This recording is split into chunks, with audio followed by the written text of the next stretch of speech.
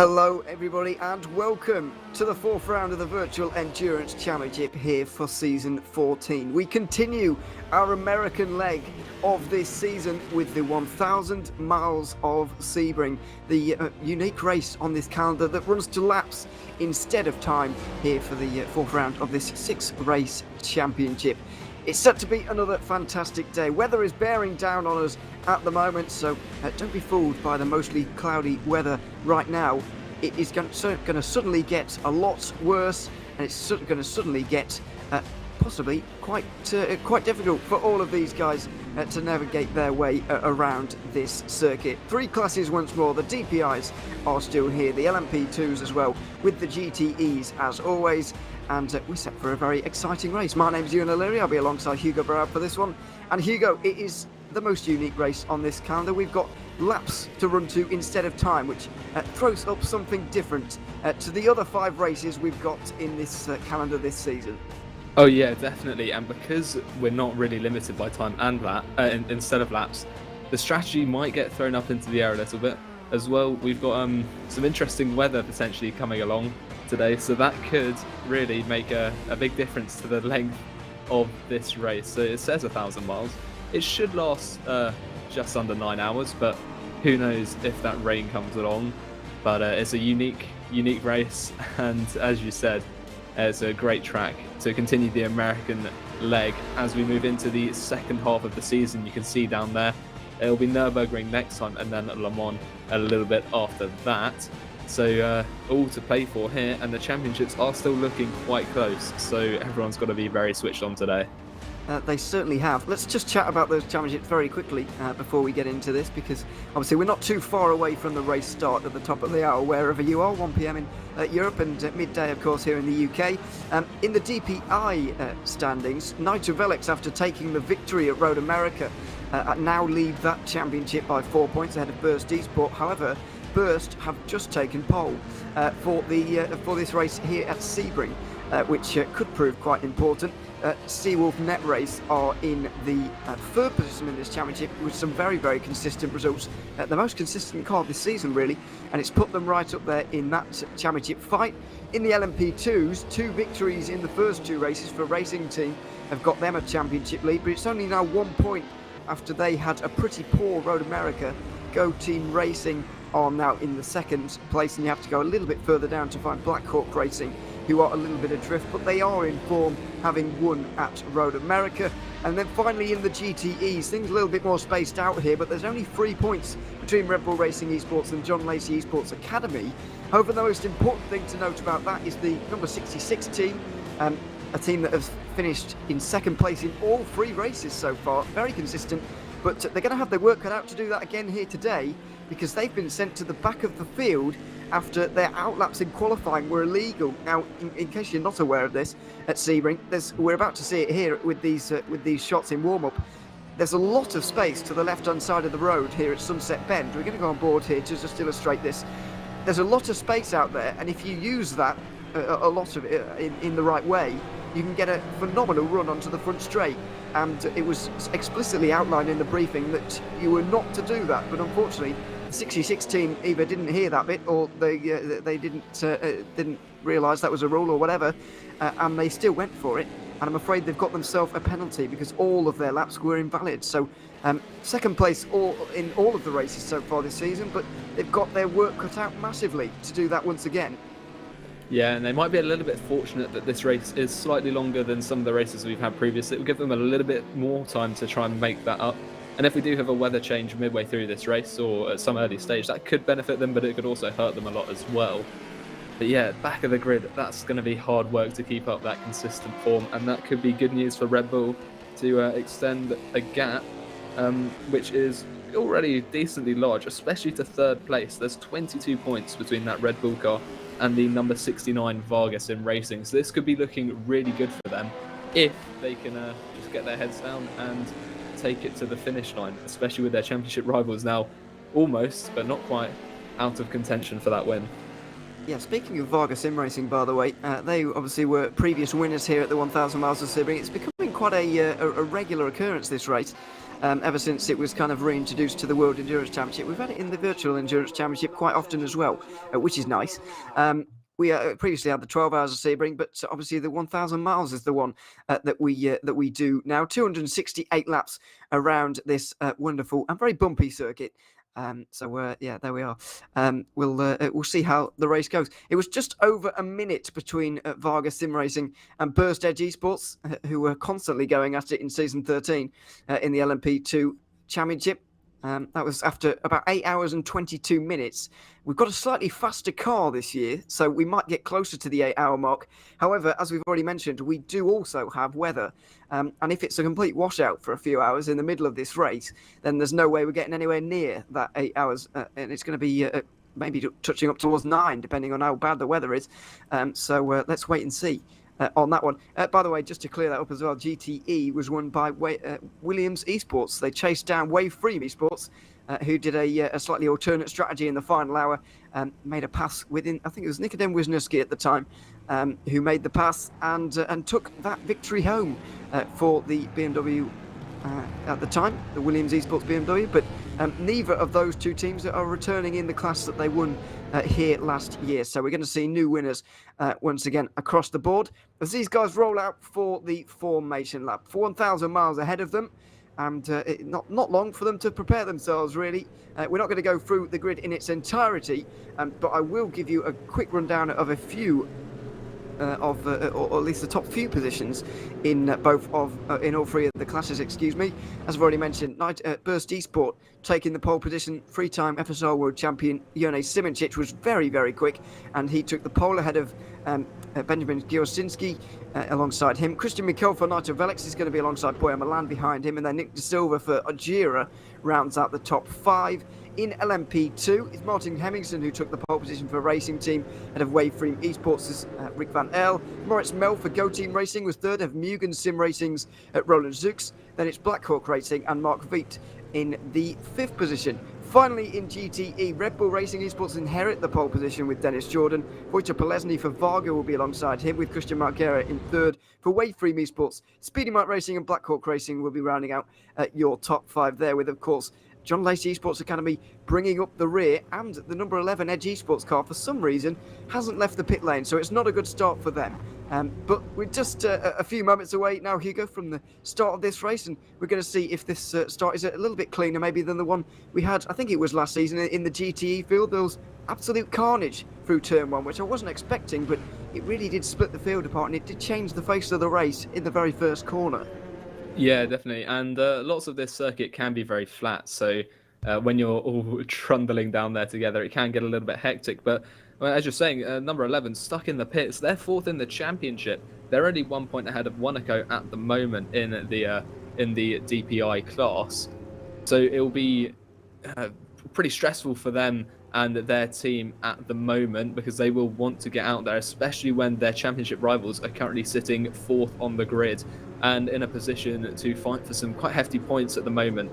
But as you're saying, it can get a little bit busy up into turn 1 down here. There's not much in terms, it varies. The grass is always very close to the circuit. In some places there's a bit of runoff, but the runoff can be very bumpy, as can the rest of the circuit. So there's not much margin for error, which is sort of a common theme around most of these American tracks, really, apart from some of the infield ones like Indianapolis sometimes gives a bit more leeway. But the drivers are going to have to be careful, because 1,000 miles, that's it's actually technically about 1,002.5 miles because of how the laps work out. It's a 3.7 mile lap, so obviously doesn't add up to exactly 1,000, but for those Europeans, that's about 1,630 kilometers. So quite the distance to drive today. You don't want to be getting a lot of damage and dropping down the order at the start of that, because it's going to be hard work trying to recover any lost ground at the start of this race. Certainly is. There's both of the generations of Corvette up towards the front here in GTE, by the way. That is Jordan. There he is on the right-hand side, just getting himself ready for battle with Varga Sim Racing. There's Martin Hemmingsen, who will be starting the Racing Team car. This LMP2 won at Monza and Spa to start off this season. However, didn't have a very good Road America, I'm afraid. Dropped down from early never really recovered. Let's see how today's race is going to go for them, though, and indeed everybody, as they come down towards Sunset Bend for the first time, and the only time in this race, we hope anyway, that it won't be in anger. Code 80s and everything will come into effect quite possibly, but that is all to play out over the next 8.5 hours or so. Jurnej Simončić coming through the final corner right now, Sunset Bend, and he's going to be in control of this field as they run up towards the line. For 1,000 miles of racing here at Sebring, the green flag is going to be waved, and Simončić goes, and he gets a car limp immediately over Gilsinski, who has to cover from the Nitrovell's car down the inside there straight away. Christian Mikel doing a very good job to get up possibly into second place here. Into turn 3 they go, and he has got it, has he? The Seawolf car on the outside line still fighting this one. Is that a good idea or not? Well, they're going to either way, and through turn 5 they go. It's a good pass in the end. Very, very good driving from Christian Mikel off of this start to take that second place away. Hemmingsen holds on to the lead in LMP2 as well, but very, very close in the prototype field. They go down towards the hairpin, all on the defensive. Dennis Jordan as well having a good start for Red Bull. Yeah, what a start there by Simončić. Pulled away immediately from Michel and Gilzinski, who've locked themselves in the battle.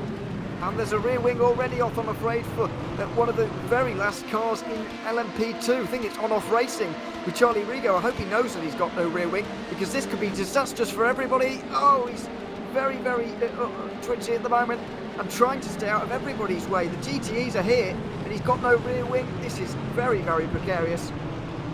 Oh, I'm sure that was a little bit scary there for the leader of GTE, Dennis Jordan, seeing a car without a rear wing. Very unstable, especially around some of these high-speed corners. And you can see now he is getting navigated quite well, Charlie Rigo. He's doing a good job to stay out of the way. As you can see there, a BMW going a little bit wide, but they are going to have to be careful, especially with all these first lap battles unfolding at the moment. That is quite close there.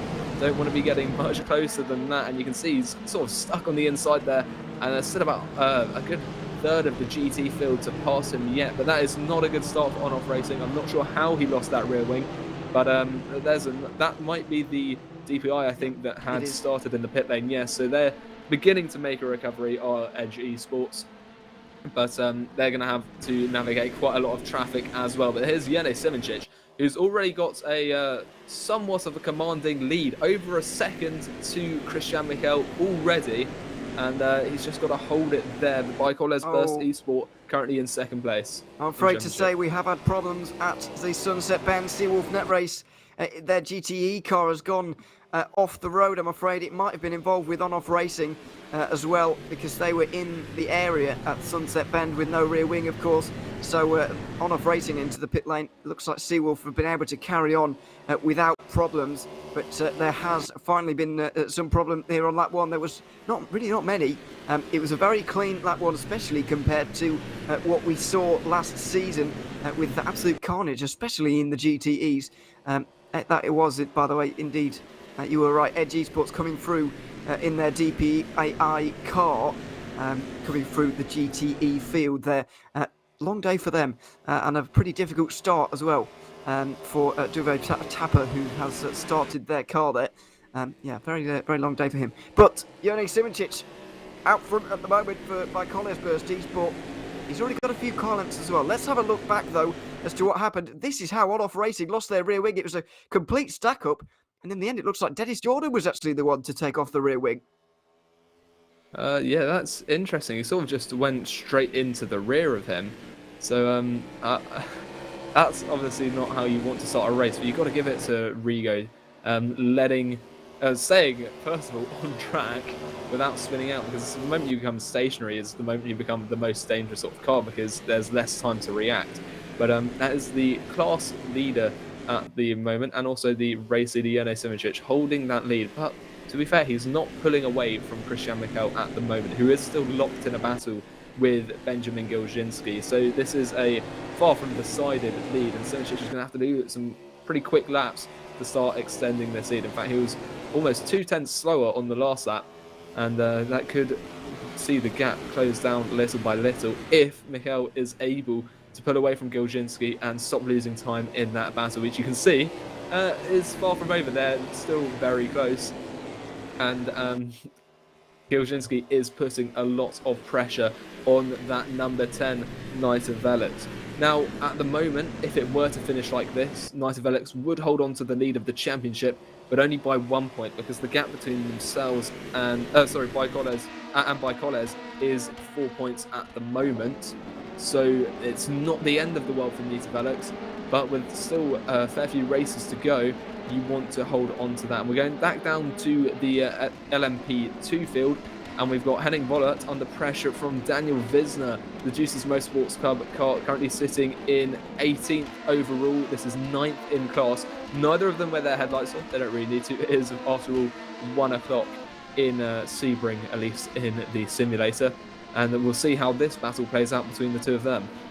Yeah, absolutely. Daniel Wisner, by the way, last season helped Vargas Sim Racing, of course, off to a very good season, as it turned out to be, because he was their third driver, if you like. It was Yuri Toman and Marcel Cincic who did most of the driving, but Wisner was here and there.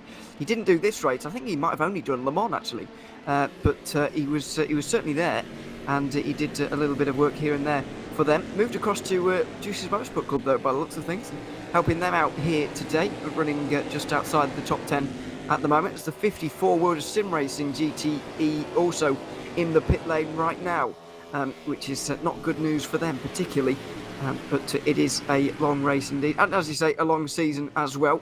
In terms of hours, obviously, we don't know how when we're halfway, because we don't know how long this race is going to be. However, we do know that in terms of rounds, we're already halfway, which is not something we used to saying, really, at the end of January, as we were in the Virtual Endurance Championship. But less rounds this season puts more pressure on everybody, and I think it's creating possibly a better season. Obviously, we've got to see how it plays out in its entirety first, but it's certainly keeping things nice and close for now. Oh yeah, definitely. It means each round counts even more than it ordinarily would if you had perhaps 8 or 9 races in the season. But if you are interested in the weather, there's a high potential for rain at the moment, and it's the same as in the real world at Sebring. So if you have got your weather app, you can probably check that and find out for yourself whether there might be rain or not, depending on which people you listen to. Obviously, some weather forecasters are better than others. But we're going to move down to GTE again. This is the battle for second in class. Wojciech Polesny for Vargas Sim Racing ahead of Jimmy Nasula at the moment, and you can see there is not much of a gap between the two of them as they head around these curves. There's not really an opportunity to make a move there, as you're right on the edge of your car's limit, and there isn't really room for 2 cars to go next to each other. But we'll see how this plays out, and behind them as well, the cars are still quite close. But one thing to mention is that, Dennis Jordan already 3 seconds ahead. So already creating quite a strong lead, which is going to be critical in that championship battle. If they can maximise the points of this race, it puts less pressure on them in the final 2 rounds of the season. Although, of course, one of those rounds is the 24 Hours of Le Mans, and everyone wants to win that one just because of its prestige.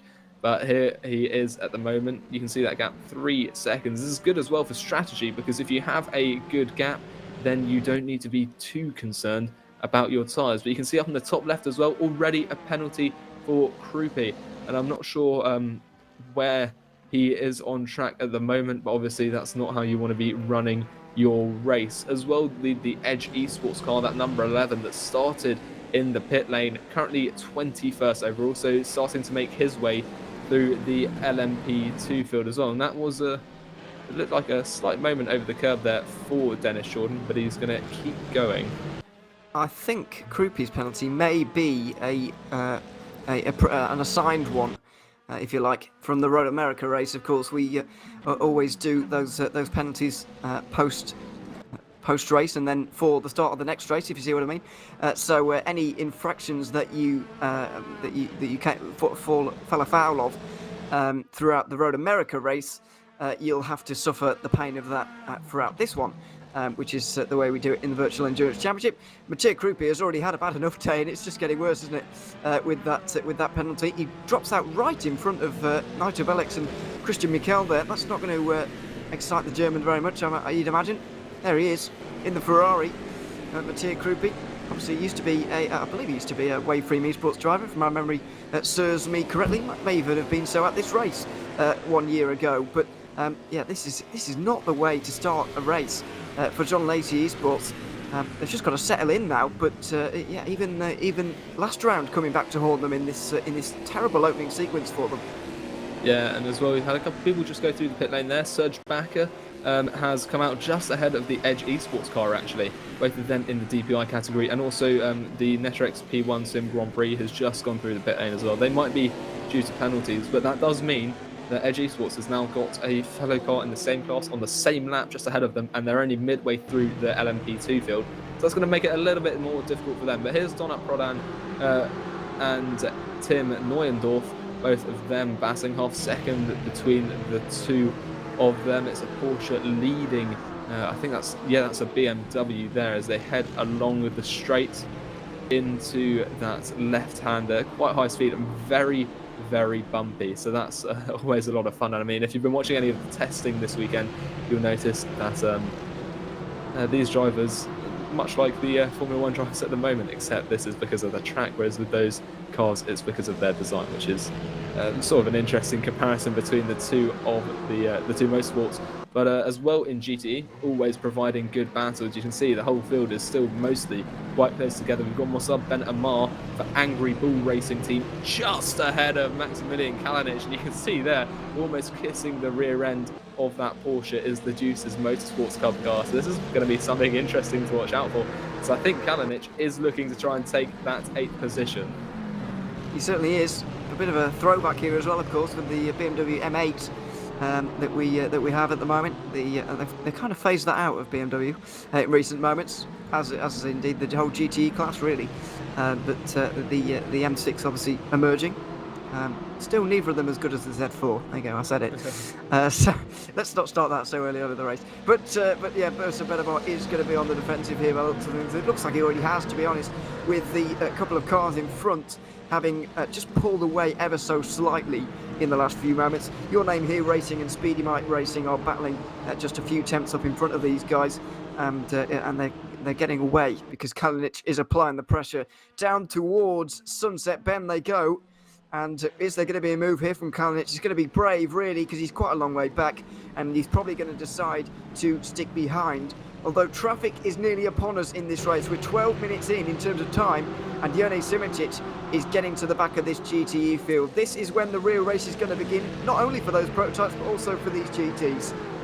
Yeah, it always makes it very interesting. That's the point of multi-class racing. It spices things up. But here comes Kalinic. Oh, that's not Kalinic. That's the car behind him having a look at a move. But Jone Simicic now just coming on to the main straight. So only a few turns behind. You can see already making his way past a couple of the GTs.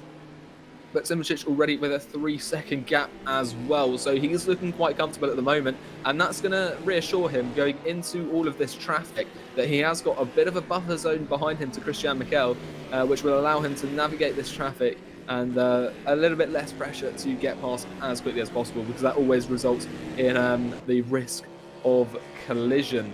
But yeah, as we were saying, rain is possible, and it'll really spice things up as well. So if you've got a slow driver in the wet, I'm not sure how much they've been practicing. If they've been keeping an eye on the weather, I'm sure they'll practice a fair bit in the wet, the drivers. But it'll be very interesting to see, because it also changes the characteristics of the cars, and it could bring the LMP2s and DPIs together. So for those that find themselves stuck in the LMP2 field, it'll make it even more difficult to try and find their way out. But there is Jone Simicic on your screen at the moment. You can see he's really wrestling with his wheel to try and get that car around this track as quickly as possible. And that camera is always quite good, just to show you what the drivers themselves are doing, rather than just the cars that you can see from the trackside cameras. Big exhale of breath, actually, as he was coming out of the right-hander at Towers. A lot of tension. He just had to release that he'd built up over the last few corners there. We go on board with him now, and we're going to see the first navigation of traffic of the day. This is not what you want to see, really, if you're in a DPI car, because it is a whole world of pain, really, for you to get through. Into Sunset Bend, he's having a nice run of things, but how long is that going to last? He's going to get a few into the first turn and, well, across the start-finish straight, but how many is the question? Is that space going to open up on the right? He's going to switch to the left-hand side to avoid any risk, and then maybe outside line here for the Butler Power car? Is he going to play things safe and stick to the inside, which is probably the better choice at this stage? He's also going to get the Angry Bull car as well down the inside into turn 3. You just see the concentration upon his face at the moment as he negotiates traffic for the very first time. The most dangerous negotiation of traffic he'll have to do all day. Yeah, this is the part of the race when the cars are most dense on track. But as you're saying, at the moment, he seems to be taking it relatively easy with this traffic. And because of that gap he has to second, he has got the room to do so. So I'm pretty sure he'll be quite happy about that. You can see there in the bottom right as well the throttle, brake and gear inputs, which is always quite interesting to watch. Obviously 6 gears in the cars across all divisions, I believe, in this. So that's something, I guess. But you can see going around the outside, which becomes the inside through there. A lot more grip in these cars, but there are yellow flags in Sector 2. They're pretty much gone as soon as they've come out there, so I'm not entirely sure what the cause of that is. It was Angry Bull Racing Team. We were watching them a few moments ago, but at Cunningham, I think it was, turn 10, if that's a thing, they've come unstuck just going through turn 10 there. So I'm pretty sure that will have been contact with traffic, actually, because obviously he was in and around there, was most of Benamar, but he's dropped all the way down to what is 15th in class now. And that's going to be frustrating for him. Maybe we'll get a look at that in the near future, because we're still early enough in the race for that kind of thing. So we might have a look, and here it is, into turn 10. So here comes the Nitro Velix car, and down the inside also comes Gilsinski. Now, is this it's the GT quite possibly getting into the back of him, is it? Oh, it's a very slight bit of contact, but it's heavy contact with the barriers, I'm afraid. The BMW there of Butler Powell, I think it was Neuendorf, wasn't it, who's driving that car at the moment? No, excuse me, that might be the Juicy's car, but either way, one of the BMWs tipping most of Benamar around, and that's going to have resulted in some damage, surely. That was fairly heavy contact for the Aston Martin. Yeah, I think that was Kalinic, who was battling quite heavily not long before that, and we were following Simic, so we must have just missed that incident. But obviously, yeah, it wasn't a light impact. That's going to have some damage, possibly front suspension, maybe even engine, if it was heavy enough. Hopefully not for those guys, but they're going to have to get back out onto track as quickly as possible. We'll have a replay here of the onboard. So this is Tim Neuendorf, actually. I think you were right then with the Butler Powell car just on the brakes. A bit of contact with the DPI, I think, slowed him down, and Neuendorf didn't really back off there and sort of pushed him a little bit harder than he really should have. So that's probably going to be one for the stewards, but I think Neuendorf probably could have backed off a little bit there. Yeah, slight contact, but it was enough, and there may well be a penalty coming down for the Butler Powell car, I'm afraid, after that one. Very slight contact, but big consequences, I'm afraid, for Moussa Benamar, who's dropped his way down the field. Now, didn't have to come in, fortunately for him, but we'll see what his lap time is this time around to see if he's on the pace or not. But yeah, I'd be surprised, personally, if there was no damage done to that Aston Martin. Speaking of Aston Martins, there's a couple here with your name here racing, and also Black Hawk Racing on the back of Waveframe Esports and the older generation of Corvette. There you can see it. And they're applying the pressure right now as the last few DPIs start to make their way around. Going to go right-hand side. Oh. Just keeping it to the right-hand side there entirely, and getting let through. They go through turn 1. Black Hawk Racing just applying the pressure at 4 at the moment. But Waveframe Esports, who came, I think it was 2nd and 4th actually at last year's 1,000 miles of Sebring, are staying in front of the Aston Martin for now, holding position just about. And this battle continues on their way to the hairpin with no obvious signs of a move really being made here for Black Hawk. It's difficult for them to get through at this stage, really too far back for now. A little bit of a look, but nothing doing. No, it does seem to be at this circuit at the moment. Overtakes are a little bit harder to come by than at some other tracks. I think that might just be the nature of the circuit. The lack of very much camber on most of these turns means going side by side through them can be very difficult, and there's the ideal line is much quicker as a result of that. But yeah, this battle is still going on. There's a little sniff here and there for position, but at the moment, nothing to be done quite yet. You can see though, that car is getting relatively close to the rear, and it just doesn't seem to be quite enough at the moment as they head through that left-hander again. And there's just not the opportunity. What you really want to do is get a good run out of the Le Mans curve onto the Almond Straight and try and get a bit of slipstream or something, get some nice high speed towards the Sunset Bend. And we could see perhaps a three-way move here because we're going towards Sunset Bend now, one of the more popular opportunities for overtaking. There's extra room on the outside if you do go a little bit too deep.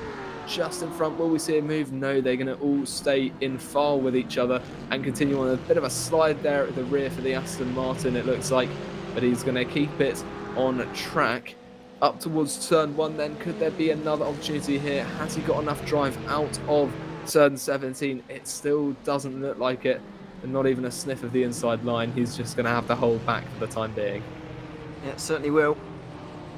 Here on lap 12, that is the lap of the leading car, by the way, the Burst eSport car. So these GTEs still don't know how many laps their race is going to be. You can try and calculate how many laps you're going to, or how many times you're going to be lapped, but it's very difficult to do so, really.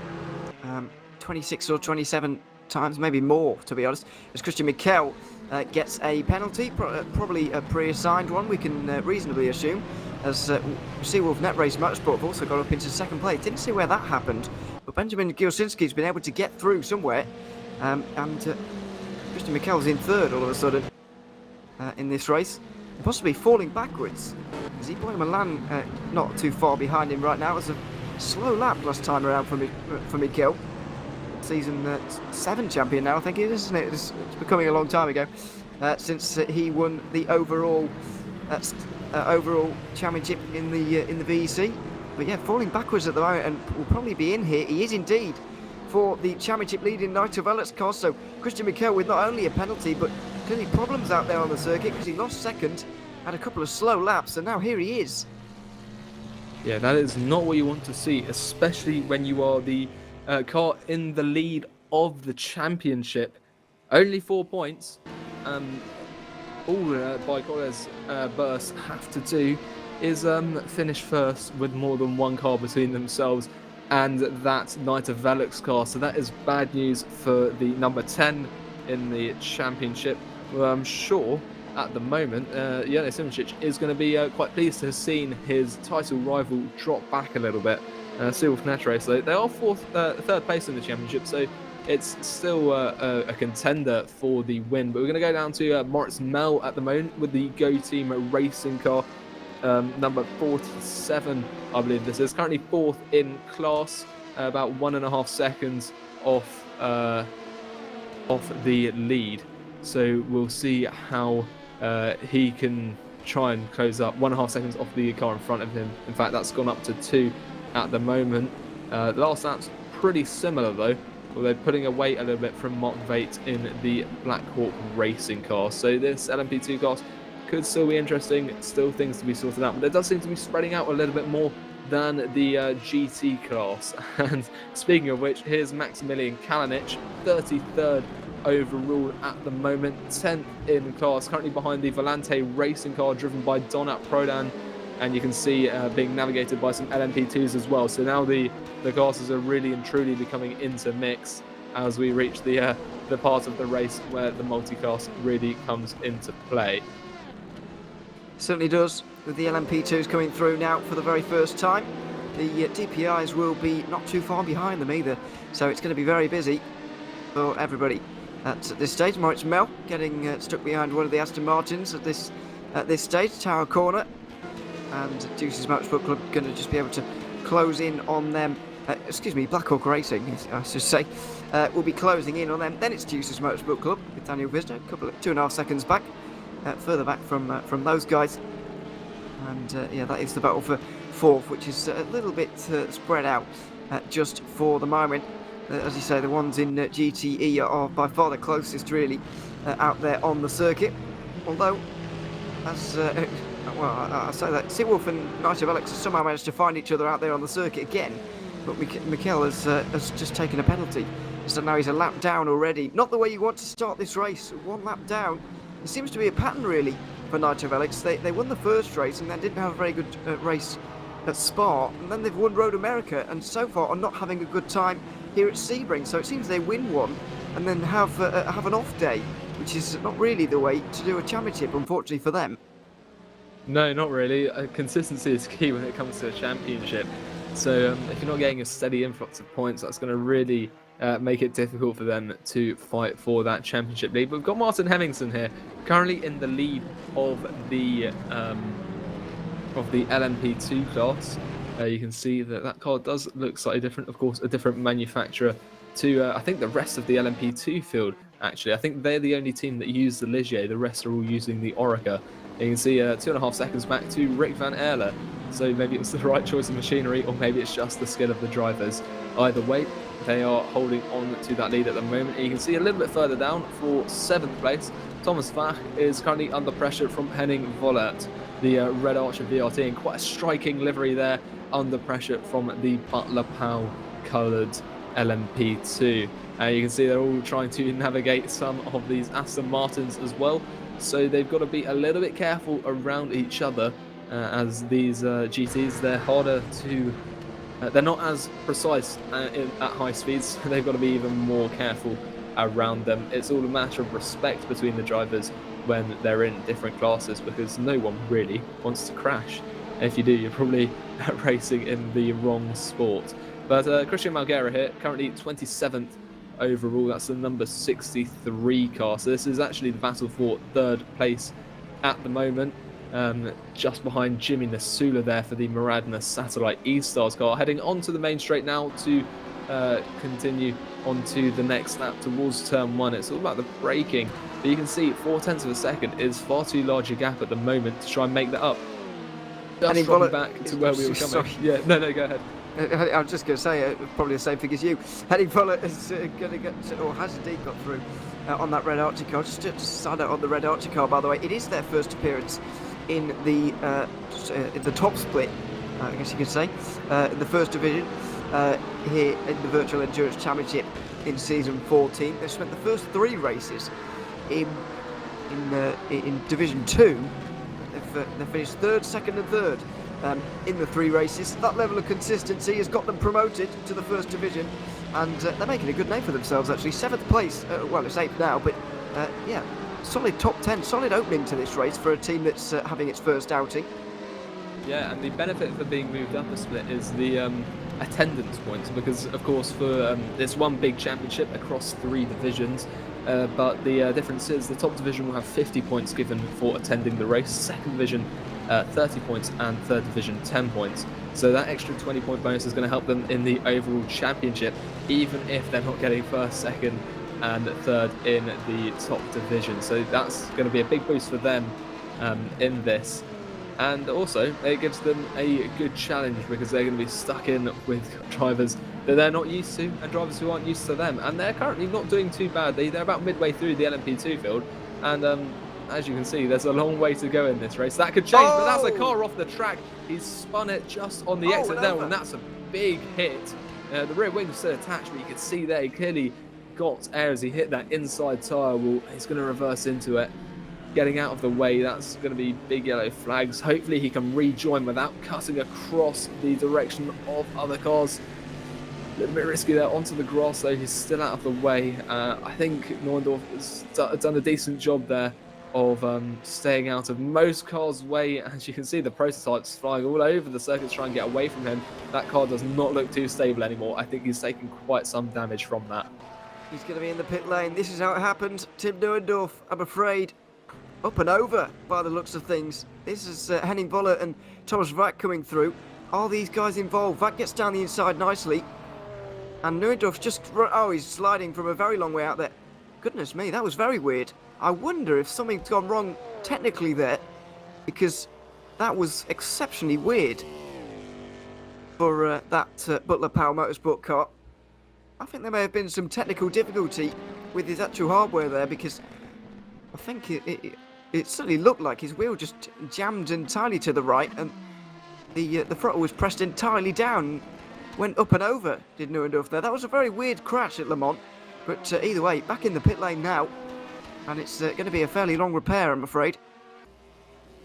Yeah, that's a shame to have that incident so early on. And yeah, I think you must be right. It seems odd to have spun out there because it seemed like it was coming from quite a long way back as well. So, as you say, a hardware issue might be an explanation for that. But we're going to go up to the top category again with the DPIs. We've got Due Tapper there with the Edge Esports car holding on to 8th position. Serge Backer just behind him, looking to close up that gap a little bit. This is essentially fighting over the rear end of the DPI section on track. The next car down is all the way in 22nd overall, and that's Christian Michael, who we saw go into the pit lane quite early.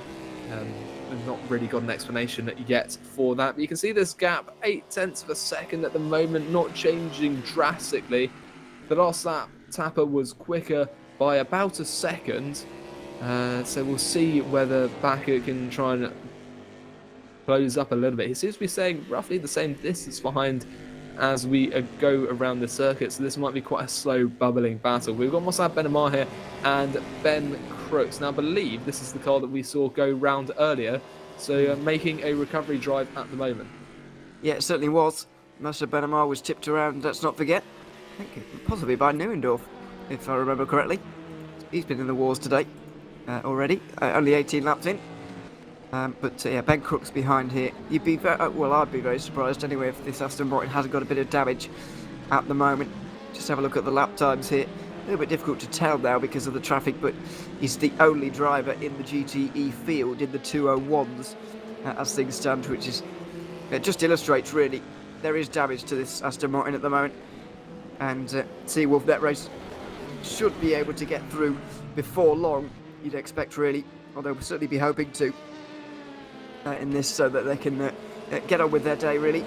But yeah, it's going to be a long recovery for Angry Bull Racing Team here as well, as this battle for 14th continues. Up towards the front of the GTEs, by the way, they've got the last of the LMP2s coming through and the first of the DPIs, so there's no real break for them at this stage, and given the distribution of everybody in the circuit, it looks like it won't really end for the next 200 and whatever laps it is, 250 laps remaining in this race. It's going to be pretty relentless from here on in. And speaking of relentless, Dennis Jordan, 12 seconds very nearly in the front of the GTE race. What a performance this is so far.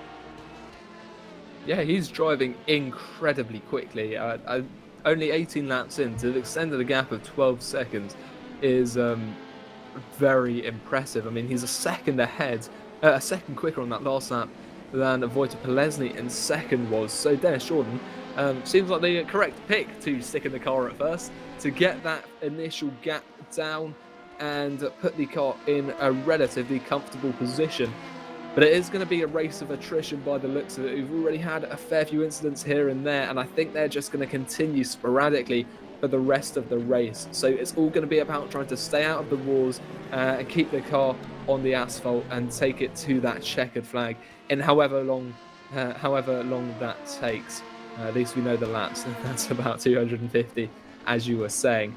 The time frame, though, is always going to remain uncertain, especially with that threat of wet weather as well. So that's going to be something all the drivers are going to be keeping an eye on. And you can see it is still overcast on this circuit. That could come imminently. But Christian Malguera now currently in 4th, looking to take that podium position off Jimmy Nisula. And this is a battle that we've seen sort of bubbling away for quite some time. They seem to be on pretty equal pace as well. Maybe Malguera ever so slightly quicker. You can see they've just been passed by some traffic. So we'll see what the Wave Freedom car can do to close up. You can see on the rear of Jimmy Nisula's car, that gap does look a little bit threatening. Just 0.4 of a second. It's all going to be about the exit of Le Mans towards the final turn, number 17, as we head along the Ullman Straight. Now you can see the slipstreams there, but it's not really enough. That gap is just about closing. You can see the lights are dipping behind the rear wing. But the moment you look to pull out of the slipstream and onto the inside, in fact, he's going to go for a later apex there, having a look at that little gap, which was sort of there, but not quite enough to make a move, as they head on to the next lap then, it looks like Malguera is just going to have to sit tight until Sunset Bend comes back round again. Yeah, it certainly looks like that. I'm not even convinced that he's very eager to get through right now. Oh, goodness me, that was very close with Tim Neuendorf, who's just exited the pit lane in the Butler Powell Motorsport BMW. And there he is, all the way down in last position as the number 8 car is off the road at the final corner. Rookie Monsters in the DPI category. Oh, goodness me, they are off the road as well. They might have been wedged in the barriers there entirely there. That looks like a big off for Rookie Monsters. They're back in the garage already, and it might be their day over. We'll see if they can get back out there with Taylor Lane currently driving, but looked like they were properly beached in the outside wall at Sunset Bend there, or indeed they've disconnected or something's gone wrong technically there. But I think they've been had a huge off down there by the looks of things. Let's see what happened. I think it was actually a disconnection by the looks of things we're hearing. Disconnection, I'm afraid. So Taylor Lane should be able to get back into the race, but it's going to set them back, of course. Yeah, that's pretty much a lap setback. They're on lap 18 now, and it looks like they could get passed by Christian Michel as well, who's just coming up on the same lap as them. But this is the top of LMP2 once more. Martin Hemmingsen, 4.5 seconds clear of Rick Van Erle. So a commanding gap. Not quite that of that Red Bull car in GT, but nonetheless good to have either way. He's keeping up a pretty good form at the moment, staying consistent. 1 minute 50.7 was that last lap, 0.6 quicker than his rival in second. So you can see a lot of concentration, just staying quite calm behind his wheel, and that's really what you need to do, because it's all about consistency when it comes to endurance racing. But Rookie Monsters, they're still dropping down the order. I'm not sure if they've made it out of the pit lane yet. But also, you've got to be careful when exiting that pit lane. As we saw a moment ago, it is very close, and there's not really much of a marked pit lane exit. You sort of just end up on the track. And they have been asked to stay off the track as much as possible when they're exiting the pit lane, to rejoin as late as possible to give everyone the best opportunity to see. But even then, you can still have slight incidents, as we just saw. We're heading back up to Jim Nisula in 3rd place for Maradna Satellite E-Stars. Currently now 1.5 seconds clear of Christian Malguera, so that's interesting to see how that gap's extended quite a bit in the last few laps. Yeah, it has, and I couldn't tell you why. Could be down to traffic, of course. Something that we didn't see, but Malguera's certainly lost a bit of time there, and he's fallen away a little bit into this kind of battle. Really, he's heading this battle now with the likes of Alex Broughtingham just behind. Also Sebastian Pfeiffer here as well. For Your Name Here Racing, as the last few DPIs and LMP2s come through the field once more out towards Tower Corner, and then they'll be speeding up towards Bishop once more. Nearly 40 minutes into this race then, and we can't be too far away from LMP2 and DPI pit stops, of course, because that's the kind of window we're looking at for them. So it'd be an interesting moment to see, who's going to take tyres. And all of that kind of thing. What's the strategy for today? Because this rain, I have to say, is taking a bit longer to get here than I thought it was going to. It's still a good few towns away, if we can call them towns, cities, whatever they are. Still a good distance away, and at the speeds that the rain is moving according to the radar, this is going to not be with us for at least another hour. I would have said. Well, being teased by the weather then. That's going to be a little bit frustrating for the teams as well, because just knowing that threat's there without it coming is just going to be a little bit painful for all of these drivers. But Alex Broiscombe at the moment, could he be looking to make a move on Malguera? Because Malguera's inexplicably dropped back. He's still losing time to Jim Nisula. You can see blue flags as well as some of these prototypes make their way through here. But Sebastian Pfeiffer now for Your Name Here Racing is closing up behind this battle as well. So this could become an interesting three-way battle for 4th in class. So I think we'll be staying with this for a moment. You can see here on board the Aston Martin that the windscreen wiper does go straight up the centre of the windscreen, which is probably a little bit annoying for some of the drivers. It is a little bit, but you get used to it, I suppose. I remember the old, this is going off topic wildly now, but The old Audi R8 GT3, not the one at the moment, the real old version. I say real old, maybe 2015 version, 2014 kind of version. Used to have two of those. It wasn't windscreen wipers. They were hidden like you would see normally. There was just two massive great bars in front of you for no real rational reason that I could think of. And it was very difficult to see out of. There you are. It does happen from time to time, but I'm sure it's nothing that will faze these guys. And of course, they may come into action for real a little bit later on, as we have previously talked about. Margera, though, has put a couple of car lengths into the 81 by the looks of things over the last couple of laps, the last lap or so. And Brad Gibbs going to struggle to get through as they all get into the grass ever so slightly on the exit of Le Mans there, out onto the Ormond Straight and towards Sunset Bend once again, of course. A very difficult corner. Many lines through that turn, of course, and not many of them are indeed the correct one. As we go up to Colin Spork, NetRex driver who recently took his first ever FSR World Championship victory 2 weeks ago, and he'll be aiming to go 2 for 2 tomorrow.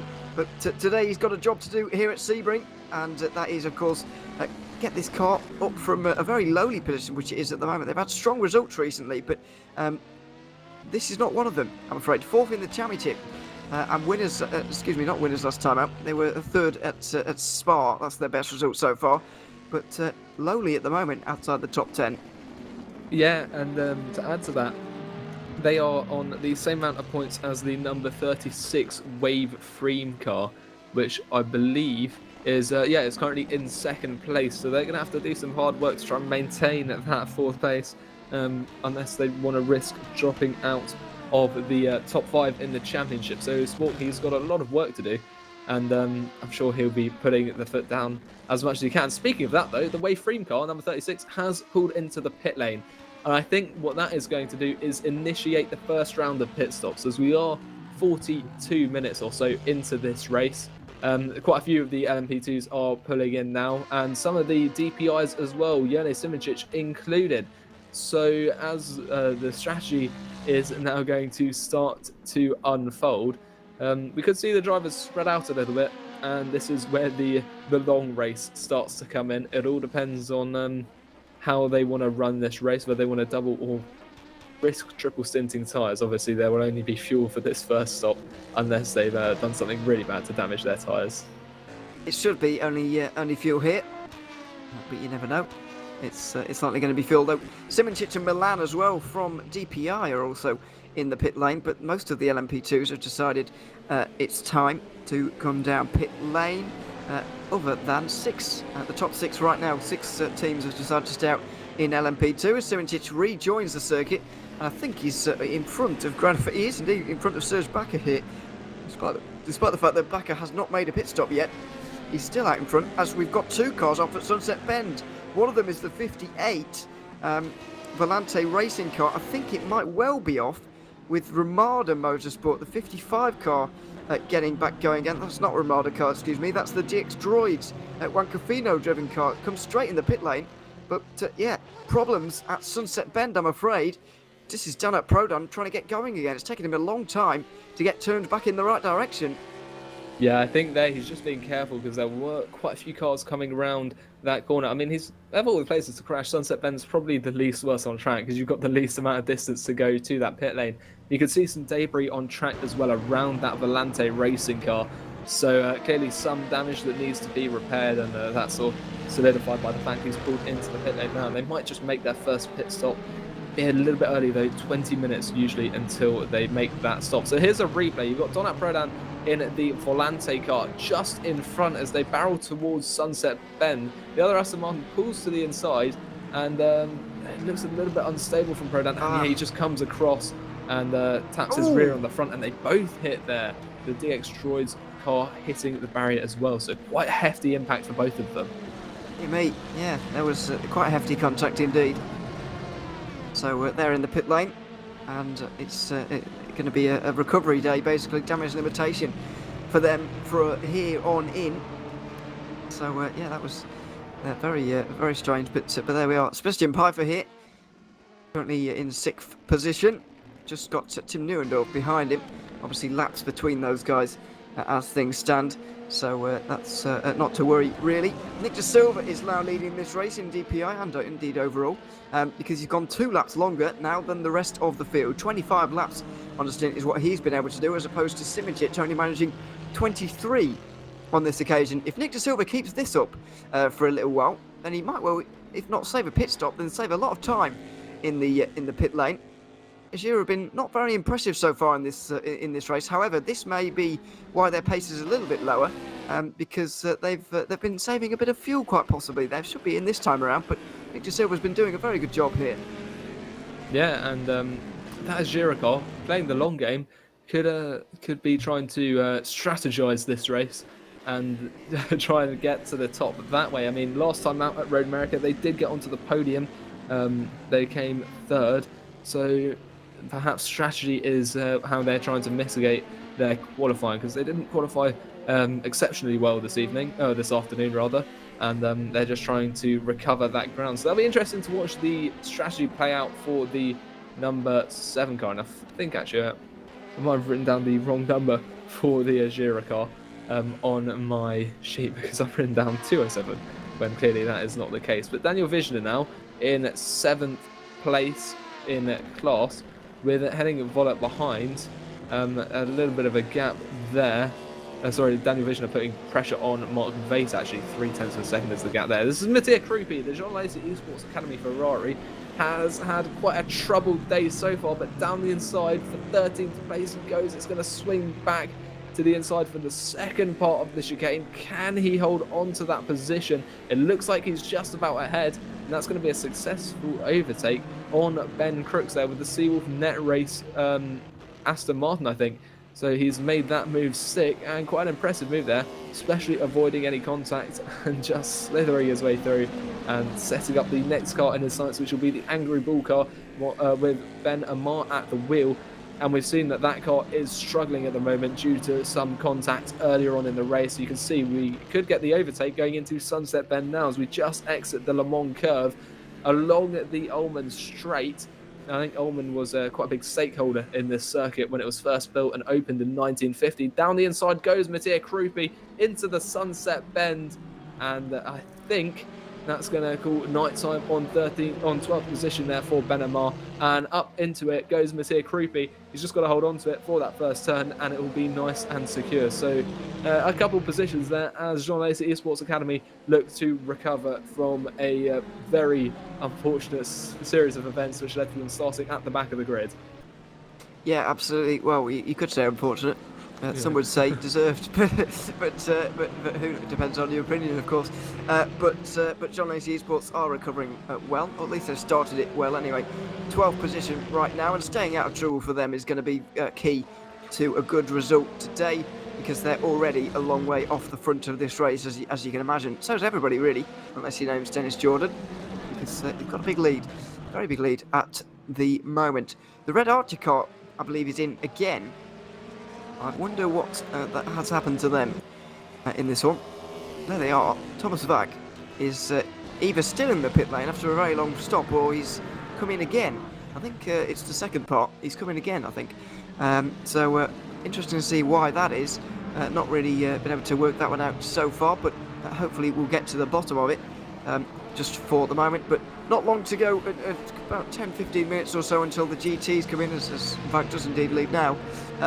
The GTs will be indeed coming into the pit lane. Now, this is a much more interesting pit stop cycle, in my opinion, because for GTs, making it 1 hour or 2 hours is the big debate of the day. There's always somebody who rolls the dice, which is obviously entertaining for us. And I presume maybe even more will be doing that today, given how strong Dennis Jordan has been so far. Yeah, I think that is a big possibility. And another thing to mention is that Nick De Silva has come out 3rd place in the Azure car. So the strategy has sort of worked for them, although he's under big pressure from Borja Milan and the Wanako car to hold on to that 3rd place. But as you're saying, the GT cycle, it is a greater distance if you want to double stint those tyres, and it allows for a greater mix of strategy. So that'll be interesting to watch unfold as they head into the pit lane now. Some drivers might sacrifice tyre life, or sacrifice putting on a new set of tyres in order to gain track position. And by the looks of it, it seems possible, or perhaps easier than some other circuits, to maintain track position here at Road America. And this is Mattia Krupi now, still in 12th place. But he seems to be under a little bit of pressure at the moment. Or no, that's a car on a different lap, actually. So, no, he's not. But that's Juan Cofino with the DX Droids car. And I think that was the one we saw in the barrier earlier, which crashed not too long ago. So, yeah, so getting through there. But it doesn't seem to be too slow. It's sort of keeping up with Mattia Krupi. So that's probably good news for them, because it means their car is still functioning as it should be. And they can keep up some good time and hopefully make up some of the ground that they lost as a result of that quite large collision. Yeah, indeed. The DX Droids car, by the way, is a couple of laps down on John Lacey Esports at the moment. That repair took a little while for Juan Cofino, and it took a bit longer for him than it did actually for the Volante car. Prodad only lost a lap. Cofino actually lost 3 in that one, so they've dropped a good deal further back, you could say, in this one.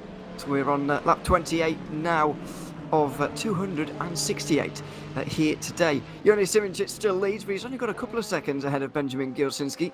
Seawolf Net Race pushing Burst Esports very close here today, and they have been doing all season, really. Been the most consistent team so far. It's 4th at the first race, 3rd at the second race, and 2nd at the 3rd race. So if things are going in the right direction, then they'll be winning this one. But let's see if they can pull that one off. Simoncic, obviously, and everybody at Burst Esports going to be trying to stand in their way. And Nick De Silva and Boya Milan also battling away over 3rd position. So a couple of battles going on in the DPI category as things stand. But yeah, for now, Simoncic is able to hold on to that lead. And I've got to say, I'm pleasantly surprised with the way that Seawolf Net Race have started this season. I didn't think they'd be up there, really, throughout this season, but they really have been. One of the stronger teams challenging for this championship. Yeah, I think so. They're only 10 points off that number 10 car in the overall championship, and we've still got a few races to go. And I don't think it was a team we expected to see fighting for those top positions every single race, but that's what they've done. They came second last race, and they're on course to come second again here if things all go to plan. Look, they've got 10 seconds clear of Ajira, and actually they're not too far off Jone Simoncic, so that gap had gone up to over 3 seconds earlier in the race. But there's still a challenge to be brought to them, as there are yellow flags in Sector 3, so the drivers will have to be careful of that. It's the 228 car of Netrex GP, Harry Smith, off the road, I'm afraid. There he is, get back going again through Le Mans. Very easy to get things wrong through there, really. Tricky section of corners, and arguably the most important, I guess, because you've got this long Ullman straight afterwards, so you can't afford to get it wrong. Yeah, it is the longest straight on the circuit, and it leads into perhaps the best overtaking opportunity on the circuit as well. So this is going to be a replay of what happened to Harry Smith. So you can see there's a GTE, and I think he had already lost it before that contact, actually, just a little bit too quick. But he might have avoided contact with the barrier, so he looks all set to carry on going. Just lost a little bit of time there. Doesn't seem to need to make an unscheduled pit stop for any repairs. Yeah, it certainly looked like he was losing that car well before Wojtek Pelazny got into the back of him there. So Vargas Sim Racing may well avoid a penalty in that one. Down the inside comes Dennis Duna here, quite possibly. Sim Racing for Holland, possibly getting through here on Angry Bull Racing Team, but not able to, into turn number 1 this time. Stay behind. Sim Racing for Holland had a very impressive start to season 13, if you remember, winning the first 2 races, possibly 3 races, I can't remember, but it was very impressive. Unfortunately, not quite as strong this season, but they've been here for year after year. I don't remember a season with Sim Racing for Holland not here, actually. So yeah, there you are. They've been coming to the Virtual Endurance Championship for a very, very long time now. Absolutely know what they're doing. But unfortunately, 15th is a lot lower than where you'd normally expect to see them. Well, yeah, it's a very competitive season as well this year. But it is a shame to not see them performing as they did at the start of last season. But there's still time for them to come up. Maybe next race we'll have to wait and see how that all plays out, because right now looking to take fourth place from the damaged Angry Bull car, which has sort of been dropping down the order slowly but surely. And we could see that position taken now as Dennis Duna moves to the right-hand side, which will become the outside for the next turn. And look at that LMP2, I think that is, sailing past both of them. In fact, that might be a DPI instead. Going past both of them there at very high speed, which just goes to show the speed difference through these high-speed turns between the two cars. As we head out onto the Almond Straight, Benamar has got slipstream, but it's probably not worth fighting too hard for that position because the sim racing for Holland C7R is clearly the quicker of the two at the moment as they go through Sunset Bend now. I think that's going to be a secure 14th position for Dennis Duna at the moment. Up ahead though is the Seawolf Net Race car with Ben Crooks at the wheel. That's 1.5 seconds, so Duna's got his work cut out if he wants to take that position. He certainly has. That was, by the way, Boy Milan going through at a very fast speed through on these guys, getting away from Nick De Silva at the moment, or trying to. Here he is in that iconic Monaco livery. It's unchanged for years as well. Yeah, Boy Milan trying to stay in that third position for the moment. Nick De Silva's just in the background there. You can see the Gira car, and at a similar distance, Simoncic and Gilsinski are battling away, if you can call it a battle at this kind of distance. But Simoncic approaching a lot of lap traffic here, a couple of LMP2s and at least 8 GTEs, all in a very short amount of time here for the race leader. So he could be under fire depending on how these two get through the traffic. So we'll see about that one. But for the moment, Burst Esport are indeed leading the way, with Seawolf Net Race not too far behind them here at all. Simoncic has been one of the strongest drivers in this season, and he is one of the strongest drivers in the rFactor 2 scene at the moment, to be honest. Has been for a little while, and proving that once more with the way he's opening this race here right now. Just about halfway through this second stint in the race, and he's driven almost to perfection so far. Yeah, he's still got that pretty decent lead, and I think he might have started clearing that traffic now because Gilzinski is going to have to clear that as well. So that could be, I could see the gap extend as it does now. It's up to 2.5 seconds at the moment. We've got Sebastian Pfeiffer now just about holding off Alex Breutigam for that Black Hawk Racing Aston Martin. They're in the same machinery, the two of them, so that could make it a little bit more balanced between the two. Of course, GT, they're supposed to be equal in performance, but that's not always the case, as Breutigam now looking for somewhere to try and go through, but there often isn't that room that you need.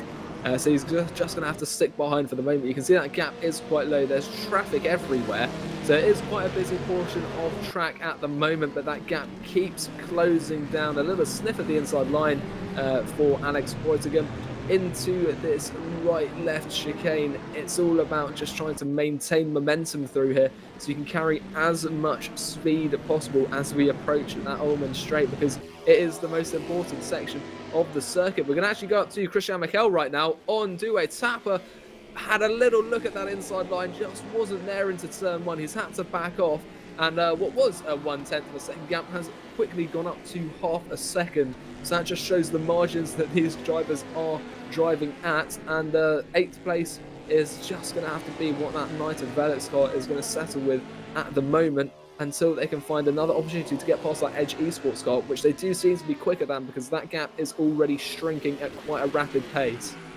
It is at the moment.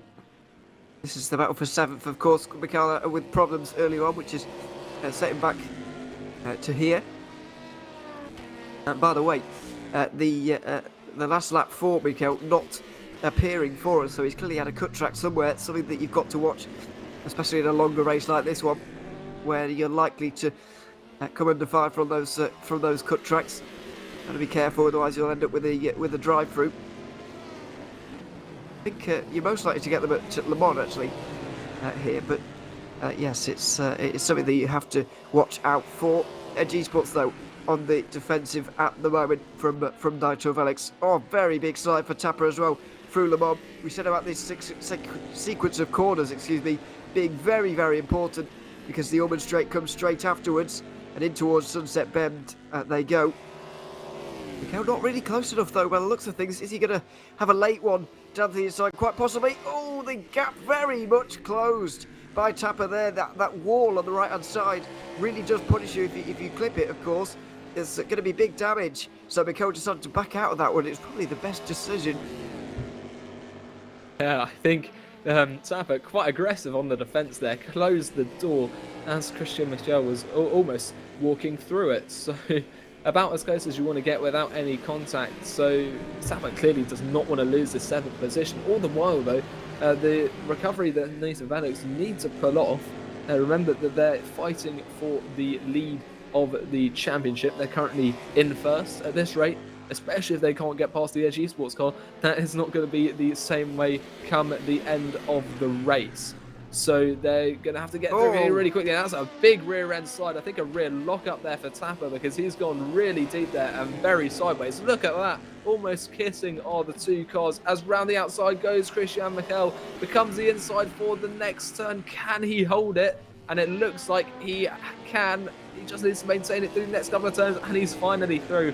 A good overtake there by Mikel, and I think Tapper just under pressure, making a little mistake here and there, cost him the time and gave Mikel the opportunity to take that 7th place.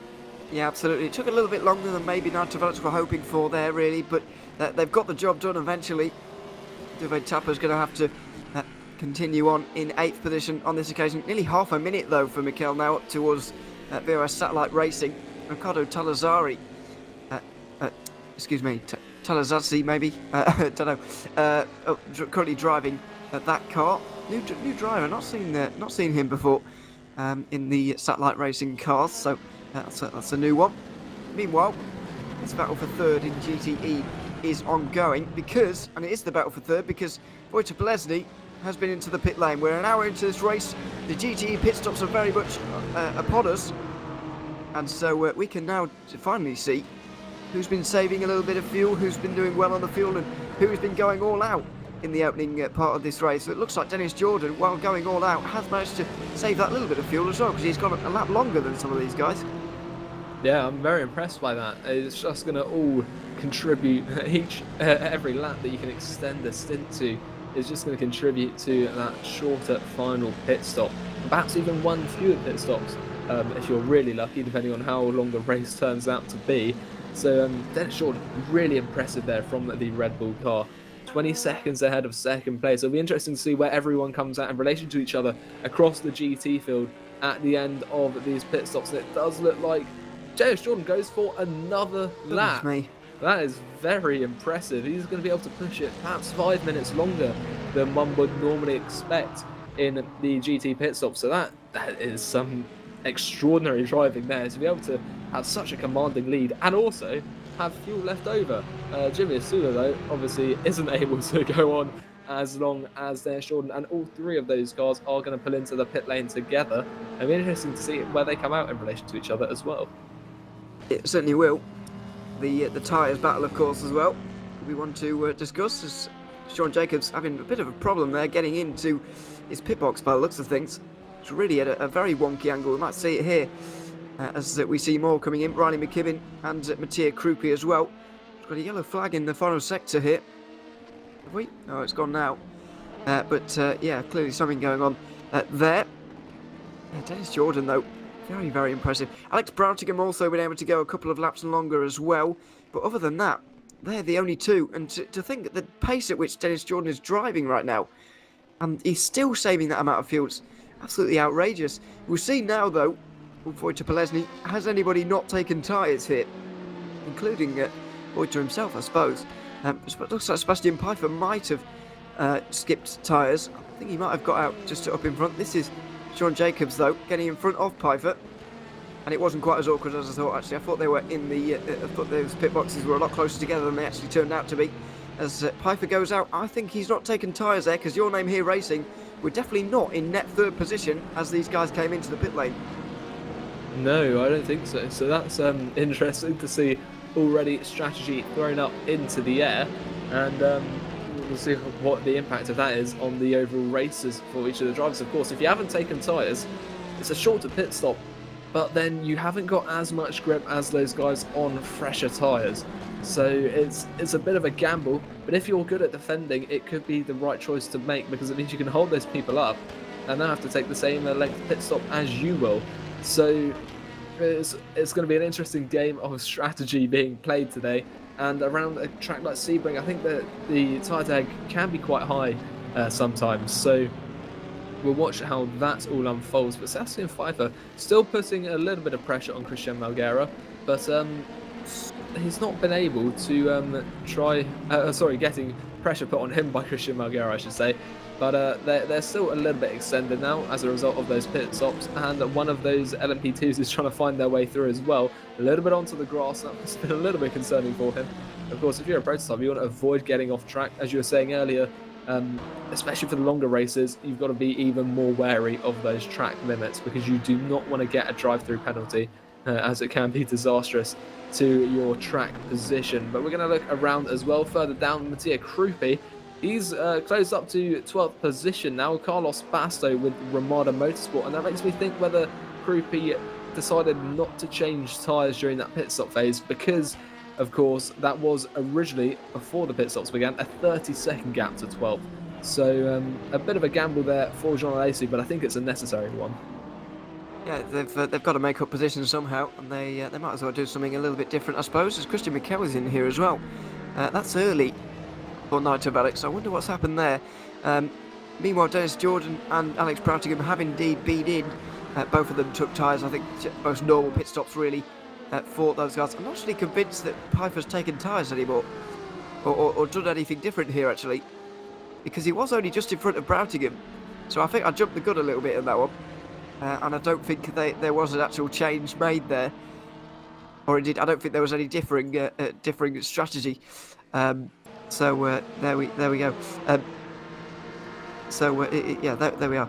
We'll see. Oh, Roy McDuff has just messaged in saying for Nigel Velix they were able to refuel during their stop go. So they are slightly off strategy. So when they took their stop go, they also put a bit of fuel in, which is probably quite a smart thing to do, really. It's got them off strategy as well for Nigel Alex. As Mattia Krupi gets down the inside of Carlos Basto, that's a pretty easy manoeuvre for him to get up into 12th position. But McDuff able, and the Nigel Alex team able to refuel and put them off strategy. Might help them a little bit later on, who knows? Yeah, I think that's a good move, because they came in like 20 minutes or so into the race, which put them really off kilter with everyone else, and that can be beneficial. It could also be it's just a good move really, not waste that trip through the pit lane. It's only a few extra seconds that are worthwhile taking, because they were far enough into the stint to actually have anything worth stopping for. So I think that's a good move, and we'll see how much that's able to help them with their recovery drive on that. Back up to the top, you can see now it is a 40-second gap to 8th position again for Christian Mikel. So a lot of work still to be done for that number 10 car. But Mattia Krupi as well, another car we've been watching try and make up positions. He's in 12th, as we've seen. He took that not too long ago. Only 4 seconds behind Mathieu Decaux with the One Move Esports number 72. So by not taking tyres, although his last lap was invalidated, I think we saw him go a little bit wide on the exit of Le Mans, he has been able to close up to much of the rest of the field, which he initially was quite distant from. So we'll watch to see how much time he can make up. It seems to be dropping quite rapidly though. It's already down to 3.5 seconds, that gap, and dropping like a stone. So this is going to be a very interesting drive to watch throughout the course of the day. And at the moment, Mattia Krupi could get himself up into 10th, I think, by the end of this stint. Well, quite possible. I feel like it's going to be difficult for him to get in the top 5, though, really. There's already a 21.5 second gap between Riley McKibben and Alex Proutingham right now. And I don't think that's really down to anything other than just pace early on in this race here. So, that's a strange one. And it's going to be frustrating for Jean Alesi Esports Academy, because they're not really going to be able to make the progress that they really want to in this race. But as you said earlier, if there's any race to have an issue like this one, then this might be the one, really, because it is, of course, the longest that we've had in our season so far, and it is going to be the longest until we get to Le Mans in June. So we're still a good 3 months away from our finale in Le Mans. Let's not forget there's another race to come in 1 month's time at the Nurburgring for 6 hours in April. Then we've got a month off before the finale at Le Mans. So yeah, not many hours remaining, not many races remaining, and yeah, it's going to be a good end to the season as Dennis Duna is currently in front of Jimmy Nisler. He is Duna definitely further up than where he was before, inside the top 10 now for sim racing for Holland, as opposed to earlier where he was outside of it as the 54 car off the road at Sunset Bend. World of Sim Racing team, not for the first time today, have come unstuck, unfortunately. And yeah, we're heading along the Ullman Straight now. They're both right to the inside. They're trying to make the slipstream. Is Dennis Duna? They're in the same machinery, and out of the slipstream he comes. Is he able to make it as they both go around Sunset Bend? That VRS car not too far from the Sim Racing for Holland machine as they come out essentially side by side, but this could mean an inside line for the car currently just about in front. You can see they're getting a little bit of a better exit off Sunset Bend. He's going to hold the inside, and I think Dennis Duna is going to have to concede that position. And that was a battle that had been going on for a little bit of time there. Jimmy Nisler, though, up into 7th place with quite a good move. This is David Serra there. You can see, yeah, just a twitch on the rear end. He's lost it. He's kept out of the barriers, though. That's not going to be great news for his tyres. No, not really. It's going to be slightly 50 pence pieces, you would say. Jimmy Nisler, though, able to get through here quite nicely, and he will continue on there. Not unexpected, given the difference between the two, as we see Alex Broughtingham now 5th position for him, just behind Christian Margler, of course, in the Waveframe Esports car. Then Sebastian Pfeiffer and Wojtek Polesny not too far up the road either. Dennis Jordan obviously is a long way up the road. Did lose nearly 2 seconds actually on the last lap, Jordan, but we'll see what the lap times are like this time around. We'll see if it's a recurring theme or not really, as we look backwards from the older generation of Corvette, of course, with the new generation leading. We've got great differentials in the different cars up towards the front of the field right now. Aston Martin here as well. You can see Aston Martin's looking fairly decent at Sebring, but it's one of the Corvettes leading by a fair margin at the moment. Dennis Jordan on the last lap back to normal, a 2-minute dead point 4, which is a good 2 seconds quicker than what he did last time. So very rare moment of inconsistency there from Jordan, and yeah, he's right back on it again, as you'd expect. Yeah, a staggering drive from him at the moment, and it will force his teammates to keep up that immense pace in a few hours' time when he hops out of that car and someone else hops in. But we're going to go to Mathieu Krupi now, still continuing this recovery drive. He's caught up to Mathieu Decaux now as they go through the Sunset Bend. It's the Ferrari versus the Porsche, and it looks like that Jean Alesi car is on the pace at the moment, considering how quickly Krupi has caught up to that One Move Esports car. Although he's boxed in at the moment by an LMP2 going up the inside, isn't able to make a move at this lap. And we've got to be careful here. He's going to move to the inside, which will become the outside for the next turn if he can hold it. He's going to go for a later apex, try and get the drive down. You can see there's another prototype behind them, so not the greatest part of the track to be fighting for position because it suddenly becomes so busy. I think he might just have to hold off until he gets to Le Mans. Although I say that, look how close he is. He's going to have a look at that inside line. Under brakes, he's going to absolutely send it. He's got ahead well before the apex, and an excellent move there completed. Off the road, just up in front, we saw for one of the prototypes there. It was the 47 that went all the way off. Go Team Racing and Moritz Mel. I think he lost a place to Daniel Vista in the Juices car as well as a result of that. But yeah, Mathieu Krupi absolutely flying as things stand. Actually, De Krupp didn't stand a chance at keeping him behind. A couple of laps ago, Krupi did the best lap of the GTE race with a 57.7, which is outrageously quickly. 1.1, outrageously quick, I should say. 1.1 seconds quicker than Dennis Jordan's best lap. And at the time, it was a good 3 seconds or more quicker than Jordan on their respective laps. So Krupi absolutely flying, despite the fact he started the race very low down in the field, of course, from the very back. that's what happened to Moritz Meldo, just getting things wrong under brakes. I don't think those bumps were particularly helping. No, I don't think so either. Carried on far longer than he would have wanted to. He kept it off the grass though, so you're able to maintain some control, but obviously costing a little bit of time. Now, Mathieu Krupi, he's up into 11th. It's an 8-second gap up to Sean Jacobs and the Speedy Mike Carr in 10th place. However, he is... actually, in fact, they set pretty much the same time on that last lap. It does seem, though, that gap will start to decrease as Mathieu Krupi gets his foot back down. I say that, he's gone a little bit onto the dirt there. You can see the dust all being kicked up by the drivers, so it's going to be a little bit slippery on that part of the circuit there. But a bit of work ahead of Mathieu Krupi if he wants to get up into 10 and perhaps into the single-digit positions following that, because it's actually not too big of a gap between 6th place and 10th place. So if he can catch up to Sean Jacobs, he's in a good position to really make up some time. And there's another car that's gone straight on at that turn, which we saw happen last time round as well. So I'm not sure if that's the same car again, but if it is, it looks like there might be some kind of issue with the braking. Looks like Moritz Bell again. It was. Goodness me. Something's going on there. He's now 5.5 seconds, nearly 6 seconds behind Daniel Wisner. So 2 very costly mistakes in the last 2 laps for Moritz Mel. 2nd place in the championship, let's not forget, for the LMP2s. Only 1 point behind Racing Team, who are currently leading out here at the moment. So yeah, Moritz Mel's got to get that sorted out down towards the hairpin. This is what happened on replay, on board. Just braking far, far too late. Absolutely well too late. No way he was ever going to make that corner.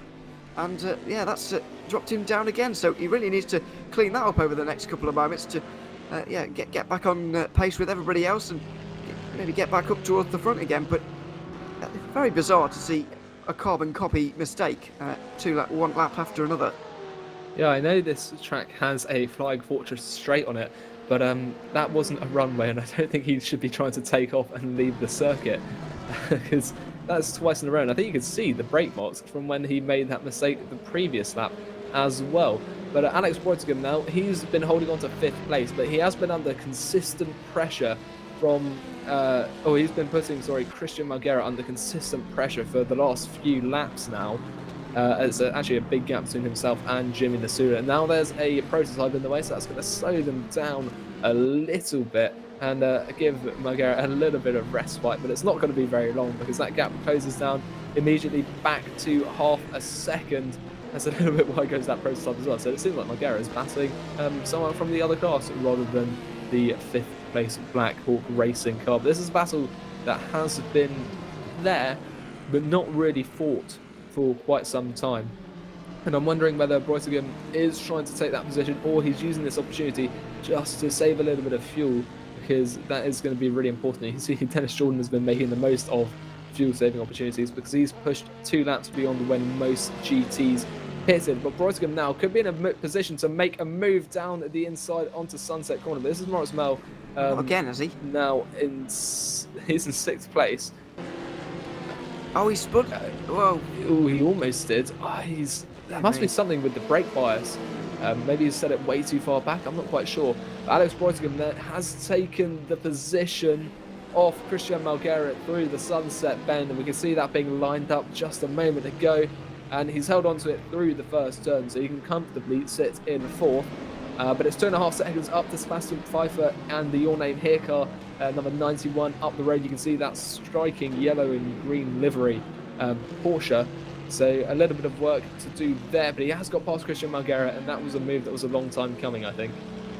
It was, by the looks of things, looked like just down the inside into Sunset Bend. I thought the door was actually going to be closed, because as we went to that wall on the right hand side, it's not something you really want to play with. But it looks like Breutigam was just about able to force a gap, and he got down the inside nicely and made his move. And he's now up into 4th place in the GT race, 27th overall of course. But moving on further down, Maximilian Kalinic is trying to get through on the Team Iris car. Riley McKibben currently in front right now, and running a little bit slower at the moment than Kalinic, really. Down the inside into the hairpin. This should be a nice move for the Juices Motorsport Club team, and there we go with the BMW through on the inside line. And yeah, that's a nice enough move. Everybody just kind of continuing on with their race there. Very, very insignificant pass in the course of this race you'd expect to see, really, because everybody's just running their own pace. By the looks of things, that Team Iris car wasn't really bothered about the fact that the Juices Motorsport Club car was able to get through there. No, and they might have decided it was best to not fight it too hard, because these little battles, in the grand scheme of things, are going to slow you down, especially if you know the car behind is quicker and they're pretty much guaranteed to pass. There's no point extending the battle between the two of you, because it will only slow you both down, and that's going to hurt your overall race. So perhaps a good move there from Team Iris, looking at the grand scheme of things, deciding to let them, or not fight them too hard for the 7th place. And Kalinic does seem to have some pretty decent pace at the moment. He's going to have to close up to Jimmy Nasula. Now, a charge that seems to have slowed down a little bit is Mattia Creepies. He's now 7.5 seconds back from Sean Jacobs. Sean Jacobs has found himself stuck behind Dennis Duna, so that could benefit the Jean Lesucot in closing up to both of them.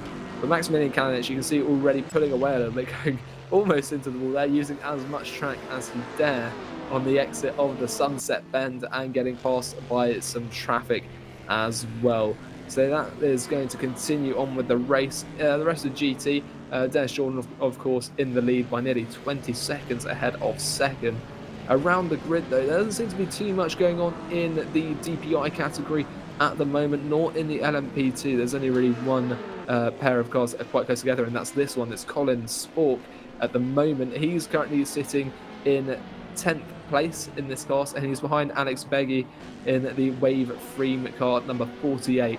So this could be an interesting battle to watch unfold. We haven't seen too much fighting within the prototype classes, but here's Sean Jacobs on Dennis Duna. Now we've seen this sim racing Holland car quite a lot. Last time it was battling a C7R, this time it's a C8R. Yeah, we are seeing a lot of battles with sim racing Holland. I think it's because Dennis Duna's just falling through the field throughout this stint, really.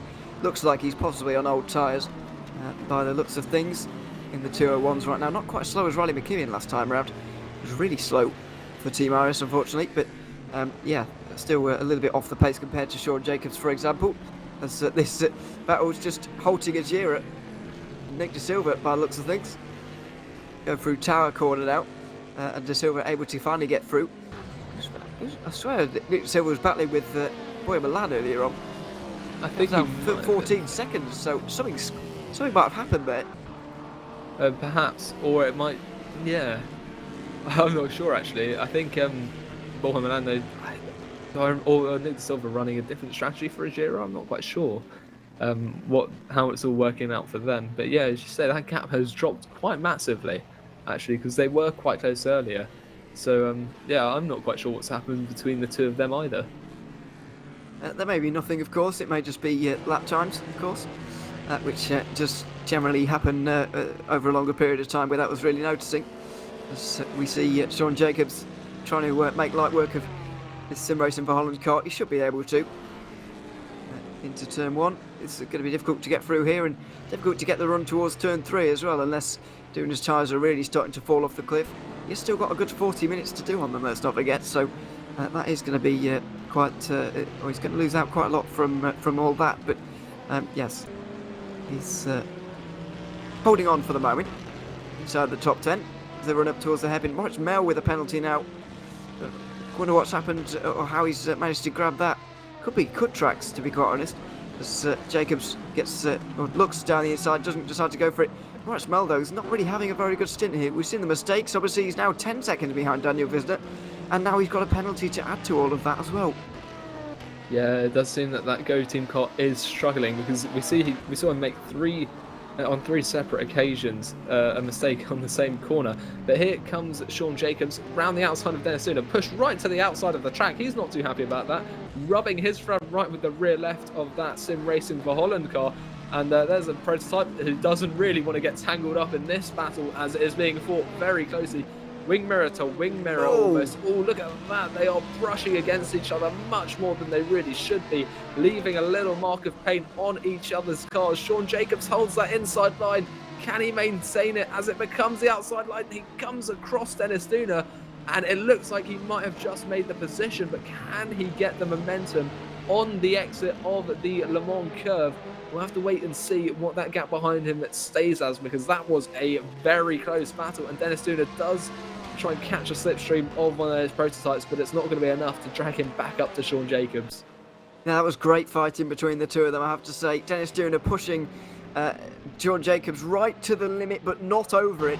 He was still giving him the absolute respect on the outside line there, obviously being very forceful with him, as you'd expect to be, but also giving him enough room and not just seeing him out of road, as if you like, on the exit of these corners. Great driving between the two of them, as we've got DPI pit stops for the second time today. Yannick Simoncic and Boyan Milan are both in once more. Might be a little bit concerning though to Burst Esport, the fact that they're not really able to go that far. Almost every other car in the DPI field is able to go longer in this race. So that might be a little bit concerning to them, the fact they can only do 23 laps. And of course, that means that they'll be making a splash and dash of they're about 5 laps short at the moment, by the looks of things. In terms of maybe a little bit more actually, in terms of making it to the end here. So, yeah, that's maybe they've decided to run slightly shorter stints and just run a bit harder, as opposed to what Azira are doing on your screen right now, which is trying to maybe make one less pit stop in this race. Speaking of Azure, they've just been overtaken, I think, by Juan Carlos Fernandez with that DX Droids car. And I don't know when each of those will be pulling into the pits, but as you're saying with strategy, the last thing you want to do is make an extra pit stop. You can see there, maximising the slipstream from the traffic, which is fair enough. It's there for a reason, but it's not going to be quite enough. But as you're saying, you really don't want to be making an extra pit stop in comparison to the rest of the drivers in your field, because that's just going to cost you so much time. And you can see in the background that Azura does pull into the pits, but Fernandez is going to go on for one more lap. Oh, Nick De Silva managed 25 laps this time, and I think he's only managed 22 this time, so that's very bizarre. Nick De Silva deciding to come into the pit lane here, and Juan Carlos Fernandez getting through. Benjamin Gilsinski able to go a bit longer. He's doing 24 laps a time, but even that wouldn't save him a pit stop. He would still need a splash and dash of 4 laps, whereas the Simoncic driven car, well, it's now Darren Mocek who's got in. The Burst Esport car would need probably 15 laps, so it's nearly an entire stint, but you're saving those 11 laps, of course, on the fuel fill, which is going to save you some time, of course. But yeah, there we are. We'll see how it pans out over the course of the day. As I mentioned, Darren Mocek has got into the Bicolors Burst Esport car. Chris Shepherd is into the Wanaka car. So driving changes are in and around this time. It's only been an hour and 20 or so for these guys, but if you don't get out now, you'll be doing over nearly 3 hours in the car. So it's quite a big difference there, and you've got to make up your mind now, really. Yeah, and on a track like Sebring, the concentration factor can be quite heavy.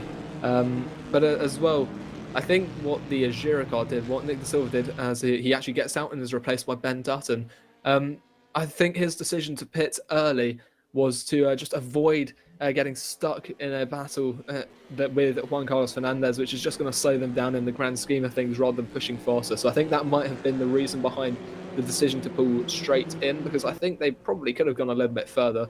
But there goes the DX Droids car into the pit lane, and maybe hoping to jump that car through the pit stop if they can get a faster outlap than the DX Droids car. So we'll see where the Juan Carlos Fernandez, if he stays in the car, is in relation to Ben Dutton at the conclusion of this pit stop. You can see the DPIs go right to the end of the pit lane, some of them. That's how the pit lane is laid out before they make their stops, and it is getting a little bit busy in there as well, as the LMP2s are also making their pit stops. Of course, they go roughly the same distance as these DPIs. Yeah, they do go, in terms of time, they go a similar distance. In terms of laps, a little bit less, but obviously the DPI is going that little bit faster. Satellite Racing able to stay out for one more lap here on lap 49. Jan Katau has got into the Seawolf Net Race car for Benjamin Gilsinski. As you mentioned, Ben Dutton is in the Azura car now for Nick De Silva. Might be the first time we've seen Ben Dutton, actually. I don't remember seeing him in the past. Darren Mocek retakes what will be the lead of this race. You'd expect Satellite Racing will do well to come out in the lead of this one. Jan Katal, though, has got to try and keep up, and this is where the real endurance race begins, really, when you start to factor in multiple drivers. Because previously it was Giosinski versus Simontic, just those two drivers. They're very evenly matched, but how are the teams of Burst Esport and Seawolf Net Race actually matched up in this one? Is Joey Motek quicker than Jan Katal over the next 1 hour and 20? That is what we'll be waiting to see. Yeah, that's where the interesting bit comes in, because obviously different drivers, although they're different people, so they'll have different strengths on different circuits. And it might be that you put your fastest driver in first to try and get some kind of gap out at front, and then stick in someone who's maybe less strong on the circuit afterwards. Well, unless you've got two very strong drivers. But here's Riley McKibben just getting overtaken by Sean Jacobs, and you can see Creepy behind them as well, maybe trying to get in on the action. He has caught up. I think there's battle between the two drivers in front, and that's a big side there from Sean Jacobs. He's held it though, and he might just manage to succeed in the overtake. In fact, it looks like Matthew Creepy getting past one. Can he get past two? Has he got the drive? As he pulls into the slipstream of Sean Jacobs towards the sunset bend, can he bring a Knight to that 8th position for Sean Jacobs? I think Sean Jacobs has let him through, actually, because it looked like there may have been a slight lift from the speed he might, unless he was just braking a little bit earlier. Yeah, absolutely. So that very good driving from Creepy. He saw the situation developing in front of him and knew exactly what to do there.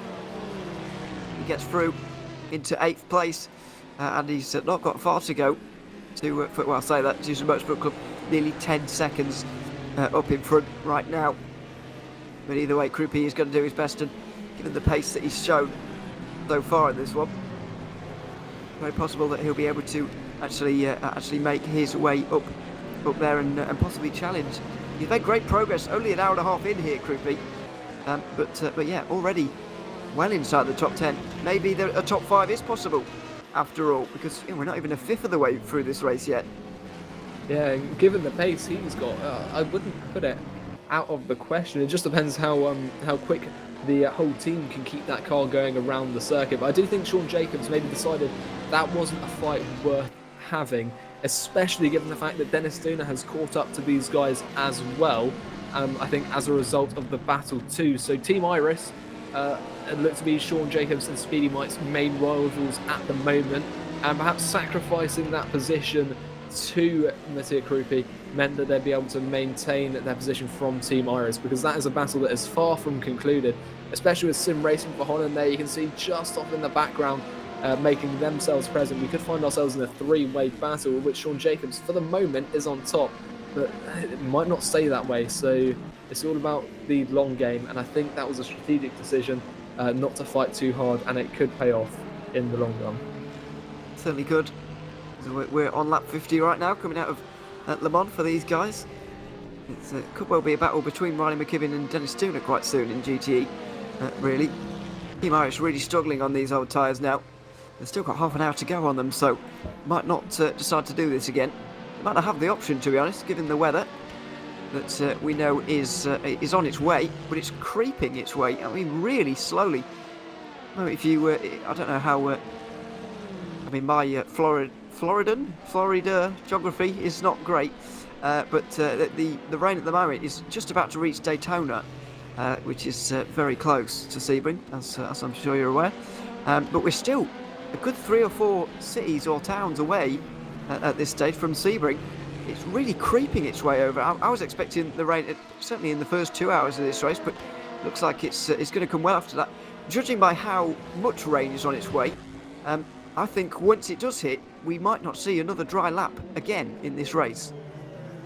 Well, that's an interesting thought. That could mean, actually, judging by how slow it's coming, that if you've got a particularly strong driver who hasn't yet got in the car, you might, and you have them scheduled to go in second, you might schedule them to go in third, depending on when that rain is going to hit, because it does seem to be really taking its time to get over here. But I can tell you for one thing, your Floridian geography is better than mine. And Nick De Silva there, who got out of the Azura car, it looks like that decision to stop a little bit early, just 22 laps of that stint, was because of front flat spots instead of the battle that they ended up having So that might be the reasoning behind that, because it's clearly a big impact on them. And we can see that a few drivers here and there have been locking up, and it's had some impact on those tyres, especially for those that go spinning, because you really do, well, you're instructed to lock your tyres so you don't start rolling around once you spin out. So you don't really have much choice, and it does mean your tyres are not very tyre shaped come the end of it, and it makes it very hard to control the car, and also means you're just going to exacerbate that flat spot as you continue. But this is the battle in LMP2 for the moment, in between 8th and 9th, and perhaps 7th as well, because Wave Freem are just ahead of these guys. In fact, the battle for 3rd is even closer. Mark Veit just 0.2 of a second behind Roland Zooks with the Mugen Sim racing car. That gap, as you can see, 0.6 of a second as they go through the first part of the lap. Dirty is going to have a slight impact through these turns, but there are some DPIs in front, so Mark Veit isn't really going to benefit from that too much with that Black Hawk racing car, number 30. And in the championship, they're currently sitting at 3rd, so they will really want to be making as many points as possible at Sebring today. Mugen, I'm not sure where they are in the championship, but they're outside of the top 5, so they are going to be looking to try and get a big haul of points today. So this is two big things at stake, and of course as well the podium position. So you've got that glory that comes with it as well, and I'm sure that's going to be a well-fought battle as well at DPIs. It all seems to happen at the same time when it comes to VEC. Christian Mikel coming under pressure from Juan Carlos Fernandez for that 6th place. So many things to keep an eye on, but I'm not sure I've got enough eyeballs. No, we've not got enough cameras either, by the looks of things. This is the three-way battle for 7th, and it looks like Alex Beggy has had to give up that place to Sabakis, who got into that car in replace of Daniel Visner after the pit stops. Looks like Moritz Mel is going to be trying to get through here as well very shortly into turn 10, though not able to make his move just there. Going to wait for just a moment and then maybe pounce. By the way, it did look like there was a 3-car battle for 2nd, but indeed it was one of the lapped LMP2s that's involved with those. It could be the Netrex car of Harry Smith possibly involved with those guys. But yeah, look at the way Sabakis has just run away from Wave Freem Esports. There could be a tyre difference here, certainly, because Alex Beggy is struggling absolutely enormously in this stint at the moment. 1.5, 1.6 seconds, and Kiss only made the move a couple of moments ago. So yeah, it's really struggle town, I'm afraid, for Alex Beggy. Just in the background here, Moritz Mel is going to try and make light work of this, because he's only losing time behind this car right now, looking to the inside, but not able to do it into Sunset Bend. Yeah, that was perhaps a bit late putting out there. Alex Beggy was able to close the door in time. But as you're saying, that Wave Freem car does seem to be dropping down the order a little bit, and they're going to have to be careful as well. There's yellow flags in Sector 1, which they're just entering now. So if you're battling closely, you might not have quite as much time to react, especially as you're right on the limit. But it seems to have cleared up pretty quickly, so they can continue on this close-fought battle for 8th position. It looks like Sabakis, though, is running away a little bit. 2.5 seconds clear already, and closing up on Colin Sport for that 6th place. So LMP2 getting quite interesting at this point in the race. 53 laps in. We've still got well over 200 to go, though, so a long way for these drivers and these cars to make it before the end of that race. And like a slight rear lockup, maybe helping get the rotation through the hairpin there from Moritz Mel. But this gap up to 0.5 of a second, he's going to have to work hard to close it up, because as we've seen, that Sunset Bend, turn number 17, is by far the most popular place to try and make any overtakes around this circuit. Yeah, it was Sean Jacobs, by the way. We saw the yellow flag a couple of moments ago in Sector 1. It was Sean Jacobs who was off the road in the Speedy Mike car. He's down to 12th. So I just wonder if there was a bit of contact maybe with Team Iris, who they were battling with a few moments ago. Speaking of battles, this one for 2nd is getting interesting. Wojciech Polesny may be under pressure soon. Sebastian Pfeiffer already is from Alex Brautigan. He's on a charge in this 2nd stint, really.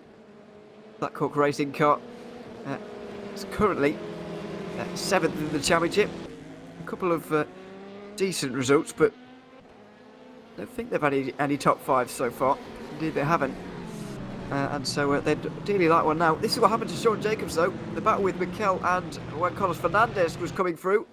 A little bit of contact, and keeps it out of the barriers, but lost a lot of time there. Yeah, and I suppose a lot of rubber as well. He was very lucky though for that strip of tarmac there, helping him slow down a little bit more. But yeah, just a slight bit of contact seems to have upset that car. Now in the top three, in second place is Varga Sim Racing, the number 69 car. They're the only car in this battle that's actually in the top 5 of the championship, and he's under threat from both of these cars, so he's going to have to be driving very quickly in order to maintain that position. That Varga car though has got a 22 point gap up to Jean Alesi Esports Academy, although by the looks of it and with the position of that number 66 Jean Alesi car at the moment, this is a great opportunity for them to close up that gap a bit. But they are going to have to hold on to this second position. You can see Sebastian Pfeiffer with that slipstream is closing down a little bit. Obviously, way too far back to make a move as yet. Alex Breutigam, though, also pushing him along just by putting on that pressure. So this is going to be a really interesting three-way battle to watch develop over the course of the next few laps. Certainly is. All Aston Martins as well, of course. And they're all in arrears to Dennis Jordan right now. 25 seconds. We're only 1 hour 40 into this race, for goodness sake. It's a huge margin that the Red Bull Racing Esports team currently hold over the rest of the field.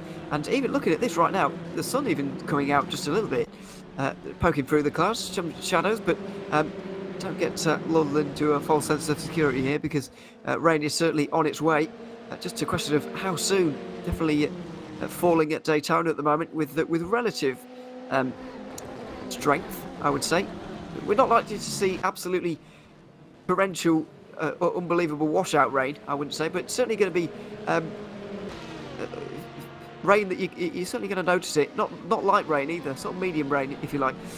If you want to quantify it like that, it's certainly going to affect all of these guys, and this circuit is going to be very tricky in those wet weather conditions. Also going to be difficult to lap cars in these conditions, particularly, and I don't think we're going to see this, but if a dry line starts forming, prototype's going to have a very difficult time, because they're going to be onto the dry line, then off it again to get past cars. So it's not nice for anybody, this, really. Yeah, and what you just saw there was Dennis Dooner make his way past Ryan McKibben. That took a little while. Mathieu Decaux is behind Dennis Dooner as well, and it looks like McKibben really struggling, because we saw him go onto the grass as well just after he was overtaken. He's now lost the position to Mathieu Decaux as well. So dropping 2 places in 1 lap, really not ideal. And that one move car could be setting his sights on Dennis Dooner and try and reclaim that position, get up into the single-digit positions. So we'll have to see how that unfolds. But yeah, Team Iris struggling quite a bit, and we saw that earlier with the battle prior to this. They weren't very quick, and those woes seem to be continuing. It's still almost another 20 minutes before the pit stop phase as well. So it's not going to be a very fun 20 minutes, I don't think, for Riley McKibben. And if at the next set of pit stops, it's likely that most of these GTs will swap driver to their second driver. Although they might decide to go 3-hour stints for 3 drivers, because it's going to be a roughly 9-hour race. If that rain hits, and depending on how hard it hits, it can be a little bit longer than that. So we'll have to watch how the weather plays a role in this. But one thing to say is, there have been a fair few incidents here and there, but no major crashes. We haven't seen a code 80 yet, and with the rain, I think the chance of that happening could be increased as well. So that could have an impact on strategies for the drivers too, because everyone has to drive around at the pit limiter speed as well. So an awful lot of things which could happen in this race yet, and there's also a lot of things happening at the moment. And you can see Riley McKibben dropping back from One Move Esports.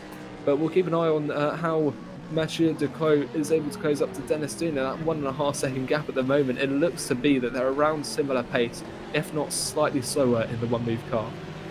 Yeah, quite possibly. Although, well, I think Mathieu Decaux should be able to get away here, really. Team Ice have been struggling this stint, dropping back continually. Even despite Sean Jacobs' spin, he's been able to catch up to Riley McKibben again. And it was a 2-minute 3.2 for McKibben last lap around, which is much slower than Jacobs was able to manage. It was a good 2.5 seconds quicker. Carlos Basto not too far behind these guys either, so there's going to be a battle here soon, surely, for 11th position. Sean Jacobs is going to want to make amends, of course, for the spin that he had up towards turn 3, but can't exactly say it was his fault, really. It was one of those very, very close ones, really. I don't think Fernandez did a lot wrong. I don't think Jacobs did that much wrong, because Jacobs was getting out of shape himself, out of turn 1, so difficult, difficult one to call, really. Yeah, I think it might have just been one of those things where contact becomes inevitable and they just go off. But it means that Sean Jacobs does have pace, because obviously he lost positions from that. And it means that he's going to be quite an imposing threat to Team Iris as well. They could drop down to 12th place in the span of just a few laps. It's not been a brilliant last 10 minutes or so for the Team Iris car.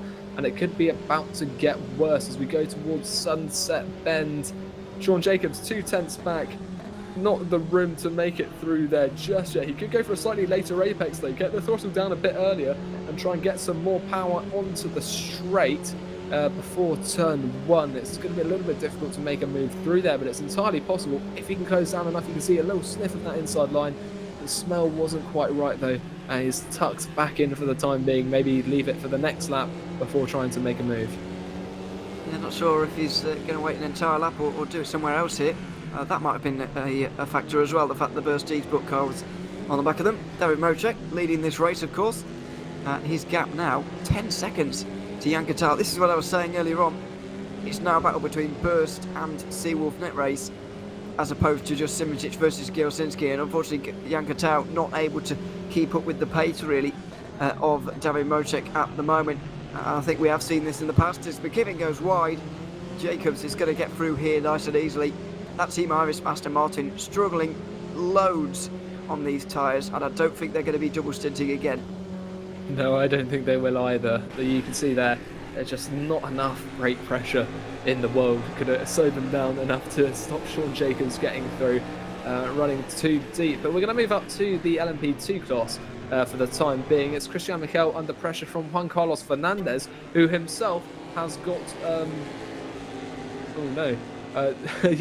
who himself has got Riccardo Terlazzi not too far behind. It's a 1.2 second gap. You can see just off in the distance there's a Porsche between the two of them. But Christian Michel is going to be looking in his mirrors at the moment.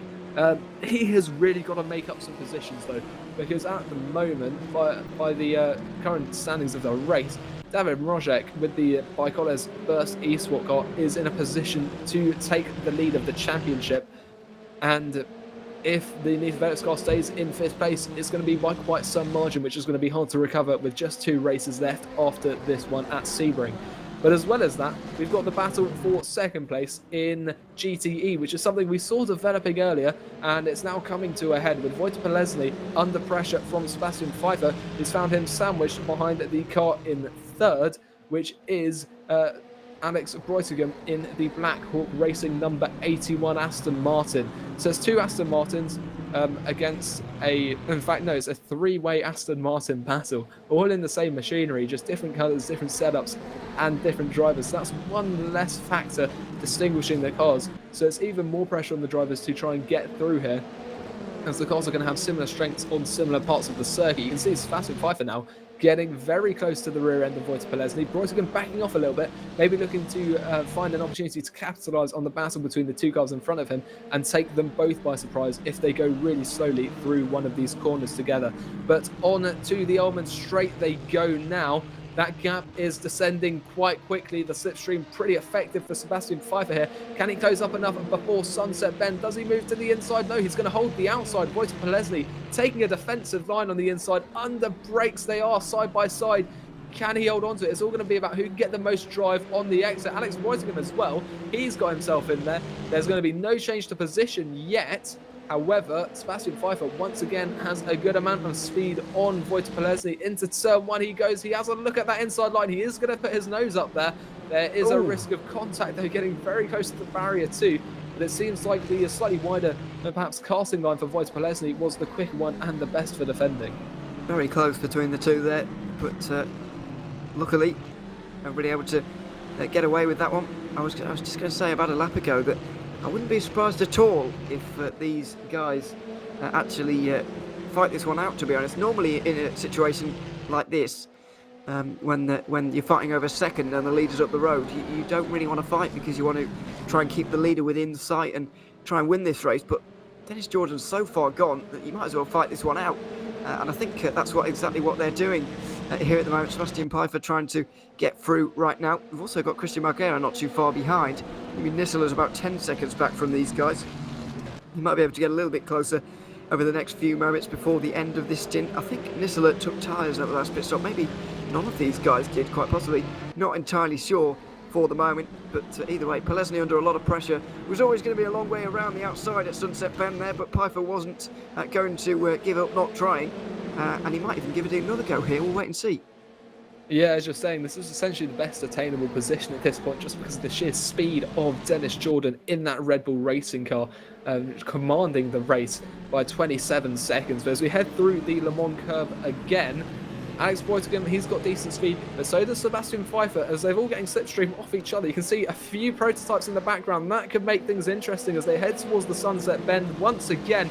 Just a tenth of a second. Sebastian Pfeiffer moves to the outside again, a little bit on the grass, under braking. He is staying a little bit closer to Wojciech Polesny than he did last time, taking a slightly later apex. He's going to have good speed. Look how close they are on the exit. The slipstream is going to be really beneficial for Sebastian Pfeiffer as a prototype is going to move on the inside. That's a little bit risky. They are side by side, heading into the first turn, under braking. Can Your Name here take second position? It looks like he's just about ahead, but he needs to hold on to it because Wojciech Polesny with the switchback has kept some speed. He's going to move round to the outside. He can't find the way through there though, and Sebastian Pfeiffer is just about going to take second position as he rides quite hard on the curb. He runs a little bit deep, and look at this, Alex Boytigan putting pressure on Wojciech Polesny as well. So this three-way battle is very hot at the moment. There's so much traffic as well. Any move could be very risky as Boytigan moves to the outside of Wojciech Polesny. There's still not that gap to make a move yet though, but look how close these guys are. This is a very, very intense battle indeed. Certainly is. Meanwhile, this is also going on in GT. There's so much going on in GTs at the moment. It's absolutely outrageous, the amount of battling that is happening right now. Here it is. Wojciech Polesny is falling backwards, you've got to say. Sebastian Pfeiffer with a nice move there, really, to get through on Polesny, but now he's able to get away. Brautigan now is going to try and follow him through here. Lap 61 of 268 here in the 1,000 miles of Sebring. Fourth round of the Virtual Endurance Championship for season 14 as we come through Bishop and now towards Le Mans. The race leader, I think that is getting down the inside. The Burst Esport and Nato Bellet's liveries are outrageously similar this year. And yeah, for some reason we are starting to see the sun coming out once more. It was cloudy earlier on, really quite overcast, but the sun is even poking through right now. It's supposed to be getting a little bit more overcast as the rain is expected to fall possibly in an hour or two's time. It's going to be a little while yet before we actually see rain on the circuit here in Sebring. As I mentioned, it's only just hit Daytona, to be honest, so we're still a little while away from that. Alex Beggy, meanwhile, is on the back of Henning Vuller. We've seen a couple of these guys battling so far in this race, and it's continuing on here. Very busy part of the track as well. This is exactly where Brautigan and Polesny are, which is not going to help them, as Carlos Basto is on the back of Riley McKibben as well. Team Iris continuing to fall backwards, and it looks like Romano Motorsports are going to be the next ones to gain from this. Yeah, that Team Iris car is really struggling. I don't think the end of the hour could come any quicker for them. They just need to get into the pits and get on some new rubber. But as you were saying a moment ago, that second place battle in GT is very busy on that section of the track, so they're going to have to be extra careful. But yeah, Carlos Basto with Ramada Motorsport, he's closed up pretty decently. He's in 12th place at the moment, and then just behind them is Mathieu Decaux. So that one move car as well could be looking to make up maybe one, maybe both positions on these guys as well. It depends whether Carlos Basso is held up much by the Team Iris car. But Mathieu Decaux not going to help his situation there by turning this into a rallycross track.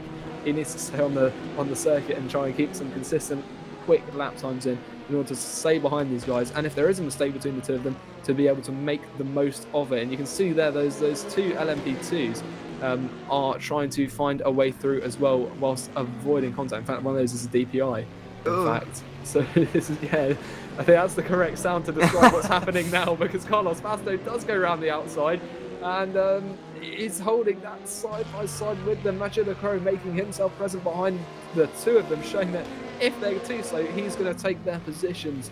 And Carlos Basso is just about not through yet. And he's just not finding that opportunity at this point in time, although Team Iris running a little bit deep there. This could be his opportunity now. It certainly could. Into tower corners be a little bit brave, really. But yeah, that all looked very ominous going down towards the hairpin there. There was potential for disaster almost everywhere, I'm afraid, but everybody got through nicely. They come through Bishop now and out towards Le Mans. Riley McKibben on the defensive, of course, and Carlos Pasto trying to get through for now with one of the Netrex cars down the inside. I think that's the Harry Smith driven car, running a little bit further down in the order. They come out through Le Mans and onto the Ullman Straight once more here. 2.5 tenths of a second only. Carlos Pasto's in the slipstream right now, and surely now this is going to be the move on the inside line. Although not quite close enough, is he? Carlos Pasto just pokes the nose to the inside and decides against it, really. It's always risky going down the inside of Sunset because of that wall, and it's always very tricky going around the outside. It's just a long way round, so it is a difficult corner to overtake at, and it is turn one. Doesn't look like Basto's going to be able to get through here either, unless he's very brave under brakes, and he will stay behind once more. So bleeding time now, really, staying stuck behind this Aston Martin. Yeah, it's just going to be slowing them down. And in the overall scheme of the race, that's not going to be beneficial because it's going to cost them tyres and it's going to cost them time as well. But look at this. This is very, very busy as we've got the battle for fourth place. It looks like Wojtek Pależny, he's dropped a little bit. He's now fighting off Christian Malguera, who seems to have caught up as well to this battle. And it's a little bit of way up the road to Alex Portigam and Sebastian Pfeiffer, so that Varga car has dropped a little bit since where we saw it earlier. We've also got another battle, I think, unfolding, and it's just a very busy part of track because there's GTs, but on different laps. We've got Ben Crooks, Mossab Ben Amar as well. Christian Malguera, though, looking to the inside, doesn't like the smell of what he can scent, and he's going to pull back in for the time being, look for a better opportunity to try and make it past Wojtek Pależny. But this is pretty busy. At least Christian Malguera has got a 10-second gap behind him to Jimmy Nasula, so he can fight for this position without being worried too much about losing the position that he's currently holding instead of gaining the one in front. Yeah, absolutely. That was, goodness me, out on the road, or off the road, I should say, for the Red Archer car. I think that was. I think it's still Thomas Vac driving that one. A little bit further down. Oh no, it's not. It's Patrick Skoworski at the moment who's in that car. But yeah, this is a big battle for second. And Pależny just been struggling over the last few moments, really. Very strong. Normally, Vargas Sim Racing, of course, just missed out on the double championship last season. Took the LMP2 crown, but not quite the GTE. But yeah, it's all about saving tyres, especially up those top 5 positions at the moment. And it doesn't look like Wojtek Pależny's done it quite as well as Sebastian Pfeiffer and Alex Broughtigam at the moment, because over the last 20 minutes or so, Pależny has been absolutely steamrolled by the both of them. Yeah, it's not had a great time of it at all, and he's still under threat from Christian Malguera, so he seems to be really struggling, and I think it might just be the stint. Maybe he double stinted as well to find himself in that second position. We have got Matthew Krupi now, who continues his charge up the field, having started at the back and then had a drive-through penalty. That Jean Alesi Esports Academy car in 8th, looking to take 7th away from Maximilian Kalinic, a car that we saw have an incident quite close to the start of the race. Juice's Motorsports BMW being put under a lot of pressure. I think Krupi could be looking for a move on the inside now. He makes it with that Ferrari, and well, that was made to look very easy indeed by Mathieu Krupi. Into 7th he goes. He has got to hold on to that position a little bit, but Maximilian Kalinic hasn't had a great exit, and he's going to have to stay behind that Ferrari. So Mathieu Krupi up into 7th, and ahead of him is Jimmy Nasula, another 6 seconds up the road. So I'm not sure a top 5 finish is really out of the question anymore for that Jean Alesi Esports Academy car. It seems to be very quick. No, I'm not convinced about my own statement anymore either, to be quite honest. I didn't quite expect the pace at which Mathieu Krupi has managed to get through this field. Absolutely unbelievable at the moment. It just makes you wonder why they didn't just abide by the rules in qualifying, and then we really could have had a race between themselves and Dennis Jordan, because nearly 30 seconds of a lead for the Red Bull car now. It may have been a 2-horse race at this point, but it would have been a fight for the lead at the very least, and it's maybe a little bit of a case of what could have been for them, unfortunately. Yeah, I think they're going to regret having made that mistake in qualifying, because it has cost them the chance to fight for the lead, especially when it's their championship rivals, who they're only 3 points behind in the championship, who are absolutely dominating this race. But for the time being, we'll go back down to Christian Malguera, who's still behind Wojtek Polesny, although that might change in just a moment's time. Like, it's such a busy part of the track there. If you're one of those prototypes, you'll be pretty terrified of what's going on around you, because look how close these two cars are. It's a good run from Malguera. Does he pull to the outside? No, he can't, because he's boxed in by that prototype. There is just no room for him to try and make a move. He's going to set up to send it somewhere. If he can just find the speed to go through. Can he take a slightly later apex through the Le Mans curve? I'm not sure he's going to have the greatest exit from there, but that might be mitigated by the slipstream. You can see the gap is increasing a little bit as they head along the straight towards the sunset curve. It does seem that Porsche just has a bit better straight line speed, or at least exit speed through that through the Porsche curve, which means that Christian Malguera is just not finding an opportunity to make his way through. Yeah, he certainly isn't at this stage. As we see onto the front straight once more. 202 laps to go at the line. Still plenty of racing yet to go here in this one.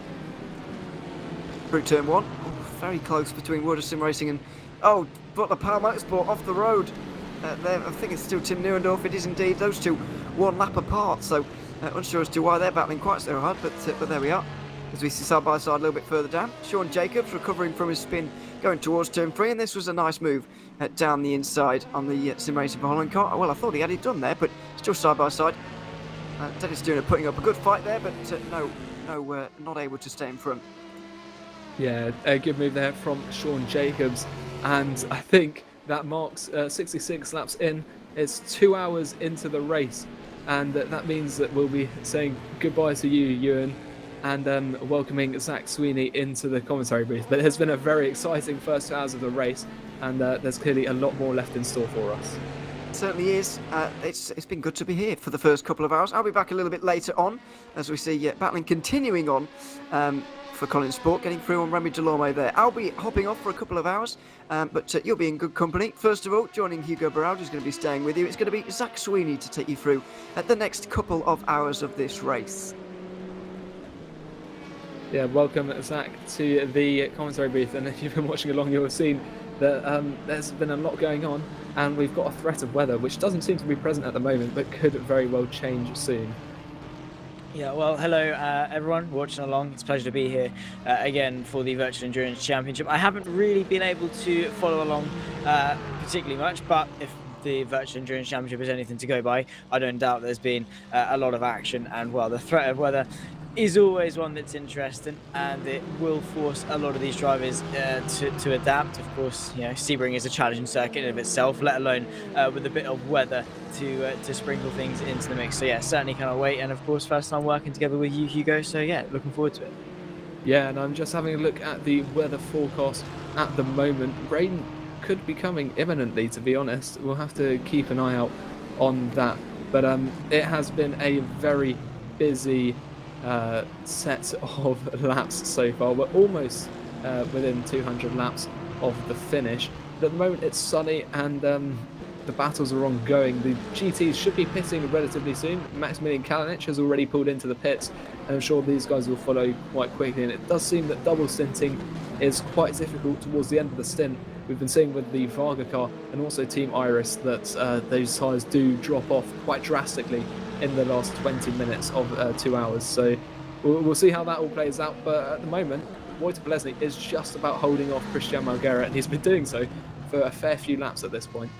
Yeah, he certainly looks it, because of the absolute train of cars that he's got behind him. Not only the Corvette, well, he's got 2 Corvettes and a BMW breathing down his neck, so definitely not the easiest job on his hand to defend P4. Not quite the podium, but still decent position that he's going to want to try and hang on to in that Aston Martin. And of course, Sebring not particularly the easiest circuit to overtake. Certainly you've got a couple of good moves, of course, most particularly into Sunset Bend, maybe even turn one as well, but you've really got to pick your moments well, and that's what Malguera is really going to try and do in that Wave Freem Esports car. Really all over the rear end of this Aston Martin now, coming down this back straight in towards Sunset Bend. Is he interested in making a move? Because it seems to be one of the closest opportunities he's had, certainly in a while, but has that Aston Martin just got enough in order to hang on? Looking in his mirrors, but I don't think Christian Malguera is really interested in getting past, at least for now. Yeah, just thinking that, because that was a good opportunity to try and send it either down the inside or around the outside. As into the pits goes Wojtek Polesny, so perhaps looking to save fuel a little bit, but it is the end of the stint. There's no point battling too hard for it, and if you can extend a lap or two, that could all very helpful come the end of the race. So yeah, Christian Malguera, he's stayed out as Wojtek Polesny has pulled in, and we'll see what the gap between himself and Alex Breutigam becomes in the next couple of laps as well, because we are getting a few more GTs pitting. Dennis Jordan, though, staying out. We'll see how long he stays out, because he extended a couple laps longer than everyone else last time, despite his ridiculous speed. So that's going to be something to watch out for. Sebastian Pfeiffer, Alex Breutigam, they've been battling quite hard. They're in second and third at the moment. When they pit, they'll be coming out quite close to each other as well. So lots to look out for as the GTs decide to pit, and there might be some varying strategies across them as well. But it's 2 hours in, which also means that both prototype classes will be pitting quite soon as well. So that'll mix things up, and it could see a very busy pit lane in the next few laps. Yeah, certainly so, because it's a strategy. It's an endurance race, of course. Strategy is probably going to be one of the biggest gainers or losers in terms of on-track places, and the fact it's a distance race as opposed to a timed race can also sort of mix things up a little bit, make things a little bit more awkward, especially towards the end, because you don't particularly know how long the race is going to be. It's based on laps and distance as opposed to time, so that will affect your stints just a little bit. That Porsche getting a little bit sideways off the exit, that's Mass in the One Move Esports car, just a little bit sideways under pressure from Ramada just behind him for P12. Of course, these guys probably don't want to be fighting too hard for P12. I'm sure being this far down, well, outside of the top 10, I don't want to say this far down because they're an endurance race. Anything can change at any point. But, you know, they're not going to be too interested in fighting with each other. The best thing for them to do is to get their head down, focus on what they're doing, and just save the tyres, save their fuel, and make sure they're comfortable, because in an endurance race, comfortability is the most important thing, easily. Yeah, definitely, and it's all about playing the long game, especially if you're lower down. If you get the people up in front battling quite a lot, that'll slow them down. If you're staying out of battles, you'll be able to slowly but surely catch up to them, because there's still much more than half of this race to go. There's a long time left for these guys to make up some of the time deficit that they might be able to see. And looking at the weather as well, if and when that comes, that could throw a spanner into the works for these gaps as well, depending on what part of the circuit you're on and when it starts falling, and when it's heavy enough to pit for a different set of tyres. Speaking of which, though, it doesn't seem like we're expecting rain for at least another couple of hours. We've had the forecast change from sunny to a little bit overcast at the moment, but we've still got a little while before any proper rain is forecast. There may be a few showers here and there, but the track seems to be quite dry for the time being, as Guillaume Mas, you can see there, pulling away a little bit from Pedro Ramada in that Ramada Motorsport car. So as you were saying, perhaps best to stay out of battles, and it seems to be what they're doing at the moment, as lots of the other GTs are beginning to pit as well, including the Wave Freem, Muradna Satellite E-Star, Speedy Mike Racing, your name here, and Team Iris. Team Iris, I think, in desperate need of some new rubber. Yeah, as you say, the threat of weather is always going to be looming, and that's the thing. You're sort of suspended in anticipation in terms of waiting for the weather to hit. When is it going to hit? Is it going to hit? Are we going to be ready for it to hit? Because if you're on a stint, towards the end of your stint, and you're like, is the weather going to come? Is it going to come? Is it going to come? Do I come in? Is it worth me coming in? Because if it starts to rain, I've just come in, I'm going to lose a heap of time. So the fact, maybe it's not much of a threat now, but give it an hour, give it 2 hours, maybe even 3 hours, 4 hours, whatever it is. It's there. It will be ready to throw a spanner into the works, which I certainly cannot wait for if it does. And we'll definitely see the good from the great in terms of adaptability, being able to change, being able to make the right decision, and see who it works and doesn't work for. We've got the Vargas Sim Racing, the Aston Martin being chased down by another Aston Martin. This is the battle for fifth. We've got Maki Yupi and Mario Tump in the Vargas Sim Racing and the Your Name Here Racing. So 2 Aston Martins going at it, and this is for a top 5. So it is a decent position. Of course, I always say you aim for different milestones in an endurance race. You want to finish the race. That's always a good start. But then you're like, okay, I'll go for a top 10. And then you're like, okay, let's go for a top 5. Top 5 sounds good. And then a top 3. And then, of course, everyone wants to win. But for Mario Tum, just a P5 sounds nicer than a P6, if you ask me. Yeah, I think I'd agree. And that sort of sums up the story of Jean Lacey Esports Academy. They've been slowly but surely making their way up the order from dead last. They're currently in the pits at the moment, so it'll be interesting to see where they come out. But as you're saying, that Your Name Here car, you're seeing quite a few new drivers as well getting into the GTs through this pit stop phase. Most of them going to their second driver, so these 2 cars both out with new drivers since that pit stop. 0.8 of a second is the gap at the moment as they get used to the cars. The track's going to be relatively warm now because we have got some sun beaming down upon it. Mario Tump is closing down a little bit, and as you're saying, a top 5 does sound better, and also it means more points. And in the overall race, in the overall championship rather, more points are always going to be better. And Varga are going to be desperate not to lose any more points than they currently are set to be doing. They finished last race in 3rd place. They're currently 3rd in the championship. 5th place finish here is not going to be great news for them. So we're going to watch how they defend this position because that will be very fascinating as Mario Tump is closing down that gap and beginning to bear down upon the Vargas Sim Racing Aston Martin.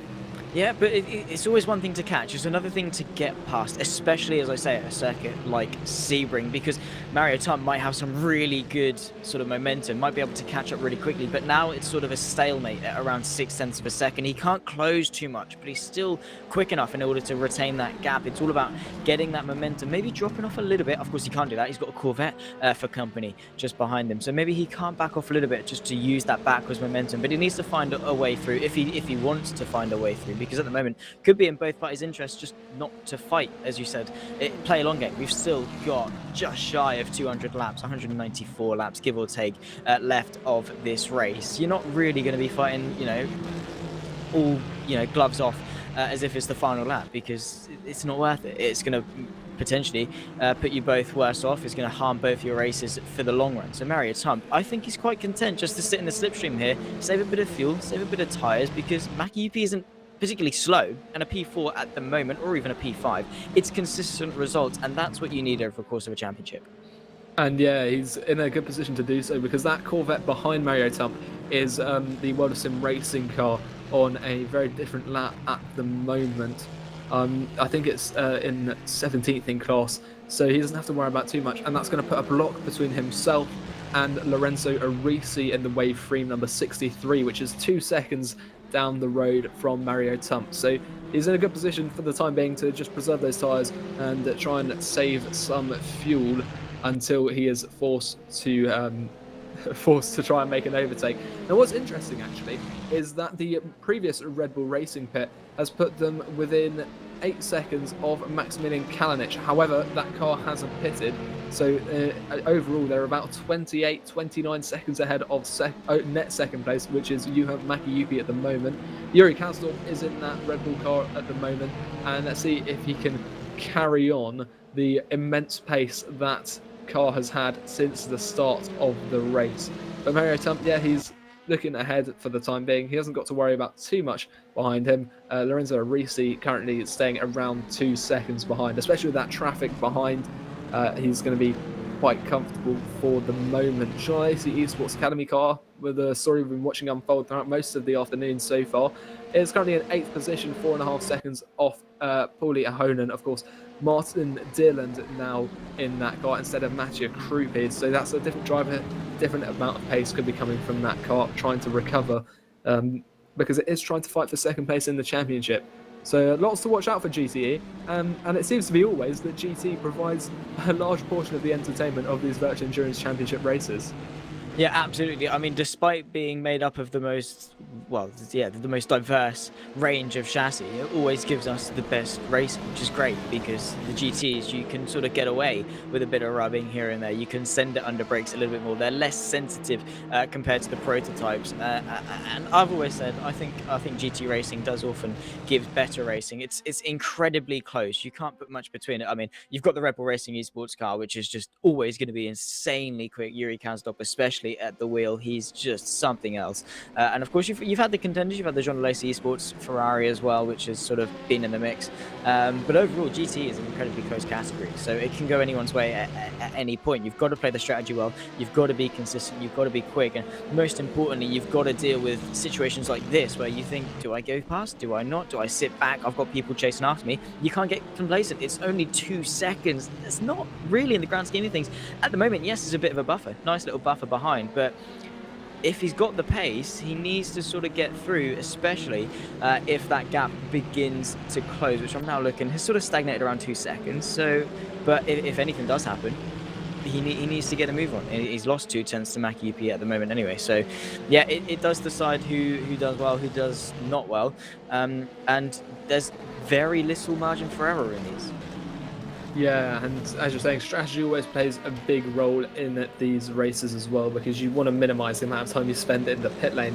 And what's going to be interesting is if that rain does come, which it keeps teasing us with saying it may or may not come at some point in this race. It should come, but that could mitigate any fuel savings some of the teams have done so far, because everyone will be forced into the pit lane at essentially the same time, and fuel strategies reset for some of them. And they could be caught just after having pitted, which would be very unfortunate for them. So just keeping an eye on how the weather develops. As you're saying, Mario Tump doesn't want to get complacent behind Maki UP, because if all of a sudden Lorenzo Arisi does pick up the pace and starts closing up quite quickly, he might get caught with his pants down and unable to make his way past Maki UP. So it's a bit of a risk, but overall it might be quicker to try and avoid fighting for the time being, even if it does cost a position here, because at the end of the race that difference might be critical in the when they need to pit and in their strategy and when they need to make an extra pit stop.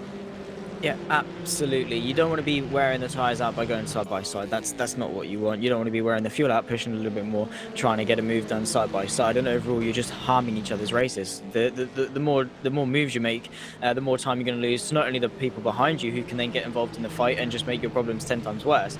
You're also losing time to the people in front who you're not going to catch.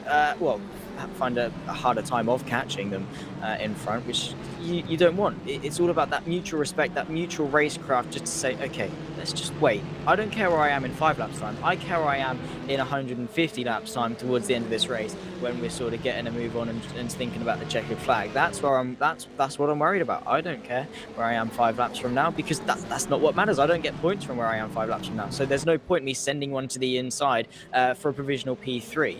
When it's just who benefits from it? None of you do, because you both lost time, you've both damaged your tyres, and in the long run, in fact, that damage in your tyres could put you having to pit a lap earlier, which could put your fuel off, could put your schedule by a lap. And it's such fine margins, you really can't afford to lose anything, and you have to beg the question, for what? Yeah, and that is the beauty of endurance racing.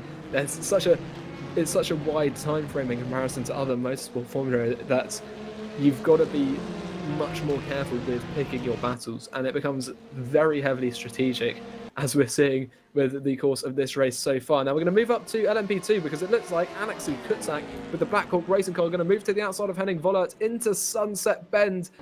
Can he go for some kind of switchback? He's holding it round the outside. They've got to be careful though, because there is a DPI, one of the quicker DPIs just behind them. That doesn't want to get tangled up in this battle.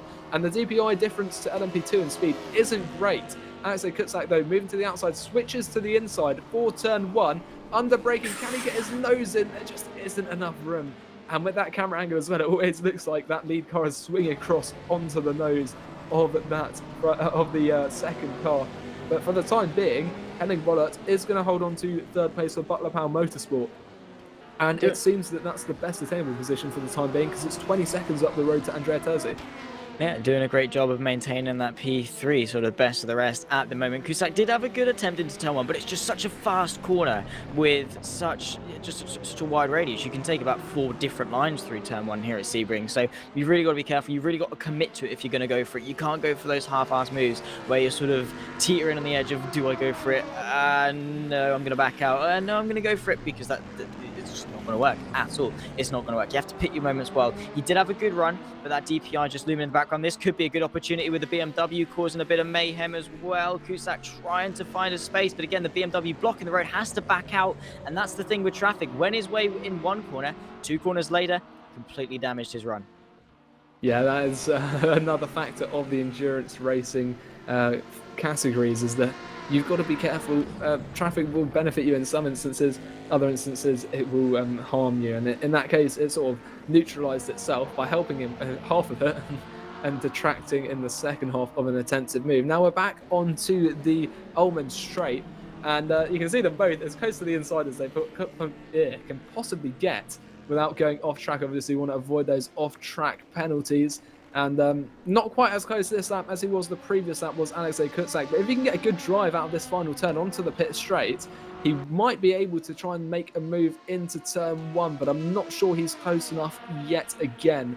But he'll be able to follow through turn 1, which means you can keep up a better level of speed than you do when you go side by side. And perhaps have a look up into turns 2, 3, 4, and so on towards the big bend. It'll be interesting to watch this, because of the later apex from Kutzak, trying to maximise his exit speed. He's going to have to set up an overtake from quite a few corners back, I think. And that's the way it looks like Henning Voller is defending.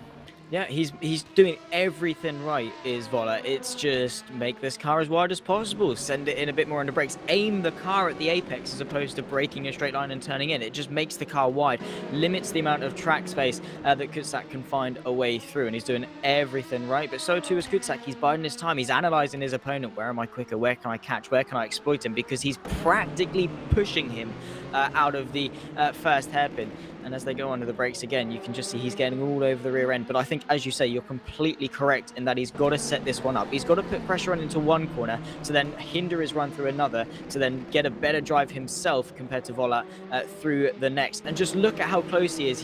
It's like NASCAR. We're here at Daytona. He's that close to the rear end of the Butterpal Motorsport car just in front. Now through Le Mans, he's going to send one to the inside. Is he going to have to go the long way around? But that's what he needs to do. Put the pressure on. Put Voller offline all over the rear end of him, and now through. Just needs to get a good exit off Le Mans. Bit of GT traffic though, this could play a factor. Voller already to the inside. He is not keen on giving Kutzak any slipstream. No, he's making sure that any advantage that can be gained is gained. And now as we go through traffic now, this could close up Henning Voller to Kutzak unless one of them gets in the way. They should be able to clear this first car quite easily. It's going to be interesting to see how they act for the second 2 cars, because look at the slipstream Kutzak has now. He's going to move to the inside. Is he going to try and block in Voller behind one of the GTs? Oh, that is really close. I'm not sure if there was contact there, because Kutzak got squeezed right up to the wall. Look at this, 3 wide now because of that GT on the outside.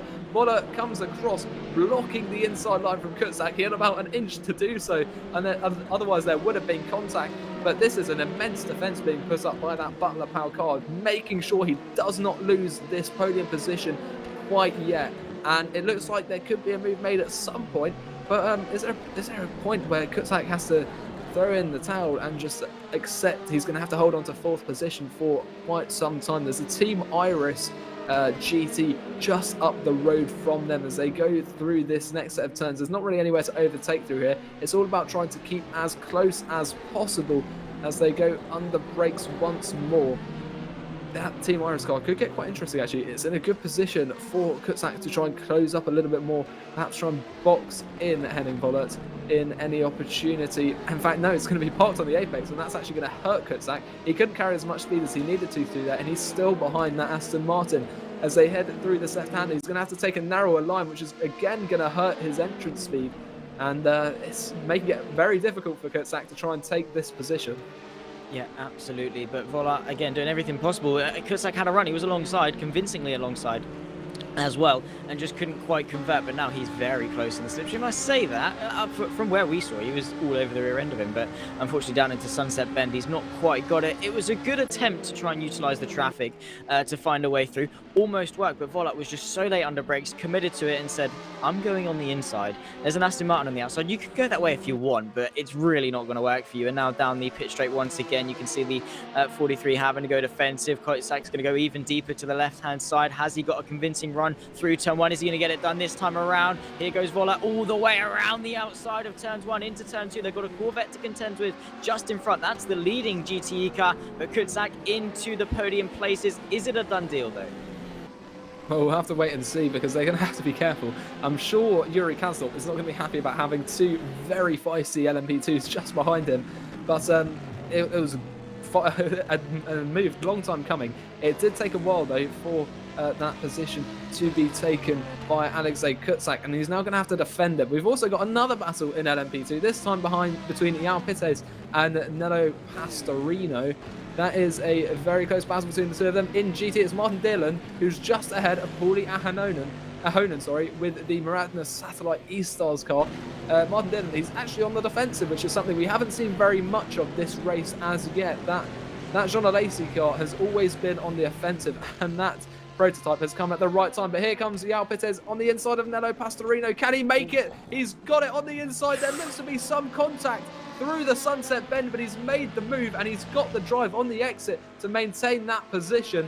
I'll have to see another angle of that if there was any contact between the two of them, because they were certainly very close. Well, that's a nicer move as you're going to get, to be honest. For P11, definitely elbows out between the two, but it just looked like Nello went a little bit too deep into Sunset, and Joao just said, oh, big tank slapper. Definitely style points going the way of the VRS Satellite Racing car. That was lovely two-wheel slide there. But yeah, for Joao, he took a tight line, took the normal racing line, and it just somehow managed to manufacture his way side by side with him. Very bumpy as Sunset Bend, though, which probably did promote a bit of contact, because the bump sort of just sent the Burst Esports car a little bit deep, which of course then just promotes a bit of rubbing. But hey, rubbing's race, and there was no consequence of it at all.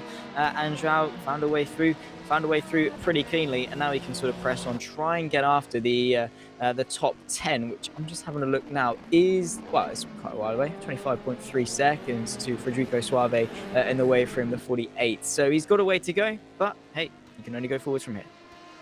Yeah, exactly. So every move that you can make as quickly as possible is always a good move, and Pites successfully took that position for the Burst Esport car in LMP2. 11th place currently. It's a long way to go, though, for the to try and find 10th place. That's the Wave Freem Esports number 48. It is 24 seconds up the road from here. So for the time being, Alpites has just got to get some quick, consistent lap times in, and slowly but surely just start chipping away at that gap. Because of course there's a long way to go. That gap can come down throughout the course of the race. So that is far from over on many of these positions from being decided. And also, you can see the circuit has once again become a little bit overcast. And I'm going to check the weather forecast for the time being. It still seems that rain is a little while away, although there are a few showers predicted. So we could have maybe a little bit of rain on the circuit in a few moments' time. We'll keep an eye on that. But at the moment, no heavy rain to come to the track quite yet. And Alpites, you can see, pulling away from Nello Pastorino quite quickly, so he's got some good pace in. He's actually about on the last lap, he was 1.4 seconds quicker than Federico Suave in the car in front, so that gap could come down a little bit quicker than we expect. Perhaps by lap 100 he'll be within firing distance, but it all depends on how they are averaging their lap times. But across the whole grid at the moment, there aren't too many close battles, unless you want to look to GTE, which is always providing some sort of battle. Mario Tump is still behind Yuhamaki Yupi, staying behind, so that's not really much of a battle, as we saw. I say that, it's about 0.3 of a second is the gap, so you might have decided to start going for some sort of overtake. Lorenzo Arisi has dropped to 3 seconds behind now, so we'll see how that develops. But here is Mario Tump now, and look at that prototype, not a very good position there for him. That's going to extend the gap that had come down very quickly, and into the pit lane it goes, and that was the number 50 Juices Motorsports Club, about midway down the LMP2 order right now. Yeah, good job. I mean, midway down is decent and still a long way to go. I mean, we're just shy of a third. Actually, no, yes, third of the way through. I can do maths, even though I haven't got a GCSE maths just yet. But regardless, just about a third of the way through of this race. And as you say, Mario Tump still on the back of Maki Yupi. Sort of that gap seems to be fluctuating up and down between sort of 8 tenths down to 4 tenths, back up to 3 tenths, whatever it is. Yeah, and he just can't quite close the gap enough in order to manufacture a move. So I think what he needs to do, just put pressure on, just stay there, breathe down his neck, not let him breathe himself. Make him make the mistake, whether that's utilizing traffic, because straight away through one corner he's just getting 6 tenths thanks to these prototypes coming through. And if they can hinder his run through one corner, and he can sort of use that as a way to sort of manufacture a move to the inside. And well, as soon as he's locked up in a good range of slipstream, I mean, they're in the same car, they should have similar straight line speed depending on the setup they've used. But as long as he can stay close, I think Le Mans and Sunset, the exits of those two sequences of the corners are really going to be a testament to whether or not he can actually get a move done as he approaches through. 3 tenths between the two, and it's all about range. It's all about having that momentum off a corner and whether he can put Maki Yupi under enough pressure to manufacture on through the right-hander as they enter, and then through the left, and then once more through the right onto the straight. 3 tenths between the two, but has the Your Name Here racing car got enough speed? I don't think so. So once again, he's just going to have to play second fiddle, sit behind, and unfortunately not get himself onto that podium place because the slipstream's good, not quite good enough. No, definitely not. And well, saying that, he's still getting very close. He could go for a slightly later apex and just get a bit more speed on the exit, but this is currently the best viable position for the time being, at least, that Mario Tump and Yuha Maki Yupi can get. It's another 13 seconds up the road to the second place Maximilian Kalinic, and you can see Maki Yupi pulling over to the right hand side, trying to counter the wider line that Mario Tump was about to take, just trying to use that traffic to a bit of an advantage. But then even further up the road is, of course, Yuri Kanstorp. He's 20 seconds ahead of Maximilian Kalinic. So this is quite an important position that they are fighting over, and that's why it's been contested for such a long period of time. What's also impressive is that World of Sim racing car just behind has been sticking up with them. It's been keeping pace despite being on a completely different lap. So that's going to be helping that car in the long run, just bringing it along and hopefully closing up to any cars that are ahead of it throughout the whole race. So yeah, Mario Tump seems to be just awaiting a mistake, and when a mistake does come, just capitalising on that. If he can try and force it, you can see getting very close. It's all about putting on pressure and just playing the waiting game, and there is time to play a waiting game, so that's probably the best strategy because it saves the most tyres and it uses the least amount of fuel. Well, much less in comparison to an all-out battle where they're wheel-to-wheel. Yeah, no one wants to really sort of just gloves off racing because it just turns into a battle of attrition. Who's going to have to blink first? Who's going to run out of fuel first? Whose tyres are going to go off first? That's the sort of the thing that that'll turn into, and that just damages both parties because whoever wins, even if you win, you're going to be worse off compared to if you just work together like they're doing now. Even if you win, well done, you've got 1 place more, but you're probably going to lose 2, maybe even 3, because of the fact that you've worn your tyres out and you've buggered your fuel strategy. So even though Mario Tump is close enough, is he close enough to Sunset Ben? Maki Yupi being a little bit controversial in terms of defending. That was more reactionary defending as opposed to proactively defending. Sort of saw the Aston Martin was going to go for it and thought, okay, I'll cover the inside just to make sure. But no harm done, no consequences. Mario Tump once more has to sit behind. I think that was probably his golden opportunity. He had a fantastic run and again, just couldn't quite capitalize on it. But we'll stay on board with this fight because, yeah, it's going to be raging on for at least a good while. But yeah, as you say, that Corvette just looming in the background. Even though they're on the previous lap, they can stick with some of the front runners in their category. So that's always a good sign. Even if maybe the position on their screen isn't what they want to be seeing, there's always positives to take. Hey, I'm sticking with Maki Yupi. I'm sticking with Mario Tump. These guys are in 3rd and 4th. So if things go well for us, we could definitely be up there. There's always something positive to take in every event that you do, even if the result says otherwise. As well as that, by being behind 2 cars on a lap ahead, it means that when they do come up to when he comes up to a car on his own lap, he might be able to use the blue flags to his advantage and try and force an overtake, because of course the car in his own category will be forced to slow down to let those two through. And if he sticks close enough behind, he might be able to just about sneak past as well. So that's going to be interesting to see what he manages from that. But yeah, we're just sticking with Mario Tump and Yuha Makiyuki at the moment. They are pretty much the closest drivers on the track as well. Saying that, we've got Michael Leroux with Go Team Racing just ahead of Christian Pallison, also in Go Team Racing. So a battle between two teammates. Hopefully it doesn't end too badly for them, because of course contact between teammates is absolutely the last thing you want. We've also got Lorenzo Risi with Wave Freem Esports, and that car has been sitting around 5th place for quite some time now, and now under attack from Kevin Yeager and that Black Hawk Racing car. So we saw these two cars battling earlier, and it does seem like Kevin Yeager's got some decent pace in the Black Hawk Aston Martin. He is, on his last lap, he did a 2.00, whereas a 2.0.1 for Lorenzo Risi. So we'll see how this battle develops as well. So GT is providing some, and there's a little bit going on in LMP2 as well. So we'll keep a little eye out on the gap between those two Go Team cars, and we'll watch this race between Kevin Yeager and Lorenzo Risi develop, as this could be quite a hard-fought one, as it doesn't seem like the battle between the Makiyuki and Mario Tump is going anywhere very quickly. Yeah, no, it seems like it's pretty much stagnated as to where it is, unless, you know, Mario Tum gets something special on his hand. You can just see him in the foreground, actually, of the shot. They are chasing him, Lorenzo Risi and Kevin Yeager. They're sort of around there, just having a look in terms of lap times. Yeah, they're about a couple of tenths quicker, in fact. I say that. They're around equal pace. So, again, they're pretty close in terms of, like, on-track pace. It's just about consistency, hooking it up, making sure traffic goes your way. And maybe that's what Kevin Yeager's thinking. He's like, okay, Lorenzo, they're there. I can see them. You can see them. Why should I fight you? We could probably catch, because Mario Tump, we've seen if he has an opportunity, he's going to try and put some pressure on. That gap can quickly come down. It's around about 3.5 seconds, which, yeah, looks a lot, but over the course of 1, 2, 3 laps of battling can come straight back down. And as soon as Risi and Yeager are in that slipstream range, it is a tow hook. You are pretty much just latching onto the rear end of the car in front and just reeling them in, and then you are well and truly solidified in that battle. So it could be 5 and 6 turned into 3 and 4 if they play this well. If they don't, 5 and 6, still a decent result, but you always want more. We're all racing drivers. Well, they're all racing drivers. That's the reason we're in the commentary booth, is because we're not.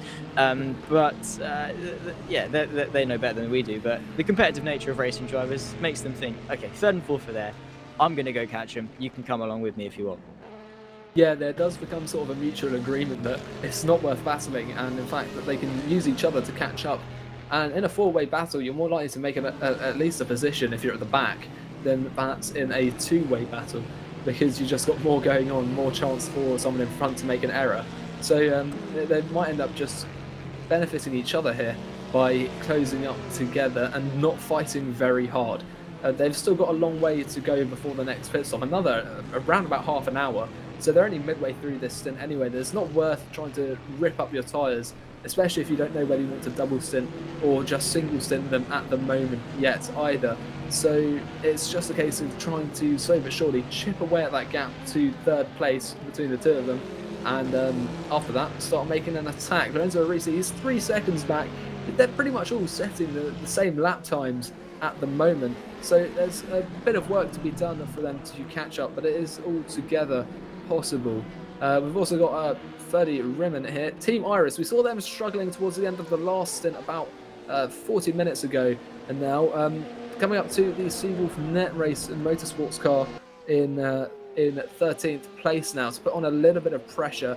Let's see what the Team Iris car can do, because it was quicker at the start of the race, and that slowed down here, probably because it tried to double stint those tyres. So it should be in a position again to start making up some of those positions it was losing towards the end of the last stint. It's only 6/10 off Kevin Cox. However, they're about seconds slower on the last lap as well. So Team Iris not having the greatest day out today. Other drivers, though, having a pretty decent time of it. I'm just having a look for the Jean Lacey Academy car on my timing sheet. That's all the way down in 42nd overall, 18th in class. I'm not sure when that happened, but that is, well, that's a very interesting development, because they were having quite the recovery drive. Martin Dillon now sitting in 18th place, second last in his class. It's not really what you'd expect from the John Lacey Sports Academy, especially considering their pace they've had this season. They've really been able to, on a couple of occasions, give Red Bull a bit of a hard time. You know, America and Monza as well. We saw them fighting, but yeah, today just hasn't gone their way at all. Which it's racing. Some days go well, some days don't. But it's all about the days that don't go well, making them look as though they haven't gone well, because it's all about, you know, your bad days will come about, but how much can you limit your bad days? How much can you limit the damage? Because you're always going to have a bad day, but can you still recover a decent result? Can you still get a top 10, a top 5? Just make it seem like it hasn't been a bad day for you. But yeah, for them, it's just been a drastic day, and unfortunately for Martin Dillon, it's just one of those days that for him, he's going to have to be the one driving through it all. But still a long way to go. Anything's possible. But yeah, they're going to need a bit of a miracle if they want any chance of salvaging a decent result. But hey, never say never. It's motorsport. If you can be put back, and if you can be put all the way down to that position, you can definitely be blessed and bring it all the way back up. So we'll have to wait and see. Still back on board with Yuya Makiyuki and Mario Tump. 7 tenths between the two. They just haven't budged at all. Been a stalemate for at least the last, well, I think since I've been in the booth. Yeah, sorry, I've just had a look, and Jean Lazy Sports Academy, they had a game crash, which is why they've dropped so far back, which is a real shame for them, because that's something that they can't control, which has set them to the back of the grid, which is pretty much the third setback they've had this race. First of all, being disqualified from qualifying, then having to serve a penalty, and now this. It's not been their day, as Ferdy Rimmen going a little bit wide there. That's not exactly how you want to go about trying to catch up to the car in front. Kevin Cox there with the Silver Net Race sitting in 13th position for the time being. The last lap though, 6 tenths in favour of Ferdy Rimmen. So he has got pace in the Team Iris car. He just needs to keep it on track, and it looks like he might be getting a little bit scrappy here and there, having just run wide a moment ago. You want to be avoiding that. You just want to be getting some lap times in. Just keep chipping away and avoid any unnecessary mistakes. And back into the pit lane goes the Jean Asu car, and I guess that might be an indication that they could be deciding to retire. I'm not sure, unless they've had some kind of crash, as in a vehicular crash rather than the software crash they had earlier. But there are yellow flags in Sector 1 as well. These guys have cleared that though. It's all sort of going down in GT. It's been a very interesting and a winding course of events so far. Now, back up to this Go Team battle. Michael Leroux is still 6th place, ahead of Christian Pallison in the other Go Team car. And I think that the decision between the two cars here is that they are teammates. There's no need for them to waste time battling each other, because not too far up, actually a fair way up the road is Henning Vollert with the Butler Pow car in 5th. But actually, Colin Spork isn't too far behind them. He's only about 1.5 seconds back, not even that, from Christian Pallison in the Netrex P1 Sim Grand Prix car, which is currently 4th in the championship.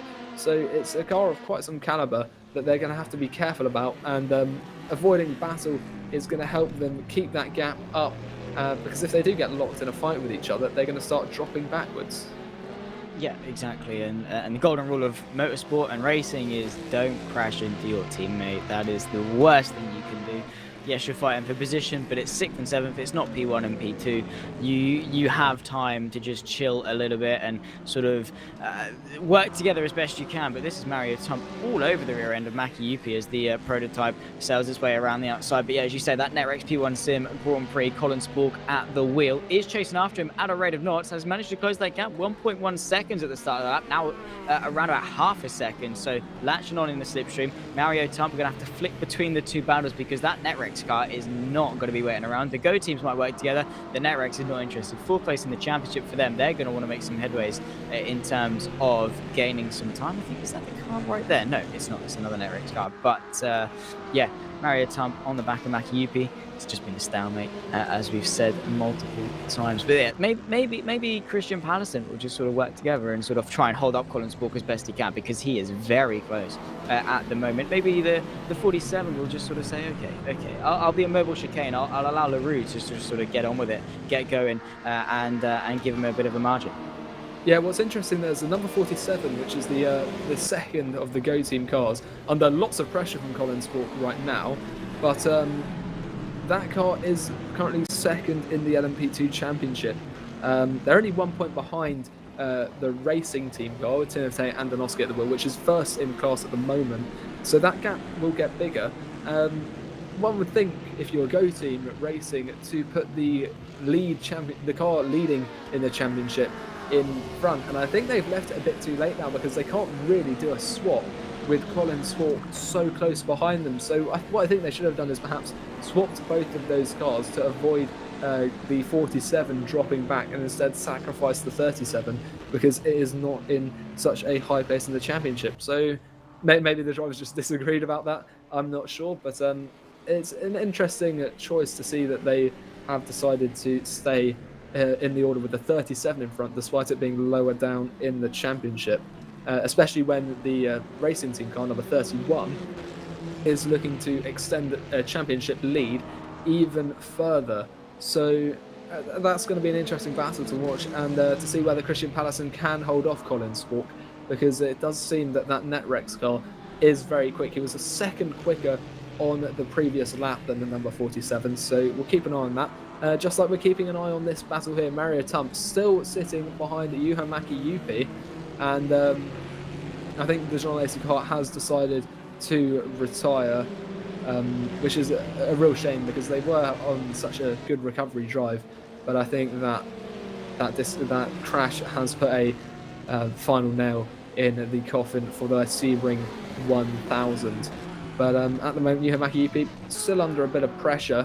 But Lorenzo Risi, he's 4.2 seconds back, and behind him, Kevin Yeager's dropped to 3 seconds behind that.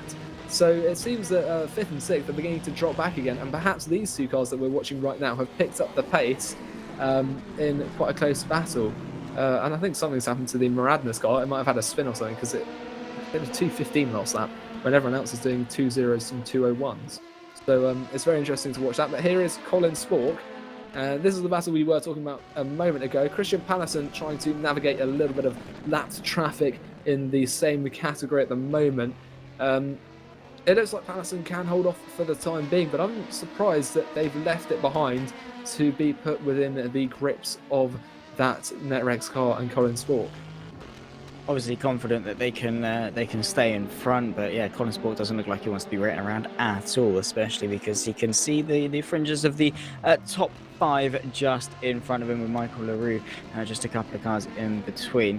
Yeah, he just wants to pick his way through. He's obviously caught up with some sensational pace, just doesn't want to fall into that trap of getting bogged down behind some slightly slower cars. I say that LaRue has sort of taken off into the distance, it seems. He looked a lot further away as we entered Le Mans than previously seen. Yeah, he's opened up the gap to his teammate to 1.5 seconds. So maybe Patterson is sort of backing up a little bit, just dropping the pace off in order to keep Colin Spork at bay while still maintaining decent pace. But yeah, the Go teams, it'll be interesting to see how the team dynamic changes this, because the Netrex, it is all by himself, and maybe Go team want to exaggerate that. Maybe they want to remind him that he's all by himself. He's got to get past both Go teams if he wants any chance of getting through. But 5 tenths between him, and well, traffic as well could play a bit of a factor. Half a second, Colin Spork versus Christian Patterson. This is probably going to be one to watch out for, because yeah, Colin Spork very quick. Patterson wants to help out his teammate though. Yeah, it's going to be interesting, and I think Christian Patterson will be able to do a good job just holding up Colin Spork, making sure that both Go Team cars are able to stay ahead. I'm just having a look at the weather radar now. It looks like rain, or heavy rain at least, will arrive. We might have a shower or two in the next hour and a half, but after about an hour and a half, it looks like we will have the large density of cloud that is currently sitting over the north of Florida. It is slowly coming south towards Sebring, and it looks like an hour and a half time, around 5:15 p.m. Central European time, we will have rain.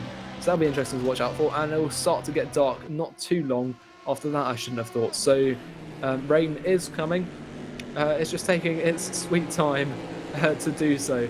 But we're also having a look now at Riccardo Tarlazzi with the VRS satellite racing car, currently being chased by Argenis Riera with Ground Effect Sim Racing, that car in 8th place. This is the battle for 7th in class, 16th place, 17th place overall, I think. Oh no, sorry, 7th place overall, because this is the DPI, is my mistake. That gap is extending quite quickly though, so Tarlazzi is beginning to pull away a little bit from Riera. We'll see how this battle between the DPI plays out, because it does seem to be quite a busy portion of track at the moment, especially as it's becoming overcast once again and that threat of rain begins to rise. Yeah, definitely. So it's been looming around for ages, isn't it? So maybe that threat's going to be ramping up a little bit more, especially as the laps tick on and we get closer to that pit stop cycle. As I said a little bit earlier on, just to remind everyone, you know, it's that question that you ask yourself. It's like, hey, do we pit? Do we come in? Because we're running out of fuel here. The tyres are going off. Is the rain going to come? Do we risk it? And there's going to be those teams that can sort of hang on, preserve a little bit more, just preserve a little bit more, play it safe in order to reach the rain cycle if it does come, because yeah, that's going to be a very awkward point of the race. And again, the good from the great, those that can adapt changeable conditions, thinking on the fly, thinking on your feet, that's really what can make a good racing driver. It's all good being very quick, it's all good being able to overtake, but if you can't think, if you can't stay composed in moments like these, there's a lot at stake. You've still got a while to go in this race, and if you're fighting for a really good position, if your name's Yuri Kazdorp or Andonovski or David Mocek, you know, you've got to be thinking, how do I play this? How do I preserve my race lead and also get through the rain? There's a million different things going on at once, and that's the beauty of endurance racing, as we see the VRS satellite Tarlazzi coming into the pit lane. So probably around about this time for the DPIs to start coming in. Yeah, the race leader is in as well, David Mroczek, coming in for the next set of pit stops. So it's interesting to see that the Bike-Les Burst Esport, currently in the lead, what was in the lead of the race, is the first of the DPIs to pit. So that what that means for the overall race strategy is going to be quite interesting come the end of the race, as obviously they're pitting earlier, they'll have less fuel perhaps by the end. Mario Tump though, and Johan Makiupi, well, Tump has got past, and Makiupi is being unlapped by that World of Sim racing car. So a few developments there at the top of the GT field as well since we last looked, I think. But that is interesting to see how that's developed, and we're about 10-15 minutes off on the next set of pit stops for GT. So perhaps Enzo Risi is going to be able to start closing up as well, as we've just seen there. He's now only 1.8 seconds back. So Makiupi is in a bit of jeopardy now that Mario Tump has got past him. Yeah, that's true. He's just lost his rhythm. It's like in karting and things like that you're in such a tight train that as soon as one person gets through, everyone wants to get through. You lose that rhythm, you lose that composure, and you've just got to recoup yourself, just get yourself back into that zone and re-find that pace. But it seems like Mario Tump just had so much bottled up for ages. He's already extended that gap to 2 seconds, and the Corvette, the World of Sim racing car, just said, okay, I'm going to follow Mario then, because well, he's obviously quicker. I'm going to stay with him. I clearly can. I just have for the last 45 minutes. So he's going to try and press on. But Makiupi, it definitely was a long time coming. But I think for Mario Tump, the fact he's got this much pace, did he waste his time sitting back? Did he waste his time being patient? Did the playoff of potentially not battling actually work? As we see the two Go teams fighting for P5 and P6, Christian Palace and already back onto the back of LaRue. Don't forget that Netrex P1 Sim is in the mix as well. There's just so many cars going on. The P2s trying to negotiate as the DPI, the VRS car comes through, and of course the GTs. It is chaos, absolute chaos. So they will try and negotiate their way through, but Pallison and LaRue have both managed to do it on this occasion. But yeah, the thing is with the DPIs and the P2s is that they're pretty equal through the corners. The only way the DPIs actually gain a lot of speed is down the straight, which you'll just see with that VRS car just putting his foot down and absolutely sailing off into the distance. But that's the problem with the DPIs. You're a similar pace through the corners, and you just have to wait for the straight to actually get rid of them in a sense and get a clear mind. But yeah, Colin Spork now sees a vulnerable Christian Pallison. He's going to try and want to find a way through pretty quickly.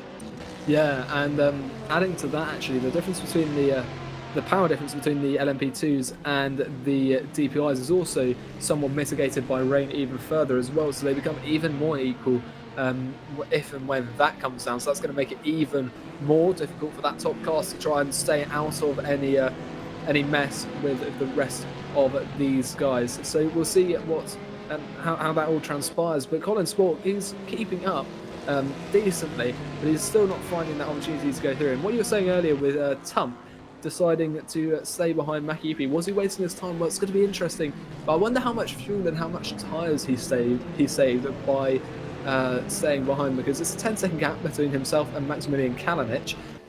It could be come the end of the race, that could be very beneficial just for this stint as well. He might be able to go a lap or two further, maybe even 3, by having stayed behind so far. But he does have lots of pace, or he did have lots of pace, and it was an interesting decision for him to stay behind for so long. And well, we'll see whether it pays off or not. Yeah, we'll have to wait and see. It's all a waiting game, and of course we don't know what strategies, what cars are going to be the ones best off until probably the last 30 laps or so, when it all sort of funnels down towards the end, and that's when we'll truly have the best idea. And I think the entire YouTube chat is completely ripping into Lewis Blade. He threw me on the bus earlier, so I'm going to throw him under the bus just now as a bit of payback. So in the YouTube chat, you have my permission to just completely rip him apart. Please do. And of course, we'll see, because he's a Drive to Survive fan, which, yeah. But anyway, we have a race on our hands. Colin Spork on the back of Christian Pallison, and he's trying his absolute best to find a way through. Lap 95 of 268. Still a long way to go, though, so they've got to play the waiting game. Yeah, well, I'm going to say neutral in that bit of conflict going on in the chat at the moment. But yeah, it's Colin Sport. He's dropping back a little bit again, so I think he might be doing similar to what Tump did and just staying behind, because I don't think the next set of stops will be too far away, and it'll come quite quickly for them, and just staying behind, just keeping up that fuel again is going to be good. But this is the leader of the race for LMP2. It's the racing team car with Timotej Andonovski, one of the best LMP2 drivers on rFactor 2, and the only Ligier on track, which is an interesting choice, but it seems to have been the right gamble for the racing team to have made, because it has been a very strong car across many of these races, although of course it didn't go too well back at Road America. They are the overall leaders, and in fact they're about to overlap their championship rivals, because of course number 47 Gotin car is just 1 point behind them in second place in the championship.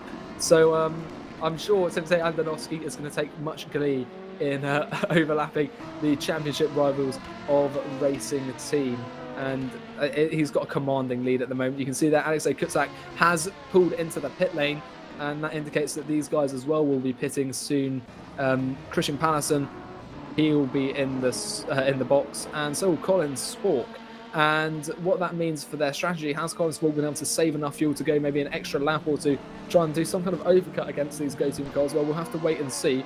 But Timotej Andonovski, is he going to be able to get past them, or is he going to pull into the pits beforehand? Because it is quite difficult to lap members of your own class, as they sometimes are reluctant to let you through, especially when they're in the same division. And look at that now, number 47 is either making an overtake or being let past by his teammate number 37 now, and that's perhaps to try and avoid the overlap taking place, as well as that Spork has pulled into the pit lane. That's a BMW that's gone round at turn 1 just in front of the LMP2 leader, so I'm sure that's a little bit scary for him. I'm not sure what the cause of that was, so I'd like to see a replay, but there we go. Number 37 now under lots of pressure from the leader of the championship, and I wonder if they put the 37 behind so he can sort of hold up and quite cheekily disobey these blue flag rules, because he doesn't be seeming to make it very easy for Antonovsky to make it past. He held him up a few corners, and maybe that's just to benefit the Go team a bit, because obviously slowing down your championship rival is going to benefit you in any situation, even if he is 1 minute 22 ahead of second place. So that's interesting. But here's a replay of what happened at turn 1. And yeah, that BMW just lost it of his own volition. That's Bram Beelen there. We've seen the Butler pals going around a couple of times so far this race, but I think just lighting up the rear is a little too big, and a side that took its time, but eventually spun him round. Yeah, unfortunately he wasn't assisted round, which is an excuse that because we didn't catch it the first time, he probably could have gotten away with. But no, you've been completely outed, mate. Yeah, that was your fault. But good for them. They haven't managed to hit the barrier, so they can just carry on and just brush it off as best they can and get on with it. Maybe for the rest of the race, though, he's going to take a bit more caution through turn 1. That does affect you. You spin there once, you don't want to spin there again. So you always do take a bit more of an air of caution through the corner that you spin at. But hey ho, we'll have to wait and see. The two Go Team cars sort of separated now. It seems like Pallison, as you said a little bit earlier on, has got the pace over his teammate Michael Leroux. 1.9 seconds is the gap between them. As the networks, I think P1 Sim, I think, yeah, did come into the pit lane. As both Go teams are into the pit lane on the same lap as well. So yeah, for the prototypes, it's game on in terms of the strategy and who's going to go one lap more, who's going to go one lap less, and how it pans out in what 170 laps time. Something like that. I don't do maths either. But, never trust a commentator's maths, ladies and gents. No, never do it. Definitely not. It'll be interesting to see though. Colin Spork, he obviously pitted a lap earlier than both Go Team cars. It'll be interesting to see where he comes out in relation to the both of them. Jan Katau currently in the lead of the overall race. I'm not sure how the pit stops are shaping up in DPI. I've been so focused on these LMP2 cars. We've also got Nello Pastorino catching up a little bit to Colin Sport, maybe looking to put a little bit of pressure on him. 3 seconds back though, so a little bit of distance to put up. But through the final turn now, Sunset Bend goes Colin Sport for Netrex P1 Sim Grand Prix. Can he get past the pit lane? And let's see where these Go Team cars are. Have they exited the pits yet? Has an undercut succeeded? You can see them leaving now as we head through turn 1. There goes Michael Leroux for the number 37. I think they're side by side. In fact, no. So Colin Sport has passed 1. In fact, he'd already passed 1, but he hasn't got past number 47. And that is the position he was seeking to overtake. And that's going to be a battle for the rest of this stint. Yeah, absolutely. He's just got to get a move on because, well, Christian Pallison managed to extend the gap a little bit. I mean, he hasn't done it much, in all fairness. Not as much as he certainly would have liked, but hopefully Leroux can put up a little bit more of a fight because he's now sandwiched in between the two Go Team cars, which, yeah, it's not great because when he catches up, to Pallison, he's going to be looking forwards and backwards because Pallison's going to probably try and back him up into his teammate. Leroux then can launch a counter-attack, and Eric's car all by himself. So he needs to make quick work of Pallison if he does want to get away through. But yeah, we'll have to wait and see. But I think, Hugo, we are on the hour. So I think it's time to say goodbye to you and hand it over to Neil. Yeah, well, thank you very much. And I look forward to seeing the outcome of this race in, however long it takes to reach that 268th lap. Yeah, well, it's been a pleasure to work with you, and yeah, have a lovely rest of your day and enjoy the rest of the stream. Well, I'm Zach Sweeney, that was Hugo Borand, and I'm going to be joined by Neil Heatley. Neil, it's the second time in the span of a couple of weeks we're here on rFactor 2 at Sebring. So at Sebring as well, yep. Yeah, it's going and well, threat of rain as well. So this is going to be interesting. Pleasure to have you in. How are you doing? I am wonderful. The sun is, well, I would say about to set. The sun's starting to fade a little bit here in Munich. Should be getting night here in a couple of hours or so. So, yes. And there hasn't been a cloud in the sky all day, which is also fantastic. A toasty 12 degrees it got up to. That's lovely, lovely. 12 degrees. That's like 14 more than you experienced in Scotland. Give or take. Give or take, roughly. Well, we have we've been. You've been thrown into a bit of action here because we've got Christian Pallison, Colin Spork, and the Go Team racing cars going at it. We've also had some good action in amongst the GTEs as well. So a lot of action going on as we've got Lorenzo Arisi on the back of Maki Yupi. So he has been falling off quite a lot over the last couple of laps. Managed to keep Mario Tump behind for a little bit of a while. Lorenzo Arisi fell back off the two, but Maki Yupi really been struggling over the last couple of laps. Yeah, Makiupe, as you said, struggling over the last couple of laps, and see if he can make a move on. If Arisi can make a move here, because it could just be part of the strategy differences that these cars are doing. Perhaps one of them short-filled a little. Perhaps I should say Makiupe's overfilled when compared to all of the competitors around them. Perhaps Makiupe has decided to do a double stint on tyres. It all depends on what they have decided. Here goes Arisi up the inside of Sunset. There was almost an overlap there on turn in, but not quite. And of course, Sunset, all of these cars and all three classes that we have here in the VEC are really on the lateral grip edge, if you like, coming around Sunset, because it is so fast, because there are so many bumps in this laser scan surface. You really can't go as fast through there as you would, for example, on a freshly paved surface. So you've got to cope with both the bumps and the lateral grip edge, the lateral grip load that you have on these cars. But Makiyupi managing to hold on this time round, and Arisi will have a little bit of a slipstream coming through Big Bend and down towards the hairpin, but really about 0.4 of a second. I think that's too far back. He's really got to try and make up the time and have a good move, perhaps into Cunningham, perhaps into Tower, and perhaps into Sunset. I think those are perhaps Arisi's three best chances on this circuit. Yeah, absolutely. And as you say, Sunset is just incredibly long. It goes on forever. You can take about 4 different lines through it. And of course, those bumps don't help. So you really are on the limit of the tyres. But for Lorenzo Arisi, you know, Mario Tump got past Makiyupi and just sailed off into the distance. That was after a 45-minute battle trying to find a way through on the Aston Martin. Lorenzo Arisi is going to be hoping he doesn't succumb to a similar fate. Hopefully he's going to, for him, make quick work of Makiyupi, but he does seem to just somehow manage to keep cars behind as best he can. This battle between Christian Pallison and Colin Spork for 5th place in the P2 category still raging on between Go Team and the Network's P1 Sim. I think, oh no, yeah, Michael LaRue is still there. Lehman in the background, he's there, he's in the mix, and Pallison's going to be probably parking the bus if Colin Spork does launch an attack, just to bring his teammate back into it, just to alleviate the pressure a little bit more, because to be honest, they have, what is that? Yeah, about 3 seconds back to pass Torino in the VRS satellite racing car. So it's literally the two Go teams and Netrex fighting for this top 5. They are pretty much in no man's land. There's really no such thing as no man's land in endurance racing, because anything can happen here, and it normally does. But as you said, Colin Spork about half a second behind, coming to Sunset now. And really, Sunset is one of these corners where there's no correct line. Every line is the wrong line.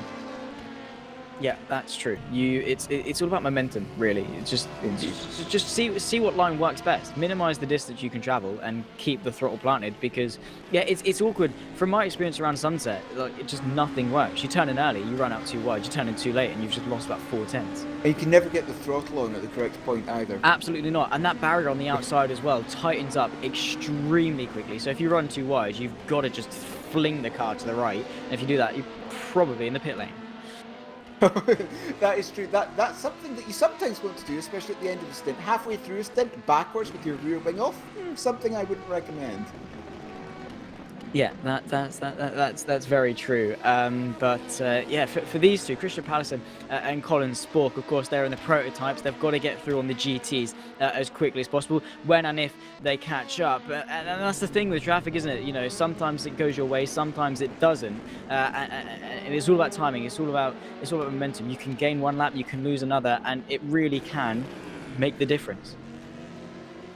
Yeah, can all make the difference. And really, this is something, especially about this LMP2 race in the middle class that we have here in the VEC, something you've always got to do, because they're lapping and being lapped by the DP cars simultaneously. So that really is what perhaps the most difficult class, I should say, rather, in terms of traffic management, because you've always got to be looking through your windshield and looking your rear view mirror simultaneously. And this can be pretty difficult, especially when you're in a battle like we have here between Pallison and Spork. But a lap has gone by since we started looking at this battle, and really the gap hasn't changed. Maybe about 0.5 of a second in favour of Pallison. But these two cars seem pretty evenly matched at this moment in time, as we've just passed lap 100. Indeed, we're on lap 102 now. So going by time, it's going to be very interesting. I think we're actually pretty close on what's going to come first, time or distance. Yeah, that is very true. That's the thing with the distance race versus a time race. You know, it might not seem like much, but in terms of mentality and stints and things like that, it's more set in stone. So it's weird, because with the time race, it's like, do I have one more lap? Do I not have one more lap? Got to save fuel. Whereas distance is set in stone. Okay, 4 laps left. Let's do this, do this. So it can really throw a bit of a spanner in the works. But between these two, as you said, it's just been a stalemate, as we've seen with a lot of packs over the course of this race. It's just it gets to the 5/10 of a second gap, and the car behind, the chasing car, can't really make much more in the way it of stalls out a little bit. it just stalls. You just lose that momentum. So maybe for Colin Sport, lift off a little bit. Of course, he's got pressure from LaRue, so he can't really do that. So good job from Go Team in order to do that. But if he was by himself, could just lift off, try and use that backwards momentum as they approach a bit of GT traffic. This could allow Colin Sport to find a way through. He has definitely closed that gap a little bit more. It's all going to be about who can get through quickest, who can negotiate the traffic. You can see Colin Sport not going to be given anything. He's just going to chuck it through. He's going to say, I'm following Pallison through, whether you like it or not, Aston, mate. You can move.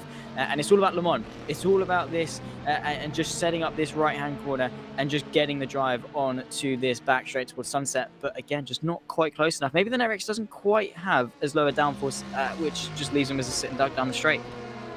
That's certainly one opportunity, but it appears to be very close coming to Le Mans Complex through there. And again, I think it could be, as we were saying, stalling out because of that aero wash coming through Le Mans Complex. Because you saw that gap come down to about 1/10.5, really. Coming into that first right-hander, you can see coming to the Ullman straight at the back, it was up to 4.5 So again, it's just that aero wash that these teams have to deal with. Coming through turn one again, let's have a look at the timing. Actually, Sport appears to have gained a little bit of time through turn one that time round. And Pallison doing a little bit of a mistake there at turn three, just missing the apex ever so slightly. Yeah, maybe the pressure is getting to him. Maybe that's what Colin Sport's doing. Playing the patient game. Saying, I'm here. I'm in your rearview mirror, mate. You are not getting rid of me, no matter how hard you try. And that's the thing. Christian Pallison becomes more focused on what's behind him than what's in front of him. Misses his breaking point. Palms are sweaty. He's just trying to not mess up. And in a sense, the more you worry about messing up, the more likely you are to do it, which is a shame. But the pressure is certainly getting to him, the pressure piling on, because he's trying to preserve that fifth place, and Colin Sport fourth place in the championship in that car. So yeah, there's a lot at stake between these guys. So we'll have to see how it pans out. But yeah, Colin's doing everything he can. He's not making any rash judgments, not sending one to the inside, not being silly on lap 103 of 268. He's doing his best. He's staying there, putting the pressure on, filling the mirrors, and when an opportunity arises, you can bet that he'll go for it. Yeah, and it's all is about getting using as much of those opportunities as you can. But again, at this point, I wouldn't be too rash in any of my movements because we still have the best part of 5 hours to go here, just under 5 hours. So therefore, I wouldn't really be risking too much at this point. If we're about 130 laps in the future, yeah, I'd probably be a little bit more risky. But at this point, it's all about keeping the car intact for that final hour, that final 90 minutes or so. Having a look at the GTE leaders here, Yuri Kastrup in that Red Bull Racing Esports car coming up towards Cunningham Corner at the moment. And it must be very nice when you lead to the class and you cannot see another GT car in your rearview mirror. He's just been so dominant, has Yuri Kazdorp. It's been a common theme with him and his teammates throughout this season so far. He's just been sensational, I think. Make it about Sebring, 46, 47 seconds the gap at the moment. It's just insane. Like, and we're not even halfway through the race, and he's already so dominant. Can't get complacent though. It's going well for him. Anything can happen.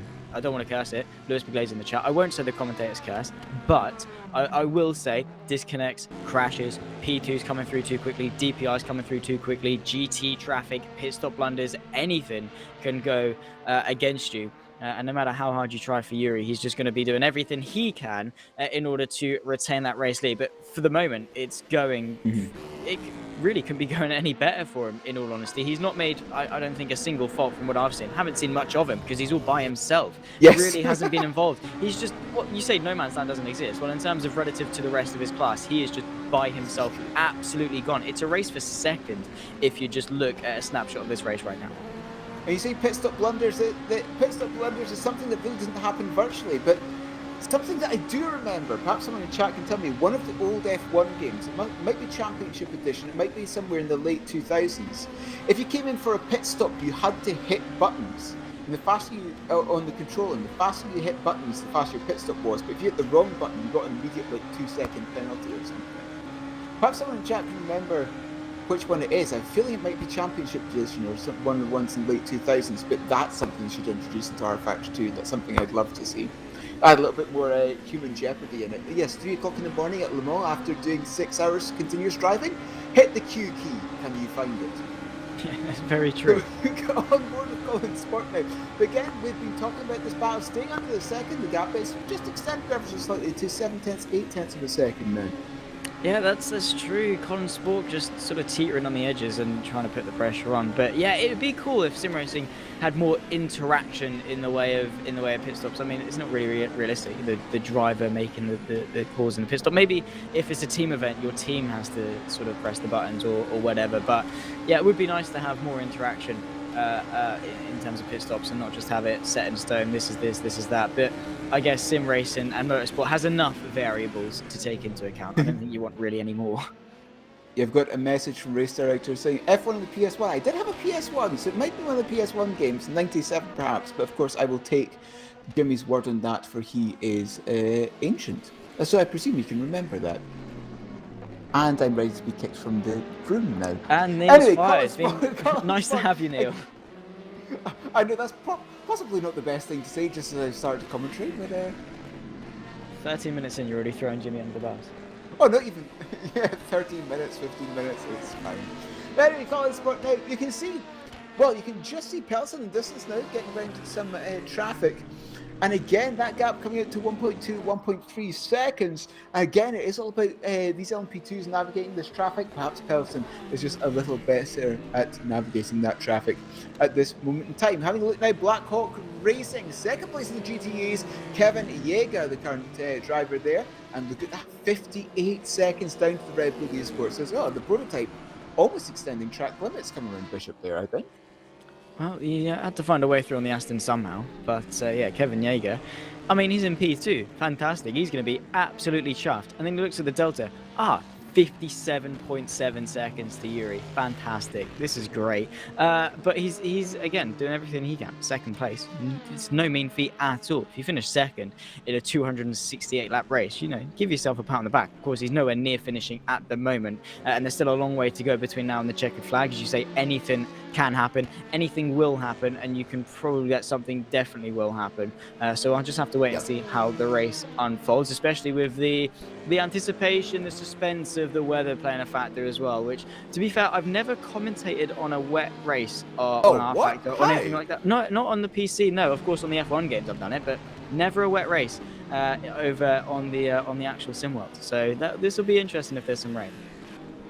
Yes, rain is always fun. And of course, as I believe it was yourself or Hugo said about 5-10 minutes before I joined, it's almost really closes the gaps, particularly in between GTs and LMP2s in terms of time, because of course the GTs are so much heavier than the LMP2s. That provides them with a little bit more grip in the wet, if you like. And of course it was 2012, I think, Petit Le Mans, when the Porsche GT team won outright over all of the prototype cars, just because it had that much more grip in the wet, just because of the pure weight of it, and all the prototypes were aquaplaning off of the circuit everywhere. So yes, it really does kind of close the gap between the GTs and the LMP2s in particular. But yes, Kevin Yeager, he's about 45 seconds ahead of third place in GTE's been Your Name Here, a racing car of Mario Tump currently, and Mario himself is 8 seconds ahead of Lorenzo Arese. So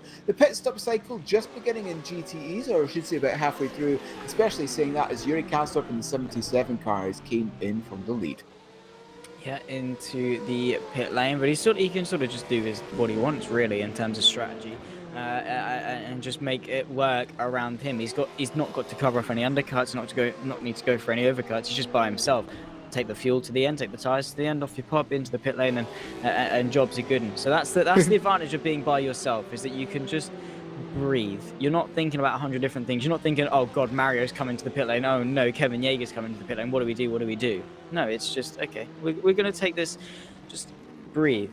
In through the nose, out through the mouth, get on with our race, do what we've been doing for the last 2.5 hours, and just get on with it, because that's all you can do, because it seems to be working. If it's not broke, don't fix it. Just get your head down, be consistent, and he really hasn't made much in the way of a mistake. This is the Go Team Racing, 2.1 seconds back on the next car. That's still Colin Sport, Like you can just see them ahead, just about. But again, 2.1 seconds, not that big of a gap. But considering he was leading that train a few laps ago, is a little bit worrying because he's now Christian Patterson hasn't got any support really from his teammate. I say that doesn't really need any because he's managed to open that gap up to Colin Spork again. But again, that fluctuates with traffic and things like that. So we'll have to wait and see. But yeah, Christian's been left by himself now. It's an all-out brawl between the two. And you're Colin Sport now 0.6 of a second. So as you're saying, it just appears to stall out about half a second, 1 second or so. And Sport really needs to get a good run out of one of these corners, or has to rely on a mistake from Pellison. Perhaps, as you were saying earlier, just trying to force the Go Team car, trying to force Pellison to a mistake. And I say that Sport's doing a little bit of a mistake there himself, not quite hitting the apex coming through Sunset. Yeah, it's just pressure getting to him. These little things happen, but in endurance racing, it's about minimizing those mistakes. It's gonna happen. You know, you can't do a perfect race flawless. You're not a Scale Electrics, so you've just got to go around, do your best. But yeah, maybe it's mental fatigue. Maybe it's the pressure of seeing a top 5 right in front of you, pushing that hard for it. Because when you're pushing so hard, you're on the limit. You're on the very edge of what the tyres can handle, and just 1% over that, the front tyres will log. You know, get on the power a little bit too early. That's no, rear wings, especially on a prototype, do help. I'm not entirely sure. Having a look at live timing, I believe that is the. Oh, I need my glasses, but I left them at work. I think that's the 43 car.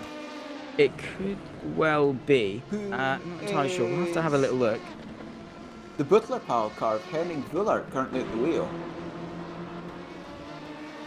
Yeah, I think so. We'll have to confirm because, yeah, they soared past him. But, yeah, a lack of rear wing certainly has caused. Yeah, you're completely right. Oh, Vullert, he was running really well as well so far in this race. Well, there's a little bit of suspension damage in that as well. That's a lot of crabbing as well. Yeah, they're definitely have to come in for a pit stop. But... yeah, and they've got a long way round as well. It's not like they stopped at Sunset. They have a long way, at least 3/4 of a lap to get round, which is just going to exaggerate the problem that they've got.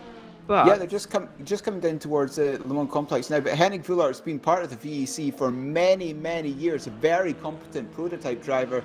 So he will have been in this situation before. He knows how to handle prototypes which are, let's say, less than ideal condition.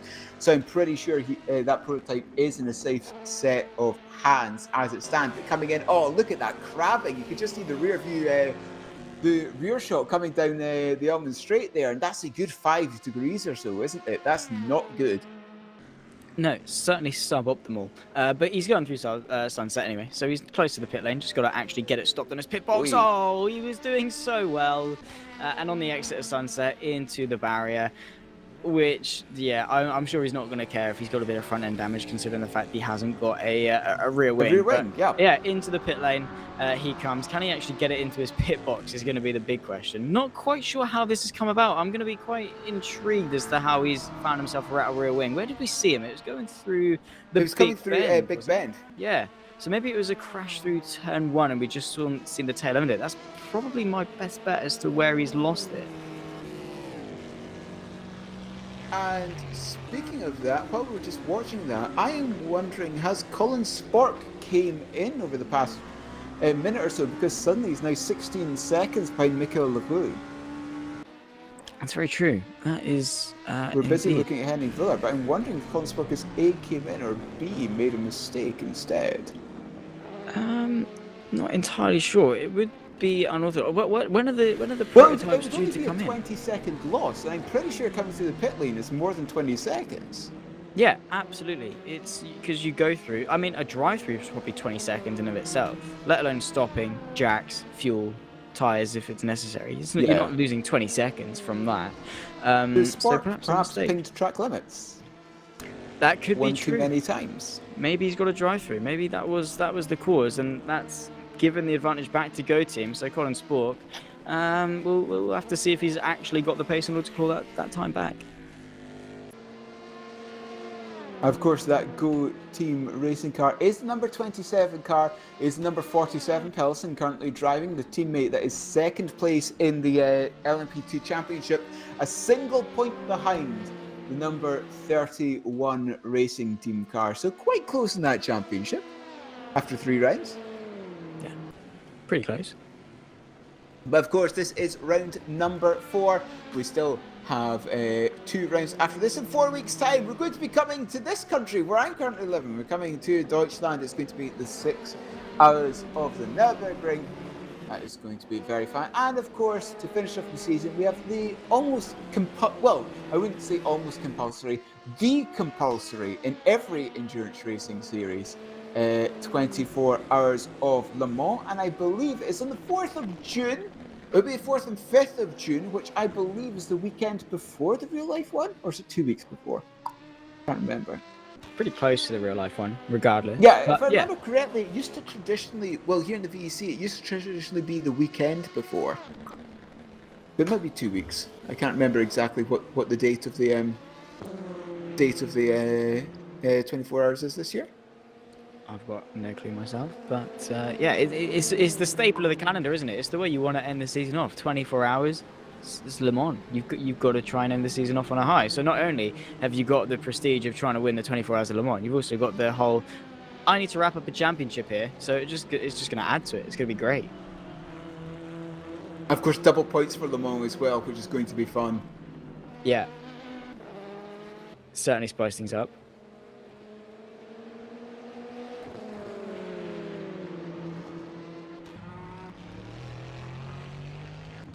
But yeah, Le Mans here's been home of many fantastic finales in the VEC. I remember perhaps, was it 2 or 3 seasons ago, when Juices Motorsport won the GTE championship. They were leading, that's what they had to do. They had to win at Le Mans to have a good chance of winning the championship. And I believe it was Cetres Nider Velix was in 3rd place, and all they had to do was pass the Zansho Simsport car and they would have been champions. And they were stuck behind the Zansho car for the last hour and just could not pass them. I believe eventually the gap towards the end of the finish line was perhaps 0.8 of a second.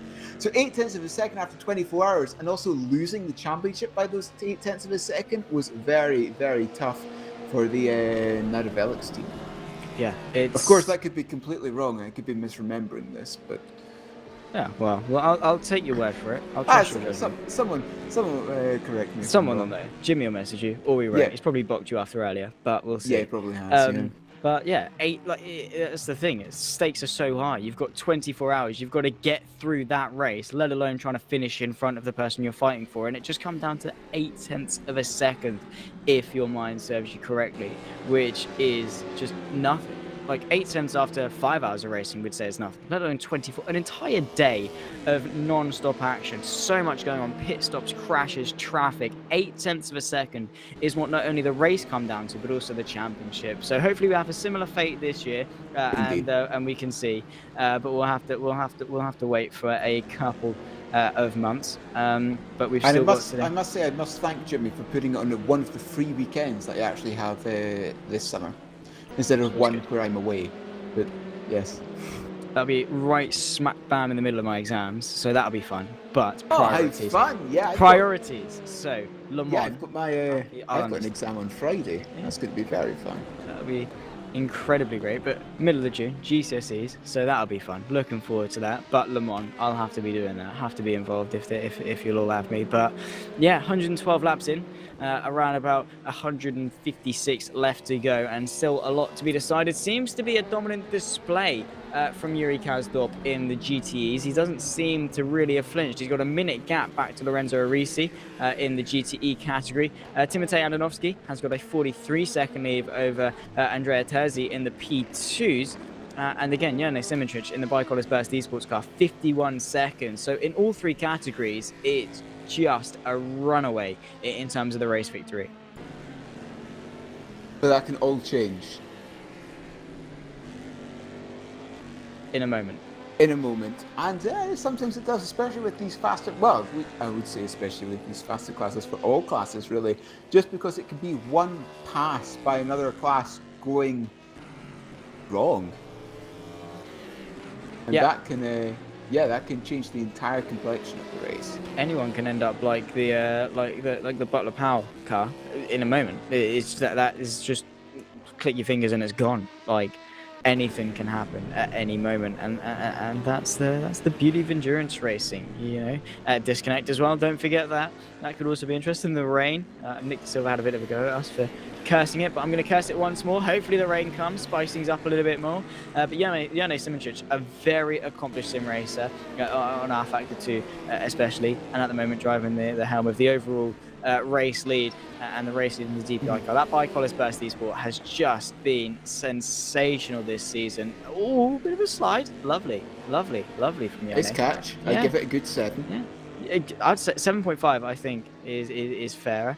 But yeah, that's sort of the moments you don't want to be having. But luckily for him, he can sort of chill out a little bit. Just get on with the job, keep pace up, and try and extend the gap if you can. Be more impressive to win by over a minute than just 57 seconds, eh? I must say, when we go to the Nurburgring, I'm kind of slightly disappointed that we're not using the Nordschleife, because you can just... Are you insane? No, because you can just sit there, I think it's Schwabenschwanz, if memory serves me correctly, and watch all the cars take off, then give everyone grades for the jump that they do. Is it Schwabenschwanz 1? I could just be making that up. I need to go and have a look at that now, but... yeah, there's obviously a few parts at the Nürburgring where all the cars can take off, and it is an absolute wonder just watching sim racing and just almost sat there with the static camera at the bottom of one of these jumps to see how far they all fly. Yeah, very true. Well, speaking of the Nordschleife, Liam, very important question. What is the best racetrack? There we go. Oh no, it's Flatsgarden. It's probably both. Made your mind up. Yeah, Made your mind up in the end. One of the two. Anyway, what is the best racetrack in the world? Knock Hill. Jimmy's also going to ban me now. Wow. But no. In the world? What is the best racetrack? That is a very good... Well, it's got to be one that you have good overtaking opportunities at, because that is integral for a racetrack. Oh no, I just heard the TeamSpeak ping. It's probably Jimmy being annoyed at me again. But it's obviously got to be one that you're able to overtake at. Yeah. And it's also got to have one that's got to have at least some sort of technicality to it as well. And that's the reason why I don't say Le Mans. Yeah, absolutely. I completely agree. It is boring. And also, the Nordschleife is very fun. However, well, of course, we do see some good GT3 racing and whatever with the VLN. Well, it's not called the VLN anymore. I can't remember what the official name is. And the 24 Hours of Nürburgring, of course. But again, it's kind of almost too technical. But in terms of a very good racetrack, I'm just trying to go through my mind now. I'd probably say that I've got to think about this. You give your opinion first. Okay, I'll give you a moment to think. I've got to think. This is an important question because again, this could get me many. Yeah, comments. you've got 91 people in the chat ready to rip into. Of course, if you are in the chat, do get engaged. Do give us your thoughts and opinions as well. Could inspire Neil to sort of have a brainwave. But for me, I think a circuit is, for it to be essential, it needs to have character. It needs to have history. It needs to have something about it that brings about good racing. Because there's a lot of circuits that are designed to bring good racing and yet don't. You look to sort of maybe Shanghai. Like in theory, turn 1 and 2, snails round, cuts back into turn 3. Fantastic. Is there good racing? No, absolutely not. Off of turn 13 into turns 14, massive straight, heavy braking zone. Does it have good racing? Absolutely not. So it's got to produce good racing. It's got to have history. And tracks like Le Mans, like the race, fantastic, incredible. The prestige around Le Mans is insanely huge. But the track itself, it's so flat. It's just straight chicane, a couple of corners, and you're back on the straight and chicane. It's just, it's not exactly the most fun to drive. Whereas you go to a track like, I don't know, Spa or Silverstone, the history of the circuits, the racing that you can get, the corners that you've got there are just massive. But there'll be a couple of people that will be like, say a track that I've got absolutely no clue. But for me, it's got to be either Spa, Silverstone or Bathurst in terms of the racing that you can have put on. Indeed, those are all very good shouts. Of course, Silverstone, one of the oldest. Well, of course, they held the very first Grand Prix, didn't it? Yeah. Look at Daniel Visna at the moment, 10th place, closing in on the car in 9th. The car in ninth currently being driven by Ryan Nash. It is the 339. Who is the VRS satellite racing car. As I said, 2.1, 2.2 seconds, closing in ever so slightly, because as we joined this, and I believe that gap was somewhere around 3 seconds. Well, certainly making some headways in to try and get in after the top 9. 2 seconds, and of course traffic can make that gap close a little bit quicker. Pit stops as well. It's really not much in the grand scheme of things. Just gain a couple of attempts here and there, and within a couple of laps, you're right on the back of them. And once you're within the slipstream as well, it's much easier to do that. I think, is that them just there, just going past the Corvette? Not entirely sure. Probably. Indeed, is that 1.3 seconds? Yeah, that's got to be 1.3 seconds. Surely the Yeah, Euro car just going past into sunset. That is them. Second LMP2 just ahead. He's getting a sniff. He's going after him. You unlock something when you're chasing a car and you know you're chasing them. You just unlock something else and you get after him as quickly as you can. That gap has come down by about a second since you brought it up, Neil. Yeah, just think about it. I would say Interlagos, because I very much like a bull ring of a circuit. I always find short circuits provide better racing. That's true. That is very true. Because there's not much opportunity to gain time, so the entire field is close. You look at like Red Bull Ring and Interlagos, shorter tracks. There's not much time to gain that time, so you can have a close race. And of course, Interlagos as well is just an awesome circuit. It doesn't actually take that long to get to Spielberg from here. I remember I had a look up. I think it's maybe only 3 hours by public transport, so not that much at all. It's Business making a move on Nash, coming into the hairpin, up the inside, textbook move. There's not in that GC Motorsport Club up into 9th, but Nash, that VRS satellite car, is certainly not giving up that position without a fight. We move to the inside of the right-hander. No, just showing his nose a little bit there, but deciding not to make a move under braking. Yeah, that can very easily go wrong if you just start the car to the right-hand side and smack the brakes on. Hopefully for Nash, you can sort of stick in the slipstream, but by the pace and the speed that Daniel Wisner just sailed past him, considering the amount of times you've seen cars get stuck behind the other one for a good stint at the very least, he passed with some considerable speed, so he probably will just get a move on and get moving. 14 seconds to the next car in front, so Daniel definitely has got some good pace. He just needs to maximize this stint, stay consistent, not get too greedy, and think it's going to come to him a little bit too easy, because if he pushes too hard, as we said before, tires, fuel, in fact just driver confidence, you send it in a little bit too much, you think, okay, I can take this corner a little bit quicker, I'm going to try and catch a little bit more, and then around you go and you're in the barrier, and every bit of work that you've done for the last 5-10 minutes is just completely gone at a moment's notice. But Wisner, Juices Motorsport, doing pretty good, and definitely inside the top 10 as well, which is always a good milestone to hit. Yeah, top 10 is always a very good milestone, as you said. But Wisner now 14 seconds to the next car up the road, with that being the Netrix GP of Alvaro Torres. But 13 seconds up the road, still a little bit of a distance there. Just a touch. That is the Netrix GP. It's not the Netrix P1 Sim Grand Prix of Collins Sport that's trying to chase after the Go Team cars after something happened. I mean, he has gained a little bit of time, in fact. 12.5 seconds now is the gap. It was 20 seconds last time we checked in. But yeah, Wisner, 13.1 to the next car in front. This is a fight. Is it for P2 in the GT category? This is going to be very interesting. This is a Risi versus Joao Barbosa in the BMW versus the Corvette. This can definitely get interesting. Yes, they can get very, very interesting. Coming across the start-finish line now, Joao Barbosa in that Juices Motorsport car, former GT champions, as I was saying before, trying to chase down Lorenzo Risi in that 63 Wave Free eSports car. Having a look at the standings, and is, there we go, having a look at the standards, the Wave Free eSports, that 63 is currently 4th in the championship, the Juices Motorsports 9th.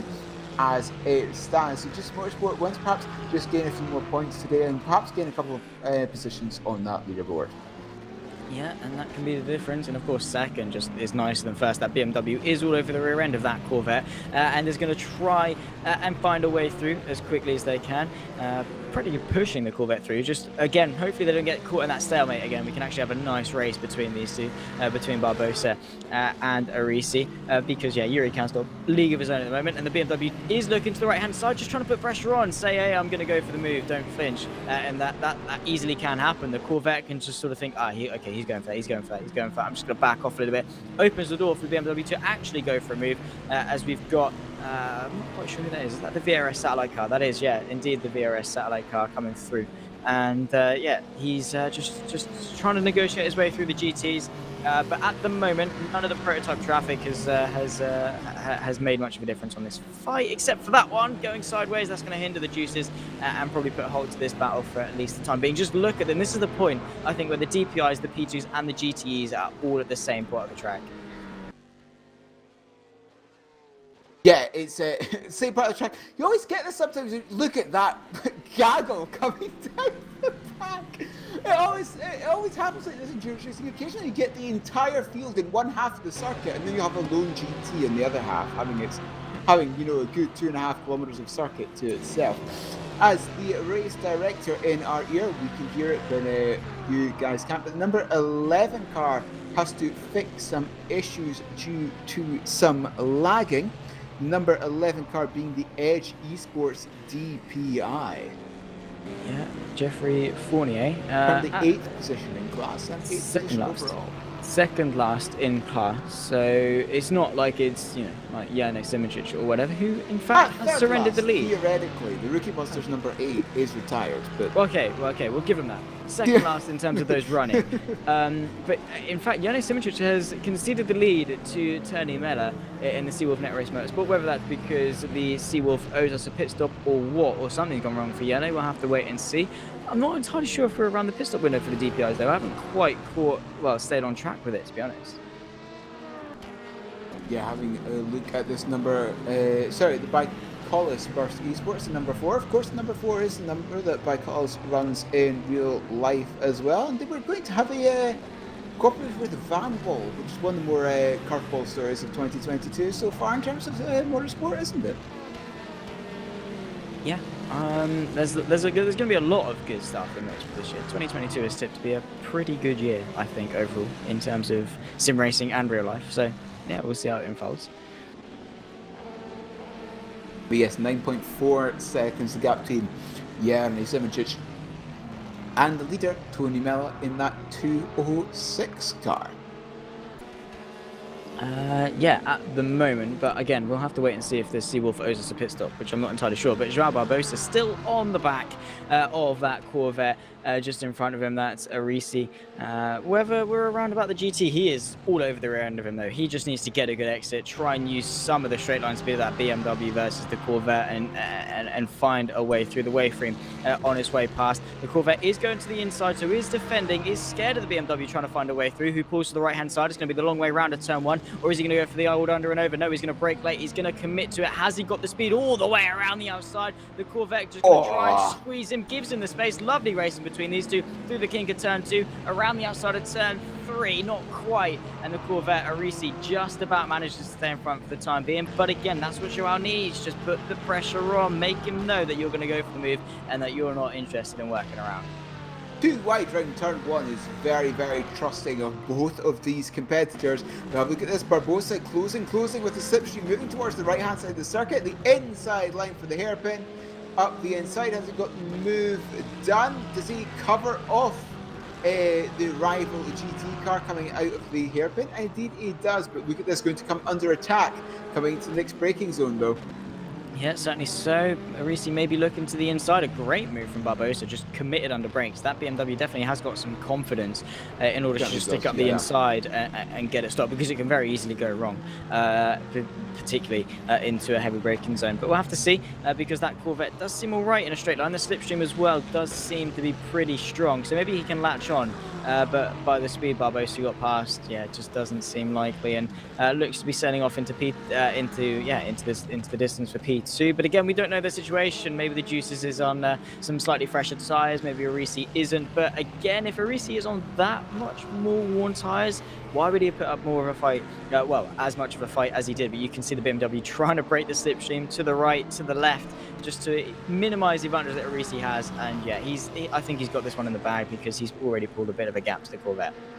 I again never say that. Commentators' cars. Does it exist though? Who knows? I'll let everyone watching, and of course the drivers, be the judge of that. You have Nick De Silva. He's definitely going to say yes because if it rains, it's our fault.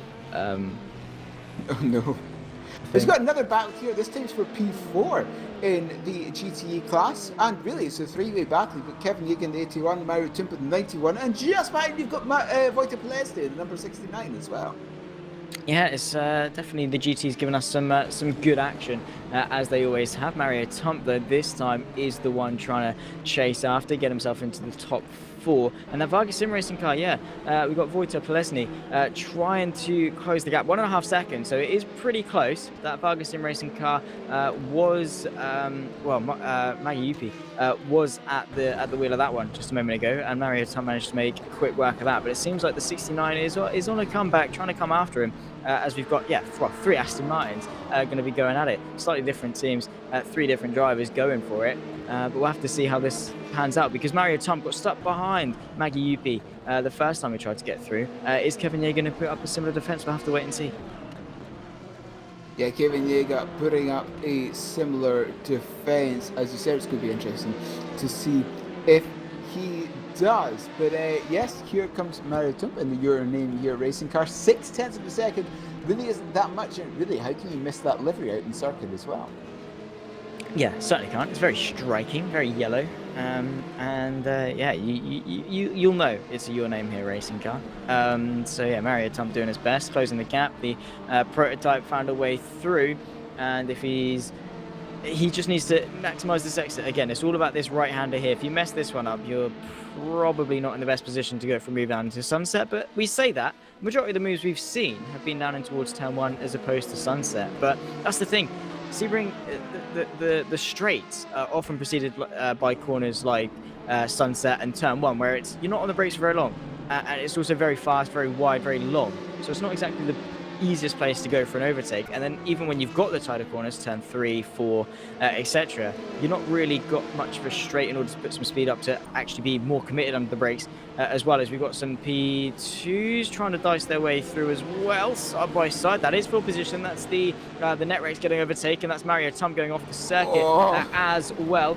Quickly have a look at the time machines to see who that is trying to find a way through. That's Varga getting a way through as well. Pelesny managed to get past Tump, so dirty tyres really costing him. And once again, we've got the P2s, the DPs, and the GTs all on the same bit of racetrack. Yeah, again, seeing all 3 classes together is always incredibly fun. But even though we had an absolute cluster of a set of cars coming through, still half a second between 5th and 6th and GTAs. Just that prototype separating the 2 of them. It's close. It's lovely. That's what I like about GTEs. It's very close. Always very close. Despite being so many different manufacturers, it's always very close.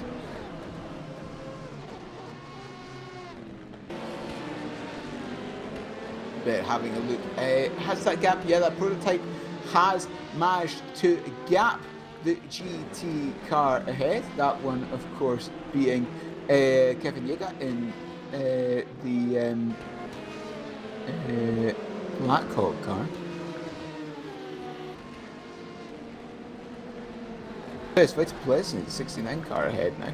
Yeah, the Vargas Sim Racing car managed to get I through. was too busy watching the timing to actually see what was happening on stream.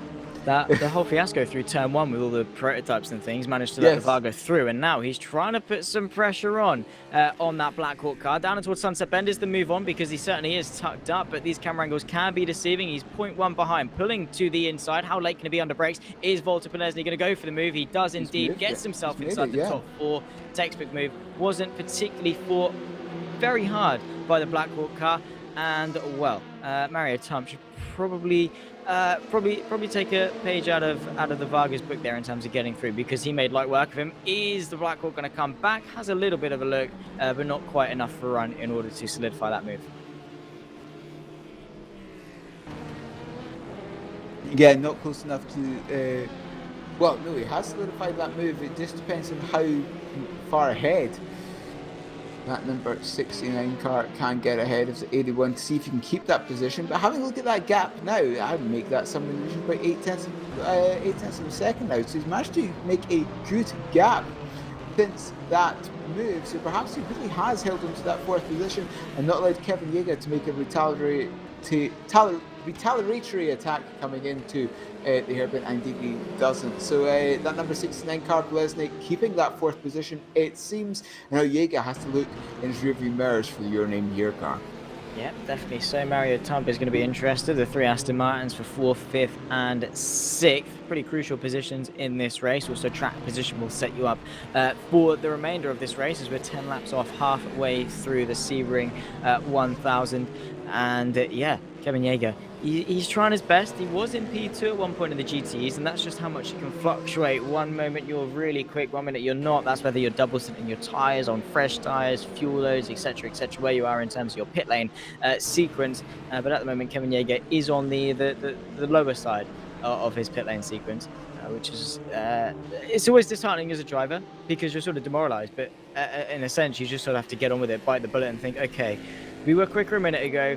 We're of course going to be slower now. These guys, yes, they're in front of us now, but we'll have to see where they are in a few laps' time.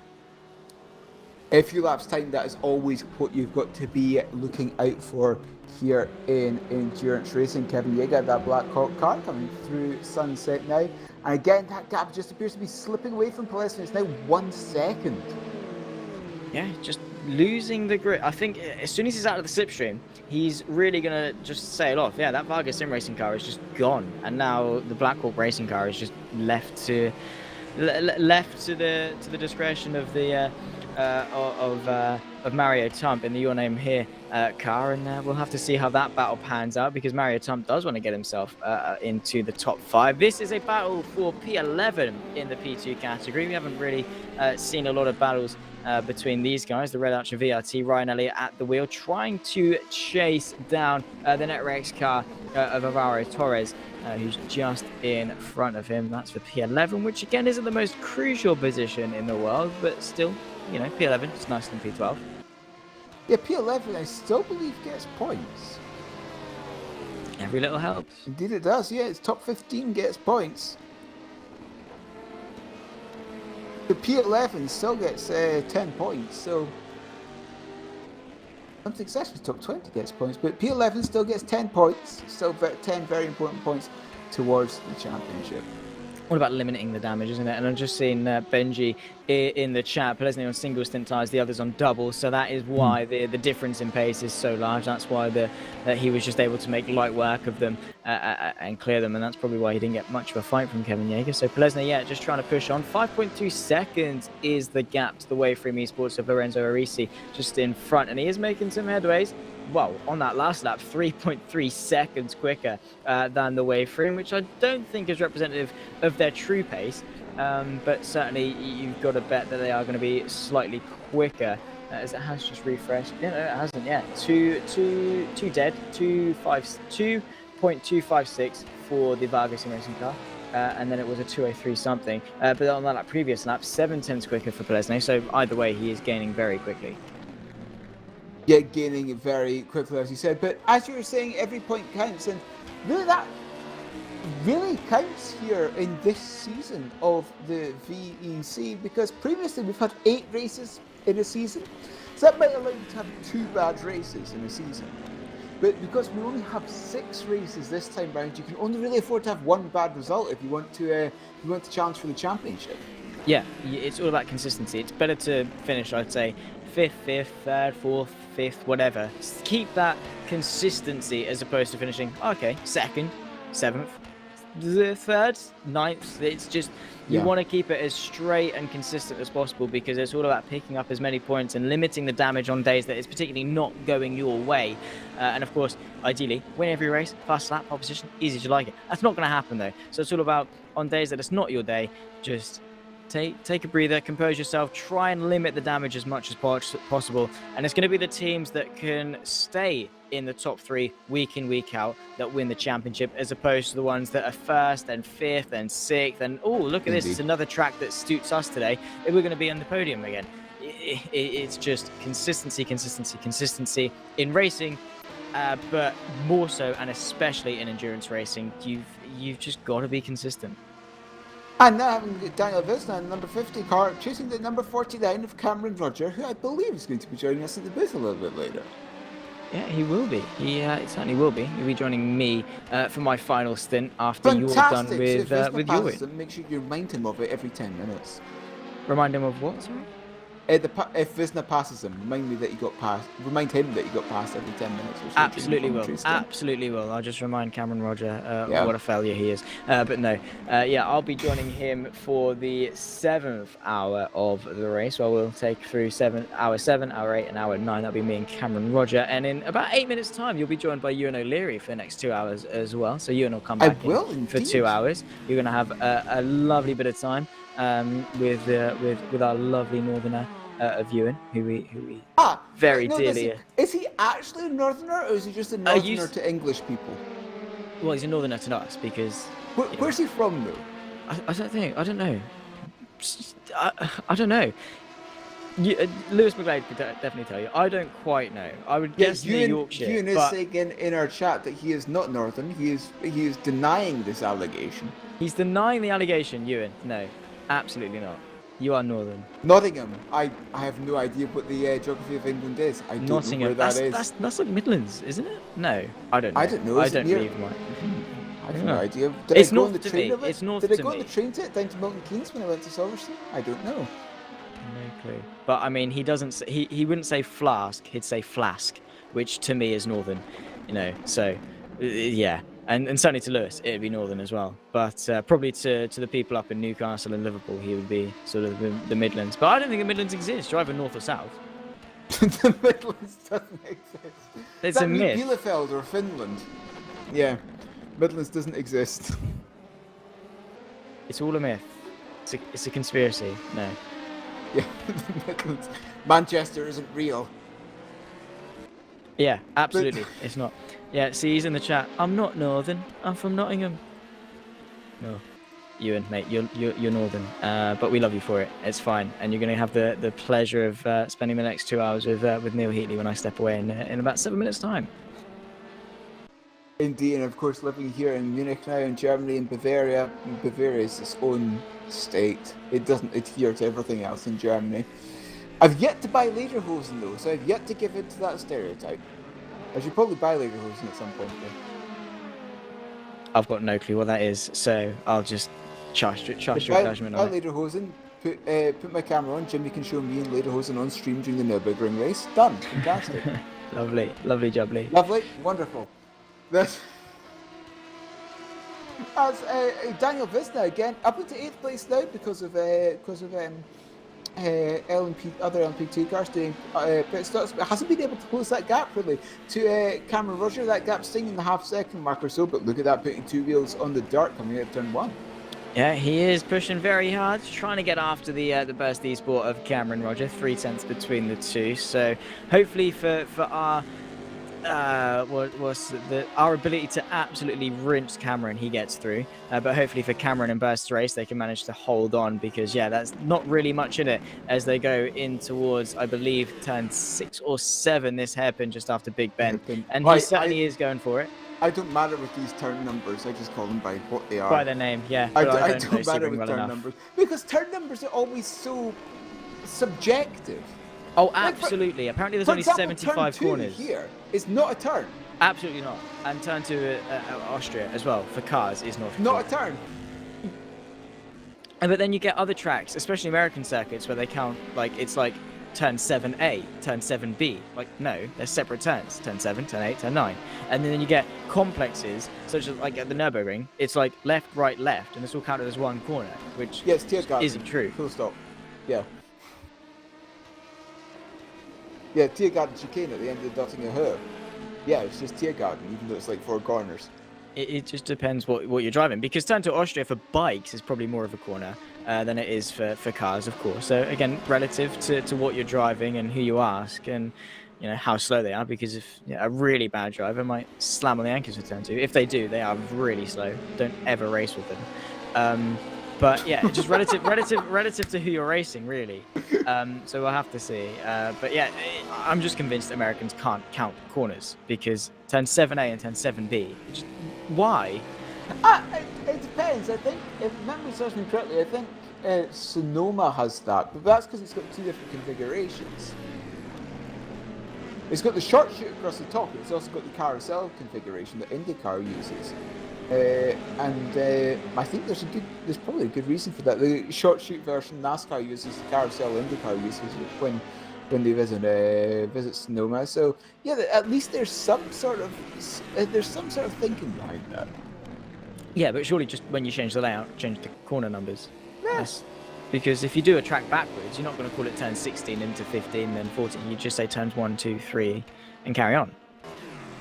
Doing a track backwards again, I will bring this up. I think Knock Hill is one of the only circuits in the world which is accredited to run both ways. Yeah, maybe. And because it's also of course incredibly fun if you go to Knock Hill and the first corner is downhill into the hairpin. Oh, that chicane as well would be. Oh, and the chicane disappearing off the face of the earth is also very fun. It's like Skyline at Bathurst. You just can't see what's below you. It would be very fun. So a backwards race at Knock Hill in prototypes would be lovely to see, I'm sure. But yep, Jimmy, next season. Thank you. Come on, write it down. Get some ideas. Write it down. Thank you. Or just a mid-season or pre-season fun race. Just go to Knock Hill backwards. Be absolute banter to see these guys. Just have a full grid of endurance around Knock Hill. You probably wouldn't be able to fit them. Oh no, the club days they definitely do. Well, of course they've got BTCC as well. That's got the best part of 30 cars. So that's true. But how much are the gaps between them? Particularly at Knock Hill is that obviously they've got grid slots for everyone going up to the for the first 10 rows or so, first 10, 12 rows. But the back of the grid actually goes partway around the hairpin. They've actually just got grid dots instead. And as long as you're behind the dot, it doesn't matter what orientation your car is in, you're considered to be on the grid. Makes sense. Dots. It's paint efficient, cost effective, mate. That's all you need. Yeah, it's always very fun going to Knock Hill. But yes, but as you saw, Cameron Rogers just came into the pits, I believe. So Dan Visman up into 7th position. Well, he still overtook him though. That's what we're going to go with. That's a good point. Still overtook him. That's still got past. Daniel Wisner did manage to get through and up into P7, regardless of whether or not Cameron Roger came into the pit lane. And I'm sorry. I've got 3 hours with him. I don't want to get on his bad side because he will absolutely rip with me. No, yeah, true. No. It'd be a lot more fun. It would be a lot more fun. I'm not losing faith, though. I'm not going to throw that's true. I'll give you all a show. Hopefully these guys on track can give them a little bit more of a show than we can in the commentary booth. But Walter Polesny, he is closing. He's closing very quickly on those podium places. But as much as I would love to carry on waffling on and stay with you in the commentary booth, Neil, I'm going to have to step back for at least a couple of hours. You're going to be joined by the Northerner of Ewan O'Leary for the duration of the next 2 hours, and I do definitely wish you very well. It's been a pleasure alongside you again for the second time on rFactor 2 at Sebring. But yeah, I'll leave you to it. I'll leave you two lads to do it. Best of luck and enjoy the race. Indeed, and thank you, Zach, for joining me over the past hour. You'll hear his voice again a little bit later. As he said, we are now transferring across. I'll be joined with a new person for the next 2 hours. It is indeed Ewan O'Leary. Yeah, hello Neil, and hello to everybody watching as well. Good to be back, and yeah, I'm looking forward to the next couple of hours. I can't quite believe Zach's convincing everyone that I'm northern with you here, especially Neil, to be honest. Like I say, I don't know what the geography of England No. is. I literally have no idea.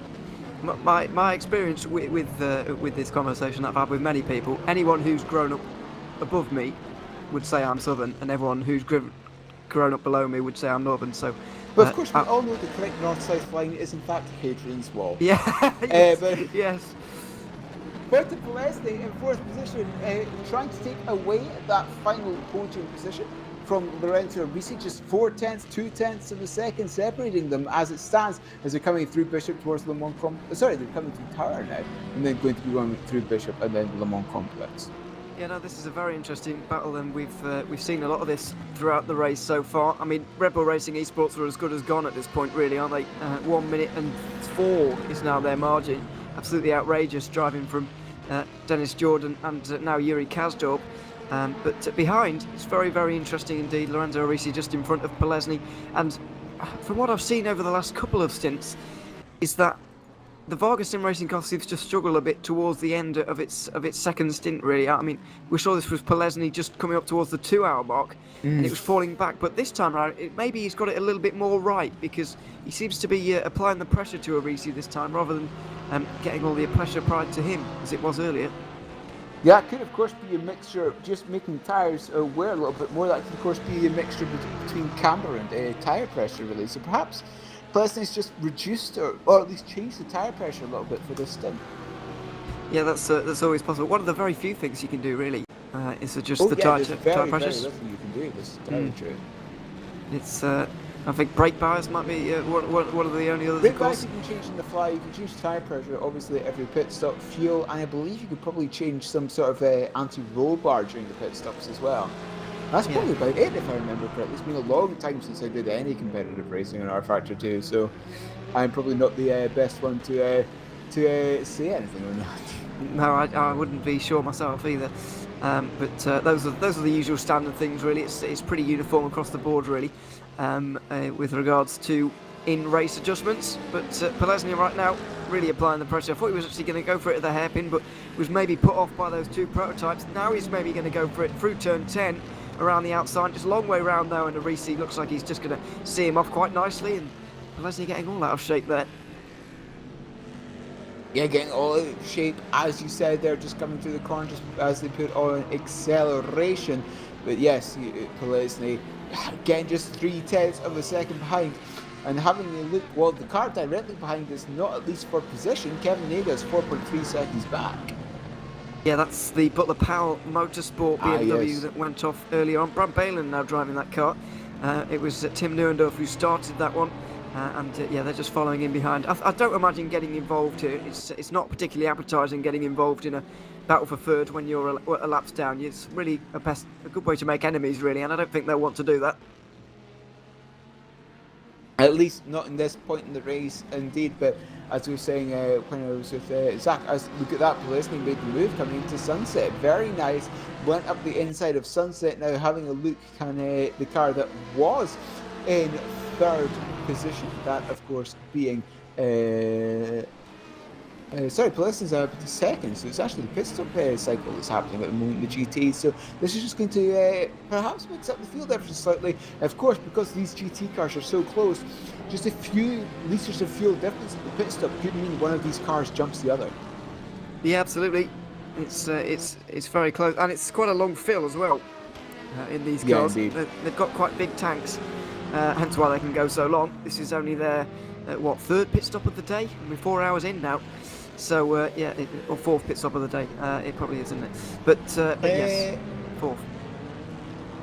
No, we're just finishing R4, so it would be.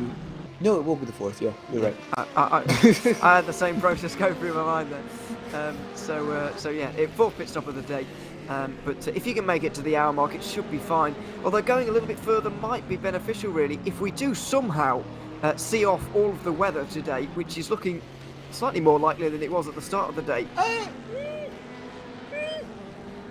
Yeah, it's kind of like, yeah, it's kind of in the middle. It doesn't look like we're going to, but if you can, if we can see off the weather, and there is a clear day, then going that little bit further might be useful, because let's not forget this race is not going to be if it runs clean and green without code 80s, it'll be just over 8 hours, maybe 8 hours 15. I think I calculated a little bit earlier on in dry conditions. So if you can just push that out a little bit further, we're at 1 hour 5 now.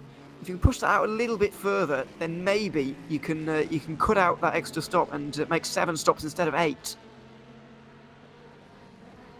Well, just having a look, there's a massive line of rain, essentially extending the entirety of the way across Florida in a diagonal line, and it is moving eastward across the entire state. So there will be rain. Having a look at the town of Sebring at 17:06 Central European Time, which is essentially now, there's a little bit of a rain shower towards the left, and having a look at the speed that this rain band is moving across. In fact, I'll just have a quick look at the future rain band, and it's estimating rain over Sebring at about 17:55 Central Europeans in about 50 minutes, with a lot, and that's the beginning of the light rain of this rain band, with the heaviest rain joining us at perhaps about 18:07 to 18:10 Central European, so in about an hour's time. So expect the light rain in about 50 minutes or so, and then much more heavier rain in an hour or an hour and 5 minutes. Yeah, it's certainly going to be a case today of the weather's going to get very bad, I think, by the looks of things. But at that point, we will know that this is the worst it's going to get. Sometimes you see rain coming in and it's really quite bad, but you realise that either this is going to carry on for ages, or this is actually not the worst it's going to get, and we're in for a very tough day. The good thing for these guys is that pretty quickly we're going to reach the maximum difficulty in terms of the rain, looking at how heavy it's going to be. Judging by the predictions at the moment. And of course, sometimes you get snow, and hail, like we did the 24 hours in Nurburgring not too long ago, just a few years ago, that caused a red flag. Wow. That was incredibly fun. Everyone went off at Tiergarten because they couldn't actually get the traction due to ice on circuit because of the hail. You say a few years ago, I reckon that might have been 2016, 6 years ago now. That comes under few. Yeah. Okay. I don't like it. I What do remember you it don't was a like long it? You're time. younger than me. Oh. Yeah, I know, but Feels even worse for me. I know. I still remember it though, and yeah, it's becoming quite a long time ago. Either that or 2017. Answers on the postcard needed. Answers on the postcard, please. Yep. Yes, because I can't remember. Thankfully, we're not going to be seeing that anytime soon. Although, judging by, because obviously we've got a lot of weather apps open at the moment that are telling us about Florida weather. It might well snow over the next few weeks in Florida, which I didn't think ever happened, but maybe it does on once in a blue moon. Yeah, I think snowing season is done here, but something we were talking about, something that, Zach was saying earlier in terms of perhaps disconnects. This is something that people in Central Europe have to be careful of, especially during the Le Mans race, because really June, July, August is peak thunderstorm heat season here in Central Europe. So everyone in Central Europe has to hope that there isn't a thunderstorm rolling overhead during the 24 hours of Le Mans during the first weekend of June here. That is very true. We have seen mass disconnections due to weather in the past. Sometimes I'm very lucky to have a balcony that looks due east, and some of the thunderstorms you can see from the balcony is absolutely fantastic. I mean, we've seen it in the past where entire nations have been wiped out in terms of everyone. That's entirely true. I can't remember what that was now. No, I but can't. You know what? This is correct. It's something at the back of my mind. I've got no recollection of when it was or where, but No, I agree with you. I'm exactly the same. I do have a recollection that did happen at some point. Yes, it certainly did. We're over halfway, by the way. 134 laps is the 500-mile mark here at Sebring, and we are now on lap 136. So we're really racing along at the moment. Really not that far over 8 hours in terms of how long this race is going to be. We completed in 8 hours 22 for the race winners Varga Sim Racing 1 year ago. But of course that was with the LMP2 car. The DPI is ever so slightly quicker, and so we might knock about 12 minutes off that if we don't get that rain. But of course it's looking very likely that rain's going to hit quite soon, and then we really are going to have a longer race. It's probably actually going to be longer than last year's, to be honest. It's going to be timed, yeah. Yeah, we're going to. It does seem like a lot of time to say, but we probably are going to lose all of those 12 minutes in terms of the time we've made up on the LMP2. So, yeah, it sounds like a lot, but when you factor in how much these guys will be losing every lap, it starts to add up quite quickly.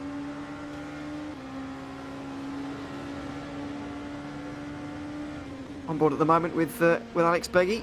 He's in the Waveframe Esports car. Juice's Motorsport Club just in front, and we've just seen Daniel Visner get, well, he was trying to get through on Cam Roger, wasn't he? But didn't quite manage it before Cam came into the pit lane. I know, he did actually manage to make it because Cam came into the pits. Well, it's not quite the same. It's not quite the same. Unfortunately, we'll still be holding out hope that something happens to him a little bit later on. I seem to remember us playing. Was it Monza this season? I can't remember, where we were playing some of his spins in slow motion. Oh, it's some beautiful camera work. Yes. But yes, it was also very funny. It was quite cruel, but it was funny. Yes. We can, we all enjoyed that. I don't think Cam did, but we all enjoyed that one, as I'm sure you can imagine. This is the battle for third. Black Hawk Racing versus Your Name Here Racing. Aston Martin have been fairly strong here this race.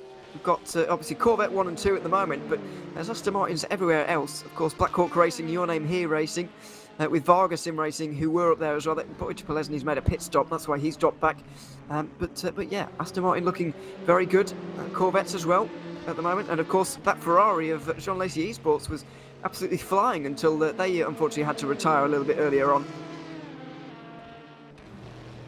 Yeah, as you said, retiring earlier on, not very good for their, well, at least their championship.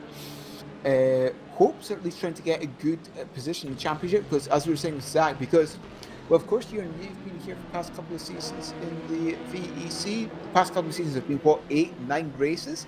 We've only got 6 this time round, so every race really does count in the championship hunt. Yeah, last season 9 races. I think that was the longest. Well, maybe not the longest in history, but certainly the longest in a while. The longest in 5 or 6 years, or maybe more, nearer to a decade, quite possibly. But yes, we've really toned it back to 6 now for one of the shortest we've had in absolutely years. So yeah, it's all chop and change. But as I was saying to Hugo a little bit earlier on, I actually think it's not a bad idea. I mean, we've not seen the whole season play out yet, so we can't judge it just yet, since we're only just over the halfway mark. But it's keeping things very nice and close. If you look at the 3 championships at the moment, GTE separated by only 3 points, LMP2 by 1 point, and DPI by 4 points. I know it's only 3 races in, but it's really setting us up very nicely. Yeah, as you said, having a look at the championship, if you can actually find the correct tab that I've got up. Standings, it's this one, there we go. Centralist United Velks, for example, only leading by 4 points over the number 4 by Colossus Esports. And LMP2's, the racing team number 31, 1 point over the number 47 Go Team Racing. And in terms of GTEs, it was the 77 Red Bull Esports by only 3 points over the Jean Lacy number 66. So, yeah, incredibly close in all 3 classes. Yeah, absolutely. And let's not forget... Of course, that 66 cards, sorry, have decided to have their badge race today. Yes, they have. So that GTE one might look a little bit more severe a little bit later, because Vargas Sim Racing, I think, will overtake Jean Lacy by the looks of things, although it's going to be close.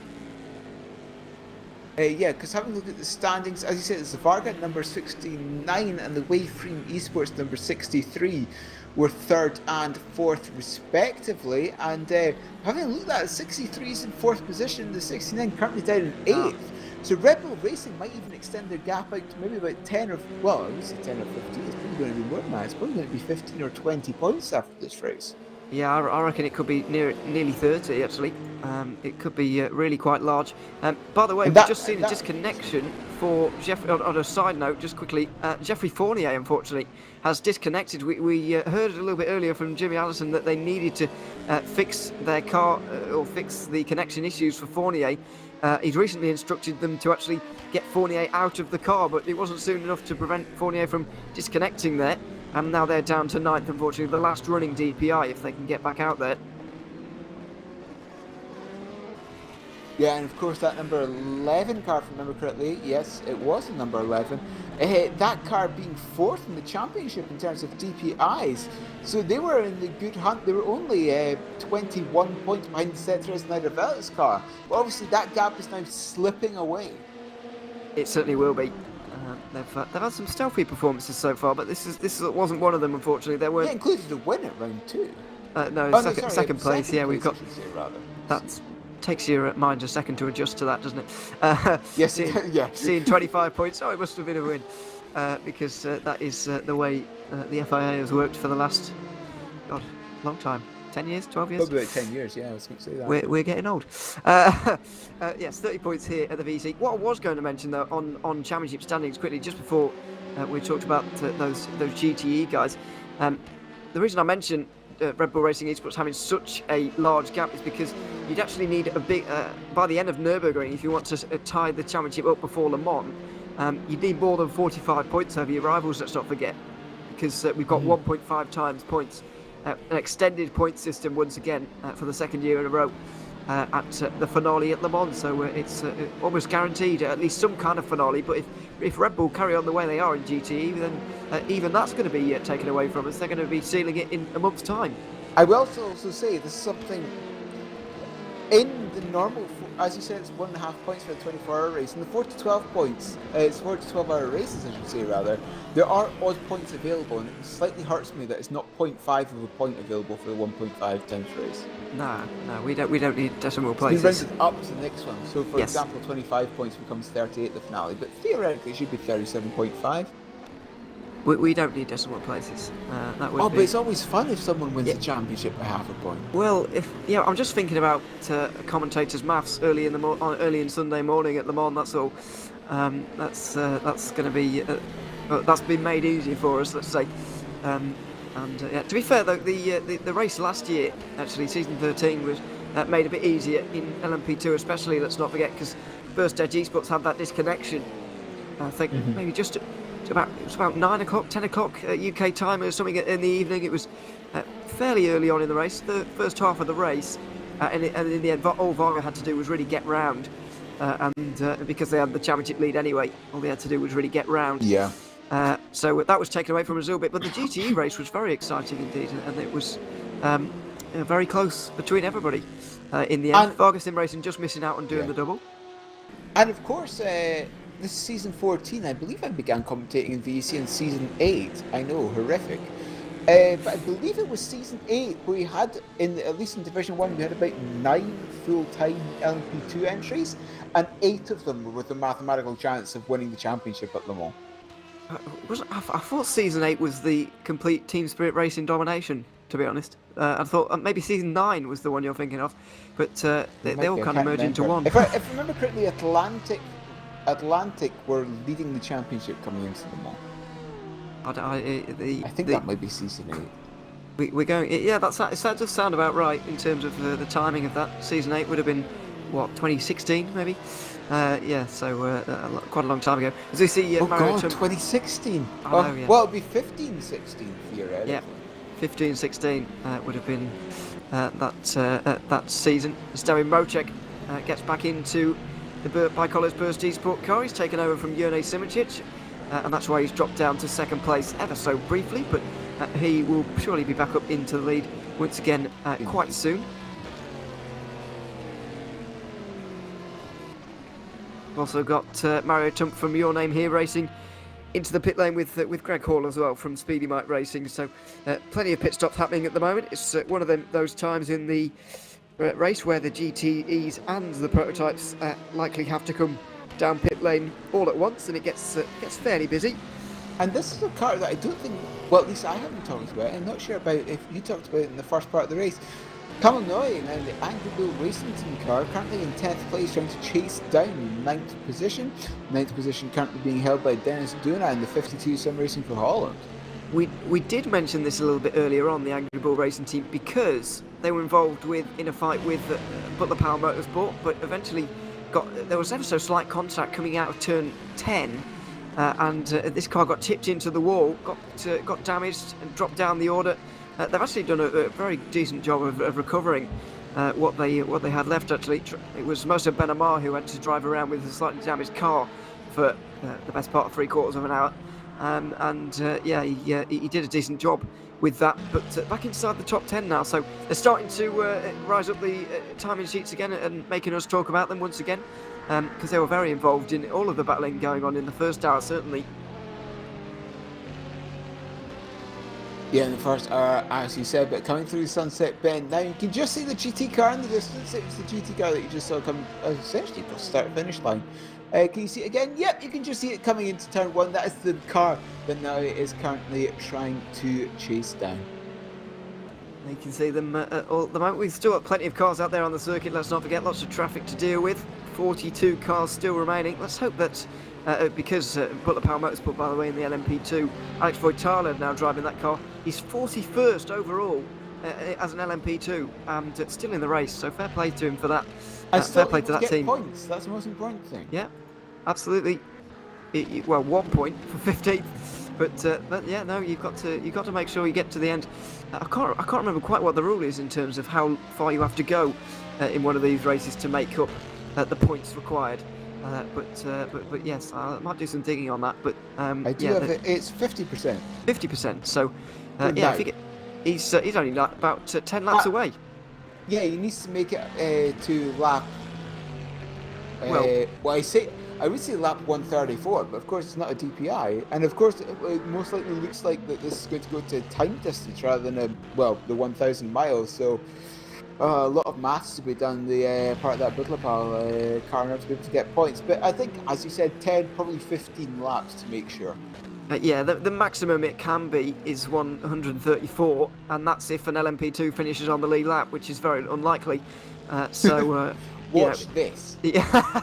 Yes.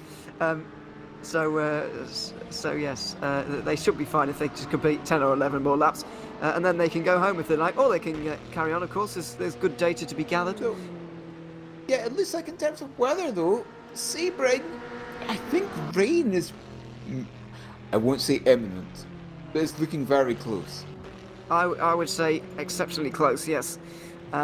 Judging by the radar that I can see at the moment, we're starting to see it's certainly got more overcast as the time has gone on. As I left the booth just about 2 hours into this race, the sun was actually coming out just a little bit, but clouds have very much come over. Sun! Ah! Yes, it was a bit shocking, but it's certainly gone away now, and the rain is very much upon us, or it will be anyway. Let's have a little look then, because I've just spotted that we have Yuri Kazdorp waiting for us to chat to him at the moment. So we'll have a bit of a chat with the Red Bull Racing Esports GTE driver. Here he is, Yuri Kazdorp joining us. Welcome Yuri, good to have you here. It's going quite well for you guys though. You've got 30 seconds of a lead right now, but it was a little bit bigger earlier on. How are you guys out there on the circuit at the moment? Are you surprised at your lead at the moment? Because we certainly are.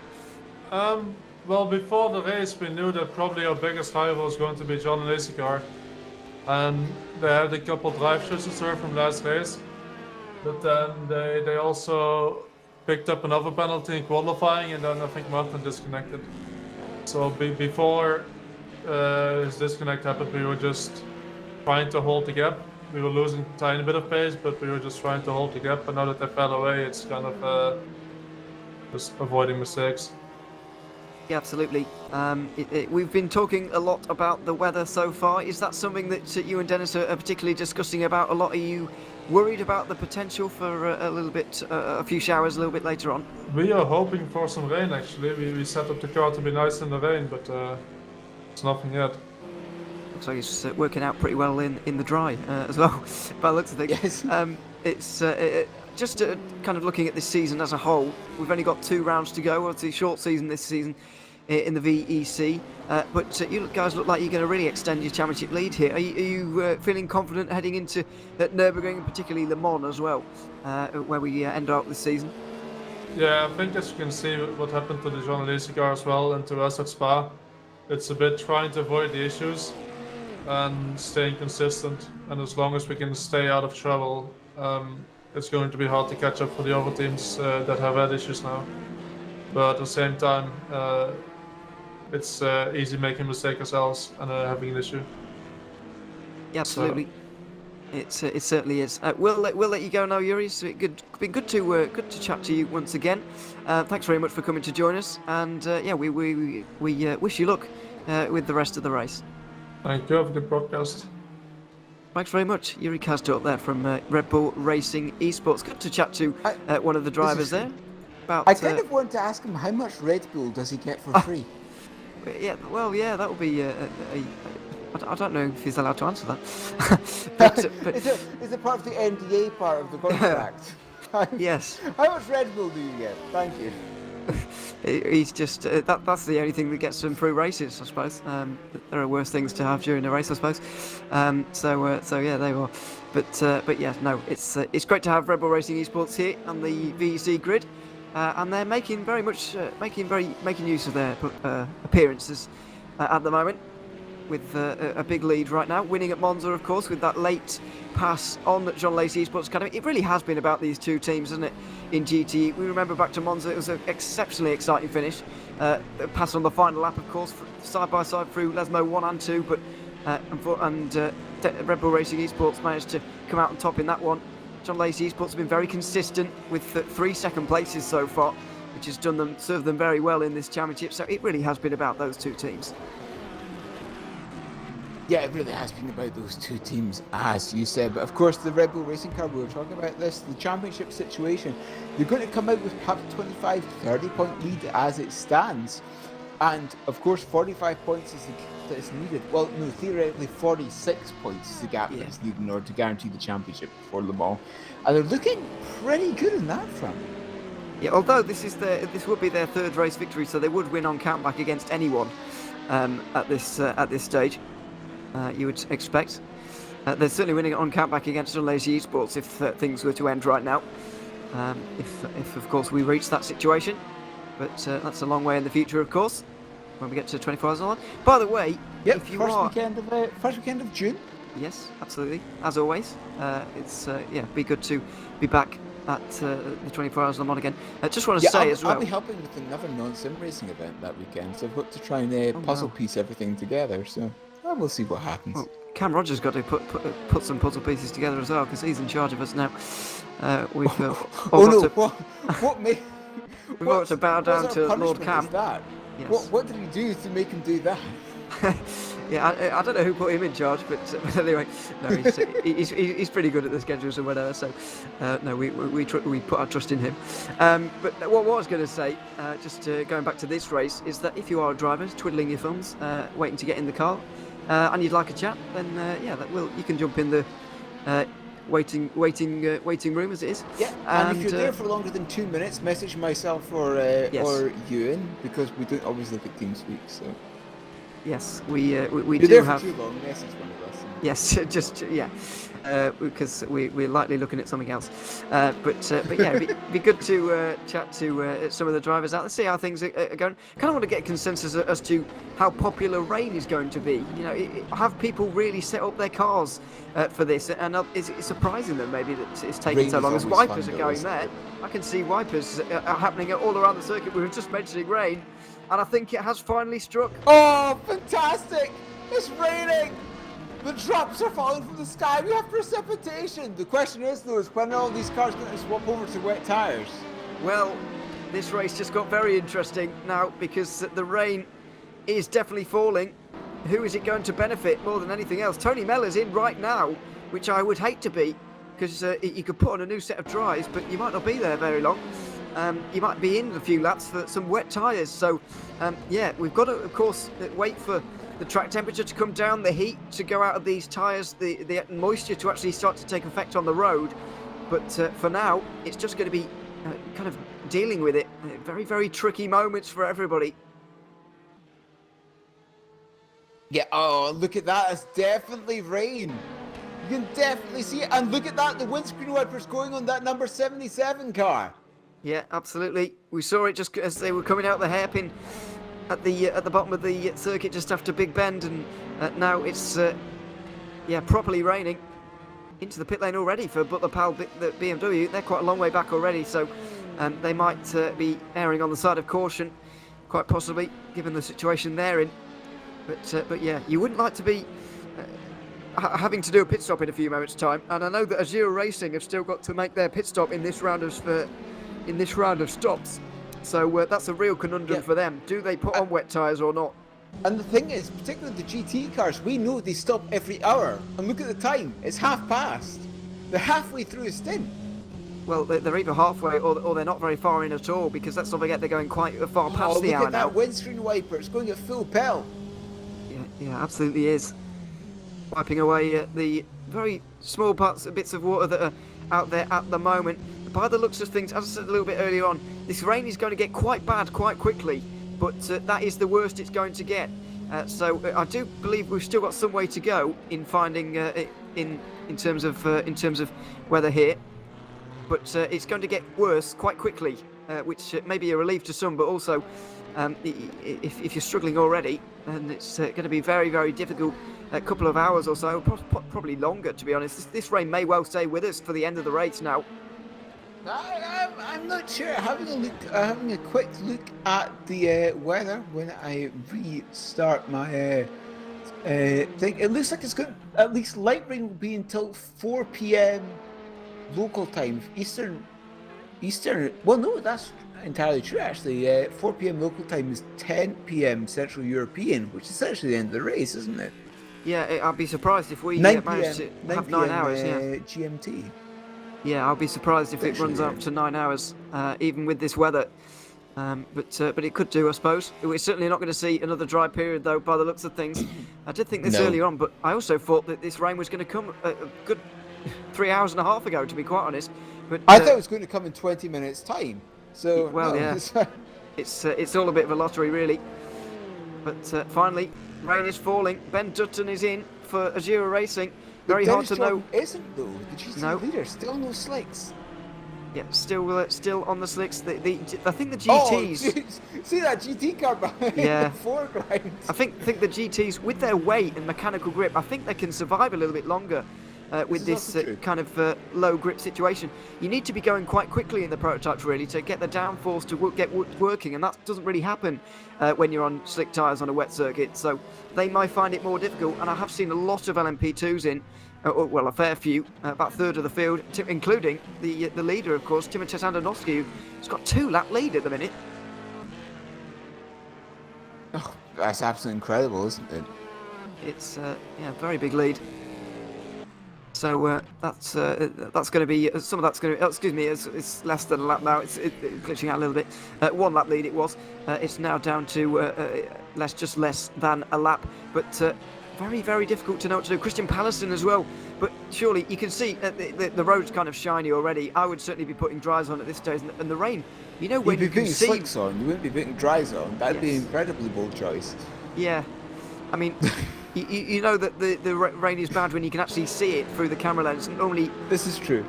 Normally the camera lens is quite... It's almost like a mirror of the surface now, isn't it? Yeah. It's got really quite bad quite quickly here. And there's going to be a lot of guys struggling if they're not on wet tyres. Juicy Motorsport Club here in second place. How long are they going to stick this one out? How long? This is a nightmare situation for Dennis Jordan and Yuri Kazdorp in the Red Bull car. You know, they've worked all day to get such a big lead, and it could all be wiped away in these next few moments. Very dangerous moments for them. Yeah, very dangerous. As you said, they've really got to tiptoe their way around. We've got a yellow in sector 2. I wonder for whom, if I find the correct tab on my one for timing, but look at that. Essentially, who's that as Blackhawk and both the Go Team racing cars and LMP2 are in the pits. Yeah, there's a lot of LMP2s in here. They're the most downforce dependent and the lightest cars, which doesn't help for tyre temperature, particularly when it starts to rain like this. Now Barbosa at the moment still 3/4 of a minute behind the leader, though. You can just see through turn 1. Look at the way they have to tiptoe through here, excuse me. Ryan Nash here. The amount of understeer for these LMP2s is almost painful to look at, and it's certainly painful to drive. Who else is in? The On-Off Racing 327, the Edgy Sports number 11 is in, the Vargas Sim Racing number 69 is in, Mugen 33 is in, The Go Team 37 is in the pits. In terms of DPs, let's have a look. The Treble 2 Ground Effects Racing Team is in. The Way Free Esports number 36 from second place in LMP2s is in as well. So a lot of cars now deciding to swap over to slicks.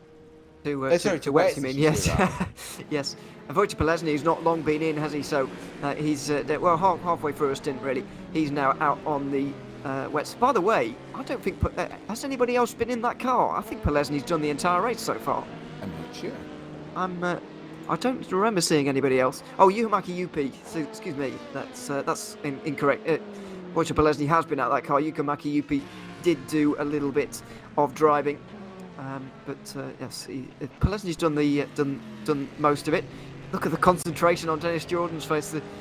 It was certainly looking a little bit more relaxed earlier on with a minute's lead and dry weather conditions. But now the game face has to come back on again. He's surely conversing with Yuri Kasdorp at the moment about what to do here. And there we go. There's the IRL cam from Dennis Jordan talking to his team as well. And I will not be surprised if he comes into the pits, moves to the right-hand side of the circuit this time round. He appears to be a little bit slower towards the inside, but no, one more lap. Yep, he decides to stay out. Even the GT's now deciding enough is enough, and it's time to come in. Rory McDuff and Benjamin Giosinski in the DPI category have also decided to do that, but David Mocek thinks he can carry on at a decent pace for the moment as well, even though we're up towards the 2 minutes. His last lap was a 1:59.8, and that is surely getting towards wets territory here in this race, because you know that's nearly a GT time. I wonder if any of these teams will have decided, well, at least tried a swap over time, but the 51 car has gone off at turn 1. The 51 car being the Ramada Motorsports car, Ricardo Santos. Currently wheel went straight on at turn 1. Yeah, there's the treaded tyres you can see for Speedy Mike. Looking at this camera angle here. And Christian Marglera, very close behind Your Name Here Racing. So those two are going to have a bit of a race out the pit lane. And here's Ricardo Santos recovering from that issue at turn number 1. God, it is pelting it down at the moment. It's got very wet very quickly. I suspected it would, but it's still shocking when it does happen, because it's a very sudden change in weather conditions. It's the first time we've seen wet running for quite a while here in VEC as well, isn't it? Yep. Here's the 51 car. This is what happened. Oversteer right on the apex. Didn't hit any wall though, just oversteer, a slight overcorrection, and into the runoff area, the very large runoff area. It's very, Santos actually very lucky that nobody was coming out of the pits at that moment in time, because that's directly into pit exit, isn't it? It is. David Mocek from the lead of this race also into the pit lane, and surely Dennis Jordan's got to follow, because he's, dearie me, and he's off the road. Dennis Jordan's off the road here. They've surely taken this too far now. They've surely taken this too far in the 77 team. The Red Bull Racing Esports car is skating around here right now, and they've got to get in the pit lane here. They've got a big lead, of course, let's not forget that, but goodness me, they have certainly taken this one lap too far at least. Yeah, one lap too far, and this is always something, especially when you've got rain coming down at this level. When is that swap over time? Red Bull Racing, that number 77, appears to maybe have gone one lap too late, but as you said, it's very helpful that they've got their massive lead that the car managed to get over the first 4.5 hours of this race or so. And coming into the pits now is Dennis Jordan in that Red Bull Racing Esports car, and now he will swap over to those wets. He certainly will. This is the Juices Motorsport Club car that is right behind him at the moment. They just unlapped themselves in that cycle, so they will have gained some time through here. But it was very almost chilling warning to the rest given by Yuri Kastrup there, that he said they've actually set up the car for the wet weather conditions. It feels quite nice in wet weather conditions because they were almost destroying everybody in the dry. So goodness knows what's going to happen in the rest of this race in the wet weather conditions, as we've got the number 7 car off the road. Ajira Racing, Nick De Silva from second off the road at turn number 1. Yeah, turn number 1, look at that, it's very fast, it's very treacherous, turn number 1, almost as treacherous as Sunset, even though it doesn't look like it. But yes, as you said, off at turn 1. Who else? That number 72 car has just gone off at turn 1, the one move. Mathieu de Koop has just gone off at turn 1 as well. Yeah, turn 1 claiming a couple of victims in a couple of moments there, as Nick De Silva tries to get back going again.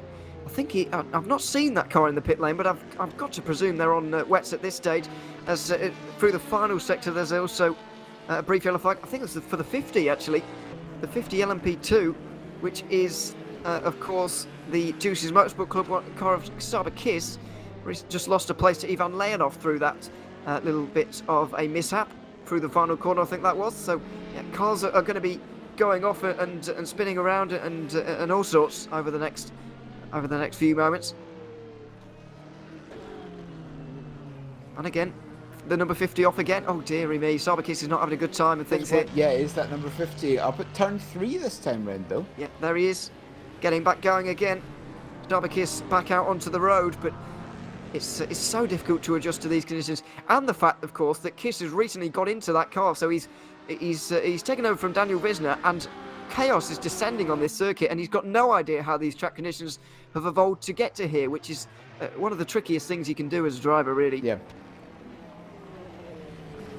Finally, Shabakets now coming around.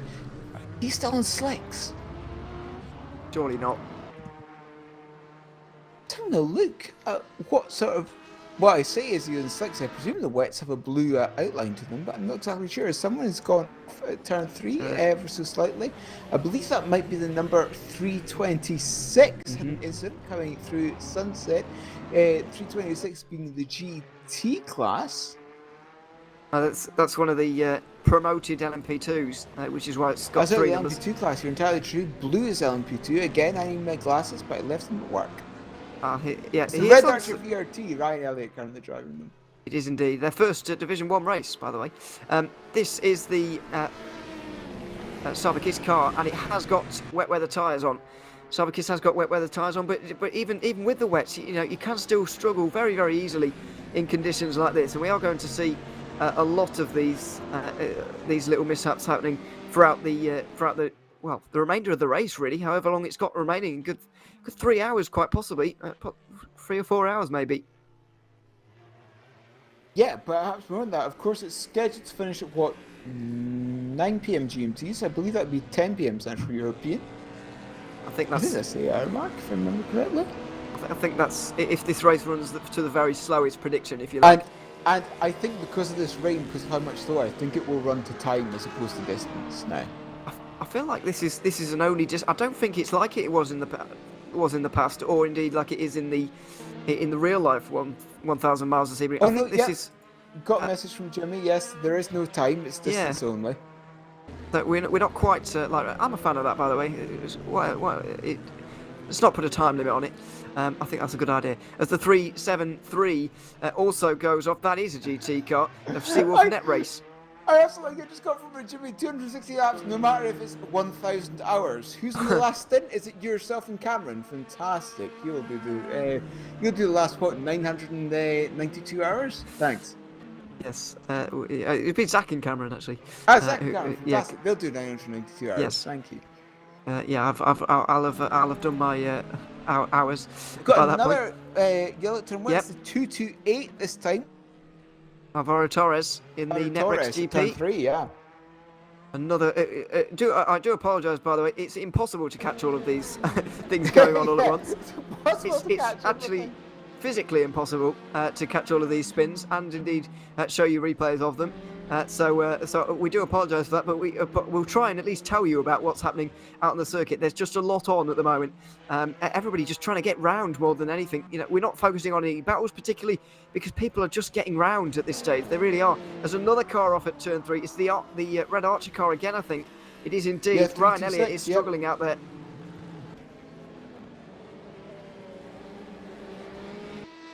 Ryan Elliott really struggling. Gets back going again. What an introduction this is to Division 1, by the way.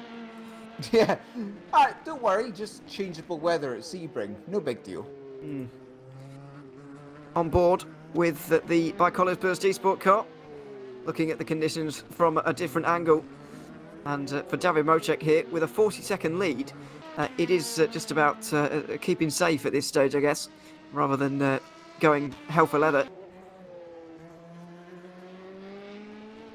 So, Burst Esport still lead. Azura Racing are second, ahead of Seawolf Net Race, and then Citrox Nitro Velux. Now, Azura Racing have played an absolute blinder here, because they have been running long all day. on their stints. What that has finally allowed them to do, I don't think it'll allow them to cut out a pit stop in this race, although it still might. But it's the fuel saving strategy they've gone for has already kind of paid for itself in effect, because Indeed. while everybody else came down pit lane to either take on no tyres or dry tyres again during the most recent round of pit stops, they have been coming in so late that they've actually been able to see the weather change, decide and take on a very good call to put on the wets during their tyre change. So they've made one less stop than everybody else, and all of a sudden they've rocketed up to second place. Again, it's all about this strategy. Perhaps, well, the question is how much in the future do they look at when coming towards when considering the weather? Perhaps they did play a blinder, as you said, in order to be able to estimate the weather and to be able to actually judge it correctly, and as you said, not have that additional pit stop.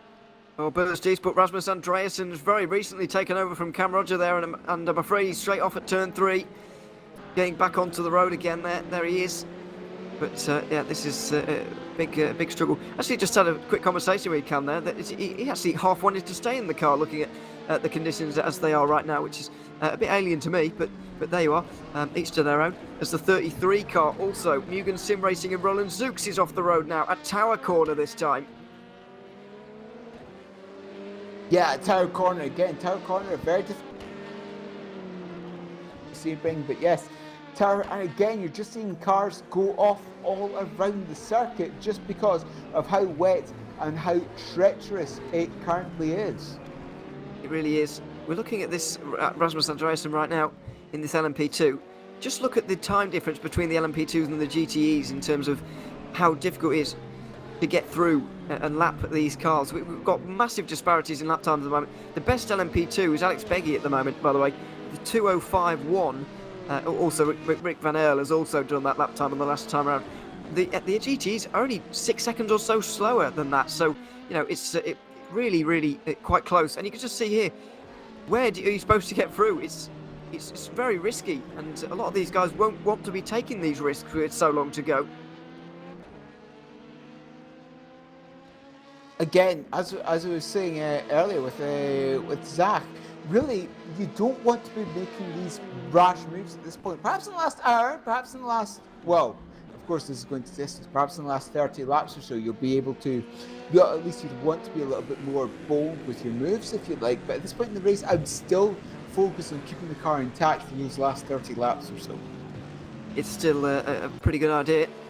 Wojtek Polesny on board with the Aston Martin now, going down towards Sunset Bend, and there's not much of a sunset going on right now.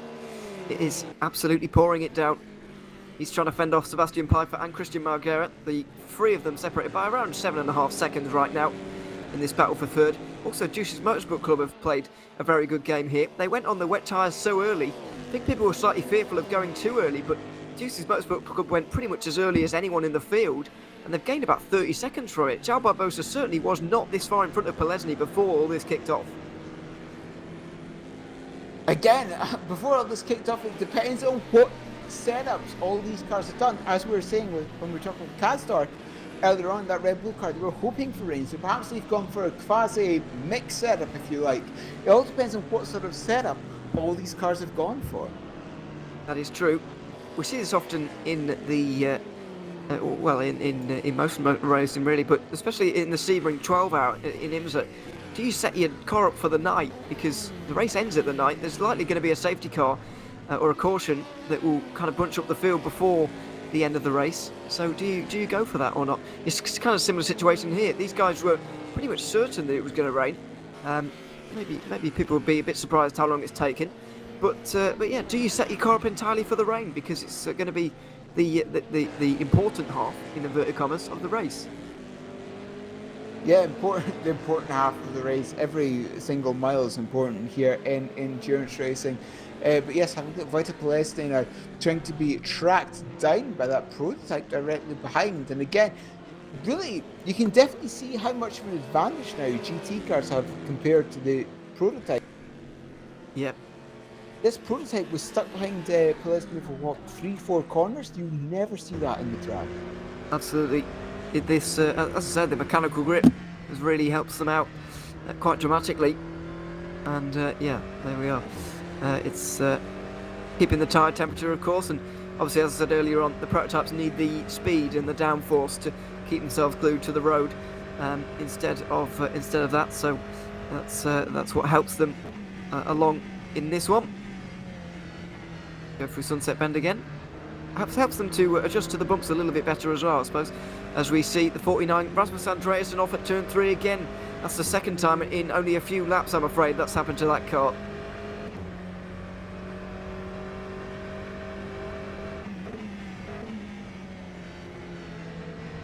Still, oh, it's the 43's off there as well, sorry.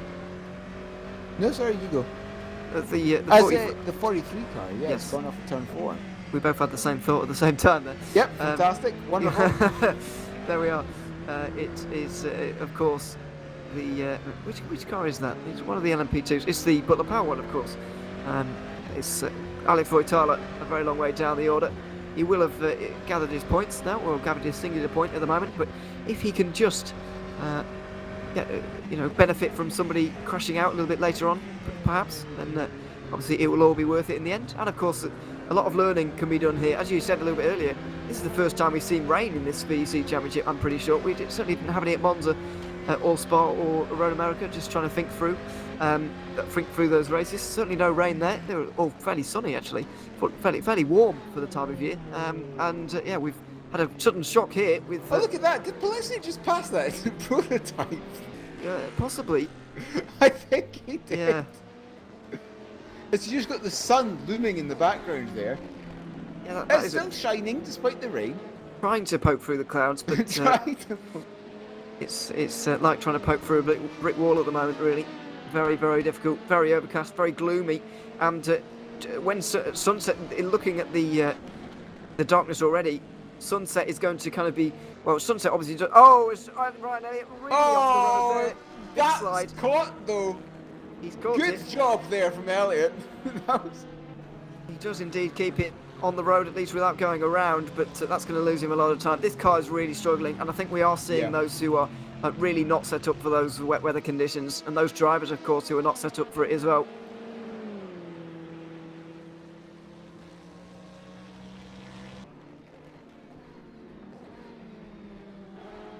But yeah, having a look now, this red Archer car, as you were saying, Ryan Elliott, not having a fun time.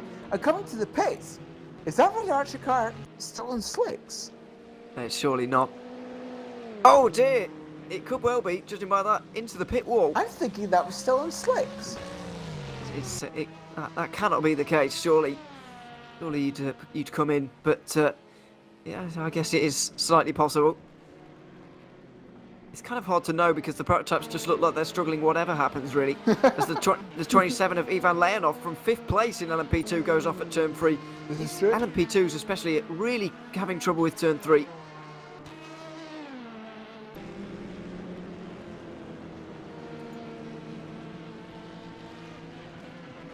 I've got some information from Cam that says he could have taken intermediate tyres. Apparently they're really shocking. And judging by the tread on those, well, we're waiting for him to stop here, but I don't know, they're fairly treaded. They look pretty wet tyres to me. Yeah, having this red Archer car, that's definitely treads in that tyre now. Yeah. It had them. Yeah, you can see the treads as it's rolling up there. So I've no idea why they're struggling so much. It wasn't West then. Yeah. Camp suggested the intermediates was a good one, but they don't look like intermediates to me. Although I don't know what they look like, so maybe they are. Someone more informed will be able to tell us. But yeah, it's got very dark very quickly all of a sudden here.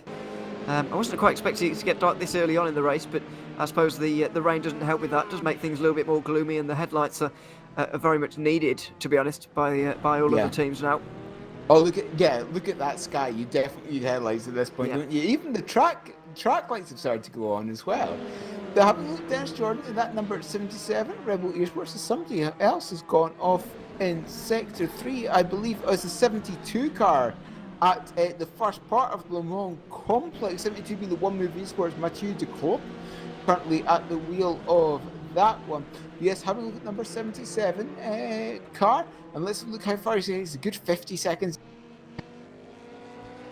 This is Motorsport Club. Yeah, some of the leaders obviously have been chopped away, but Dennis Jordan back out there again. He's gone back to extending that margin once more. It's now he gained a good half a second last time around. He's doing that consistently as we've got yellow flags again. It's the 48 car this time, off the road, an LMP2 of Waveframe Esports. Alex Beggy, one of the fastest drivers out there at the moment. Actually, he's very quick. Yeah, that's Le Mans Corner. Yeah. I can never remember which one's Le Mans Corner. I think it's the final right-hander in that complex, isn't it? It is indeed. I just called the entire thing Le Mans. And yeah, it's close enough. Yeah, I do as well, really. It's Le Mans chicane. So there we are. Look at that, though. Look how carefully Marocek in that Bikolis car has to come through 3-4-5. Yeah, the times are continuing to get slower here, and Marocek's not exactly driving that quickly right now. 2:10.1 was his last lap time. Nick De Silva went nearly 2 seconds quicker last time, so if you thought this race was done, then maybe you have to think again here, because there's still 110 laps to go, very nearly. Yeah, a long distance to go. As you said, of course, we've got confirmation from race director Jimmy Allison. Oh, if you ever message him, make sure you spell Jimmy with a Y. He's very happy with that. But yes, as you said, 1,000 miles is distance. It doesn't matter what the time is distance. 268 laps will be completed this afternoon, or this evening, I should say rather, just coming up towards 8 o'clock. 6 o'clock Central European, but yes, Bikolis Esports, Burst Esports, David Murchik, and in that number 4 car currently leading as it stands, coming up towards some GT traffic. Again, at this point, you probably see in the drive these DP cars making moves on GTs through the Le Mans complex. You know, just because they're so much faster. But in the wets, these DPs dare not try that sort of thing. Absolutely. The wetter this track gets, by the way, the closer the times are getting, and pretty much at the moment, DPI and LMP2 are the same category, to be quite honest, in terms of the lap time. You know, if this race was fully in the wet, as we've seen in the past, remember the season opener of, I think it was last season, for Silverstone, there was it started off in wet weather conditions. The LMP2s, I know we had McLaren Senna's back then. Was that last season or season before? Anyway. No, it was last season. We swapped halfway through or so, yeah. Yes. You know, the LMP2s were able to keep up and in some cases go faster. I think Varga was second overall in qualifying. I think that was about Nola at some point. Nola as well, I think, had that problem, was it not? I don't know. It definitely happened to Silverstone, though. It certainly happened at Silverstone.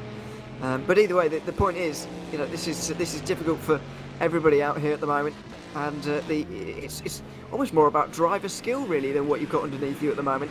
The conditions are so wet that it's taking out that kind of car element of things. It's bringing a lot of power into the hands of the drivers now. A lot of power into the driver's hands, as you're saying, and David Mrochek here having a quick look at live timing. I make that gap still about in the region of 40 seconds of Nick De Silva, though, in the number 7 GR Racing car. So this number 4 car still has a lot of distance to the car behind and is able to perhaps take, well, not drive at 100%, maybe drive at 90% or so. Yeah, I think the traffic is going to affect the lap times a lot more than it, even more, I should say, than it does in the dry, because Nick De Silva, while he was able to take nearly 2 seconds out of Mrochek 2 laps ago, last lap he lost 1.4. So it's fluctuating massively. As you said earlier on, these DPIs and these prototypes are less willing to take risks at certain corners than they would be in the dry weather conditions. And I just wonder, if you catch a car at the wrong point, then you could get stuck behind it for quite a long time. Yes, exactly as you said. There's some, especially in the wet, there's some areas of the circuit where you really don't want to overtake. For example, through the hairpin and through that slight kink afterwards as well. In the wet, you really don't want to overtake GTE cars there, so you'll be stuck behind them for a little bit longer than you would in the dry.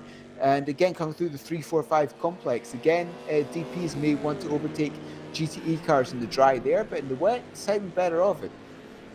Yeah, absolutely. As we see Mrochek just gliding his way in, just feeding the car through really, more than driving it. Very tentative on the brakes as well. I think car might have just gone off just in front of him here. Oh no, it must have been at turn number 1. Certainly, he was at turn 1. The 228 of Netrex GP Alvaro Torres off at turn 1, and not for the first time since the rain started to fall, I'm afraid. Just look at the throttle input for Rocek there. You saw how long it took him to get to full throttle out of turn 5 and through the long right-hander. It's very precarious, even with the traction control. It certainly doesn't save you from everything. Yeah, traction control can be very helpful, but as you said, it's not always everything. As we just had a yellow in Sector 1, I can't see who that is for. But just having a look at track maps, it's got a good gaggle of 10, 12 cars now, beginning with the number 30 LMP2. You've got 377 GTE, the 81 and the 71, I believe. But yes, a massive gaggle coming to the hairpin now. Yeah, you wouldn't want to be Rodrigo Sierra in that, really. Oh, certainly not. No. Because the lone DPI in a sea of slower traffic, he's even getting overtaken by an LMP2 at the moment out the hairpin. It's remarkable stuff. You do see some strange things in the wet weather, and yeah, he's been absolutely monstered there by the 339. Well, as I can tell, it's now 6 o'clock Central European, for it is a Saturday and the church bells outside are going mad. Yes, don't yeah, I live near a live church. across the road from a church, so it's fantastic. The church bells ring every 15 minutes between 6 a.m. and 10 p.m. every day. Wow, that's It's that would get fantastic, old quite I know. quickly. That would get old very quickly. But yes, there we are. Through with Sunset Bend for Rocek. Once again, seeing how careful he's having to be. He's just clipping into 4th gear there and still being careful on the throttle there. Really taking things nice and easily. He's got 42 seconds over Nick De Silva now. The lap times are just coming down ever so slightly. I feel like what we saw maybe 10 minutes ago might be the worst that we see all day. Yeah, and because of course, when I was looking at the weather maps, essentially it was a very strong front and then light rain afterwards. So I think we had incredibly heavy rain for 10-15 minutes, and then light rain since then, perhaps for the next 15 or 30, and of course then you'll have to wait for the track to dry out afterwards again. Yeah, we've certainly passed. So yeah, if you think of it like this, the heaviest rain comes right at the front. Then we've got some kind of this isn't really a phrase, but some kind of medium sort of rain in between heavy and light, if you like. And then a properly long extended period of light rain. That's going to be where you can almost settle into a rhythm in the wet weather conditions. It's not going to become easy, but the track conditions are going to stay roughly the same, as opposed to what we've seen so far, which is tracks getting very, very bad very quickly, and now all of a sudden they're having to adapt to slightly more grip as we go along here. Yeah, having looked at the rain, essentially the worst of the rain is over, and we're about halfway through this rain band as it stands. You've got slightly more medium rain coming up, essentially for the same amount of rain that we've had so far. So another, 15 minutes or so, 15-20 minutes, some sort of medium rain, and then it looks kind of dry afterwards. So after that, we will be waiting for the track to dry up and see when all these cars are going to swap over onto slicks again. But thinking about it, when all the GT cars came in at about 35 past, they'd come in, well, of course you don't use as much fuel in the wet, so maybe they'd be looking at coming up at 45? I'm wondering if the track would be dry enough at 45 for the GT cars to put slicks on again. Oh, it's going to be very close to a 45, I think. I think it's going to be a stretch from this point, and I've got to be honest though, this weather's moving through a lot quicker. Given how long it took to get here, this weather's moving through a lot quicker than I was expecting. This is also another thing. This is true. Yes. I thought we'd got a yellow in Sector 1. For whom is that?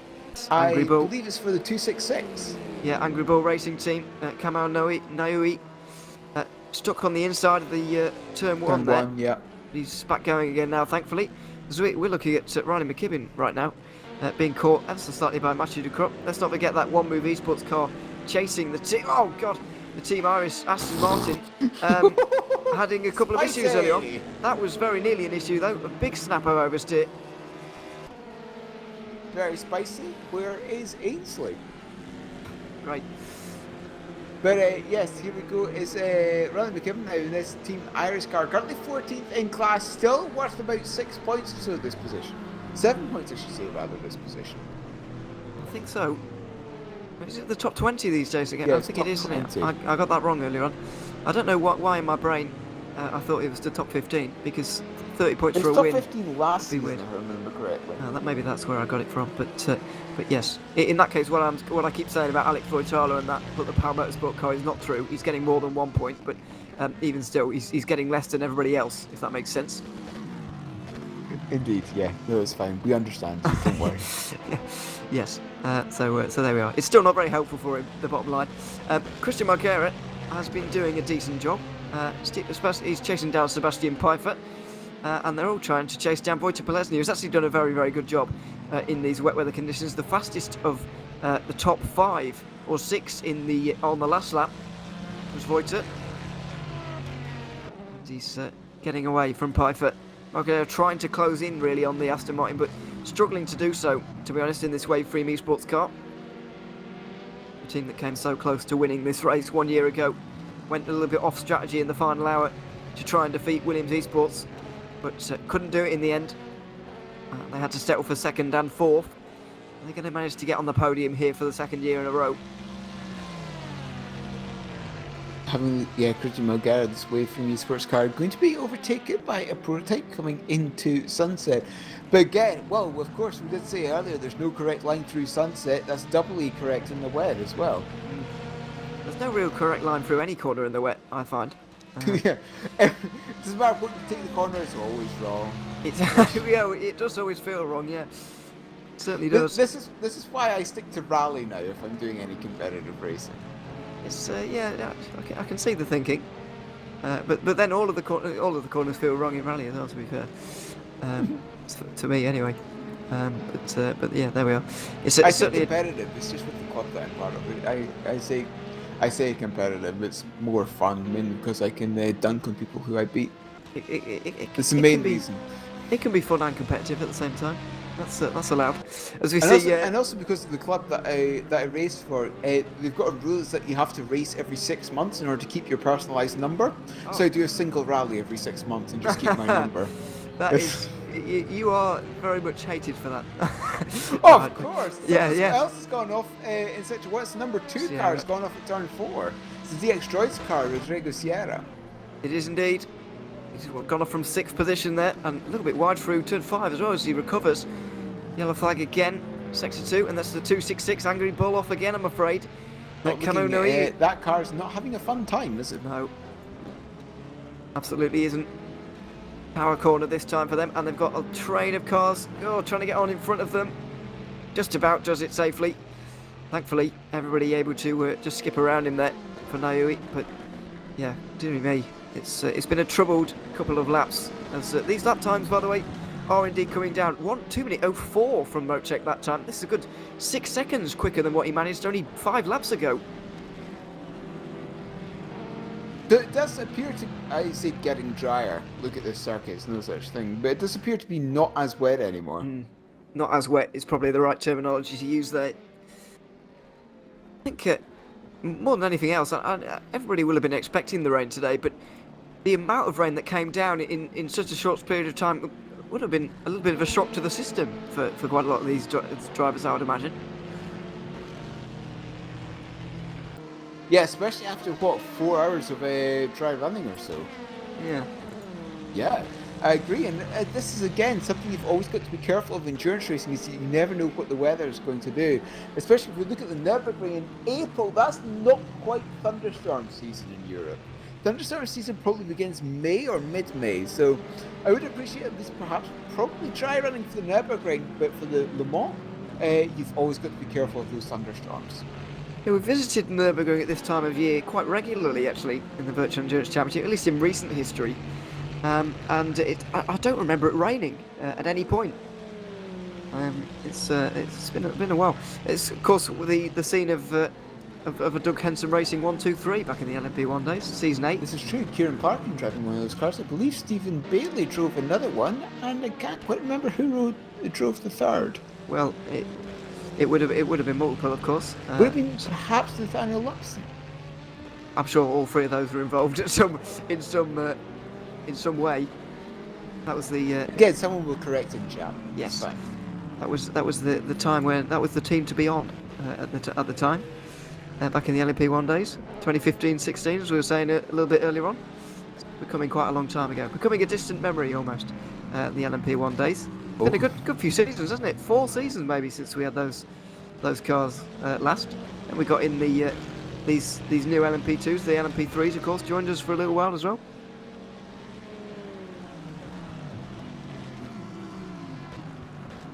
It's been a while, as you said. I would probably say about the best part of 4 seasons or so.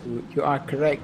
As I say, I've been commentating on VEC for a while, so I can't quite remember. All the seasons kind of just merge into one at this point. Yes, they do tend to do that a little bit. It's well, it happens with anything really, doesn't it? If you watch, it's particularly sporting events. If you watch them year after year, you kind of think, what year was that?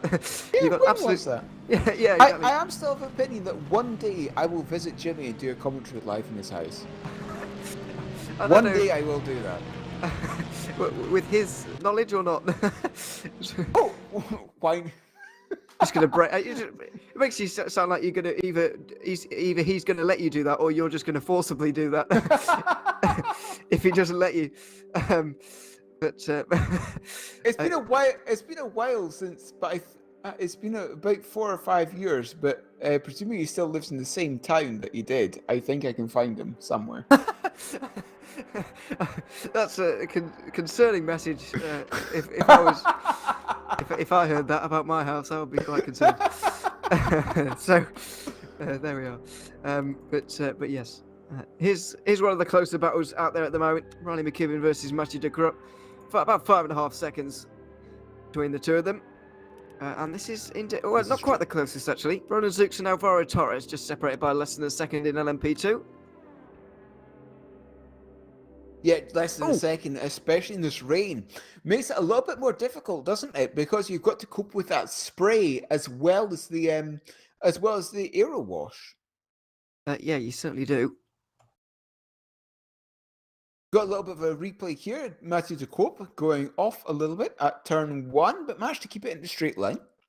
Yes, I think these pictures are a little bit behind actually, where we're supposed to be. But because these two are, or de Groot anyway, at least on live timing, he's heading down towards turn 10 at the minute. So here he is. We're back live. It's about 7 seconds between the two now. But yeah, still tricky for these prototypes to get through on these GTs. Look at that. It's a lot less convincing than it was 1 hour ago, for example.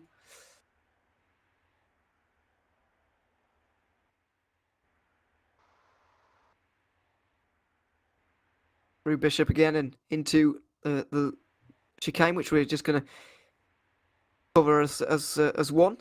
Le Mans chicane, of course.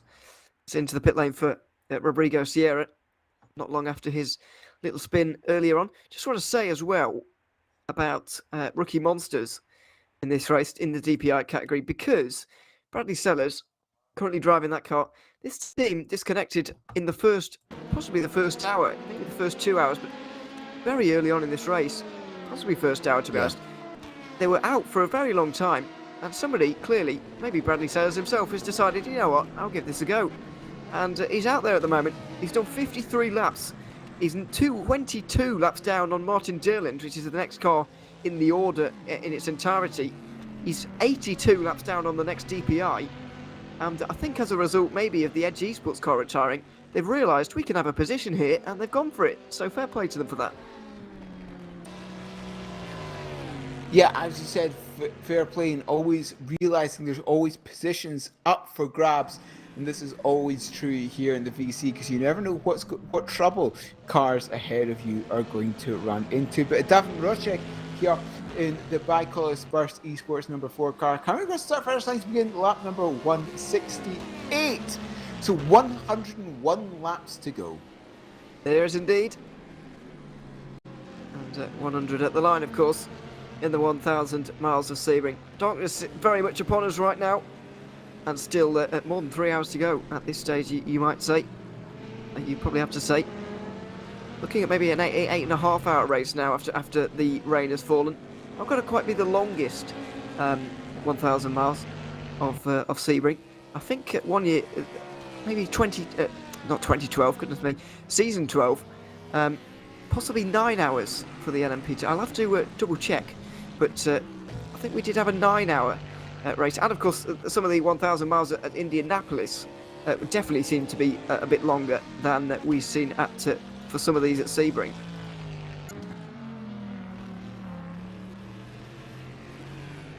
Yeah, of course. Indianapolis again. No, you are true. I think the 1,000 miles of Indianapolis was perhaps the first distance race that we ever did in the VEC, if I remember correctly, in season 10. It was indeed season 10. I think it was the first ever distance race that we did as opposed to timed race. I think you're absolutely right, I think, in that one. We had LMP1s back then, so it's a little bit more difficult to judge. But 1,000 miles at Indianapolis was completed in 8 hours 45 at that time, because of course we're using the well, partly I guess because I think that was when we still using the 2007 Indianapolis layout back then with the tighter hairpins. Double chicane. Sorry, it's a double hairpin and yes. The 3, 4, 5. Sorry, it wouldn't be 3, 4, 5. It'd be perhaps 5, 6, 7. Yeah, the loop as well. Yeah, the loop. Yes. It was the F1 circuit, but also it's the F1 circuit, but with the new road course section that IndyCar and NASCAR uses. Yes. It got lower average speed around there, of course, than here, meaning that we can complete an LMP2 race quicker here, or we complete 1,000 miles in an LMP2 quicker here than you can in an LMP1 at Indianapolis, for example. Had a message from Jimmy Allison. The 1,000 miles of Indianapolis was not the first race. Season 1 had a race based in length, the 1,000 miles of road Atlanta, but it was 2008, so it's okay not to know that. That is a very good point. Very good point. 2008, I would have been 11. Yes. I will not. Yeah. Okay. Yeah. Fair enough. Yeah. Fair enough. But yeah. It's so that just makes Jimmy feel old again. Yeah. Yeah. We're deciding whether we're sorry about that or not. No. No. Oh dear. We've it's been a very long running virtual endurance championship, and for that, this is true. And for that we are very grateful. As we see a yellow flag in the final sector, the 327 has been off racing. I'm afraid on the inside of Sunset as well. Yeah. Yep. Charlie Rigo, who of course got his rear wing knocked off in the 7th corner of this entire race, unfortunately. So it's really not been their day. Which is not conducive to lap time. I must say. No, it's not conducive to a particularly clean start as well when you've got no rear wing in front of the entire GTE field, really nervously trying to make their way through. It's scary for everybody.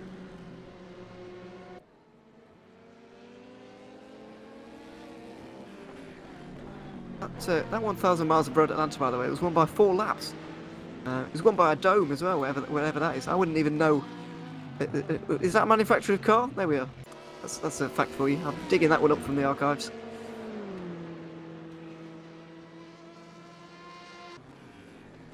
I also must say, even though I'm very grateful that Cam put me on this broadcast, it's painful that I need to miss watching my faithful hockey team at the same time. But no, this broadcast is more important. As you said, Davin Roshek here in this number 4 car, the Baikal Sports Esports. And what is the current lead that he has? Because again, that number 4 car has been in the lead for quite a while. I made that somewhere in the region of 56 seconds the lead. Yeah, absolutely. It's Jimmy Allison, by the way, has just passed me a note to check who came second in GT1 on that day in season 1. Do you know who it was? Whom? Jimmy Allison himself. There we are. Fantastic! There we are. Second place in the GT1 standings. There you are. That's. I think we should have Jimmy driving again, and I don't know, make Cam or yourself or myself or Zach race director. What could possibly go wrong?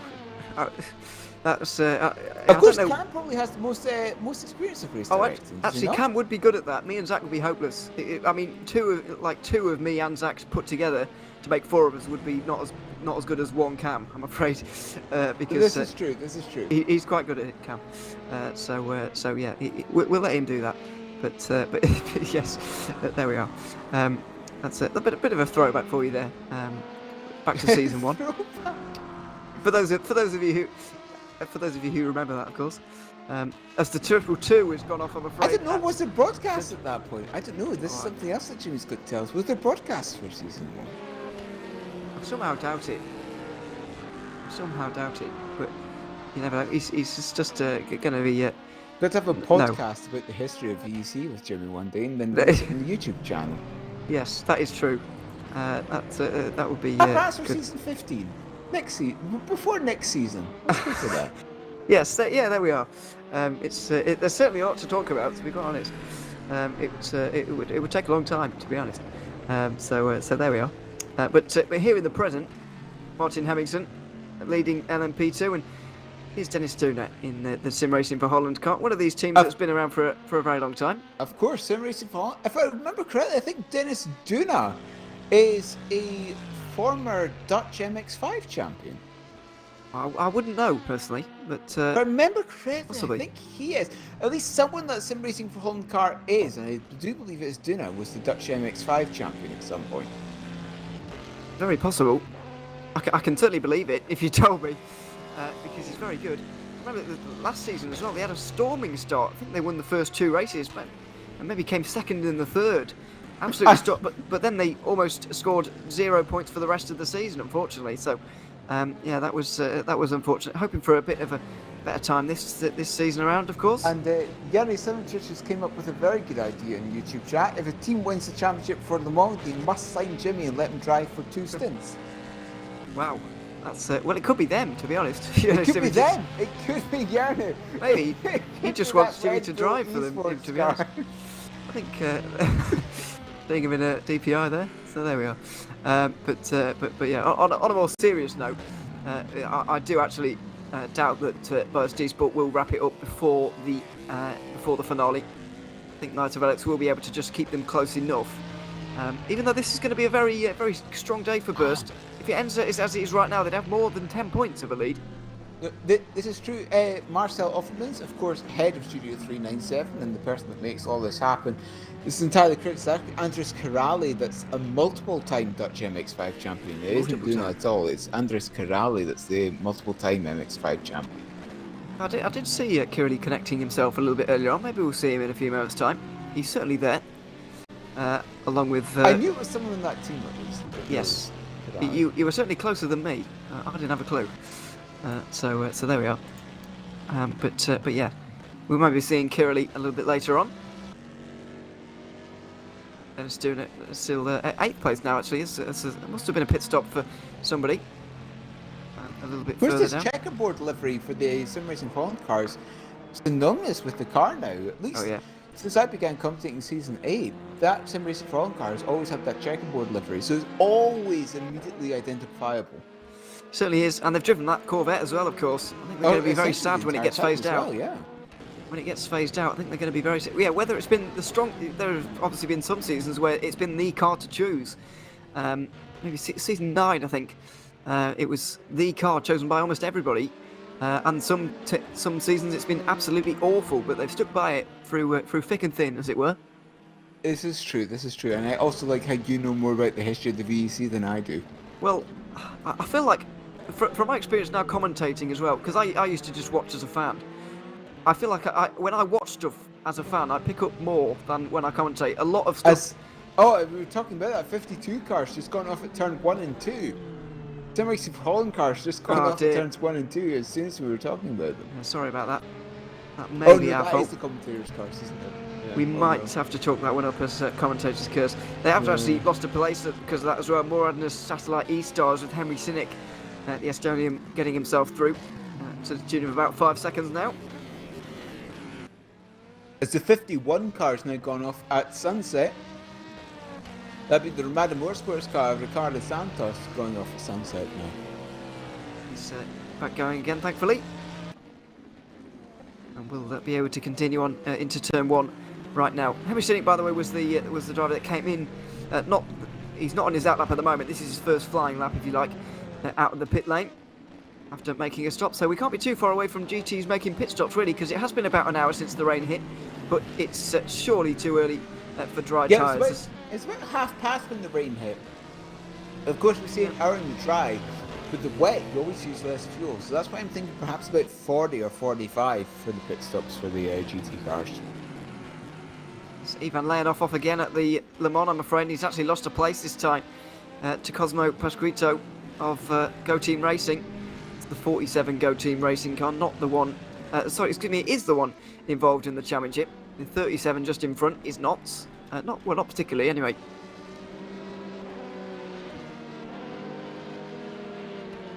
There it is. There we go. I think Moritz Mell was driving this car earlier on. He was having huge issues getting it slowed down for the hairpin at turn 7. He went down that little escape road to the just a bit further on from there, I think, twice in a row, and then it had a half spin the lap after that. It was having real problems, but it looks like they've got those ironed out now. It looks like they've got them ironed out, as you said, Cosmos Lesotho in this Go Team Racing car, coming through turns 5, then coming through Big Bend underneath the bridge in this LMP2 car, and then coming underneath the second bridge and then braking hard for the hairpin. But this is something that all these drivers have to cope with as well, especially when it was the changing conditions. Of course, they would have had their eye in for essentially the dry braking point for the first, 4 hours of this race, and suddenly it's wet and suddenly it's got to brake a lot later. That might be a big learning curve for some of these drivers. Yeah, particularly if you're getting into a car at this stage, it would be difficult to adjust. Although it's nowhere near as wet as it was earlier. I can't actually see many wipers moving anymore. I think the rain might even have stopped, to be honest. Yeah. Might have been a very quick flash shower almost. It's a very heavy shower, but it might be pretty much over here. Have a look at whether anything else is expected. Well, we are in a bit of a dry period, if I'm honest. We're kind of surrounded by... If you were to drive out of this circuit in any direction towards any of the towns, you'd probably get rained on. Yeah, yep. But at the moment, here, right now, it's okay. But yeah, as you said, it okay is a very subjective term, isn't it? But yes, it looks to be okay for a while. And Maury is 1999 in the chat. I had trouble with the first braking board all of a sudden being gone. Perhaps that's perhaps the hairpin, perhaps turn 1, perhaps turn 3. But a braking board's been knocked down somewhere on the circuit, and that's causing havoc with some drivers. That does explain a lot, actually. I did think it looked a bit strange, but yeah, that does explain quite a lot for him there. But yes, it's one of those things you've got to contend with, I suppose. This is true. Well, Cosmo Peixoto is still in this Go Team Racing car. 43 seconds down the next car, though. It's a long gap to try and make up, isn't it? It really is. There are a lot of long gaps out there at the moment. The closest ones, well, I'll say that closest ones in DPI is a couple of 3-second margins, but we are in a pit stop cycle, so it's sort of filtering itself out, really. LMP2, there's a couple of close ones, though. If you look at Peixoto, actually behind him at the moment, he's actually got Ivan Leonov not too far behind, only a second and a half there.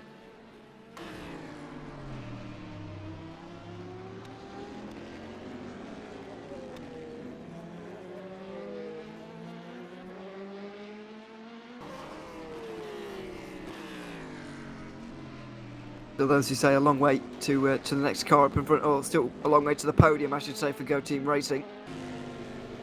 Whichever car they decide to go for that with. Currently, yeah, having made a recent pit stop for... Well, why has Johan Kerjan actually dropped behind these guys? He was in front of them not so long ago. I'm sure we've missed something, or I've missed something. Oh no, it'd be a we. We have missed something. This is true. I'm trying not to put the blame onto Jimmy, who's got 3,000 things to do. Oh, this is also true, yeah. Theoretically, if we don't see anything, it is Jimmy's fault. Well, we have got our own live timing, but we'll not tell them about that. You can access it yourself, by the way, on the simulation.club website if you fancy a gander yourself. As we see a yellow flag in Sector 1 once more, it's the 81 car off the road at Turn 3. Alex Broutigam from 6th position. That's fairly interesting, actually, because Broutigam is a very, very reliable driver in that Black Hawk car. He certainly is. He's been driving that for Black Hawk pretty much since I can remember. I can't see him driving for it. I remember him driving for any other team. And I can't either, no. I can't really remember Black Hawk Racing driving without him either. So, yeah, there you are. You do get these drivers occasionally who are very very rooted to certain teams, and it does work for some. And then you get others who bounce around teams like nobody's business, really. And it's just some people just like to keep bring the changes, really, and some people really don't. And I guess that's the way it is in any sport, really, especially sim racing. Now that the teams are becoming more established themselves, and the teams are becoming more entities rather than just kind of a name you'd throw together for a group of friends like it used to be. This is entirely true, because I know at least the club that I normally drive with. Well, I say normally drive with. I only drive rally with them now, but essentially everything they do in terms of out of club experiences is for fun only. So essentially, it doesn't really matter what happens there. But here in the VEC, especially, we've got some proper. Almost manufacturer-based teams. You've got Red Bull, you've got Bicolis, for example, and they are proper manufacturer-based teams. And suddenly, it doesn't quite become fun with friends anymore. It's something very professional, and suddenly becomes very serious. Well, it is professional, but what is professional? No, I said well. No, I said well, it is professional. Where is? I was what's the word? Mumbling a bit. Sorry about that. But yeah, no, you're absolutely right.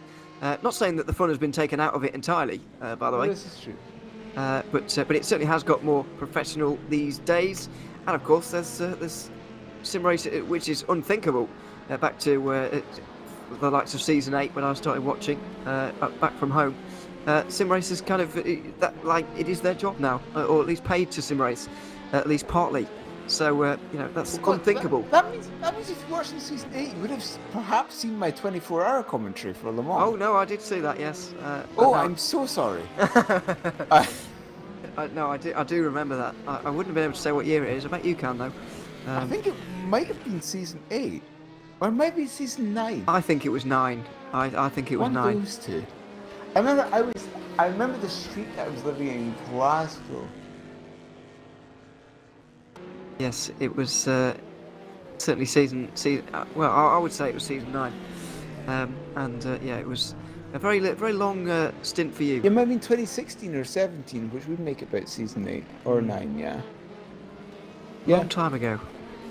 A very long time ago. But yeah, lots of any drinks and coffees and all sorts to get through that one. I can imagine, if I did that, I would actually sleep for a week afterwards. I'm sure you had a very nice sleep afterwards. This was the thing, that I woke up at 6 a.m. that morning, because, I can schedule my sleeping well.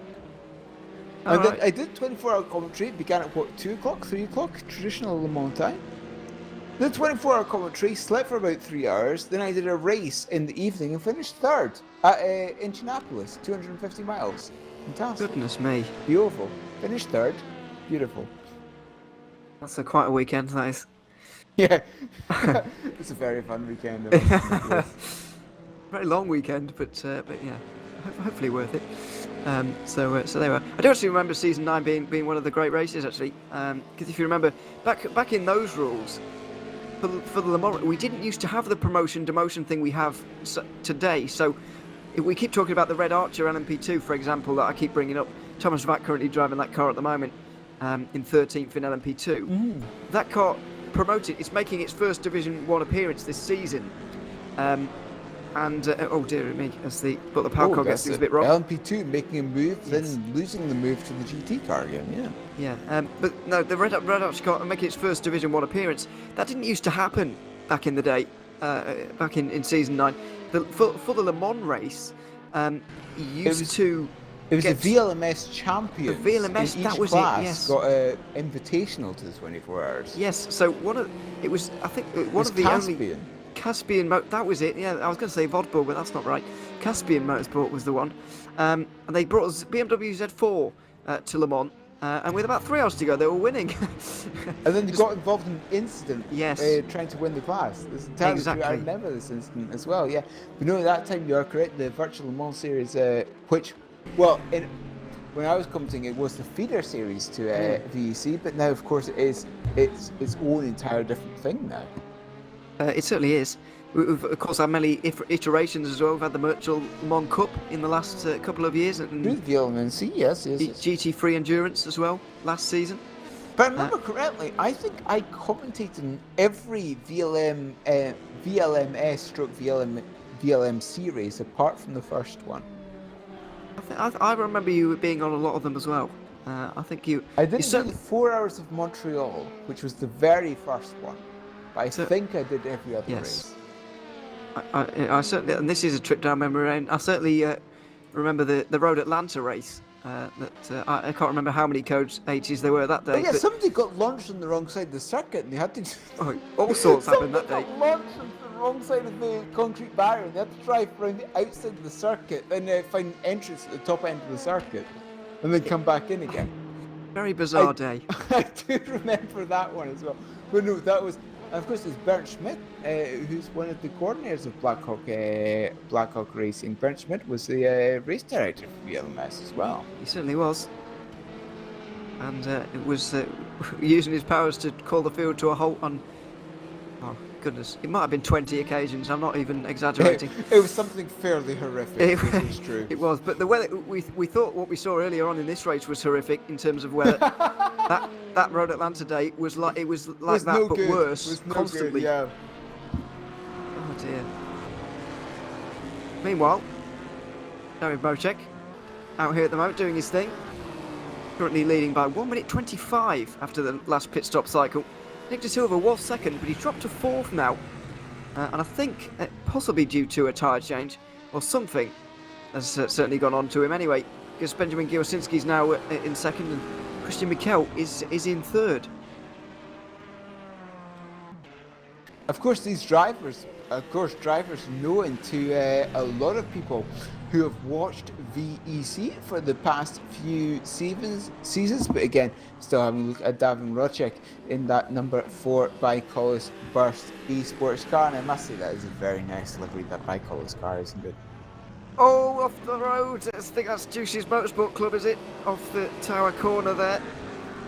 It's the 50, and it is indeed Juicy's. Saba Kiss has been struggling in these wet weather conditions, to be honest, and he's dropping down the order now. 9th place in LMP2. Rasmus Andreasen for Burst Esport. He's going to fancy his chances here. Only 8 seconds behind now. And yeah, once the mistakes start, they don't seem to stop in conditions like these. Yeah, essentially, it's something you always perhaps some of these race tracks get a little bit frustrated with their driving, and then start to try and overdrive the car in order to make up for the mistakes that they've made. And then in terms of overdriving, they then proceed to make more mistakes and so on and so forth, and then that just sends you down a little bit of a black hole, really. It certainly does. So Kiss is on his way. But as we were saying, in 4 weeks' time, we have the 6 hours of the Nurburgring. Nurburgring, of course, being here in wonderful Deutschland, quite a distance though from me, essentially the other corner of the country. Yes, right up in the Eifel Mountains, of course. North Rhine-Westphalia. Yes. Which is North Rhine-Westphalia, which is essentially the other corner of the country from where I am in Bavaria. Yeah. Yes, it's an iconic circuit though. We're not using the Nordschleife, thankfully. As we see yellow flag once again, Sector 1. It's the 49, I'm afraid. Rasmus Andreasen was, well, I was saying a little bit earlier on that he might fancy his chances of getting through on Kish, but he's not going to anymore because he's just gone off at turn 3, and he's, yeah, unfortunately dropped quite a few seconds because of that. Also, the VRS satellite racing car of Lorenzo De Suitis has also gone a little bit wide through turn 10. He seems to be struggling out there at the moment. Got passed by a couple of GPIs, and he seems to be losing a bit of pace. So I wonder what's happened to him. Hopefully he's got all his bodywork still attached to that car. This is true. Hopefully, really, yes, this is true. Got a yellow flag in Sector 3 now, but I think that was exactly what you were just talking about. In the 31, that one actually. Oh, it's a different one. Oh, it was. Martin Hemmington, the race leader, was off at Sunset Bend there. He'll certainly be hoping he doesn't have any damage because they've driven very well today. This is true, but almost all of the laps. second lead over Rick Van Aert on the Wayframe car though. This is true, but it doesn't mean anything if they get damage here. Here he is. It doesn't look like he's got any visible damage. You'll be hoping there's no suspension damage either. But yellow in sector 2 again. I can't Andreasen quite again. see who for. No, I think that might have just been quick off actually. I can't see anybody particularly slow on circuit. But again, this rain is incredibly treacherous for all of these cars. It is. Bishop Corner's not really one that you normally have trouble with, but No, this is true. it can happen. Oh, it just has. Through sector 3, and he's off again here. The number 2 car to go wide there to avoid as well. That was DX Joys and Juan Carlos Fernandez, dear me. Turning around on a racetrack is never a nice thing to watch, really. The 49 car, the Burst Esports, Rasmus Andresen, as you were saying, have a bit of an instant out of Le Mans corner there. It's being overtaken by DP and GTE traffic as you've got a car coming in. Who's that? I believe that's a 224 car now in the in the LMP2 class. 228 I should say rather. The Netrex GP of Alvaro Torres now is in the pits in the LMP2 class. He He's certainly got is. another car off at Le Mans Complex. That's the Oh, 33 it's Hamilton. car. It is the leader, and the 47 also goes off, so all sorts going on in the LMP2s at the moment. You'll see the Go Team racing car, and there it is. Cosmo Pasquito is off the road for some reason. But that is not the correct direction to be going in No. for Cosmo. But again, just looking for a little bit of open track in order to rejoin the circuit. Indeed, Cosmo does do that, is able to accelerate. In fact, that was just the teammate coming through Le Mans corner as well, wasn't it? Yes. Now, I just wonder here with Hemmingson, we were just looking at him there. I wonder if they've taken a gamble here. He's just out the pit lane. This is his first flying lap, and it's obviously a lot slower because he's had 2 problems on it. But I wonder if he's taken a risk on slicks here, because he was driving absolutely fine before, and now all of a sudden he's made 2 mistakes in 1 lap after a pit stop. Has there been a tyre change for that car? Has he taken a gamble here? That is the question. I'd be surprised. A good question. Has he taken? Well, I can't see any dry line at all in circuit. No. Can you? But it's dark, so would we see it anyway? It's a very good point. I'm not convinced we'd see it anyway. And that goes for the drivers as well, by the way. They'll have a hard time figuring this one out. It's normally visually you start to see it, but they'll just have to do it purely on feel, really. But all these drivers will, of course, have all sorts of driver aids and so on in order to be able to determine exactly what the wetness out on circuit is. That is true as well. Christian Mikel, by the way, for 2nd place at the moment, is closing on Benjamin Gilsinski. He wants to reduce the deficit to Burst Esport, then he's going to have to try and at least come runner-up in this race here. Let's not forget, they came in with a 4-point championship lead. If Burst win this race, then there's nothing Nigel Velix can do to stop them from taking the championship lead, but they can limit the damage here and keep this as close as possible heading into the Nurburgring. If they keep it within 15 points, for example, then they can make sure that Burst can't wrap it up before the finale at Le Mans. Entirely true, yes. Of course, the Nürburgring in 4 weeks' time is going to be very important to see exactly what the championship implications for Le Mans are. And perhaps I can make a nice graph and then post it in the commentary thread. Yes, we'll After the Nürburgring, make a nice chart. Yeah, we've got 2 months to figure out all of the implications and permutations, and hopefully by This the is true, yes, by the start of the race we'll be able to explain it to the audience in about 10 minutes before the race. Let's hope so, because it just depends how many cars are involved, really. If it's a 2-car fight, then it's quite easy to work out, but it's just a problem when there's about 8 of them. Yeah, as I said, in Season 8, Season 9, there was 8 LMP2s in order to be able, well, at least mathematically, Yes. in chance for winning the championship. Of course, mathematically and realistically are 2 entirely separate things, but yeah. I think that was that the double points days, wasn't it?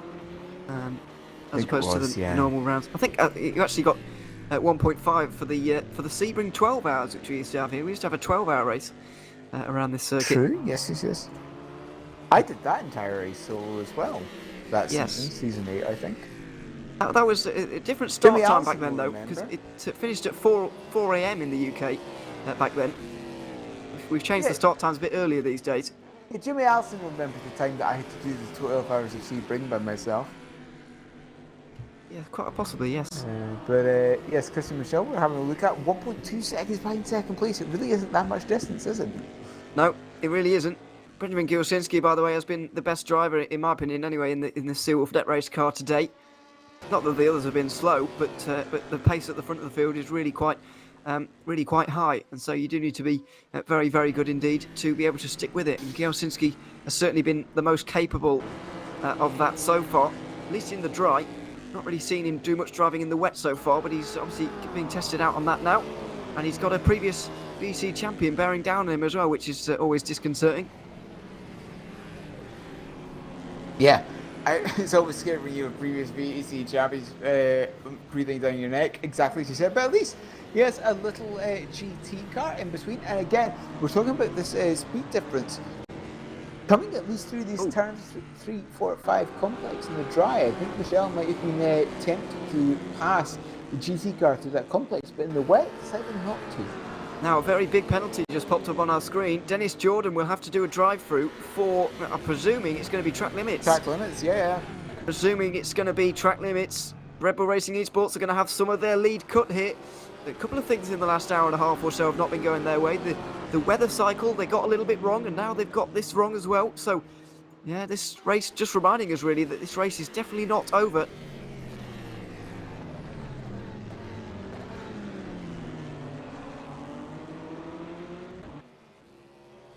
Yeah, this race certainly not over. It's got yellow flags popping up in Sector 2. 72. For whom is that? Having a look at anyone still in the circuit. It's a GTE car, I believe. 72 car, I believe, has gone off at Tara. The 72 car being the one with Esports again. Mathieu Duclos. It is indeed. And the 373 has gone off on the straight, on the Almond Straight as well. That being the Seawolf Net Race of Sam Butler, is currently 12th place in class. How has that happened? Oh, and there's damage there. Looks like suspension damage, is there? For Sam Butters, it's not quite tracking straight. Hard to see from the dark shots at the moment, because it is dark after all. Oh dear, and that car's not right, is it? That car is not behaving in the way that it did when they bought it.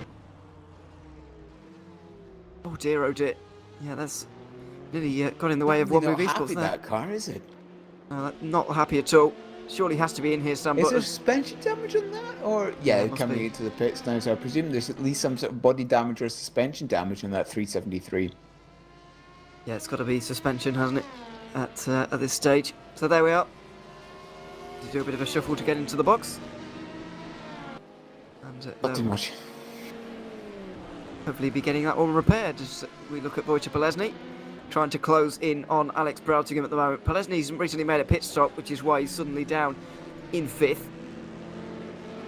He's trying to catch, or trying to stay away from Juices really, in this race. Currently got about 24 seconds-ish over Eric Schmeider. And that is the battle for what is second place. Trying to, of course, get close to Dennis Jordan. And they've got a bit more of a chance now after that penalty.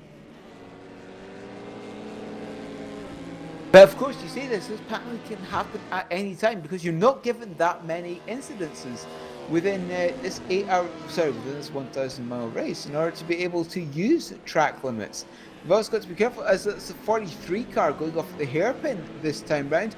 The 43 being the, let's have a look, I believe that is the Butler Pal car of Alex Vitala going off the hairpin. It certainly was. We saw the 47 off at turn 5. We've also seen the 27 off at Bishop as well. So all sorts of stuff going on. As I said earlier, it is very very difficult to catch everything because we're purely reacting to all of these offs for everybody really. And yeah, impossible to watch them all. But yeah, it looks like just quite a lot of simple spins going around, to be quite honest. There's not a lot really. Yeah, this is true. In terms of car-to-car contact, there's very little out there right now. It's just it all getting it wrong. Depends on what sort of setup these guys. Because of course we were talking to the Red Bull guys earlier. You know, they were saying they were looking for rain. So I'm just wondering if some of these cars have gone for a completely dry setup, and this really isn't helping them within the rain. Very true. Dennis Jordan's So of actually course there taken. are some differences that you need to make. For example, tyre pressure you always lower in the rain. I believe, if I remember correctly from my time, so I also believe camber you reduce in the rain as well. And in the rain you also make the springs a little bit stiffer, at least the front springs a little bit stiffer as well in the rain. You want that contact a little. You want a bit more contact with the road, really. So yeah, Yes, reducing the indeed. camber and lowering the tyre pressures will do that. So you've got to be careful you don't do that too much, because obviously you will you'll fiddle with the temperatures a bit too much, which you also don't want to do. But True. all the balancing act. I'm sure these guys have done their research. It must be. I always found kind of practicing wet weather very frustrating though, because every time you do it really religiously, then it doesn't rain, and then the one time you just don't bother, then it really does pour it down. So yeah, it's one of the most frustrating things I find, because a lot of work can go to waste, really.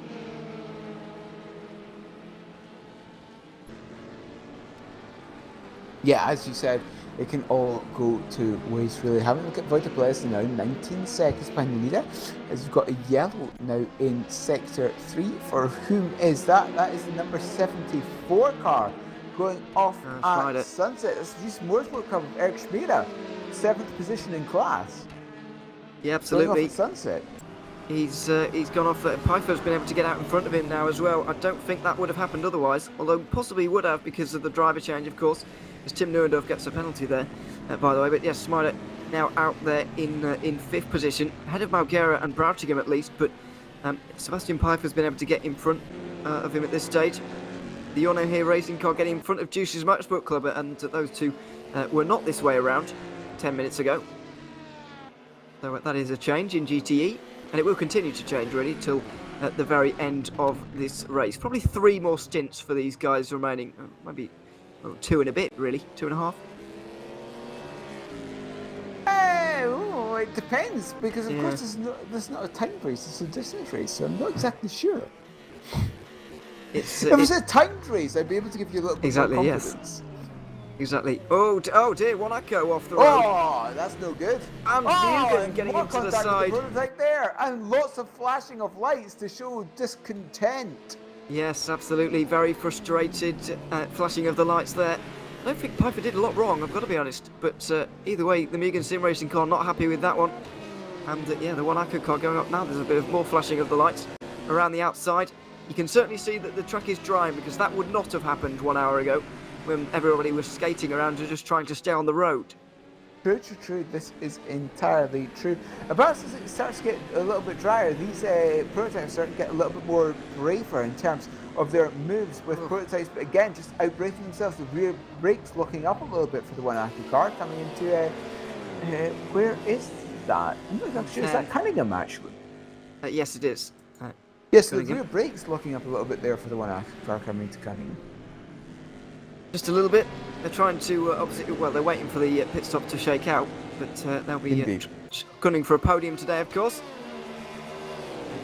In this race, when it reaches its conclusion in just 82 laps' time at the line. Nearly 6 hours in now. It's certainly going to be longer than last year's race. I think there's no doubt about that now.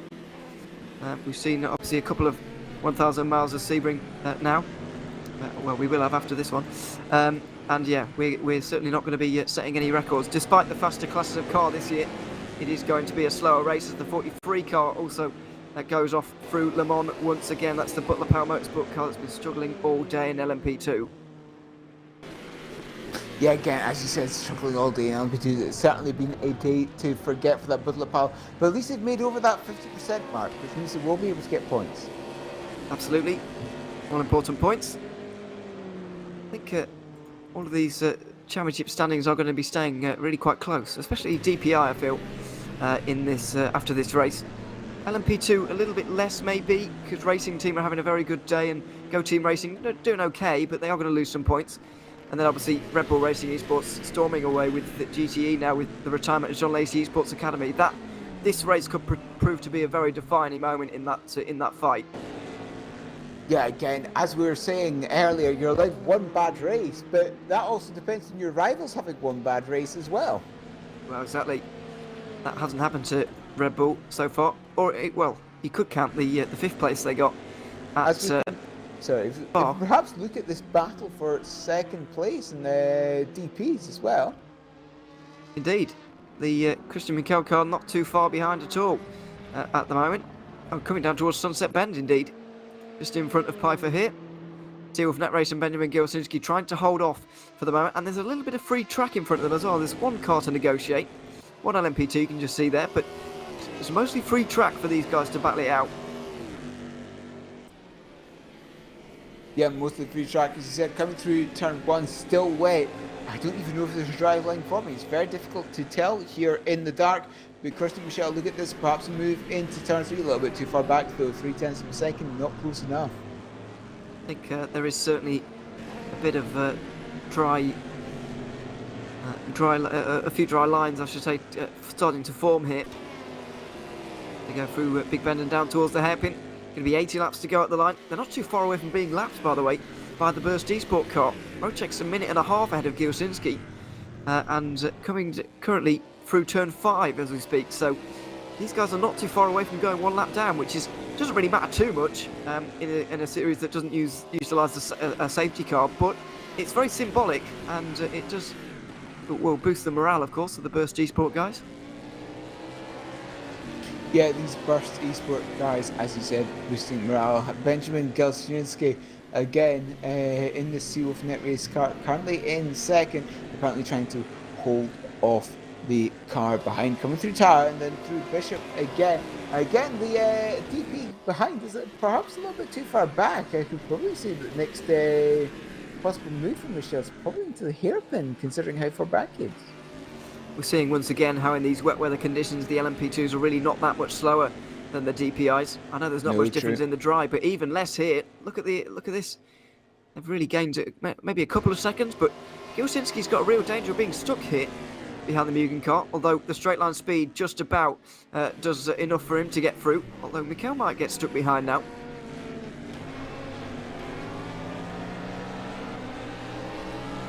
Mikel perhaps getting a little bit stuck behind, but again, you're always a little bit more cautious in the wet, aren't you? This is true. Or whatever you can call this kind of damp conditions at the moment. It's really dried out quite quickly as well. The rain has come quite slowly, but then it's disappeared quickly and dried up quite quickly as well. So it does indeed look like we will get some dry running towards the end here, bizarrely. Yeah, so a little bit of dry running towards the end. These cars decide to go into slicks. So we've got 80 laps remaining here at Sebring and Gilsinski. Look at that gap. The gap's actually pulled out a little bit. It's now the best, probably about half a second or so, perhaps even 0.8 of a second. So that gap's certainly ebbing and flowing a little bit depending on when they meet traffic. Oh, Rookie Monsters in the background there at the hairpin. Turn 7 just went around. Going straight on or turn around? Turn around. Yeah, Okay. was spinning around, unfortunately. Meanwhile, into Cunningham, and Gilsinski is going to have his work cut out trying to get through on this Aston Martin, but it might be quite important, really, in this fight for 2nd place. He's going to, oh, look, but this is the thing. It's very, very difficult. It's incredibly difficult, as you said, especially with this wet. And Michel's getting closer and closer. And now is going to be moving to Le Mans. Le Mans is a very difficult corner to actually make a move in because you've got that flat out left-hander almost directly beforehand. It doesn't really allow you to move towards the inside line or to make a move into the Le Mans complex. But coming through Le Mans corner now, and down through the Ullman straight, Michel a little bit too far back to make a move into Sunset, I feel. Yeah, I think so. It would be a big risk to take at this stage. So he's going to just wait back for now and see what happens a little bit later on. He might even have confidence that they can see off the Seawolf car throughout the rest of the race and they don't need to get through throughout this stint. Maybe can they out-strategize them quite possibly in this one. Let's wait and see on that. But Gilsinski is holding on for now. It's the German, as I mentioned earlier, is very arguably the strongest driver in this team anyway. To make a case for all of them, I suppose, but Gilsinski started the car and really kept up pace with Simoncic over the first couple of hours. Unfortunately, they've fallen away now to over a minute and a half behind by Collins Burst Esport, but still holding on to 2nd would be a great result. And 3rd in the championship, I think they're overperforming, to be quite honest, compared to what I expected from them. They're certainly overperforming and performing well. You're performing well, as you said, and indeed you can definitely see that with his second place. And that Seawolf Netrace, where are they actually currently in the standings? They're currently third in the standings. The second place certainly will help. It certainly will. If they can hold on to it, of course. And even a third would be not bad. 10 car, the Sectors now develops, currently being in third. Having a look at the rules, it is 30, 25, 21 for the top three. And just doing some quick maths, I believe that means the Bicola Esports will have 250-ish. Sorry, they have 300 at the end of this race. Let's just say 250 because you always get participation points depending on what class what division you're in. But all these cars will get 50 participation Oh, here it is. points. But Rico goes through. Sorry to cut you off there. Rico goes through a little bit wide from Gielski there, and almost couldn't not take the opportunity for Nitro Valix there. Out on the exit of Le Mans. And straight through for Nitro Valix there in front of Seawolf Netrace. And by the way, Neil, we're at the end of another hour here. I shall just say this just before we go, but with that move, that means that Cetres Nitro Valix will lose the provisional championship lead to Bicolis by 1 point. Yes. So it'll be Bicolis on. I make that 300 as it stands, and Cetres now develops in 299. Yeah, absolutely. It's going to be very close if it ends how it is, but it probably won't, to be quite honest. This is also true. So yes, stay tuned for the remainder of this race to find out. For now, though, that is it from me and Neil. I've been Ewan O'Leary alongside Neil Heatley for the last couple of hours. It's been fun. Bit of a trip down memory lane at times as well, but I've enjoyed it. It's been the Sebring at 1,000 miles, of course. We've got a couple of hours remaining, there maybe a few hours depending on how long this goes. Just under 80 laps remaining, and we've got two very capable. Well, I don't know about that, but they are here. Zach Sweeney and Cam Roger to take you through the final 80 laps or so of this race. Yeah, thanks, Ewan. And yeah, certainly been an entertaining last couple of hours. So thank you to yourself and Neil for that. And we are into sort of the final stages of this race. Obviously, still quite a long way to go with the rain, slowing the lap pace downs, and obviously changing things with the strategy and the tyre choices when potentially it dries up, or maybe it's going to rain again. Who knows? We are yet to find out. But Zach, you're on a little bit earlier, so just how are you feeling of this race so far? Well, earlier on was fantastic. It was action up and down. We had some really, really good battles and things like that. And well, we always thought the rain was going to come. Eventually it did, just as after I stepped away, and well, it hit, and it hit big. So yeah, it's really been spiced up. It's been a race of everything really. We've had rain, we've had action, we've had chaos. Yeah, couldn't have asked for much more really. Yeah, I'm a bit sad that it rained just as I was getting out of the car earlier. Which you probably saw, I was in the number 49 Burst Esport LMP2, and literally had a couple of laps to go coming into the pit lane, and then it started raining, which is a bit unfortunate because I do like these wet weather conditions. It is quite tricky, quite interesting for the drivers, especially now as it's actually dried up. So you have basically a singular dry line, or a drier line on the racing line, and if you go just a millimeter to the side of that, then you're on the wet stuff and it becomes all slidey. So yeah, very tricky conditions for these drivers at this moment in time. So yeah, Zach, I guess if you're a driver, you'd probably enjoy them as well. Yeah, I mean, they're fun, and you know, we're British, so we love the wet weather, or well, we're meant to, but we don't. But yeah, the wet's always fun because it really is like a testament to skill. You're braking more, you're on the edge a little bit more, you're coming out of the corner sideways, and you really have to feather the car through. Really got to be so precise, as you said, but that dry line, as you know, 1 millimeter to the right is it can be lethal. Which, yeah, as we see the two Go Team cars go side by side, of course, my Prosciutto trying to go around the outside of his teammate Ryan. Oh no, it's not his teammate, it's the VRS satellite. They are very similar in colours, so my apologies there. But Ryan Nash on the inside, can Cosmo go all the way around the outside, use the sort of the karting line, and no, that's not going to be at all working. And that's an example, Cam, of why you stay on the drier line. Yeah, it's such an well, you can kind of see it there just a little bit. The slightly lighter grey one on the racing line, obviously, is a bit more difficult to see now it's got dark, but it's literally like one car width, maybe a little bit more, and the difference is so extreme because the bit on the outside isn't getting touched, so the water's not getting dispersed. You're just having to rely on the evaporation, which obviously takes literally hours to do so. Yeah, very difficult indeed for these guys. And obviously you don't necessarily have like a wet setup, especially when first half of the race was dry. So I'm sure a lot of the drivers maybe just put a little bit of rear wing in the car, a little bit more traction control, and that's really about it. And then you just got to get on with it and then try and set some good pace, but it's easier said than done.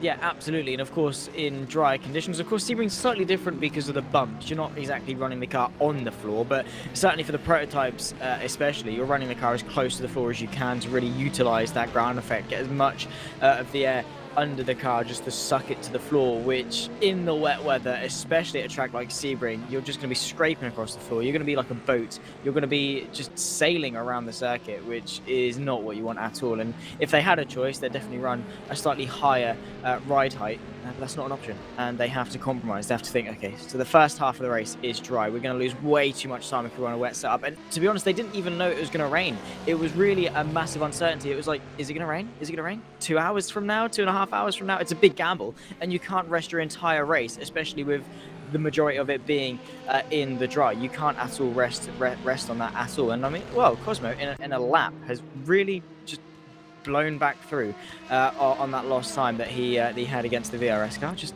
yeah, in a lap, went off at turn 1. Hopefully he negotiates it a little bit better this time around. But yeah, these wet conditions really show who can adapt quickest, who can get up to speed quickest, and it's all about rhythm in the wet. You've got to find something that works for you and just get on with it. Yeah, rhythm is the hardest bit. I would say the conditions are ever changing, and the track was getting more and more wet, and then now the rain stops, so it's getting more and more dry, and the pace is so much faster. I mean, we're about close enough to 10 seconds a lap faster, as we were about 8 seconds a lap faster than when it was at its wettest point. So you can just imagine how different the braking zones are, how different the cornering speeds are, the minimum speeds, especially in the higher speed stuff. And you're just learning that on the fly. You're just guessing when you come up to the braking zone, and keeping it on that drier line is the important part, because that's really where all the grip is, and the way the wet weather really works in this game is it's quite sort of black and white in terms of you're either on the dry stuff or you're on the wet stuff.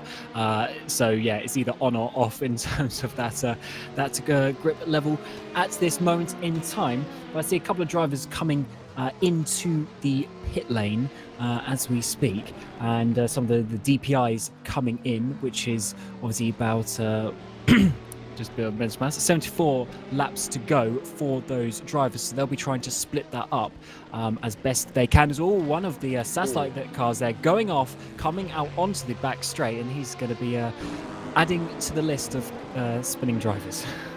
Very easy to do. You can't exactly knock him down for it, as we've got this is a battle within the DPI category. Indeed it is. Christian Michael in the Setrex Nita Velik's car trying to chase down the Sea Wolf Net Race Motorsport. Is Zielinski at the wheel of that one, but that's the thing. Oh, that is that? No, that's the Wanako car. That's the one we just saw spin, isn't it? Yeah, that is not a pretty sight. That car has not got a front wing, which in the wet weather you certainly do need. But yeah, we come back to this battle between the two of them. But that's the thing, Cam, because of the reliance on the dry line, overtaking is so much more difficult, because it's not like you can just send one to the inside, because if you do that, you're just going to go straight on or spin. You have to really bide your time well, find a gap that works, and in fact get it stopped, because you go offline, the guy on the dry line can just stay there and brake a lot later than you. So it's more about playing the mental game, putting the pressure on and putting your opponent into the mistake where they're then offline. But overtaking in the wet, it's very difficult. So Michael might just have to bide his time a little bit more today.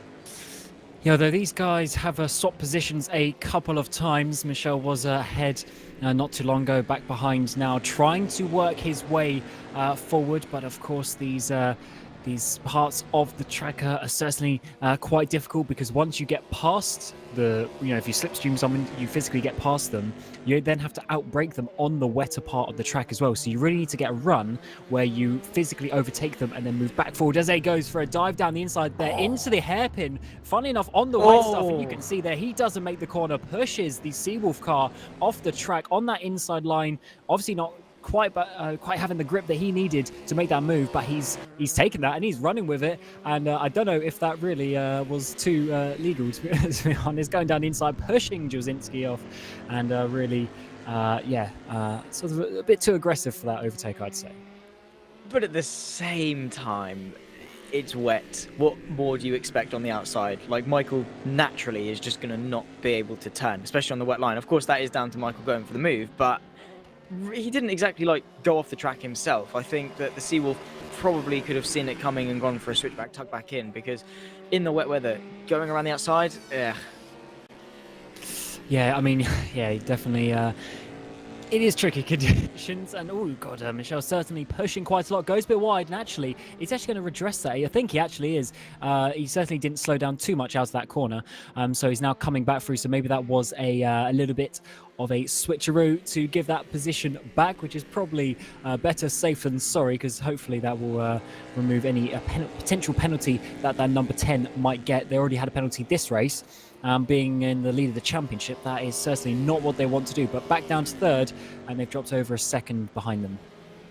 Well, they certainly have the pace to claw some of that time back up, and we'll probably go for a move again. If they can do it once, they can do it again, and we'll have to wait and see. But yeah, these wet conditions really are taking a toll on a couple of people. You have to be a lot more aware of what's going on. But yeah, best to be on the safe side for Christian, just to let him back through, just in case. Then race control can't do anything because he's served the penalty.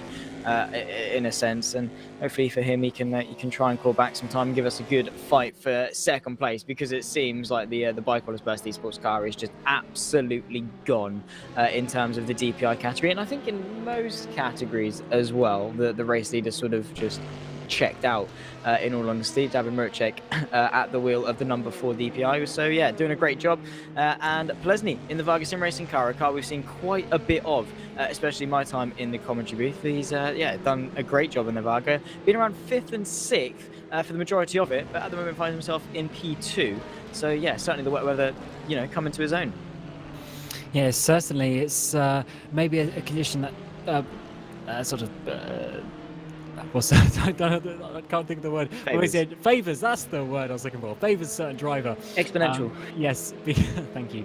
Because certain drivers, they just have that certain feel in these conditions, and maybe they're just able to sort of control the car a little bit more, because all the little micro slides throughout a corner is what you really have to have the feel for, and keeping the car within the sort of the minimal track limits that you can with the thinner racing line. But we're now sort of at 10 seconds a lap slower for the DPIs, give or take maybe 11-12 seconds a lap slower than the dry pace. So I do wonder if when we get maybe to the next round of pit stops, I know they've just made a stop now, but what if we get to the next round of pit stops, we might see some more dry tyres come in, if some haven't already. You see just up ahead there, actually, the Burst by Collins DPI moving over to the wet part of the track to actually try and get a bit more of the cooling effect and the wetness effect on those tyres, as they are obviously coming to wear. And once you start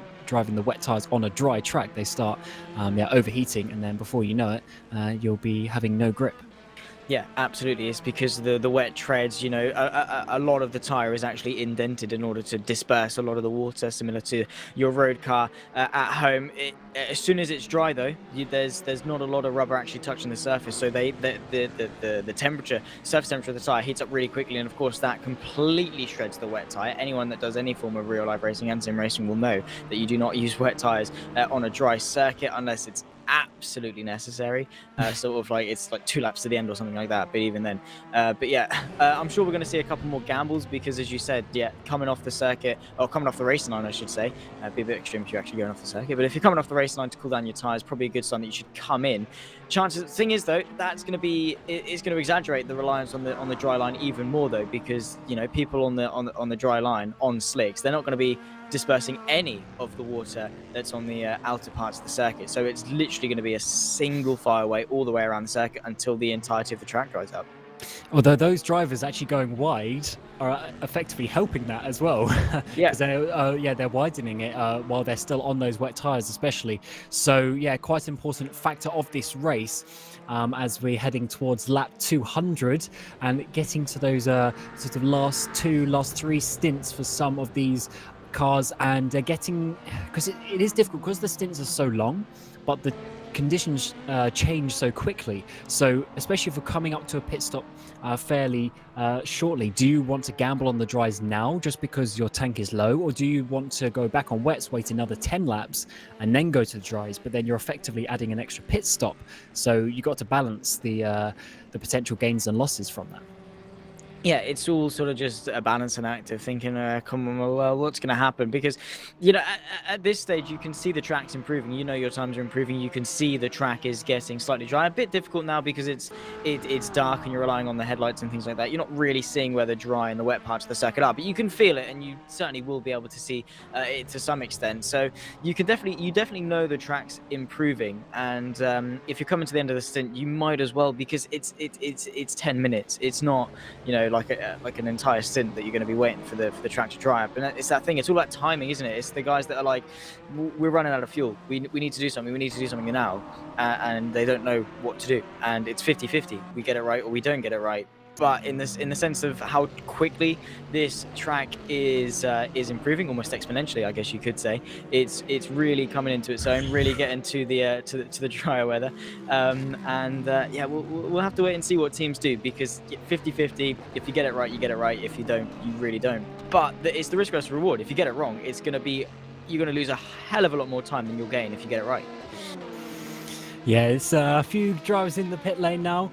Some of the LMP2s, we've got Netrex GP, we've got Red Archer, Go Team Racing and Waveframe all sort of in the pit lane. And I do wonder what tyres they are taking. It is it's probably the tiniest bit too early, but maybe in a few laps time it'll be fine. Oh, look at Martin Hemmingson there, coming right to the inside now. All of these drivers trying to find that wet or more wet track. Obviously it's the minimal gains really from doing that, but what it's certainly doing is opening up that dry line, making it a bit easier for when they do go to the slick tires, which you would assume in the not too distant future they will be doing so. But this is that crucial point of the race of choosing how long do they go before moving back to those tires. But this car, the racing team car, leading the way by quite a long way. I think it's now that there's some sort of pit stops and stuff, there's literally I think over a lap to the Blackhawk car currently sitting in that second place,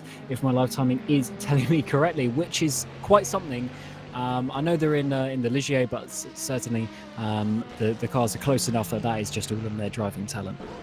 Yeah, absolutely. The wet is always it's either the biggest divider or the thing that brings everyone the closest together. There's no in between, because you always get that one person who's just insanely good in the wet. You whack him in the seat during these wet conditions. He just knows. It's all about manipulating the brake pedal and using the brake pedal to really balance the weight of the car. Put more on the front as you're going in. That's what happens when you go offline. Again, the traffic, these wet conditions really exaggerate every problem there is with endurance racing. The traffic, the overtaking, things like that. And again, just getting involved. There's just so many cars fighting over the same bit of racetrack, but the thing is they can't occupy all the racetrack because there's probably about one car's width of the track that's actually going to be able to work for you through a corner.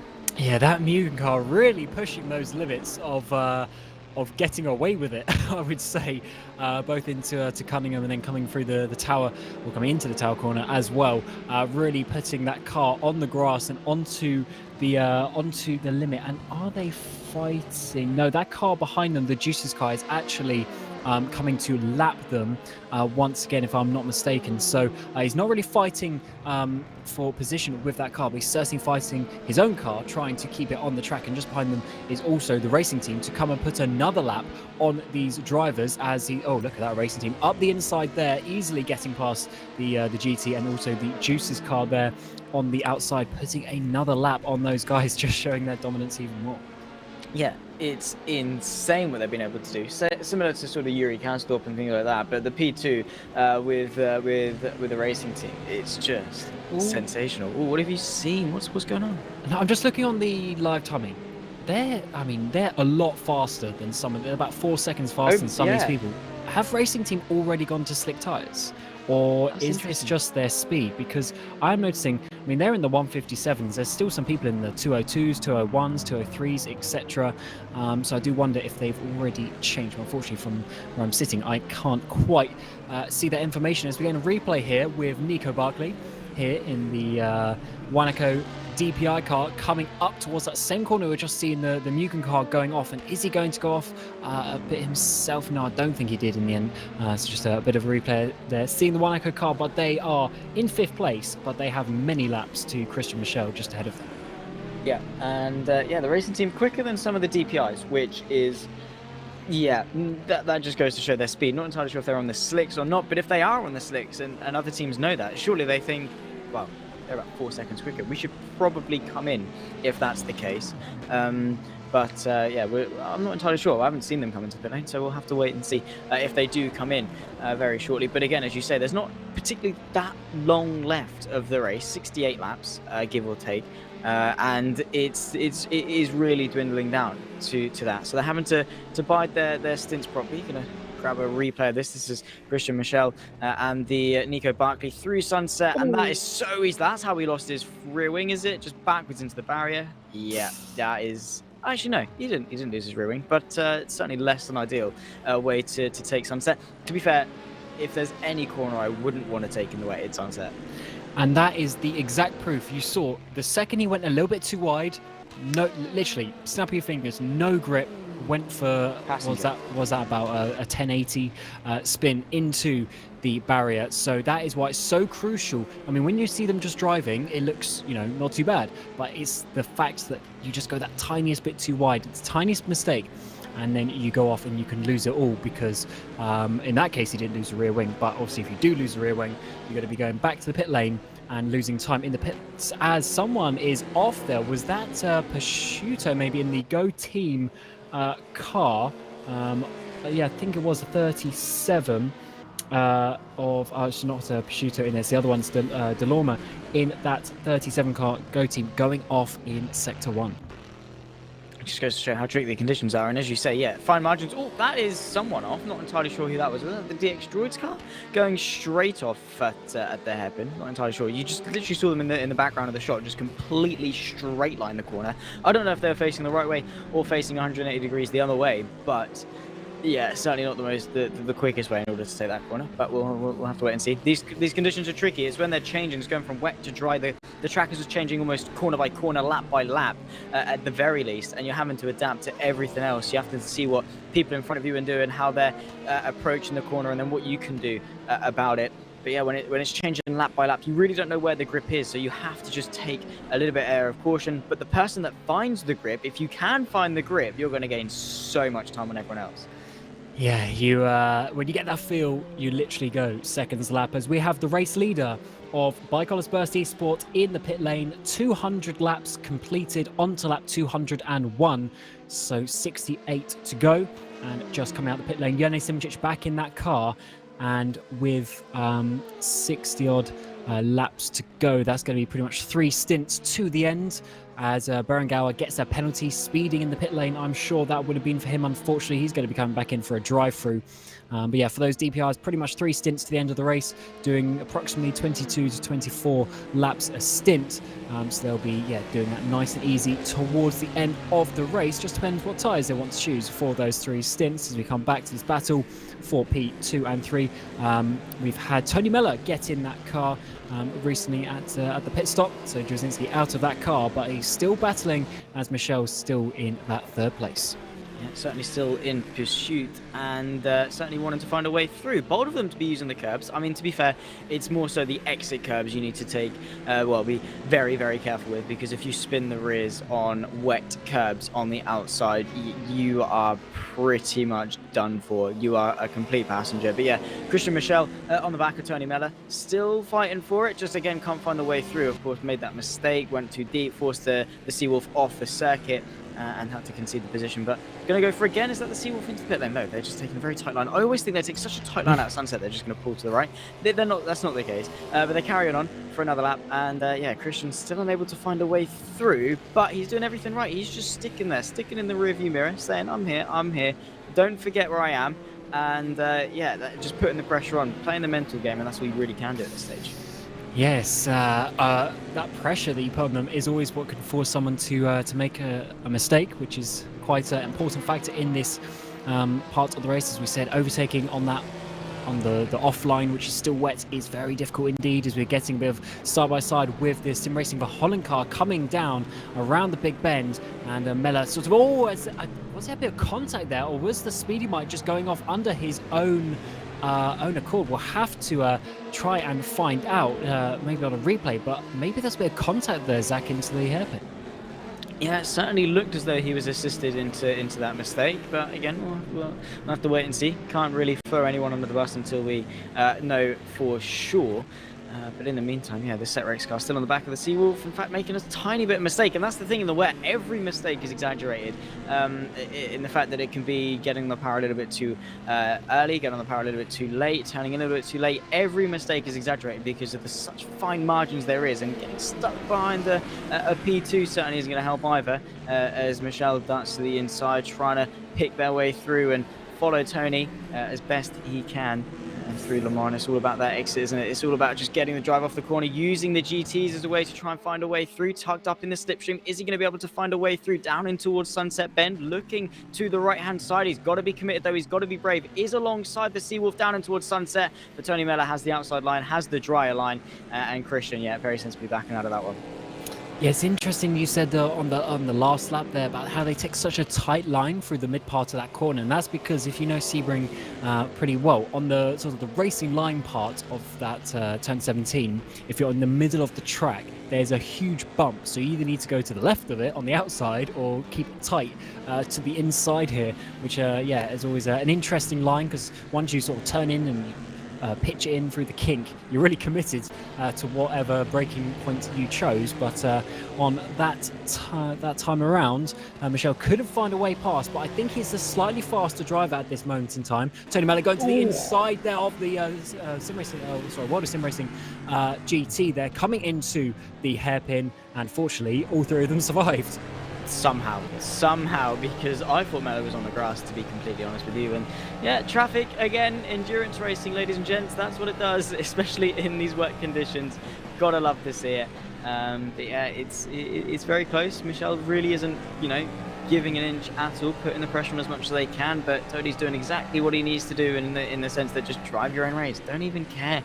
He's not even there for all you're aware. Just drive. You're on the dry line. He can't really do much other than that. And you've just got to be careful and make sure you get to the end, because second or third, it's still a podium. Who really cares? Still a podium. still getting some form of recognition. It's a couple of extra points, but you don't want to be throwing it away just to be fighting over second as opposed to third.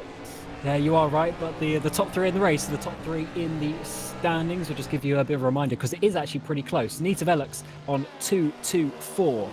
So only 4 points ahead of Bicolor's Burst on 220, and then on 214 is Seawolf. So 10 points separates those three entries, which is very crucial indeed, because they've pretty much sort of shared the podium each race so far, give or take a couple of positions here and there. Was that Michel actually coming into the pit lane to end that battle? But I've just been able to get access to the tyres that some of these drivers are on. Simic, Mella, Michel, De Silva, all of them are on the soft compound tyre, it seems. So the slick compound tyre, and they are then obviously going to be taking that because it's got the most grip and it keeps them on that dry line. But that's why you've seen the lap time sort of come down a lot. And then as we get back towards the LMP2s, there's quite a lot of intermediate tyres actually going around, a few on slicks as well. So some drivers really now starting to go towards the slicks,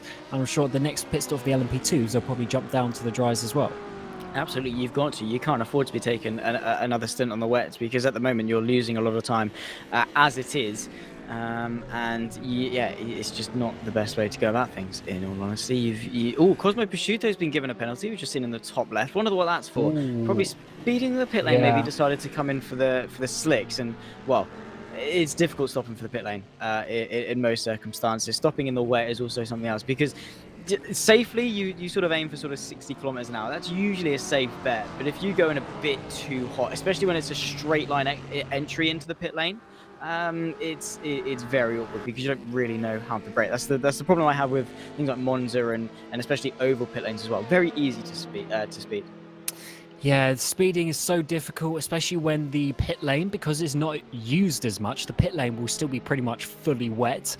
And for these drivers who are on the the slicks and whatnot, it can be quite difficult indeed to spot those the braking points coming out of that final corner. As we see Martin Hemmingsen here on the bottom right of your screen, plus 1 lap to Rick Van Hel. So absolutely loving life there is the racing team. And the interesting part, I was saying, a lot of these LMP2s are on the intermediate tyres. The highest place is Mark Veit, 3rd place.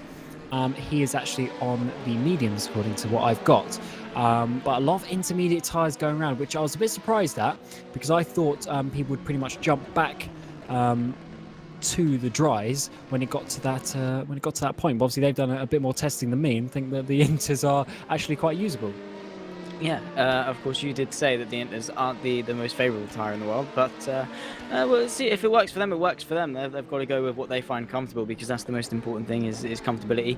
You don't want to be putting all your eggs in the old pace basket. You've got to be comfortable. You've got to be smooth out there, because going onto the slicks now, sure, it might be quicker, but one mistake and you are absolutely gone. At least with the wets, if you go slightly offline, you still have the wet tyres to be able to cope with the wet conditions, and that's probably what's most important. But yeah, for people with a lot to lose in terms of positions and championship places and things like that, you've just got to go with what's safe. You can't be gambling unless you know for absolute certain.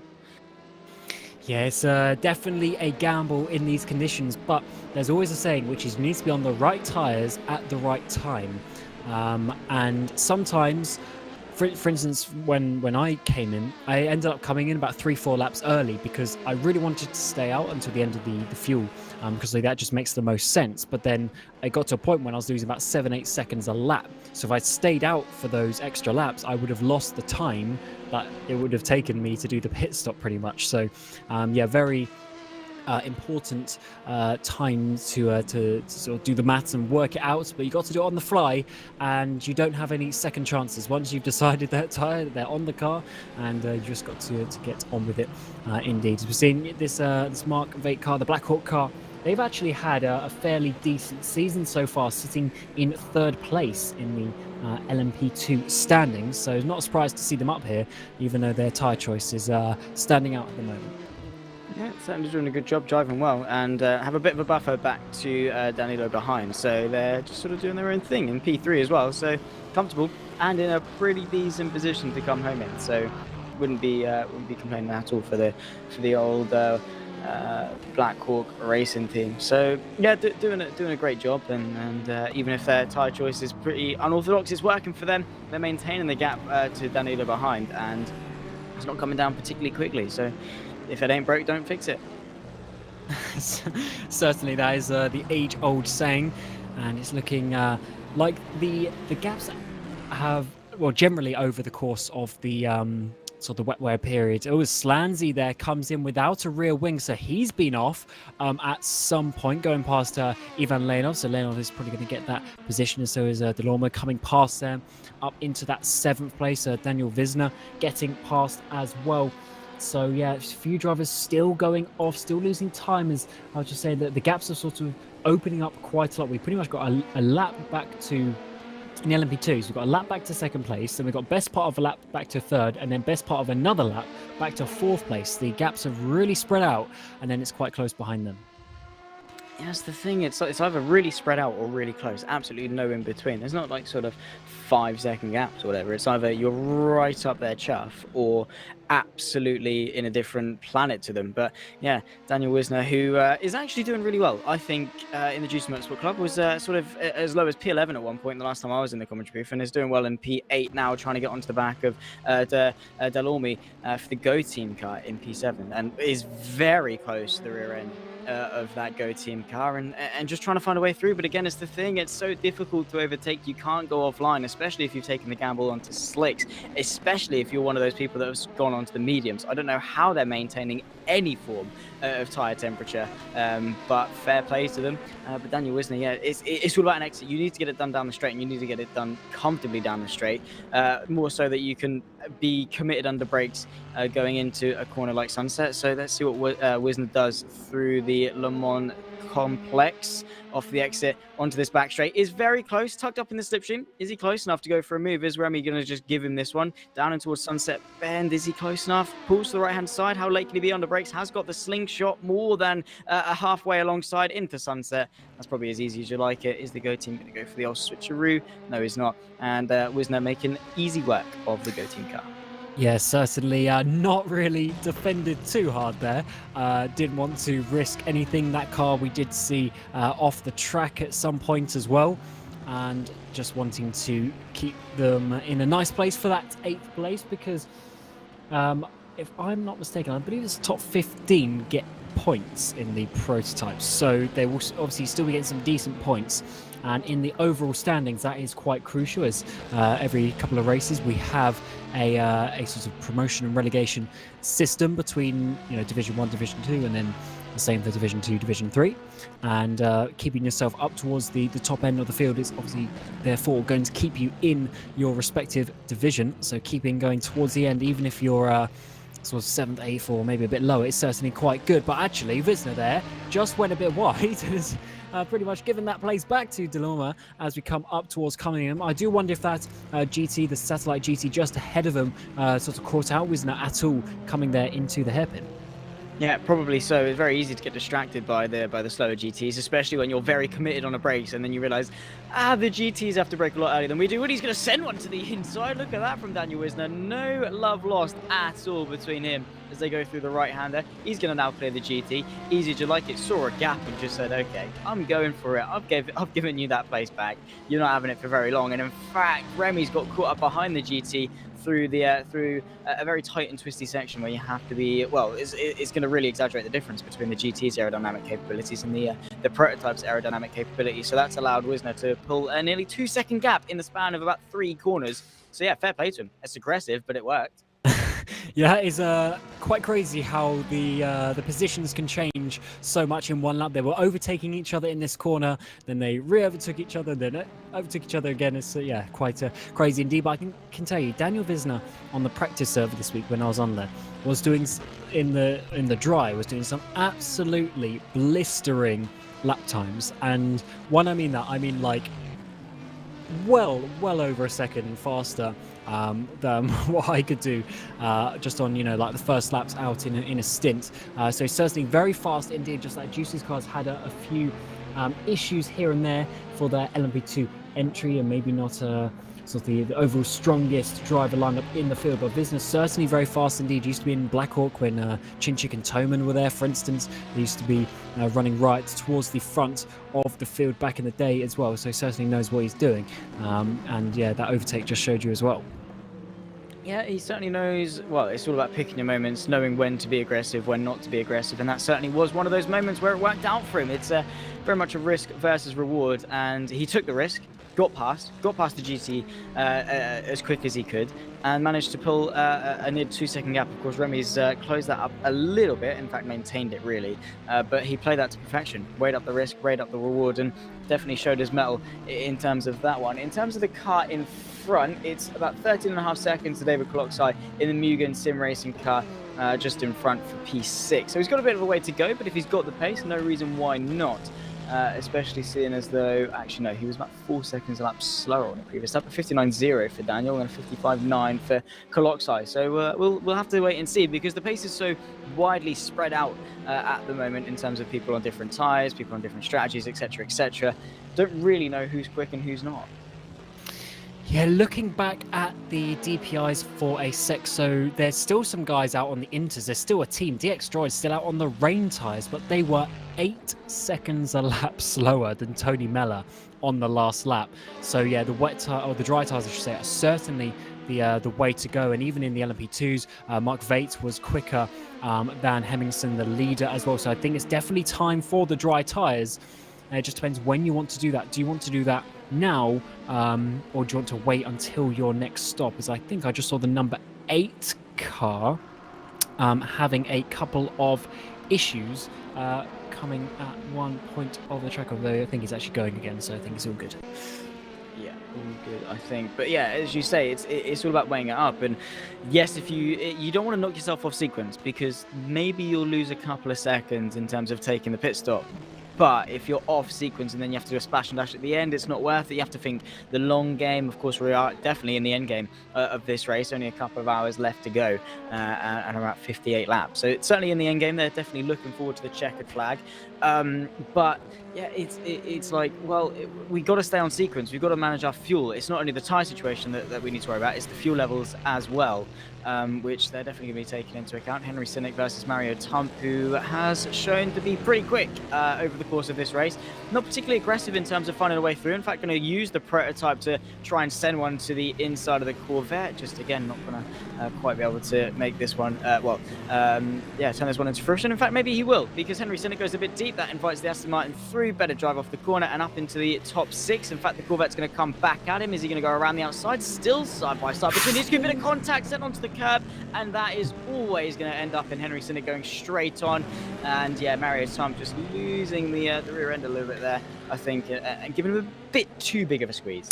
Yeah, just a bit, squeaky bum time there for Sinek on the outside coming to Tower. I think, yeah, he was squeezed just a little bit, but Sinek also really tried to fight that a bit more than maybe he could or should have into that specific corner with just the way that they were.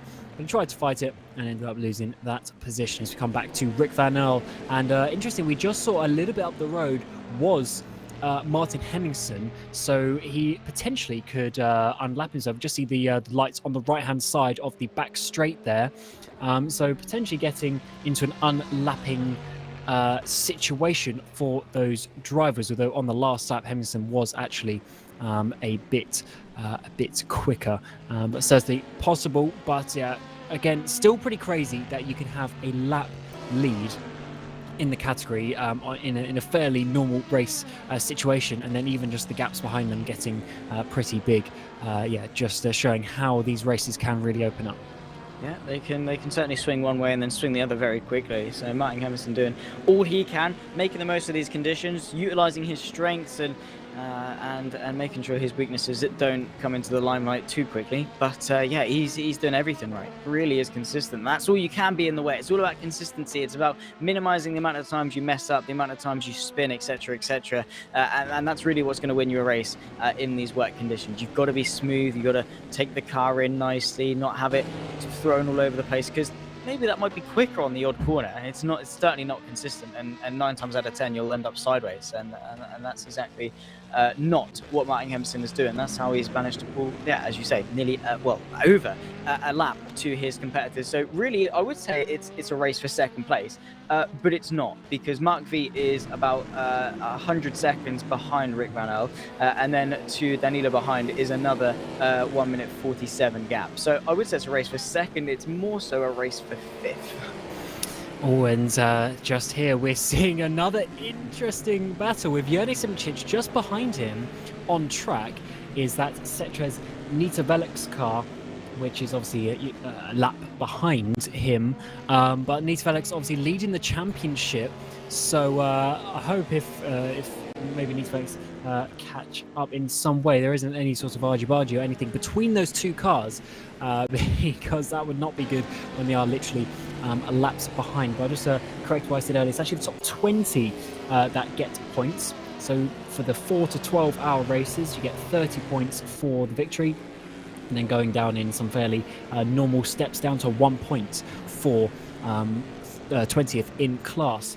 So for these guys fighting towards the top, it can always change quite a lot because the difference between first and third is 9 points. So second is 25 and third is 21 points. 9-point swing could be quite crucial here in the DPI standings when there's only currently 4 points between those two cars. Yeah, absolutely. And as you alluded to earlier, the top three are the top three in the standings, 1, 2, and 3 at the moment. The by Collis Burst Esports, the Seawolf, Net Race Motorsport, and the Cetrix Nita Velix car, all 1, 2, and 3 in the standings. So there's definitely going to be some change, and that's the thing. It rewards the people that win. You know, there's a big reward for winning the race. There's a big reward for coming second and third, and then of course it sort of filters out because there's not much difference between fourth and fifth, and sixth, etc., etc. But for winning the race, you definitely deserve to have a bigger points margin for doing so, especially when your name is Jone Simitic and the Bike Collis Best Esports car, which is at the moment leading the DPI category by 1 minute and 25.6 seconds, because that 0.6 seconds means absolutely everything with such a tiny gap, such as 1 minute and 25 seconds.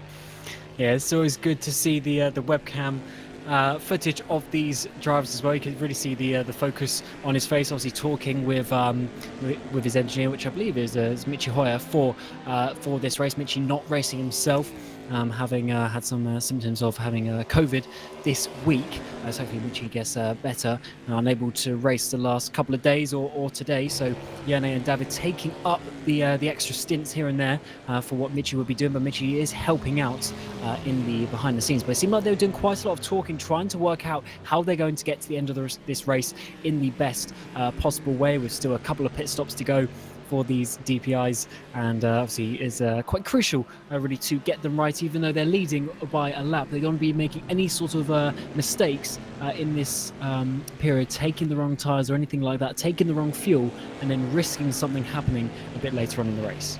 Yeah, absolutely. You know, yes, it's 90 seconds, but you can never get complacent at all in motorsport. You know, we've seen endurance races and that's Mario Tump, after a pretty decent last couple of laps, finds himself in the barrier. I think this is at turn 1, probably just offline slightly and went straight, or off the exit of the pit lane perhaps, not entirely sure. We'll have to maybe wait and see. But yeah, for Yane and the Bike Collis car, it's all about communication, working out what's best, having the support, the driver having the support to say, what are we doing, what's the plan? The Corvette, I mean, I'm all for taking different lines in the wet.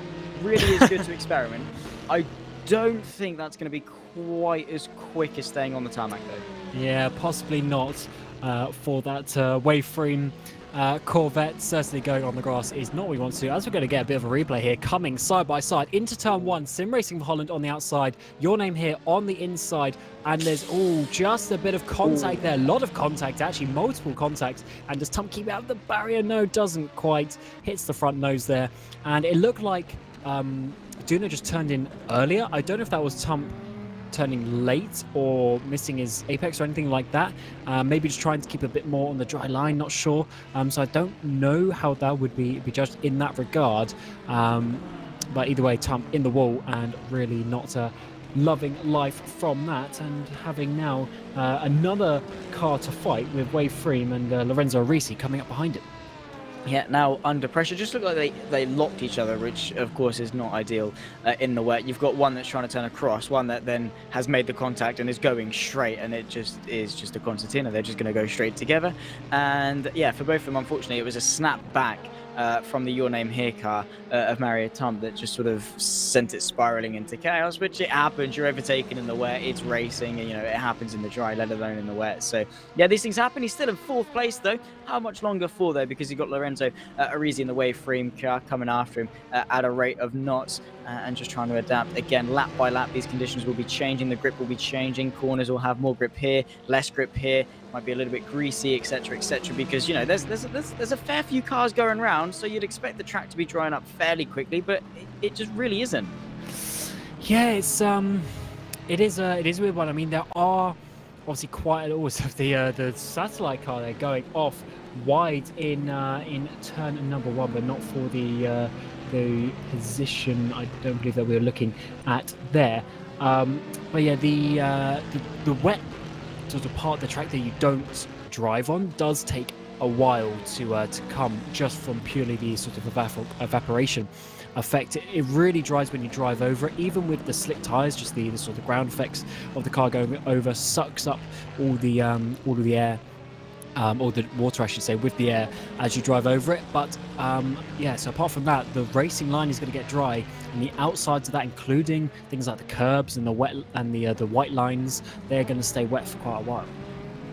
Yeah, which again is just going to add to the issue and the whole single file motion. And yeah, while the racing line might be slightly dry, the race itself will still be a very wet race, and you have to be very careful, especially on the curbs. Usually you sort of brake, move on to the curb to try and open up a bit more of the corner, maybe even use the curb as a way to sort of stop the car a little bit quicker.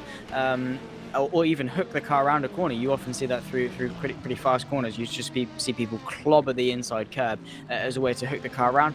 Slightly more dodgy in the wet though, because the surface of the curb is going to be a lot more slippery when wet, and yeah, it really does exaggerate the problem quite a lot.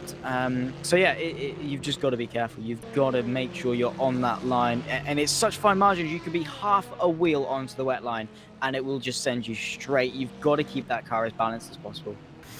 Yeah, and Jimmy Allison, just reminding as well, the sun has set now, and obviously if the sun was baking up on the track as well, that would increase the drying effect from that as well. So because we hit the nighttime period, that will further increase that time. As we saw in the background there, the Sim Racing Holland car coming into the pit lane, I believe, for another time, and we have 53 laps to go for the DPIs at least, and obviously the GTs may have one or two less because they'll probably get lapped in that time. But it's also important for the lower classes to try and work that out, because obviously they themselves don't have the 268 laps, because they may be lapped 10 or 15 times during the race, and they'll be quite a way behind. For instance, the GT leaders on 196. So yeah, 18 laps behind they are, and they really need to work that out in their calculations to know when their final pit stop's going to be.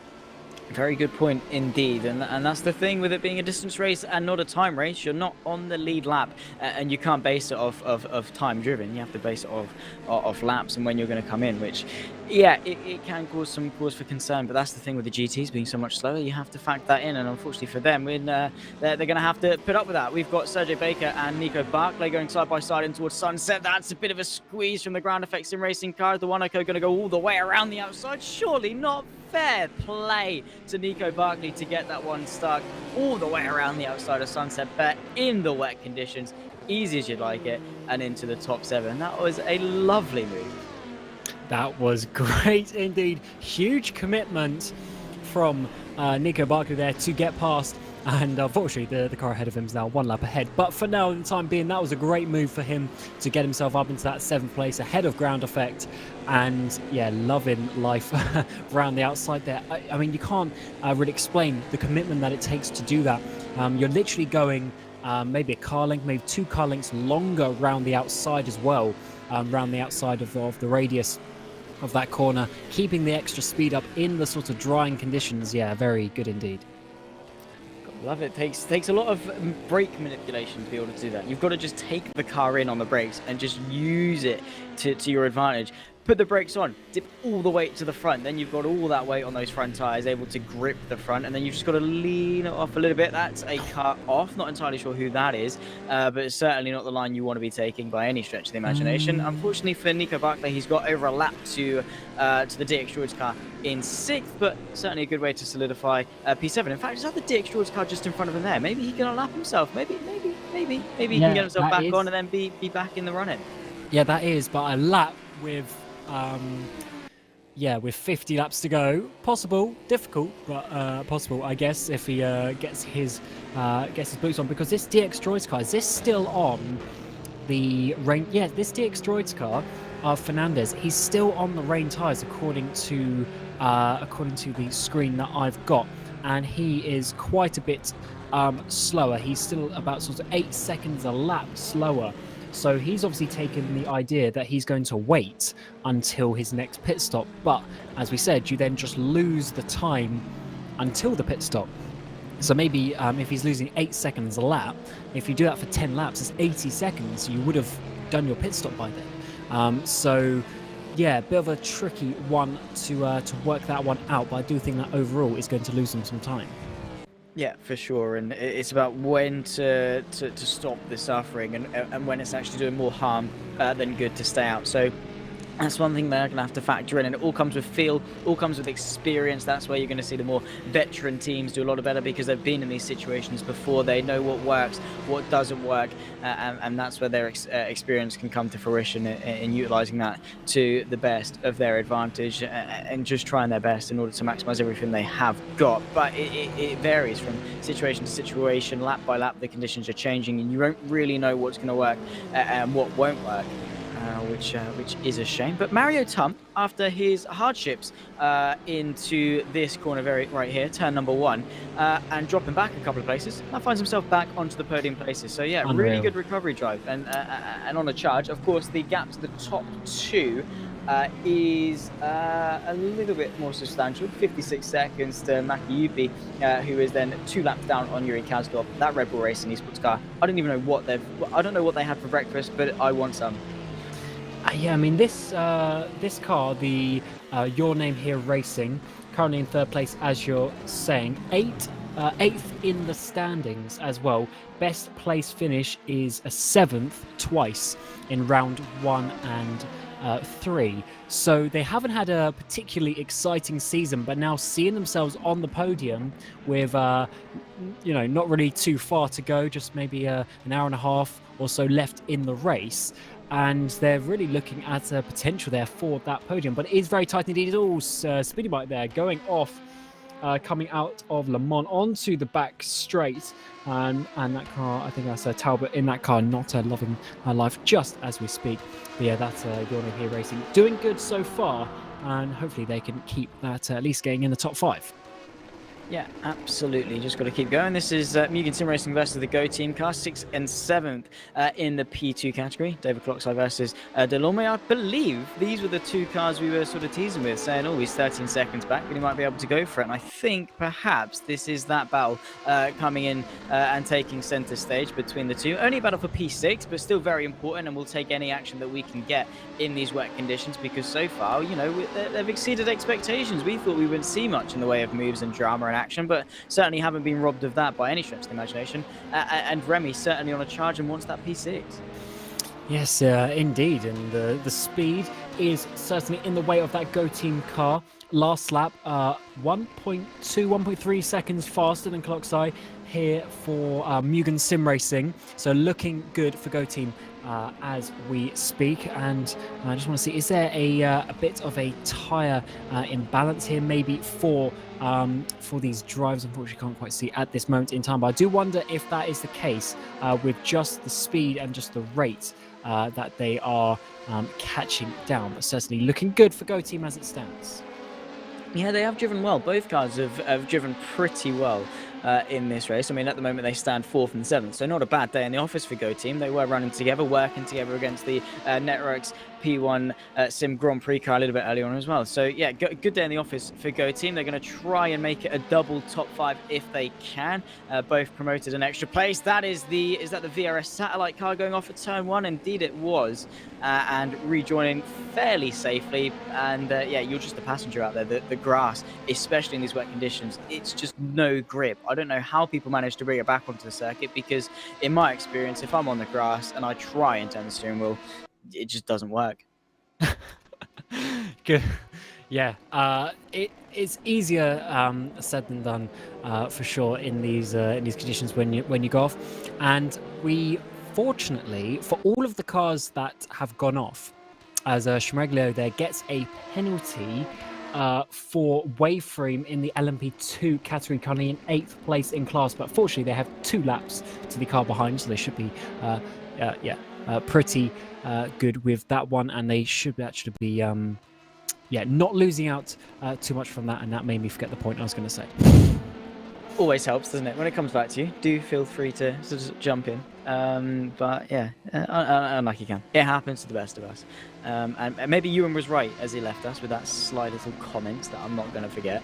Yeah, Remy, he's lost the back to Coloxide a little bit. That gap extending to about a second, 1.1 seconds. So he wants to get onto it, but that's the thing with the pace. It fluctuates so much. One lap, this guy's quicker. With one lap, the next guy's quicker. It's all about who finds the grip and where. Because Coloxide, yeah, might have been slightly slower for the last 10 laps, but maybe he's gone into one corner, tried something different, and thought, oh, this works. I've just gained a couple of tenths here, and then he's managed to utilize that to grow the gap. And these cars are just, I believe they're both on the intermediate tyres as well. So as you see at Delorme, they're trying to get on that slightly more wetter line there, trying to keep those tyres in check and really trying to make this work. But surely at some point they're going to be going to the slick tyres when they get to their next stop. But these intermediates seem to be working quite well. Actually, one of the cars we saw off a little bit earlier, one of the sort of the white and red cars, I believe was Mark Veit, and he's one of the cars that's actually on those slick tyres. But as it stands, is actually doing slower laps than those on the Inters. So maybe in the LMP2s, the Inters are actually the ones still to be on. Certainly seems that way, and of course teams will be looking at the other ones, the other cars on different tires, and be seeing what works, what doesn't work for them, and then obviously using that data to transfer that into what they're going to do. If they see someone and it's like they've taken a gamble, it hasn't worked for them, we're going to stick with what we've got, or they've seen, oh, they're onto a different tire, that seems to be working for them, they're about 0.5 of a second a lap quicker, and they're getting quicker. Then they're going to obviously change course just a little bit. This is a 3-car train for P5 here. This is the Mugen Sim Racing versus the Go Team versus the Juices Motorsport. Daniel Wisner on the back of this one, which fair play to Daniel. He's done a great job in this race over the last couple of laps and couple of stints. He's done fantastic. He's right on the back and could be in contention for a top 5, but yeah, 3-car train. I wouldn't want to be Remy at the moment. He's got to look backwards and forwards and deal with the wet weather. And Wisner is on the always we're getting is that the satellite car, I believe, off once again. We've seen him at that corner before, I think.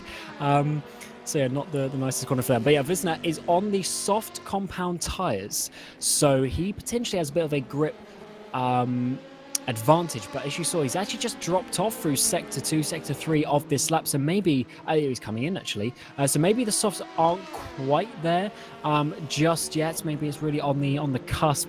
In terms of the lap times, we're still in the region of maybe 5 seconds laps slower than the full dry weather tyre. So yeah, maybe Inter's still just about working.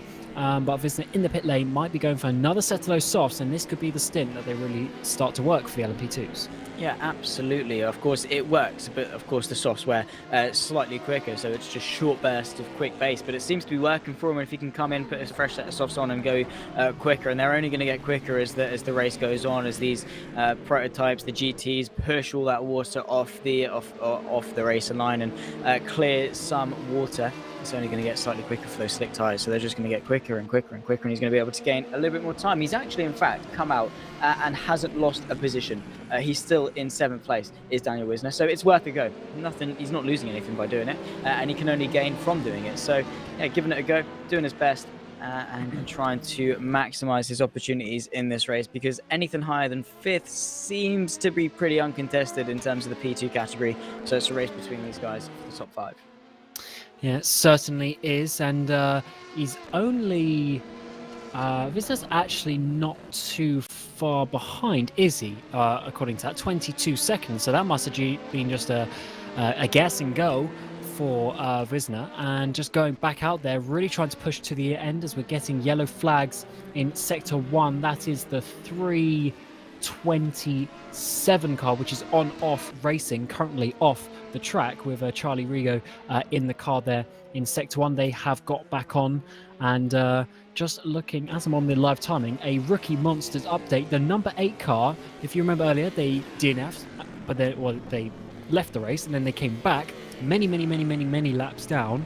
But after Edge Esports DNF'd, it seems like they're coming back, and they're currently 19 laps behind. And with 40 odd laps to go, it looks like they're going to be able to effectively overtake Edge Esports and get the extra point for getting past that. So let's see how that one works out for them. And actually, I can't do maths, can I? But either way, they've got enough laps to get past, is what I'm saying. Yeah, absolutely. And, every little helps. You can get a couple of points here and there. That's a car off. Not entirely sure which one, but it's an Aston Martin going off on the exit of that corner, which certainly isn't ideal. But yeah, for the Rookie Monsters, got to take what you can get. That's the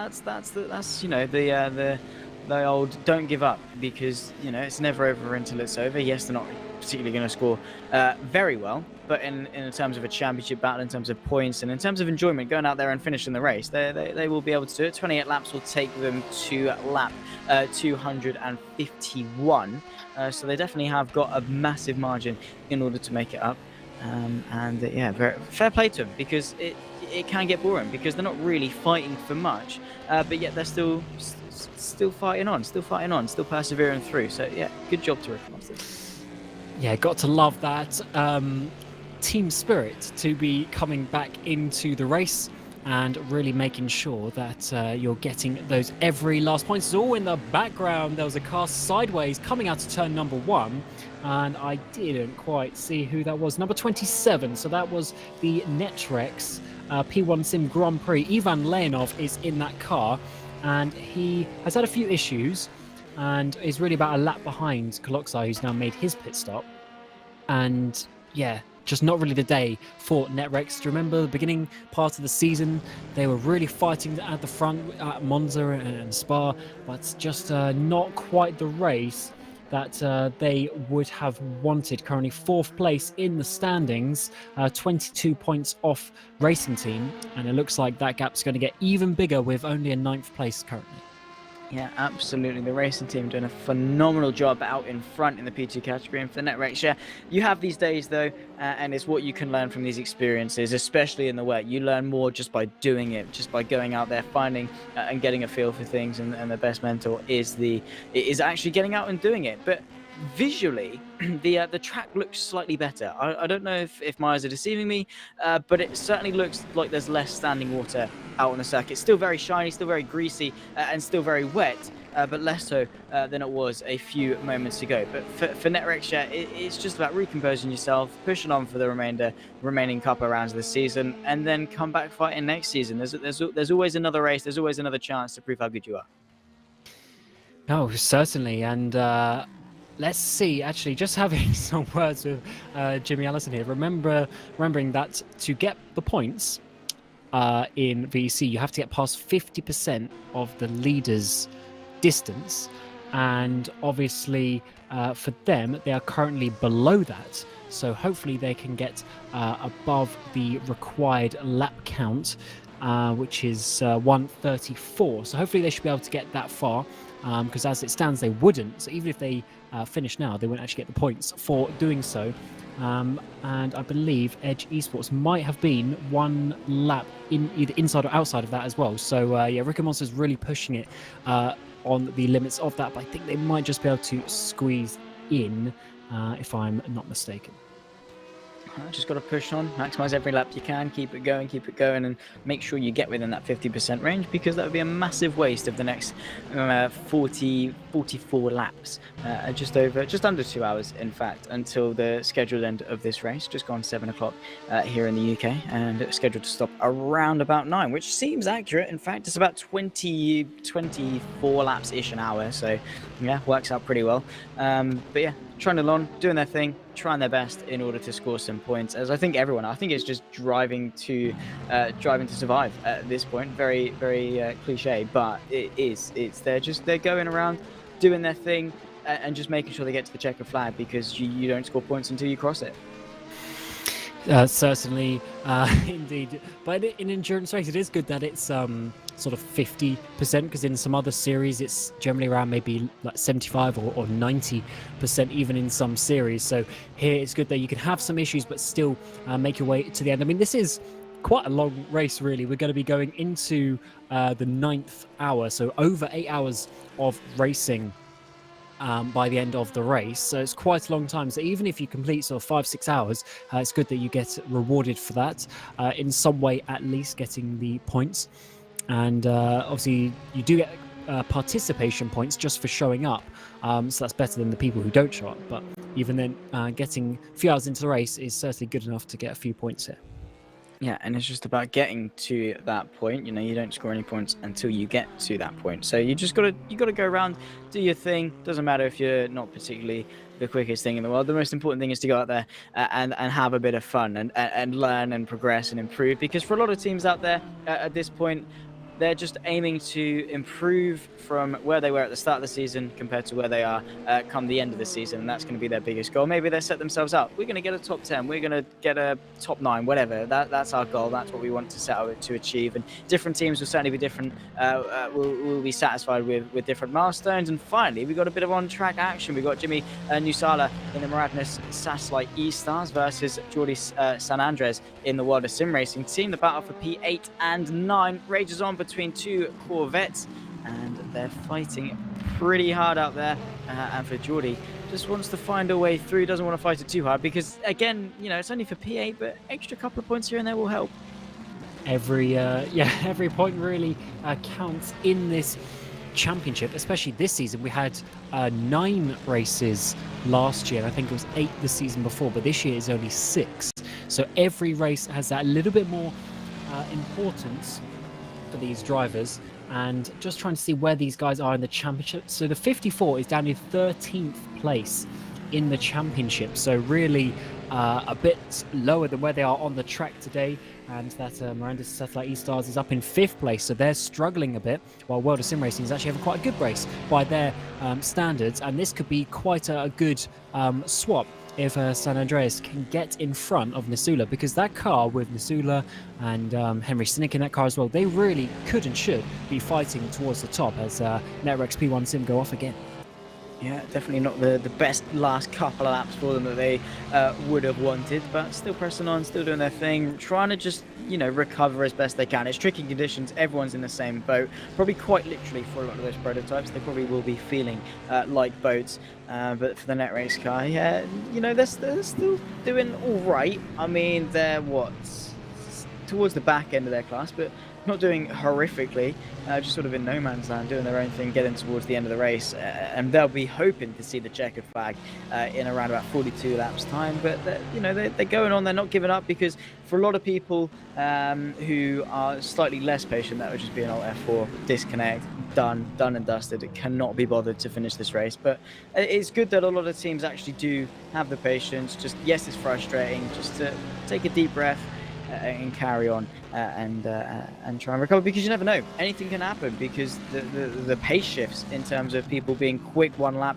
then completely off the pace the next one is really drastic.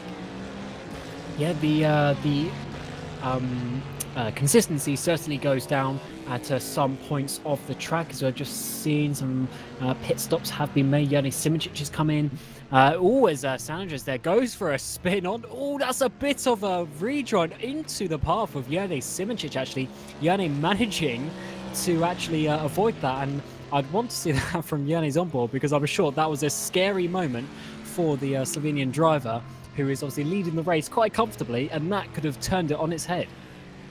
It's one of those things that, you know, motorsport will bite back.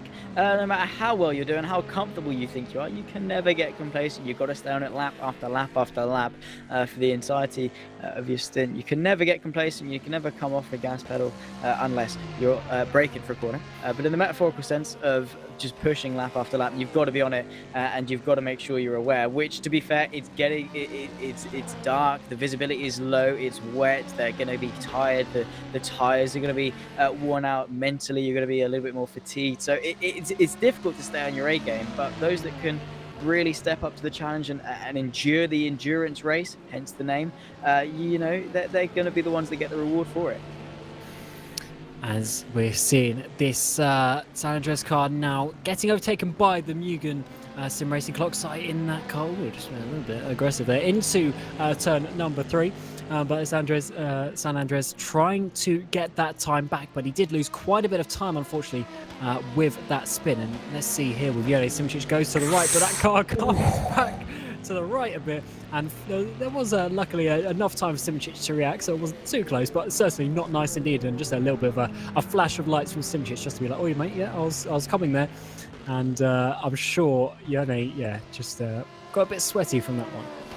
Yeah, I don't think the moisture on his head and his hands definitely wasn't from the rain, and might need a change of underwear because he had to slam and in the wet as well. Slamming on the anchors like that is dangerous. You can very easily lock the rears and send your car into a pirouette. But yeah, Geordie, very dodgy rejoin. You have to be very spatially aware of what's going on around you, especially in multi-class endurance racing. You can't just light the rears up and spin yourself back onto the circuit, and especially because when he come back onto the circuit, it was perpendicular to the track, and he took up a good half of the circuit. So Yerne was lucky not to just absolutely smack into the side of him. Luckily for Yerne, he hasn't exactly.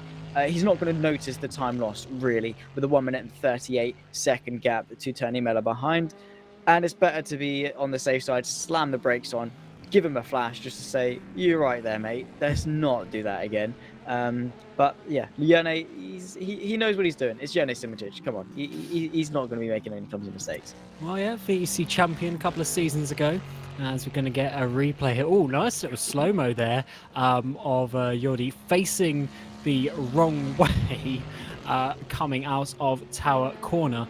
And I mean, to be fair, at this point of the track, he's sort of going in the right direction, but it's when he spins around and then the car obviously then rolls back towards the right-hand side. So Yerne here, you see he's going to the right-hand side, the car's on the left, he goes to the right, obviously, but then the car comes back to the right. Unfortunately, Yerne does have a few car lengths to sort it out, but it's not too nice of a situation for Yerne. And just a little update on that car. They're still leading by about 1 minute and 37 seconds, it's saying on the live timing. And on the last lap, they were 5 seconds faster than Tony Mella and 4 seconds faster than Rory McDuff. So Yerne certainly showing his pace up the front. Yeah, and those other guys are going to be like, I'm sorry. They're going to be thinking, I'm on a really good lap here. I've really hooked this up. This is the most I can do. They look on the timing sheets. I'm sorry, Yerne's just gained 4 seconds. Like that, as a driver, you think, this has been a really good lap. I felt really good. I hooked things up here. I don't think I could get more. I'm sorry. The person in front of me just went 4 seconds quicker. That must be the most demoralizing thing in the world. But to be fair to them, they have got a lot to lose. They're in second and third place. They don't want to be throwing that away at all. And in fact, that last lap, Tony Mella just went 1.7 seconds quicker than Yerne. So yeah, have that, Simoncic. Maybe that 4 seconds was, oh, don't go 3 wide there, Yerne, as João Patias going up the inside of the which car is it? Blackhawk, that's what it is, Blackhawk car, who is currently in that third position, which is why they didn't really fight that. Because obviously they're in a good position, and Blackhawk now have a 2 lap lead to go team number 47 with Moritz Mell. So that is why Kuczak in that car at the moment didn't really fight it, because he didn't need to. As you've seen, Simoncic come on the back of their sister teammate.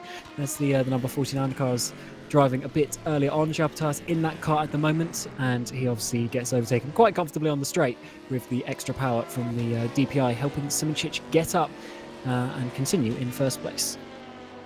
Yeah, I don't think it's much of a competition for Yerne Simoncic. He just looked so casual there on the webcam in the bottom right. He was just chilling. This was a lovely Saturday night drive for him. He was loving life, just cruising around with his DPI, going around the circuit. And Timotej Andonovski as well, and the racing team, they just haven't flinched for this entire race, as there's a car going very slowly, kicking off some dirt. And Andonovski has plenty of time to react to that one. Of course, the left-hand side goes through. But yeah, he's just been so consistent. Really hasn't been much in the way of faults amongst the leaders in all 3 categories. And that's the thing. They've been doing such a good job, and yet we haven't seen much of them because there's nothing to see. They're just doing the same thing, lap after lap after lap. Incredible consistency. And yeah, they're just it's been a quiet race for them, which I'm sure slightly boring, yes. But I'm sure they're not complaining, considering the fact that they're leading by such a massive margin. Yeah, the races that you win by far can still be quite entertaining, because you can sort of relax a little bit more and enjoy it. I remember this back in, what would this have been? When did I win? I won Division 3. I think it was season 11. Yeah, I think it was season 11. The first year that we used the Orica. I was in Division 3 with my teammates, and we won the LMP2 championship, but it was quite a close fight, to be fair. But the last 2 races of the season, or the 2 races before Le Mans, unfortunately our competitor basically had 2 DNFs, so that made it quite an easy victory in the end of Le Mans. Because also they DNF'd in Le Mans before the 12-hour mark, which means they didn't get any points because they didn't make it to the 50%. And so basically for 13 hours of the race, because they DNF'd in the 11th hour, we were just driving around because we knew we'd won the championship by that point. Because we were winning anyway, so they had to outscore us. And those hours they just went by like quite quickly because we were just chatting and enjoying it. You know, it was overnight, but we were just loving life. And you wake up in the morning, do a few more hours, and then that was a pretty easy route to the championship. So sometimes it can be a bit more enjoyable in that respect. And I think Andonovski, especially in this racing team car, won't be complaining too much in the Discord afterwards. Yeah, absolutely not. Especially when you got your team in the chat, you're just talking, laughing, having a good time with it as you go around. Because if you're by yourself and you're doing these laps, yes, you're doing really well, you're winning, but it must be very boring if you haven't got someone to chase or someone chasing after you. It's just you're just by yourself. You're doing hot laps essentially, and it doesn't feel much like a race. You've just got other cars. You're going around like a track day, and yes, you've got to keep in the back of your mind that this is a race. I'm winning it, so I need to carry on. But unless you're talking, you're laughing, you're actively engaging with something, you just switch off, go into autopilot. You do. The autopilot part is the cool part of the track. I remember my teammate back then, Tom Lombards. He actually raced for Rookie Monsters last season as well, I believe. He is such a funny guy, and Ton Van Ekman as well. Us three, we just had such laugh. And I remember at this very race back then, those years ago, 3 years ago now, we were just chatting like all the smack because also the races started later back then. They started about 4 hours later than what we do now, so it was getting late into the night. It was like midnight, and we were just talking all this stuff, and it was so funny because we were obviously just cruising around to a fully comfortable position back then. And certainly fun indeed. Obviously the stress for these guys a little bit more. We were in Division 3. I will say that these guys in Division 1 will be trying that a little bit harder, especially now as there's a bit of prize money on the line for the winners of the championship too.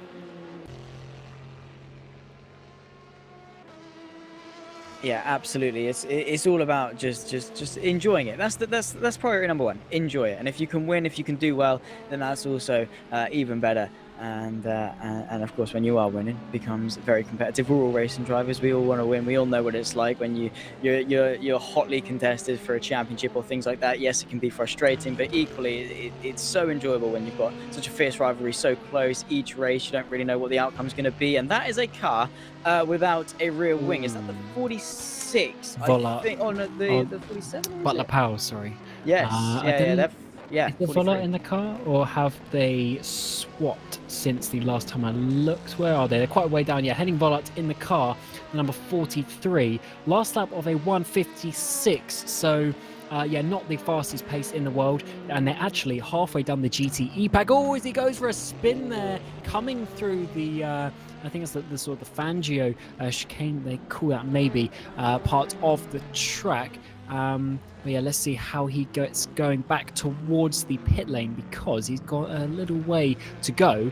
And when you have no rear wing, all the aero balance is on the front, and therefore, once you brake, all the weight goes to the front as well, plus all the aero balance, and you go for a spin. And these cars look hilarious without a rear wing.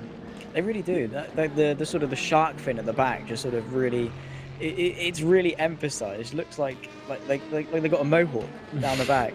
It's lovely. Not the most aesthetically pleasing car, and looks like a just like a fish in these wet weather. In terms of drivability, I would not want to be Vola at the moment, because that must be horrendous, especially in the wet. You need that rear stability. His throttle pedal must just not be touched. Like, he must be feathering that so much, because he's got nothing on the rear, and very sensibly so. I don't know why the BMW is trying to search for a toe. I mean, that's his teammate. Fair enough. But I mean, it's going to be quite slippery down a straight line. Not much more than that.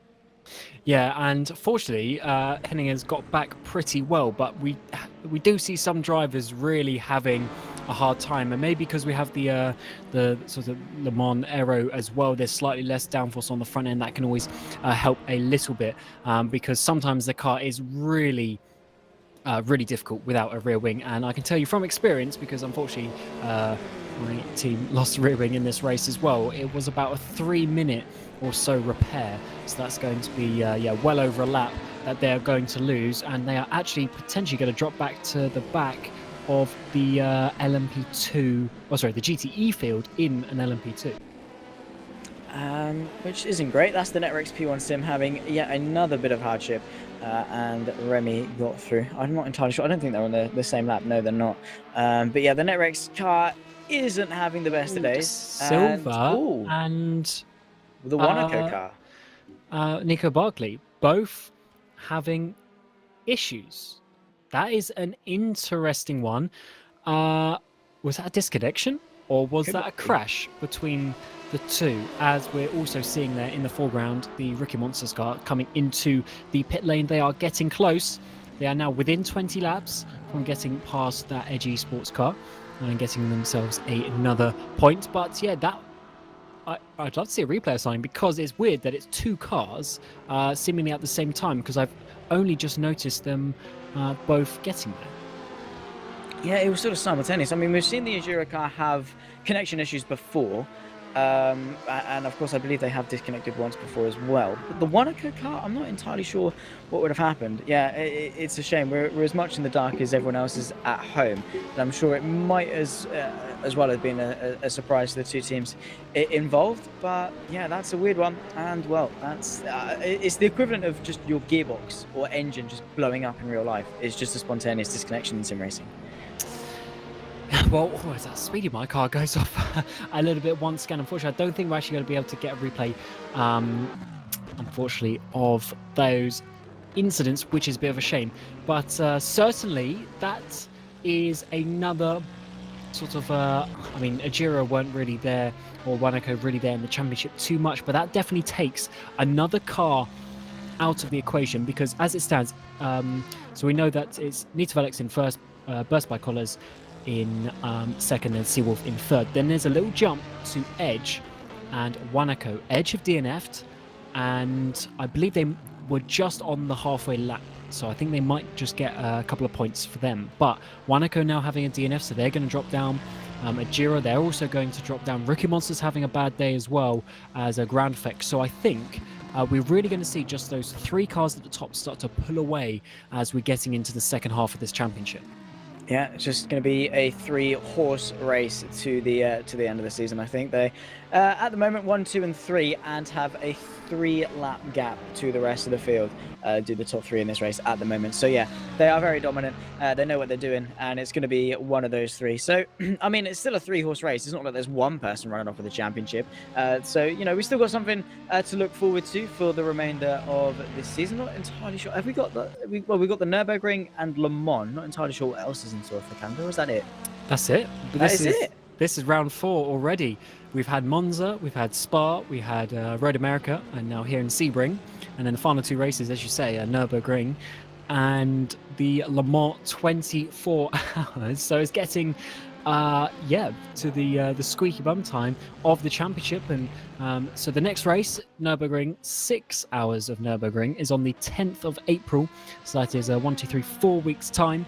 And then it's a couple of months wait until the 5th of June, where we are going to see the 24 hours, as we're seeing now James Zuber in the VRS satellite car and having a sort of a bit of a battle with the car ahead of him, still 15 seconds up the road, but ahead of him on track is the class leading by Collis Burst that he needs to navigate first.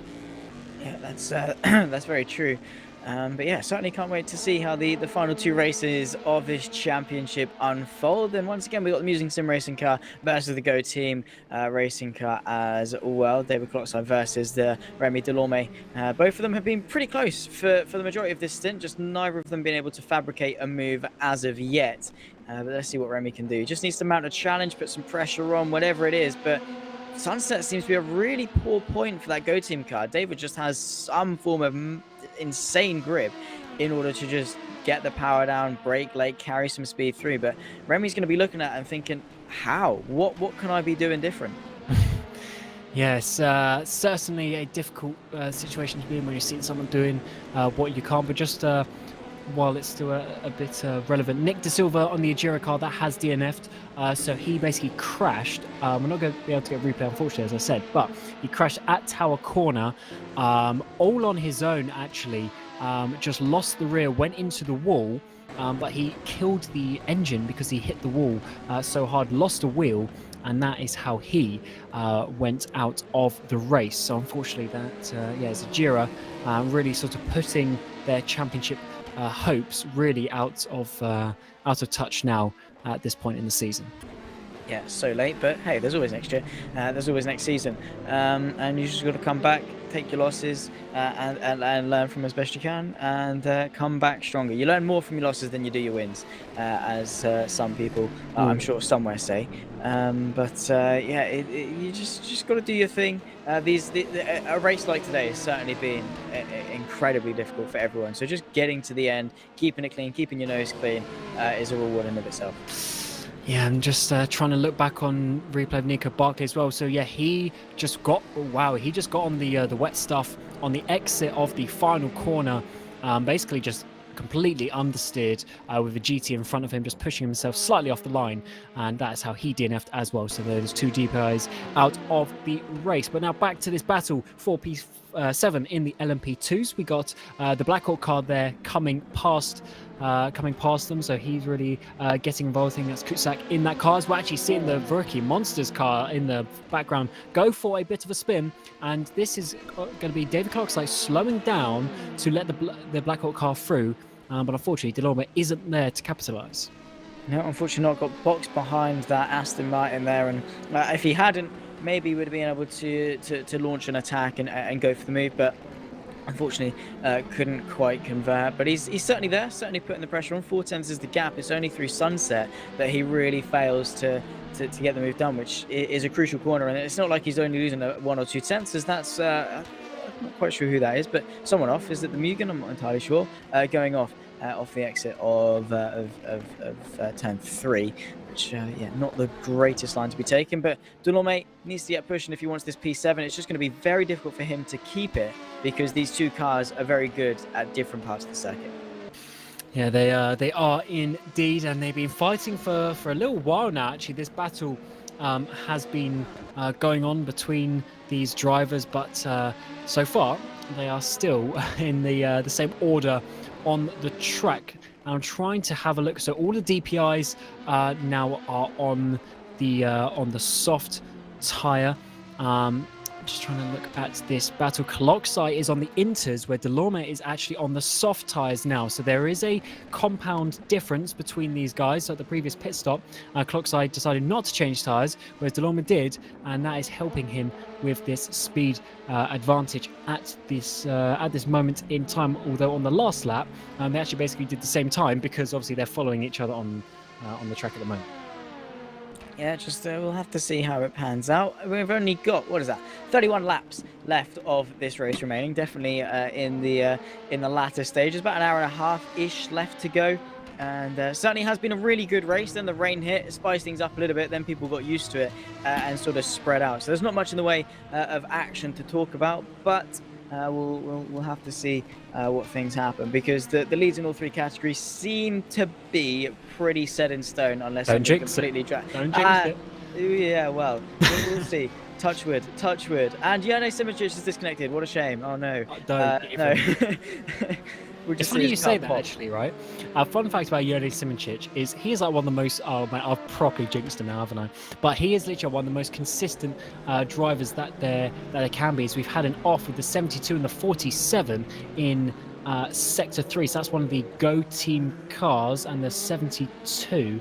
Who is the 72? They're a little bit lower down. The One Move Esports car having a bit of a crash, a bit of a ding-dong in Lower Corner, as we're actually seeing Delorme now getting pretty close indeed. Yeah, the thing about Jan Simicic is I've only ever known him once to actually have a DNF from a race, which is a couple of years ago in Zandvoort, in a championship critical race, he DNF'd from that one. And apart from that, I don't know another time he hasn't actually finished the race, because he's always been that consistent, which is good.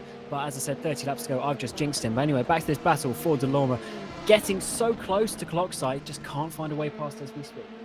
Yeah, at the moment unable to, but he's got to put him offline, and he is very close, and that Aston Martin just in front might play a factor. Just look at that launch that David has. Just completely leaves Remy in the dust off the exit of Le Mans and down this back straight towards Sunset. It seems to be this latter part of the circuit that David really shows how good he can be. And then of course through the first 2 seconds, maybe the first half of the lap, it's Remy's gain, but David caught up behind the Aston Martin, could allow Remy to capitalise, but he's just not close enough, and he lost out. The Aston Martin going to pull back onto the racing line. That's not going to be ideal for Remy in his pursuit. They've got another car just in front, so he's got to use this traffic. He's got to use the traffic to his advantage as best he can. Yeah, the traffic could be the important factor, because as we know, traffic giveth and traffic taketh away in certain situations, and that could be the important factor here with Coloxai. He's holding on for now, but if he catches GT at the wrong time, Delorme's going to have that overspeed coming behind. And let's see now on the outside. Oh, is a Black Hawk car really tries to come back onto the racing line, wanting to brake on the dry stuff, but Coloxai goes a bit deep there. He's going to go off the track. Ooh. Where is Delorme? Can he get past on the exit? Yes, he can. A bit of contact with the GT car as well, but he manages to make the position after Coloxai goes off, and that is 7th place for Go Team Racing. Yeah, well, Coloxai, uncharacteristic mistake there, flinched first and conceded that P7. That Aston Martin, though, just didn't want to give it up. He was like, no, I'm racing you just for banter, just for the fun of it. I'm gonna make your life a bit annoying. But Remy, yeah, is through. Can David respond, though? Because now this is the part of the circuit that he can really capitalise if he's not shaken up too much. That mistake might have dirty tyres, might just be shaken up, might need to go and recoup. We're going to be riding on board. This is on board with Remy, stuck up behind the Aston Martin, probably a blessing in disguise, because you see David just on the complete wrong line, has to cut the circuit. The Aston Martin's like, where am I going to go? Remy has to squeeze through that gap, thread the needle through, bit of contact. Luckily, no one was sent round. And yeah, Remy is off into the distance. David's got nothing to say to that one. That was very close to big accident. The issue is for Delorme, he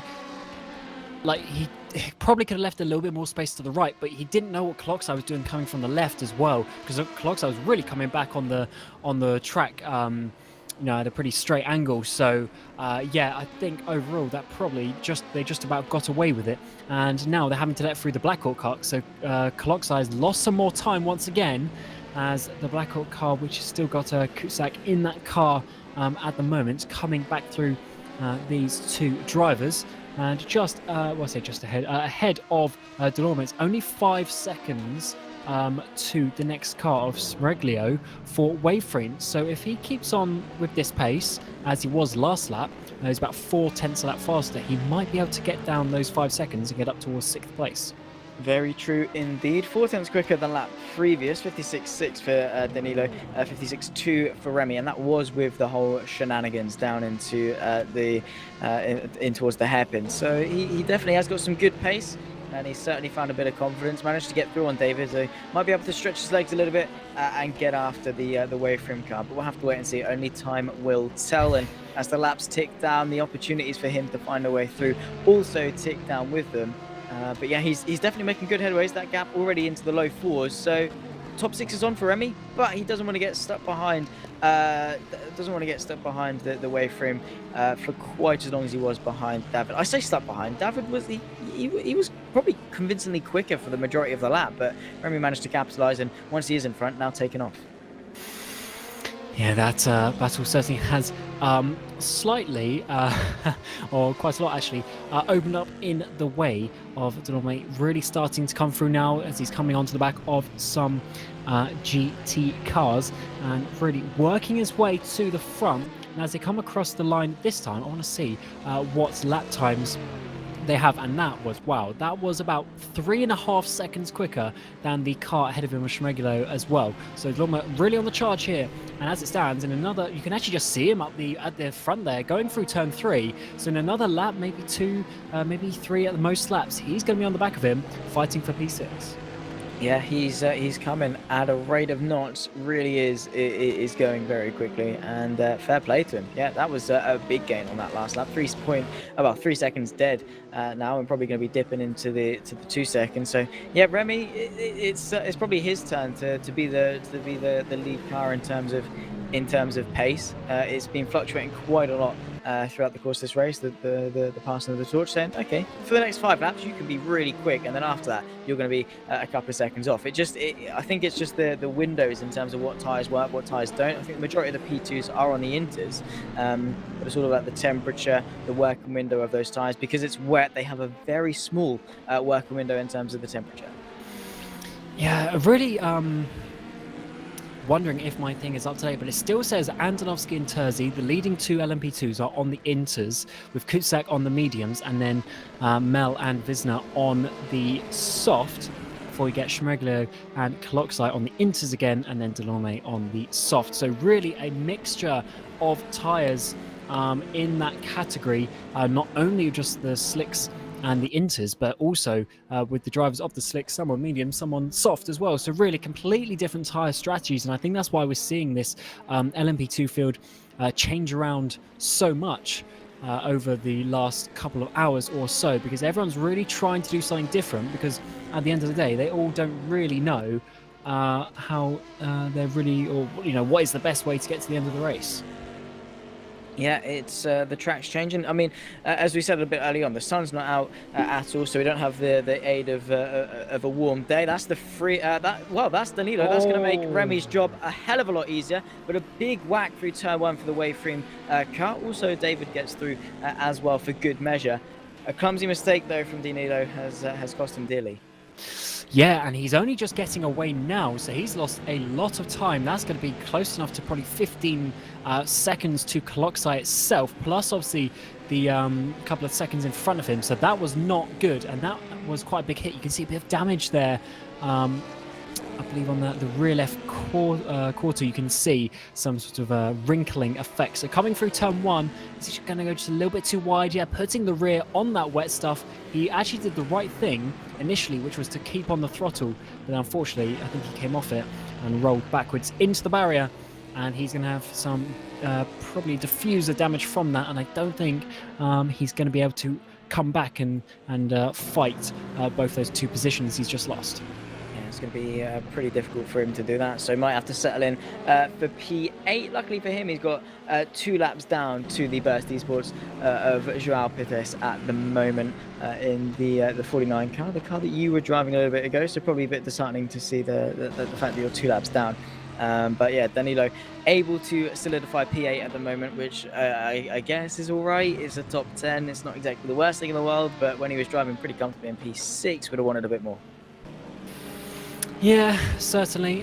Some good positions there. Always we're getting the race leader, the class leader, I should say, coming through. The racing team doing a bit of a flash. And just remember, in class, the blue flags do apply. So Waveframe do actually need to let the racing team go through.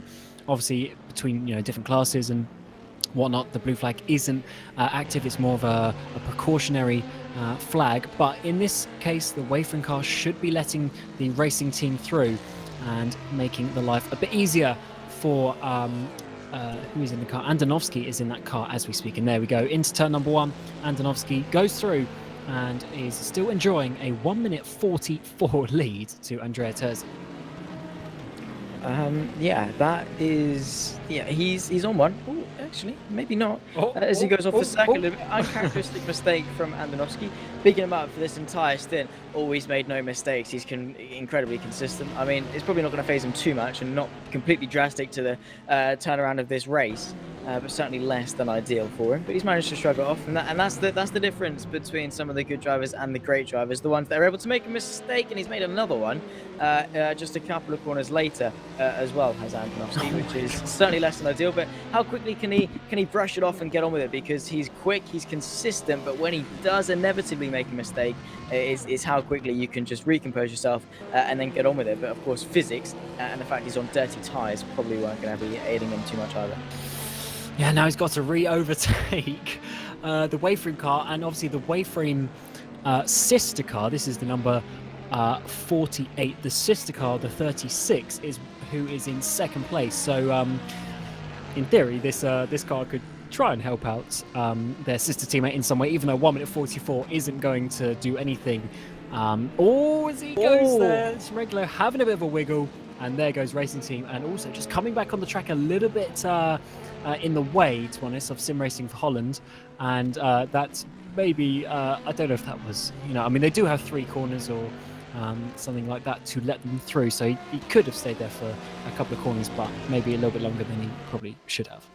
Yeah, it's about judging it when you do move and when you don't. And I'm sorry, what happened to the Nita Velix car? They were all over the rear end of that Seawolf Net Race Motorsport car. Now they're 32 seconds adrift. So yeah, that's certainly less than ideal. They were definitely putting a lot of pressure. I thought certainly that the Nita Velix car was going to find a way through, but turns out that's not the case. So Tony Mella doing a great job in second place, has stayed in the car despite the last couple of pit stops. Will probably might be able to take it to the end. In fact, no, he's done quite a bit. I would assume they're going to swap him out.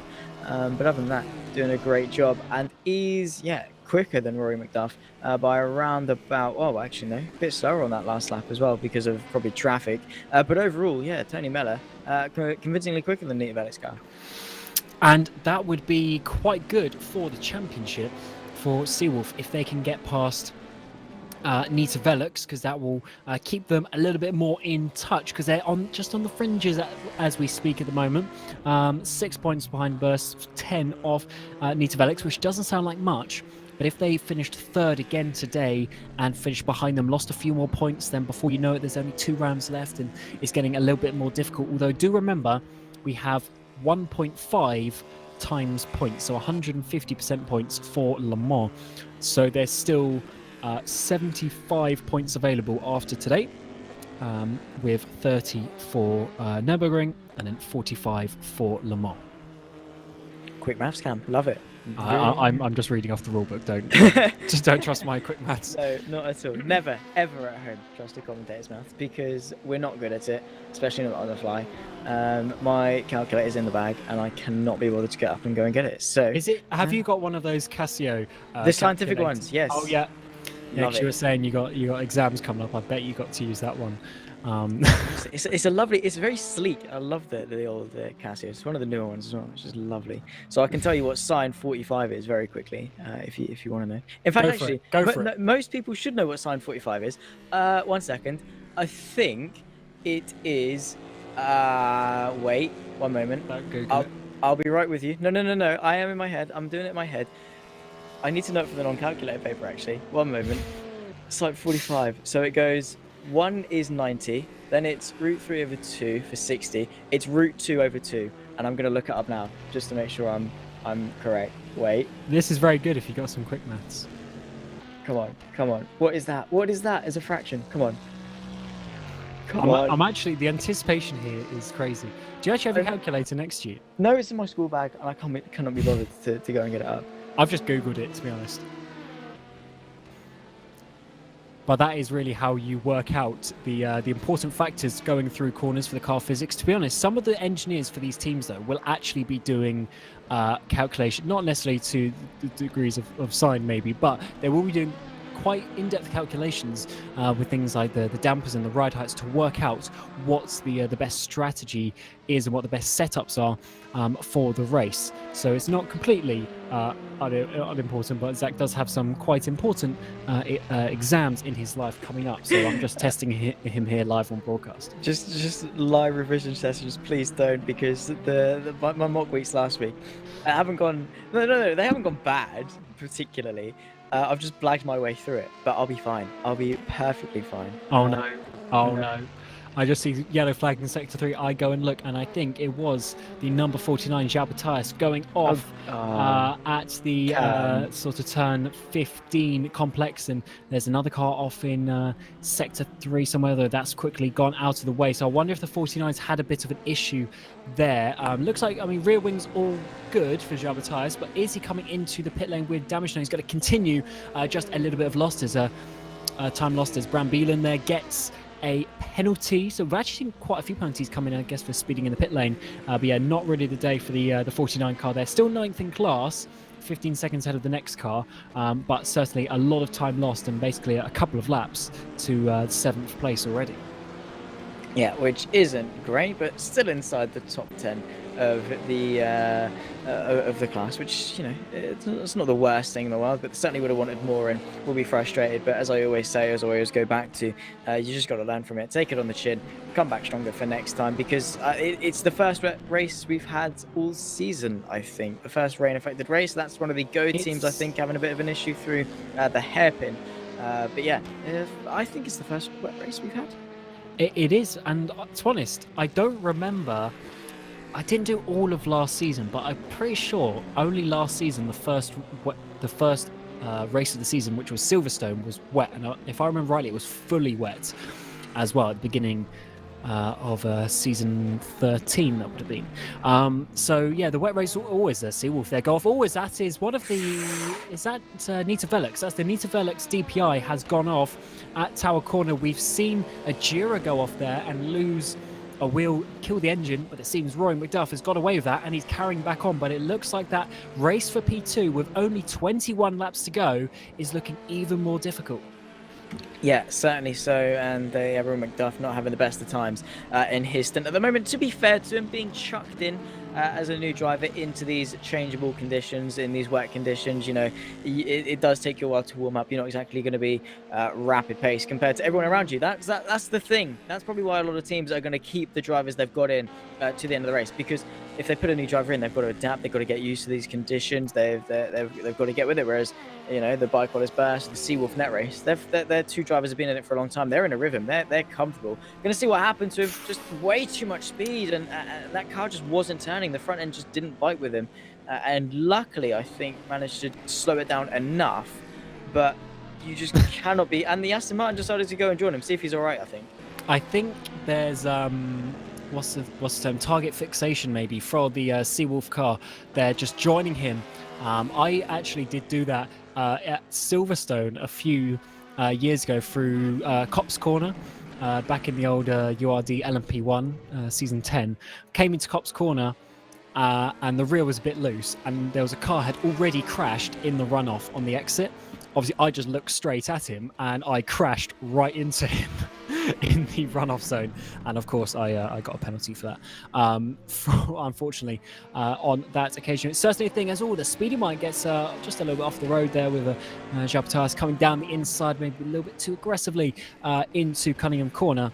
And now Roy McDuff needs to try and get past that LMP2. But as I said, I think the battle for Roy McDuff is pretty much over, as he's lost another sort of few tenths, half a second on this lap as well. Yeah, it's just salt in the wound at this point. It's going from bad to worse to drastic in a sense, because, yeah, Tony Meller's just doing a great job. He's chilling. He's just cruising at home for P2, and for the Nita Velix car, it's still third place. They're very much solidified in third place unless they absolutely clatter the barrier very hard, which is likely, but probably not gonna happen, or well, you'd hope it won't happen. But yeah, my biggest surprise is the fact that we saw how quickly the track changed very early on to when we come into the booth, just shy of 2 hours ago. The track was drying ridiculously quickly. It was like, they're going to go on to slick soon. They're going to be doing this, this, and this, and this. It's going to be a completely bone dry track. It really hasn't at all. And whether that's just people staying on the drier part of the circuit, not being able to dry the rest of the circuit, whether that's the temperature on the track, which again will really play a factor into things. But you'd have thought at least it'd be slightly drier. Yeah, it's been quite a while. So when I got out of the car, must have been 4 and a bit hours into the race. So it's been raining for a good, or it's been wet, I should say, for a good 3-4 hours now. Obviously, the actual racing line, it's been dry, and the guys have been on the dry tyres for a good couple of stints now. But it's still wet out there. There's still a racing line, and as we're talking of things like that, Joni Simoncic into the pit lane, your race leader for Bicolis Burst Esport, number 4, and this should be his final pit stop of the day. Just shy of 20 laps to go, so easily enough fuel to get to the end, as they're doing between sort of 22 and 24 laps in a full tank, so he'll be able to take a few litres out of that and get to the end rather nicely. So yeah, last pit stop starting to come in for some of these drivers, as we're also seeing Delorme in the pit lane as we speak, and someone we haven't spoken about in ages, leading the race by a country mile in his class, is Yuri Kazdorp for Red Bull Racing Esports, leading the way by over a lap to Vargas Sim Racing. Yeah, fair play to him. Vargas Sim Racing as well. Credit to them. They've had a really good race and they've been up and down the tower in terms of their positions, but Yuri Kazdorp and Red Bull Racing Esports have just been completely unmatchable. They just have had incredible pace, incredible consistency. Everything's gone well for them, as it has really for the majority of this season. They haven't really looked too contested week in, well, I say week in, week out, round in, round out, I guess I should say. They've been on it. They've been at the front, they've been at the sharp end of the grid, they've been putting in the performances, being right at the front. And I say that, Yuri, mate, not on stream, but I'm bigging you up here, mate. Come on, back me up here. It's always the time, isn't it? It always is. They don't flinch. We don't see them for about probably the last 2 hours. I don't think we've gone on board with Yuri, and it just as soon as he does that, goes wide of the curb and bottles it. But no, not drastic. Can carry on, and fair play to him. Cannot fault him. Yeah, they've been doing a great job. Obviously, him and Dennis Jordan, they both know what they're doing. Unfortunately, the facts, forgive me at this moment, but I know Dennis Jordan is a champion. I don't know if Yuri Kazdorp is actually a champion, because I know the year that there was the Hydra Singularity thing and they won the championship, I know they sort of swapped cars, so I don't know if he was actually in the car that technically won the championship in that season, but he's definitely won Le Mans multiple times in this championship, knows what he's doing, and is a really, really strong lineup. And also, the third driver signed up to that car is Dennis Lind, who is obviously a very good driver indeed. And was that a drive-through penalty? He didn't stop in the pit box, did he? Oh no, that's true.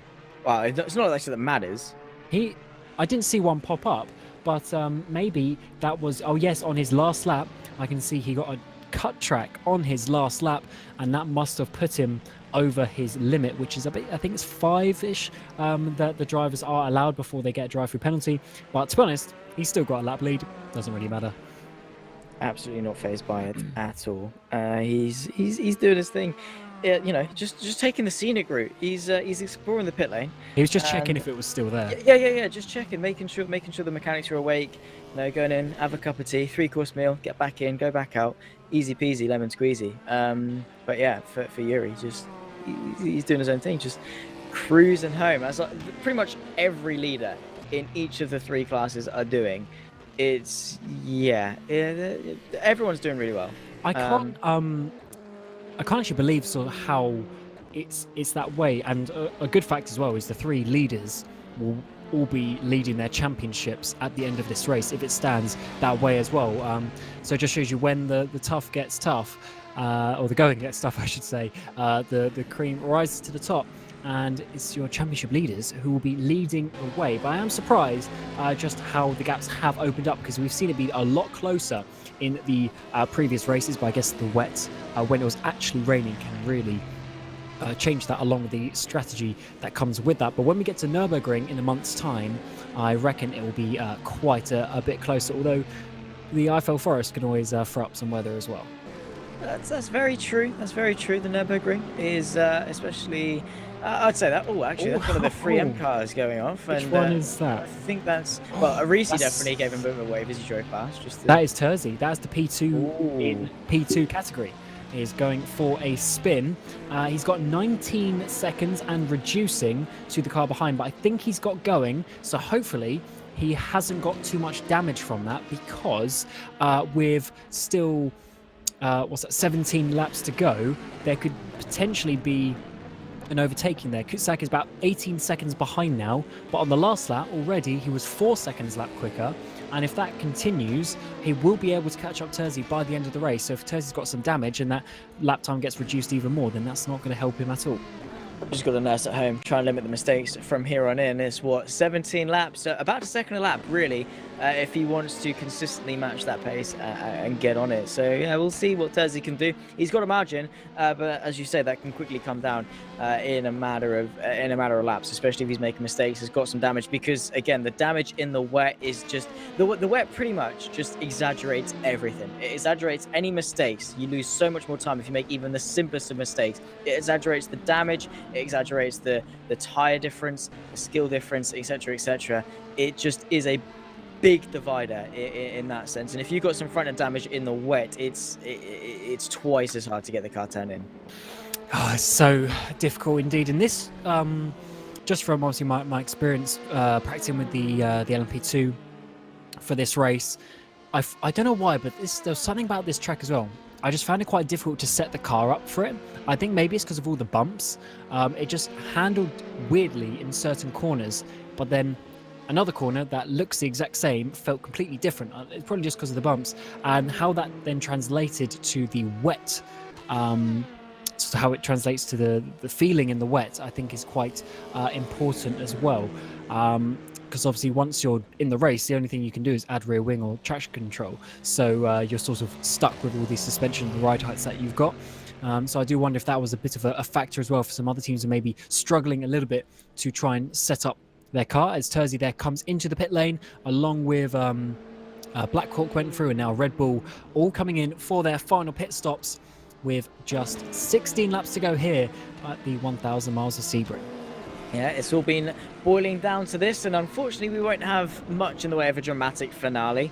Well, we might, we never know. Maybe Yerne just stops on track for the next lap in a bit, which would spice things up a little bit.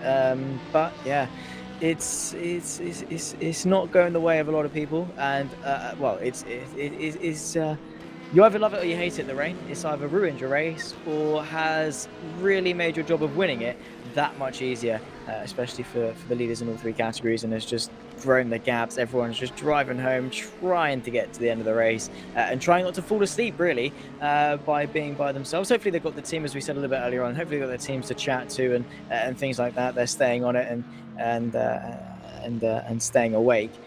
But Kutzak is now only 11 seconds back on Terzi, so that gap is coming down pretty darn quickly. Yeah. Oh, that is a quite an interesting one, because that is also for second place in the race as well. So good points, and for Blackhawk Racing, that would be a really important step. They're currently third in the championship, but they are 17 points off second place. So if they can get up to second place in this race, that will be some really nice points to get ahead of them. Unfortunately, where's the... Oh, yeah, so they're beating the number 47, who's ahead of them. They're not beating the racing team, obviously, because racing team have been leading this championship quite nicely so far. But they will definitely be getting points on the 47 as well, and be looking for a really good finish to the season, with, as we're mentioning, just 2 races to go after this one, as the number 50, the Juices Motorsports Club car is off at Le Mans corner. They are, where are they? They are 11th overall, 5th in class at the moment, and they just had a bit of an off, but they are back going. Yeah, thankfully so. They managed to just sort of pick it up and get going. At the moment, nothing much really will change, because Daniel Wisner has done such a great job at solidifying that place. Well, P5 for him at the moment, considering he was outside of the top 10 a few hours ago. He's done a great job in driving that car back into decent contention, saving some points, getting some points from this race. And with only around about 15 laps left to go, it's certainly looking good to solidify that. And again, just get to the checkered flag, cross the line. That's an achievement in of itself. You've had, well, what have we had? We started at about 2-1? No, yeah, 1-2, I think. So it's been a good 6-7 hours of racing. They've it's certainly been it's not been the shortest of races. Let's put it that way. Yeah, it started at midday UK time, 1 o'clock European time. We're now 8 o'clock, so we've just gone over 8 hours of this race. We're heading into the 9th hour, where we should be finishing, as long as we don't get any dramatic rainfall that slows the cars down that much. In previous seasons, we have had the 8-hour time limit, but not today. We are going to the end of the 1,000 miles, and we are going to be seeing just how long it takes. And with it being a lap counted race, that changes the strategy just a little bit as well, because you know exactly how long the leader is going to go, whereas before you might be calculating like, oh, is it going to be 267, 269, trying to work it out for your fuel mileage. But yeah, this race, obviously you know yourself, but for the other categories, they'll just need to work out how many times they're going to be lapped, and therefore. And on screen we see Dennis Jordan there momentarily before we go to Jane Simoncic, who is also leading the way. Both of them having a bit of fun, smiling. He doesn't look too stressed out, does he? No, absolutely not. He's so chill, just talking on the mic, talking to his team, just bringing it home and trying to enjoy it while he is. Of course, very serious in terms of not messing up, but he's not exactly pushing lap after lap after lap, trying to set some lap records here at Sebring, which would be pretty difficult to do in the rain. But if anyone can do it, it's probably Jane Simoncic, let's be honest.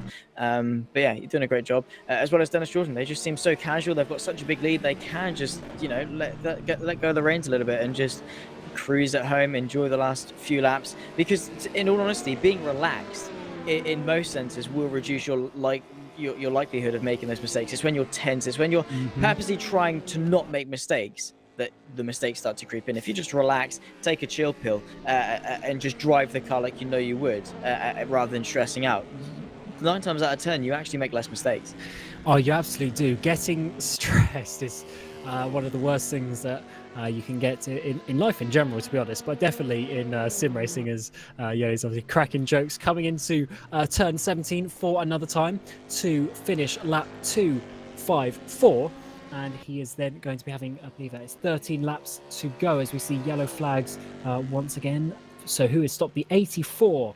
The car 84. Who is the car 84? They are stopped on the exit of turn number 3. That is Speedy Mike rate. That Speedy Mike car has been off a lot. It's the 33.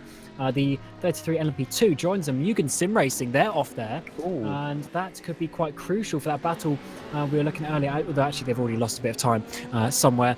But yeah, a few cars going off at turn 3. So conditions still tricky. And I hope that those 2 cars weren't linked with going off at a similar time.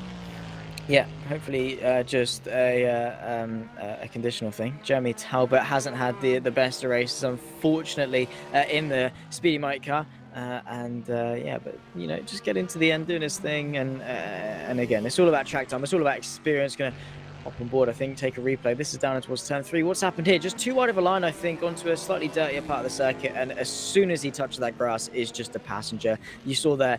His attempts at brake, probably the worst thing he probably could have done there was brake. Yeah, always clocks. I think that was just on his own, actually. Going for a spin, don't hit the wall, trying to do that.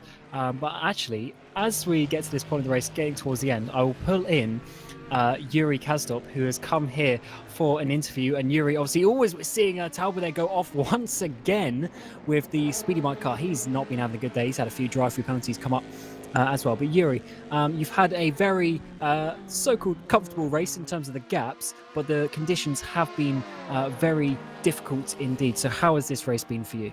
Yeah, this race hasn't been comfortable, that's for sure. We thought it was gonna be much more easy to drive after it got dry a bit, and I asked Dennis if I could drive because I liked his conditions, but we only did 1 stint on the wet tires, and then we went to dries.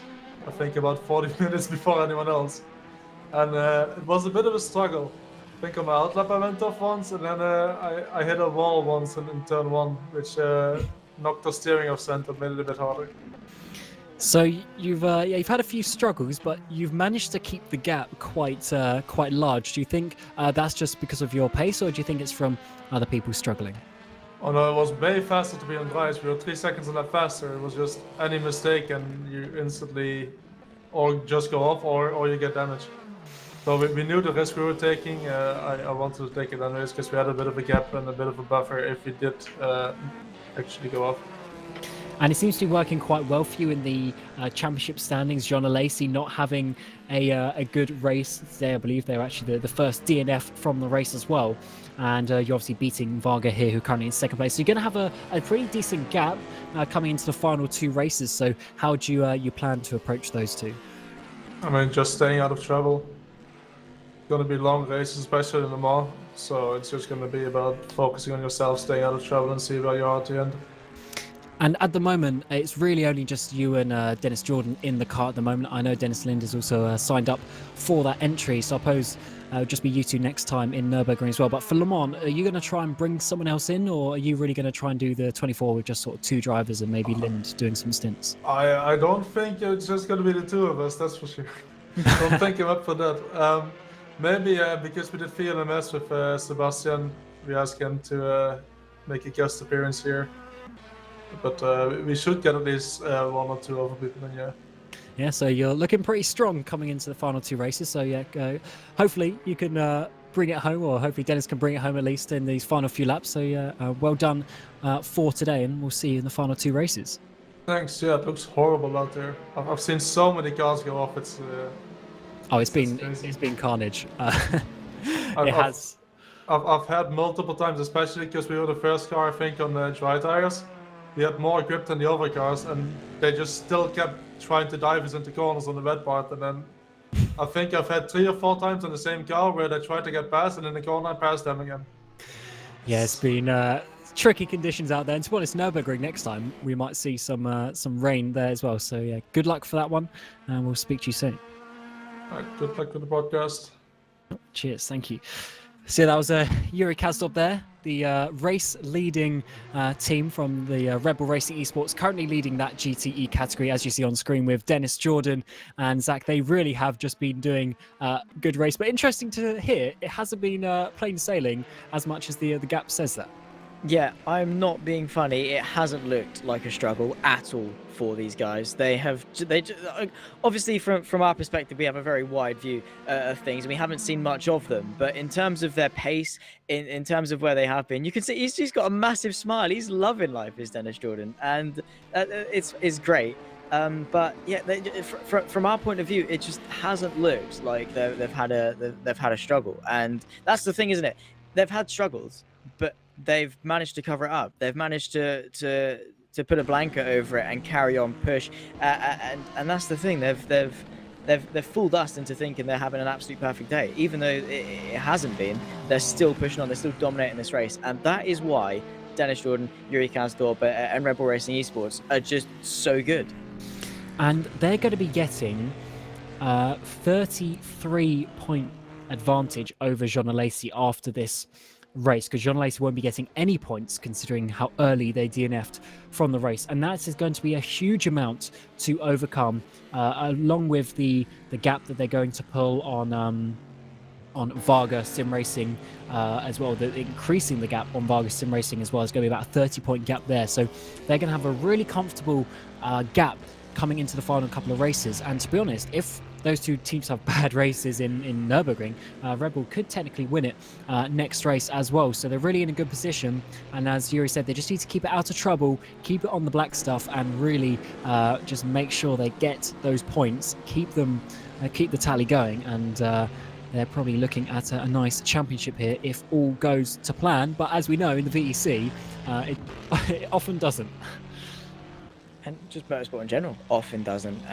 But we'll see. They haven't seemed to flinch so far, and we'll have to wait and see how it pans out. But they certainly are the favourites. They have seemed like the dominant force for the entire season so far, and I'm sure they're going to be getting used to the top step of the podium. But you know, they deserve it. They've put the hard work in, the hours of prep, the setup, the strategy to calls, things like that, and just the hours of track time experience. And they certainly deserve to be as successful as they are. Of course, not a done deal just yet, but you probably, it's probably not going to return much if you put a bet on for Red Bull Racing to win the championship.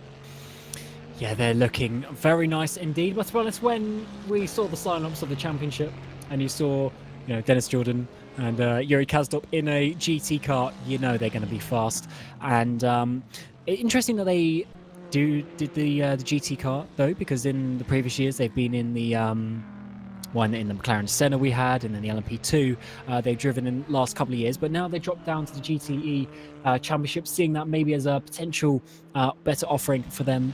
And obviously they use that car as well, that Corvette C8. They use that in other championships like the Le Mans Virtual Series, GT Pro, etc. So they've got a lot of knowledge with the car, and obviously they can just show up here and use their skill to get towards the front of the field. Yeah, absolutely. They're just it's all about team chemistry as well, having a team that you can work well with and you can build friendships with and things like that. And it's all about that chemistry. You know how things are going to work. You can work around the setup, you can make compromises, etc, etc, and it just builds into a nice positive atmosphere, which is exactly what you need. You don't want inter-team rivals, you don't want people kicking off each other, you don't want arguments, disputes between the team, because that just gets no one anywhere. And you know, while the on-track stuff is a big factor of how successful a team can be, the off-track stuff as well is probably equally as important. Of course, I haven't been involved in major esports things myself. I've only been a commentator, but I'm sure you can agree that not yet. I'm not good enough, unfortunately. That's why I'm here, because it's the next best thing. But yeah, what are you saying about me? I'm not saying. I'm just saying. As well. No. I'm just saying. You know, you get the best of both worlds. I was in fact just going to ask you. You know, I'm sure you can agree that the whole relationship factor of it, as the chemistry as well, plays a massive factor. Oh, it absolutely does. Obviously, you know, myself, I started, when did I start now? It's 2016 I started now. I started my own team, Flag to Flag. Then we obviously ventured into multiple championships, including the VEC, where we won that Division 3 title. We got a car, LMP2, into Division 1 back in season 11 as well, for some success in season 12. So it, you know, I've seen it from that side, and then now obviously sort of really giving up that team as such, and the responsibilities from that, and now moving to bursting it from the other side, where I'm not being on the sort of team owner, team manager side of it. It's really been good to get involved with those guys, and obviously Burst, as you see with the hypercar, getting involved with by Collars as well. Also in the Le Mans Virtual, it's been great to see it from that side of it, like a more professional team. But at the end of it is the core, like so your friends and your mates that you're practicing with every day. Always the Rookie Monster car there being quite aggressive, trying to get through the traffic. Yes, those core drivers and the people that you speak to every single day when you're working on setups, when you're doing practices, practice stints, practice races, they're the people that really make it fun and make it sort of want to continue. And I think that's why you see some drivers sort of swap teams every so often, because they need to find the right people to work with and to gel to make the performances best. Yeah, absolutely. It doesn't matter how quick you are. You know, if you stick 11 of the world's best football players into one team, chances are it's probably not going to be the best team in the world, because they don't get on very well. Whereas if you take, you know, some of the good people from here, some of the good people from there, and they stick well together, that's, you know, in anything that's community based, that's anything that's team based, and you have to work with a group of people, you need to work well with them, because well, that's something we're probably pretty used to after the last 2 hours. Well, nearly 2 hours 15 of our time in the stint together. But yeah, it's anything you do as a group of people, you know, as much as you can put your professional face on and pretend that you get on with them and things are working, it's so much more better. It flows so much more nicer, things go so much more smoothly, and overall it's a better experience if you actually genuinely get along. Yeah, it helps. It helps tremendously, and that's why over the years there's sort of, you know, certain teams that we became friends with, and then we end up entering like these fun events like together under like a alias, so that we could all drive together and those sorts of things. And even now, obviously, my team is all defunct and whatnot, and I race for you know, Burst, but there's still a load of group of people that you've met and you still talk to and still chat to all the time, because those connections, especially when you spend these endurance races together, like, is a lot of time that you spend with someone, and you learn a lot about people.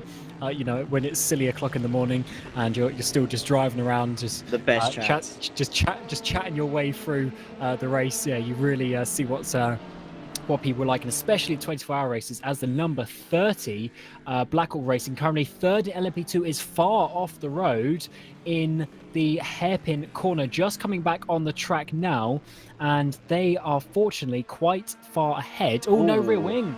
Oh, this is crucial because Moritz Mel is only 1 minute behind, and by the time this car gets back, that car is absolutely... No, that's gone. That is going to be very difficult to get back to the pit lane. They're 2/3 of the way round the track as well.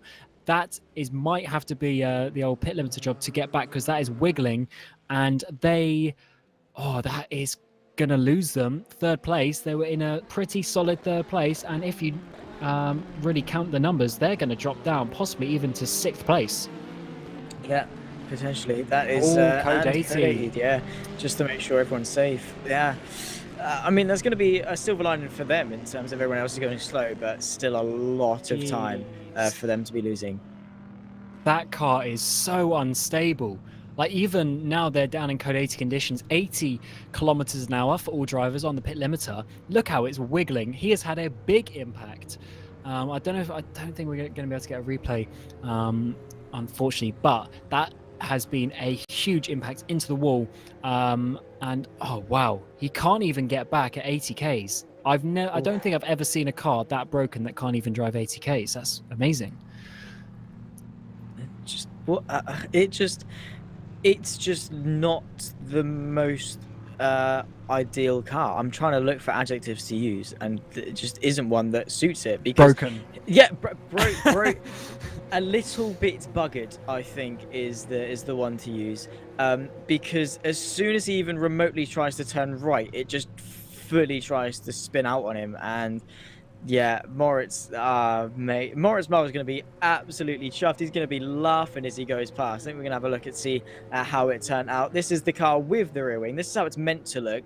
Through turn 1, I think it will... no. Wow, just way too much speed, and bang. Oh. Yeah, I can see why. I can see why. They've crashed multiple times then, because I saw them off at the hairpin. So they obviously... Oh no! That is not a good reach as well. That Speedy Mike car has been in the wars. Some was their fault, but that was not. Yeah, no, that was not a good rejoin at all. I'm afraid to say. To be fair, they had a car that looked like that. There's not much they really could have done, but still. Yeah, that car also is going to be. I don't know exactly, but somewhere in the region of probably 10, maybe between 5 and 10 minutes of repairs at least as well. So they might not even get to the end of the race, really. And they can't even get into the pit lane there. That is pretty crazy. As we're getting to the final couple of laps, Code 80 is ending. Everyone will go back up to racing speed. God, he can't even get in this pit spot. That is a very broken car. And as you come back from Code 80, we go green flag. And 262 is the lap count. And it's going to be 263 as Yanni Simičić comes across the line to start the 6th remaining lap of this race. Time is ticking down. This race has gone by pretty quickly despite the lack of action, because I'm sure it's felt like an absolute eternity for our race leaders. I mean, it might not have done, but for a lot of these people, especially the ones that have been going bad for, say, the Speedy Mike car, for example, probably felt like such an eternity, similar to sort of Bottas at Istanbul in 2020. I think is probably the closest analogy you can give to that one, because it's just horrible and it's just going on and on and on and on, and the pain just gets exacerbated even more the more you go on, and it must be horrible, but still trooping on, and respect him for that. Yeah, I mean, getting to the end is at the end of the day where the enjoyment should be from, and that's really where, I mean, going back to my team flag to flag, the reason why its name is flag to flag is because it's about getting from one flag to the other. But it was about getting towards the end of the race. Unfortunately, there was quite a few races where we didn't do that, but we'll gloss over that, because that is really sort of the point of the I guess the philosophy of the team was to try and have a bit more fun, have it more about just getting to the end of the race, and competing was really the fun part. A lot of the stuff now, as we were saying earlier in the broadcast, has obviously got more serious, more professional, which is good. that people are taking more seriously. There's obviously sponsors involved. I mean, you see all of these cars, they're caked with sponsors, and it's great that all these companies are getting involved, but obviously at the core of it, we need to be having fun, obviously, and the enjoyment factor for a lot of drivers still is just getting to the end of the race, and that is really the challenge that they're trying to beat. Yeah, absolutely. Just they'll be setting each other, or setting their, well, between the teams, they'll be setting targets, what they want to do over the course of their season, a race result they might want to get, something along those lines, and just things working out for them. That'll be their main goal, as opposed to winning the championship. That's a very slow-moving car. I'm not entirely sure what that one is. That's the Butler car, isn't it? Yeah, the 43, I think. Going slightly slowly. Janis Simičić having to negotiate his way through, but I'm sure he's used to the old traffic game this far into the race and his pace that he's had. But yeah, over the last sort of year and a half, 2 years, sim racing really has taken off as an industry. It was pretty big before and was progressing, but of course, with everyone being at home over the last 2 years, everyone's who's a motorsport fan is just logged onto their PlayStation, onto their PC, onto the simulator, and gotten involved in sim racing. That's really helped it take off. Oh, it absolutely has. And just the fact that you see people, like Burst obviously got involved with Bicolas from the very first Le Mans Virtual, and obviously that continued into 21 with the Le Mans Virtual Series, and now obviously they entered in partnership in the VEC as well. So, but just the fact that you've seen these actual real racing brands. I know obviously Bicolas don't race in the WEC at this moment in time, but you've seen these real racing brands come in, get involved, and really put in a lot of effort. I mean, you see BMW and all sorts of competitions. You see BMW Team something, because all these teams are getting involved with these manufacturers. Porsche do loads as well. Mercedes getting involved. All these manufacturers taking it more seriously, which is what we like to see, and it will just obviously grow to the point that it can over the next few months and years, as Janis Simičić is having a really nice run here. Seeing some nice onboard shots of this car running through the track, and it's obviously completely dried up on the racing line, and he's just able to push the car a little bit more to the limit. He's just absolutely chucking it in, isn't he? And yeah, sim racing, of course, is being taken a lot more seriously, as you say. And now with how technology and simulators are advancing, is really considered could to be a good gateway into real life motorsport. We saw with the world's fastest gamer, James Baldwin, going into the British GT and succeeding. Jimmy Broadbent as well, going into the Brit Car Endurance Series as well last year. It really is a gateway, and with competitions and manufacturers getting involved to sort of seek out young talent that perhaps can't afford to go and spend 6 figures a year on kartings. Wait a sec. That's not a rear wing. I was going to say, I thought that Porsche had no rear wing on it, and that one move car certainly didn't, because just coming through the Fangio chicane, he went for a bit of a spin. So there's another car losing his rear wing, so he's gone into the wall somewhere as well. And who is driving that car at the moment? They've had a bit of a torrid day, really. So Gregory Recon in that car at the moment. Damage on the front, damage on the rear, and just holding up a little bit the Butler Powell car, who also has lost their rear wing in this race.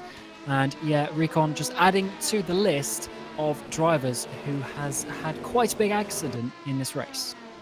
Yeah, it looks like he's got 2 little antennae out the back. Looks like a nice little insect that's driving around now for that Porsche. We don't have Beetles in terms of GTEs, but that certainly is the closest thing you would get. Imagine a Beetle. That'd be amazing, wouldn't it? That's horrible. No. It'd be absolutely amazing. That's what I was going to say, because obviously the Beetle GT3 is on a number of games, and GT. Oh, that I'd love to see that. I'd love to commentate on a Beetle in an endurance series. I think that'd be lovely. It's just a little nippy thing, isn't it? Nice little agile thing. Very short wheelbase. You could just chuck it in flat out over it. Imagine a Fiat 500 GTE. I'll tell you what I saw in 2018. I went on a bit of a road trip around Europe, and I went to Spa, and there was, I can't remember the exact name of it, but it was a Beetle 25-hour race. And we didn't even know it was on. It was just by pure coincidence we got there as the race started. And I kid you not, right? There was probably 120 old Beetles coming up the hill, because I was standing at the Lecombe chicane, and coming up the hill all the way up the straight. It was just a constant stream of beetles for like 2 minutes. They were just dung, dung, dung, dung coming past. It was incredible to see. And yeah, seeing a little beetle sort of fun cup thing like that would be quite hilarious, actually, in a sim racing sense, as we're seeing Yannis Simicic coming to start the penultimate lap of the race and about to put another lap on his championship rival, Rory McDuff, in that car. And Rory McDuff is about to go, I believe, 2 laps down on the leader, which is quite incredible, considering that car is very fast indeed. But with just 2 laps to go, I'm sure Nita Velix will be wanting a much nicer race in a few weeks' time.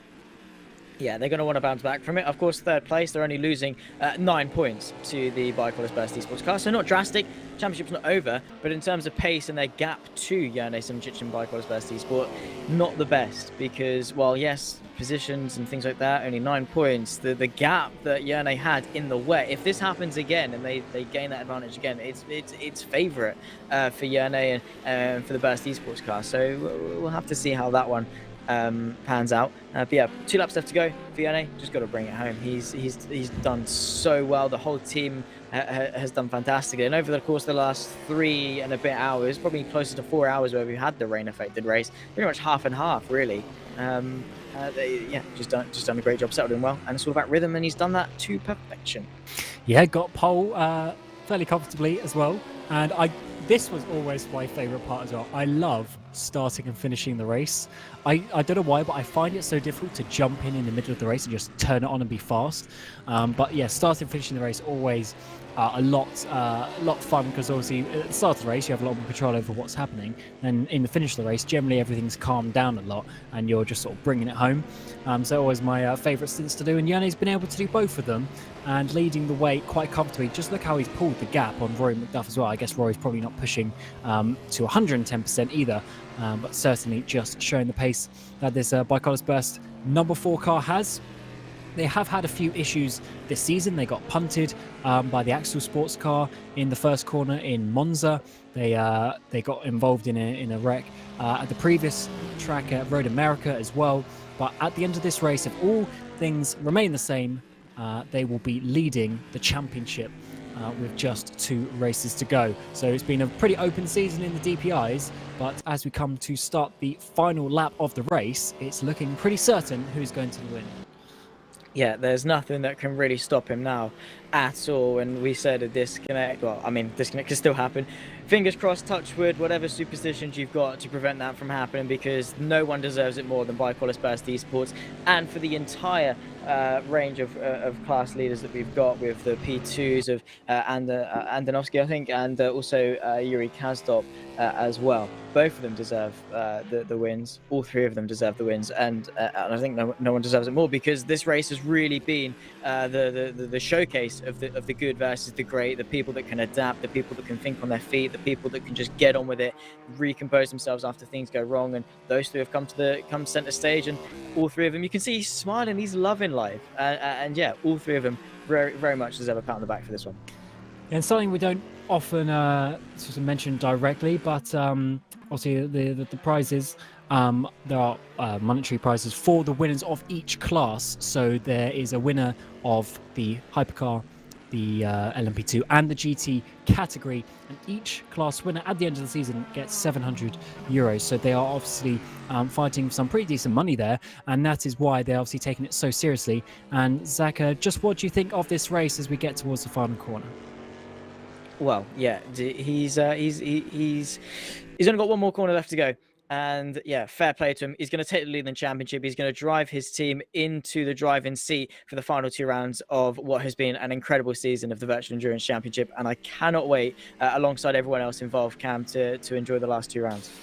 Yeah, but it's been a pretty dominant performance for Bike Burst Esports. And coming out of the final corner for the final time, the number 4 is going to take victory in the DPI category, and they are going to be leading the championship, leaving this race. And just behind them there is Cetres Nita Velix, who actually finished 2 laps down and will be 3rd overall, losing out in the points. Well, that is just how it goes with this rain-affected race here at the 1,000 miles of Sebring. And a little bit further back, we are seeing Timo Andonovsky, who is taking also a dominant victory in his class in the LMP2 category, just extending their lead further at the top of the categories. But first, actually, it's going to be Dennis Jordan for Red Bull Racing Esports out of the final corner. Him and Yuri Kazdorp, they've done so well. They went on those slick tires early, managed to get themselves a really big lead and have held onto it for the final few hours. So Red Bull take victory there for the GTEs as well. So it has been a day of dominant class winners, but that can always happen when you see the rain, as there comes Antonovsky across the line to also lead the way. So the 3 class winners are also the 3 class championship leaders leaving this race before we get to the Nurburgring in 4 weeks' time. Yeah, it's been a fantastic race. Had it all: rain, drama, chaos, etc, etc, etc. The only thing we didn't have were races for the race lead, but Andonovsky, Yuri and Yerne all deserve it, and yeah, very rightly so. Andonovsky, light up those rears, mate. Use the wet weather to your advantage, because yeah, you very much deserve this. And all 3 of them leaving as championship leaders, pretty much putting themselves in the best position possible for the final 2 rounds. Still have a few months of the season, but only 2 rounds. Big gaps between the rounds, of course. But yeah, there's nothing on the line at all. The 9th of April will be the Nurburgring race, and the 4th of June will be the 24 Hours of Le Mans. I certainly cannot wait. Yeah, it's going to be a really great finish to the season. So Nürburgring, as you see there on the screen, on the 9th of April. So that's coming up in 4 weeks' time, before we wait 2 months after that to get to June, where all the teams will be preparing for the big 24-hour race to finish the season. So that is 4 races down, 2/3, I should say, of the season to go. And it is pretty dominant performances from your championship leaders. Will that continue at the Nürburgring? We will have to wait until the 9th of April to find out. So we thank you for watching. And until the next time here at the VEC, we wish you a very warm goodbye.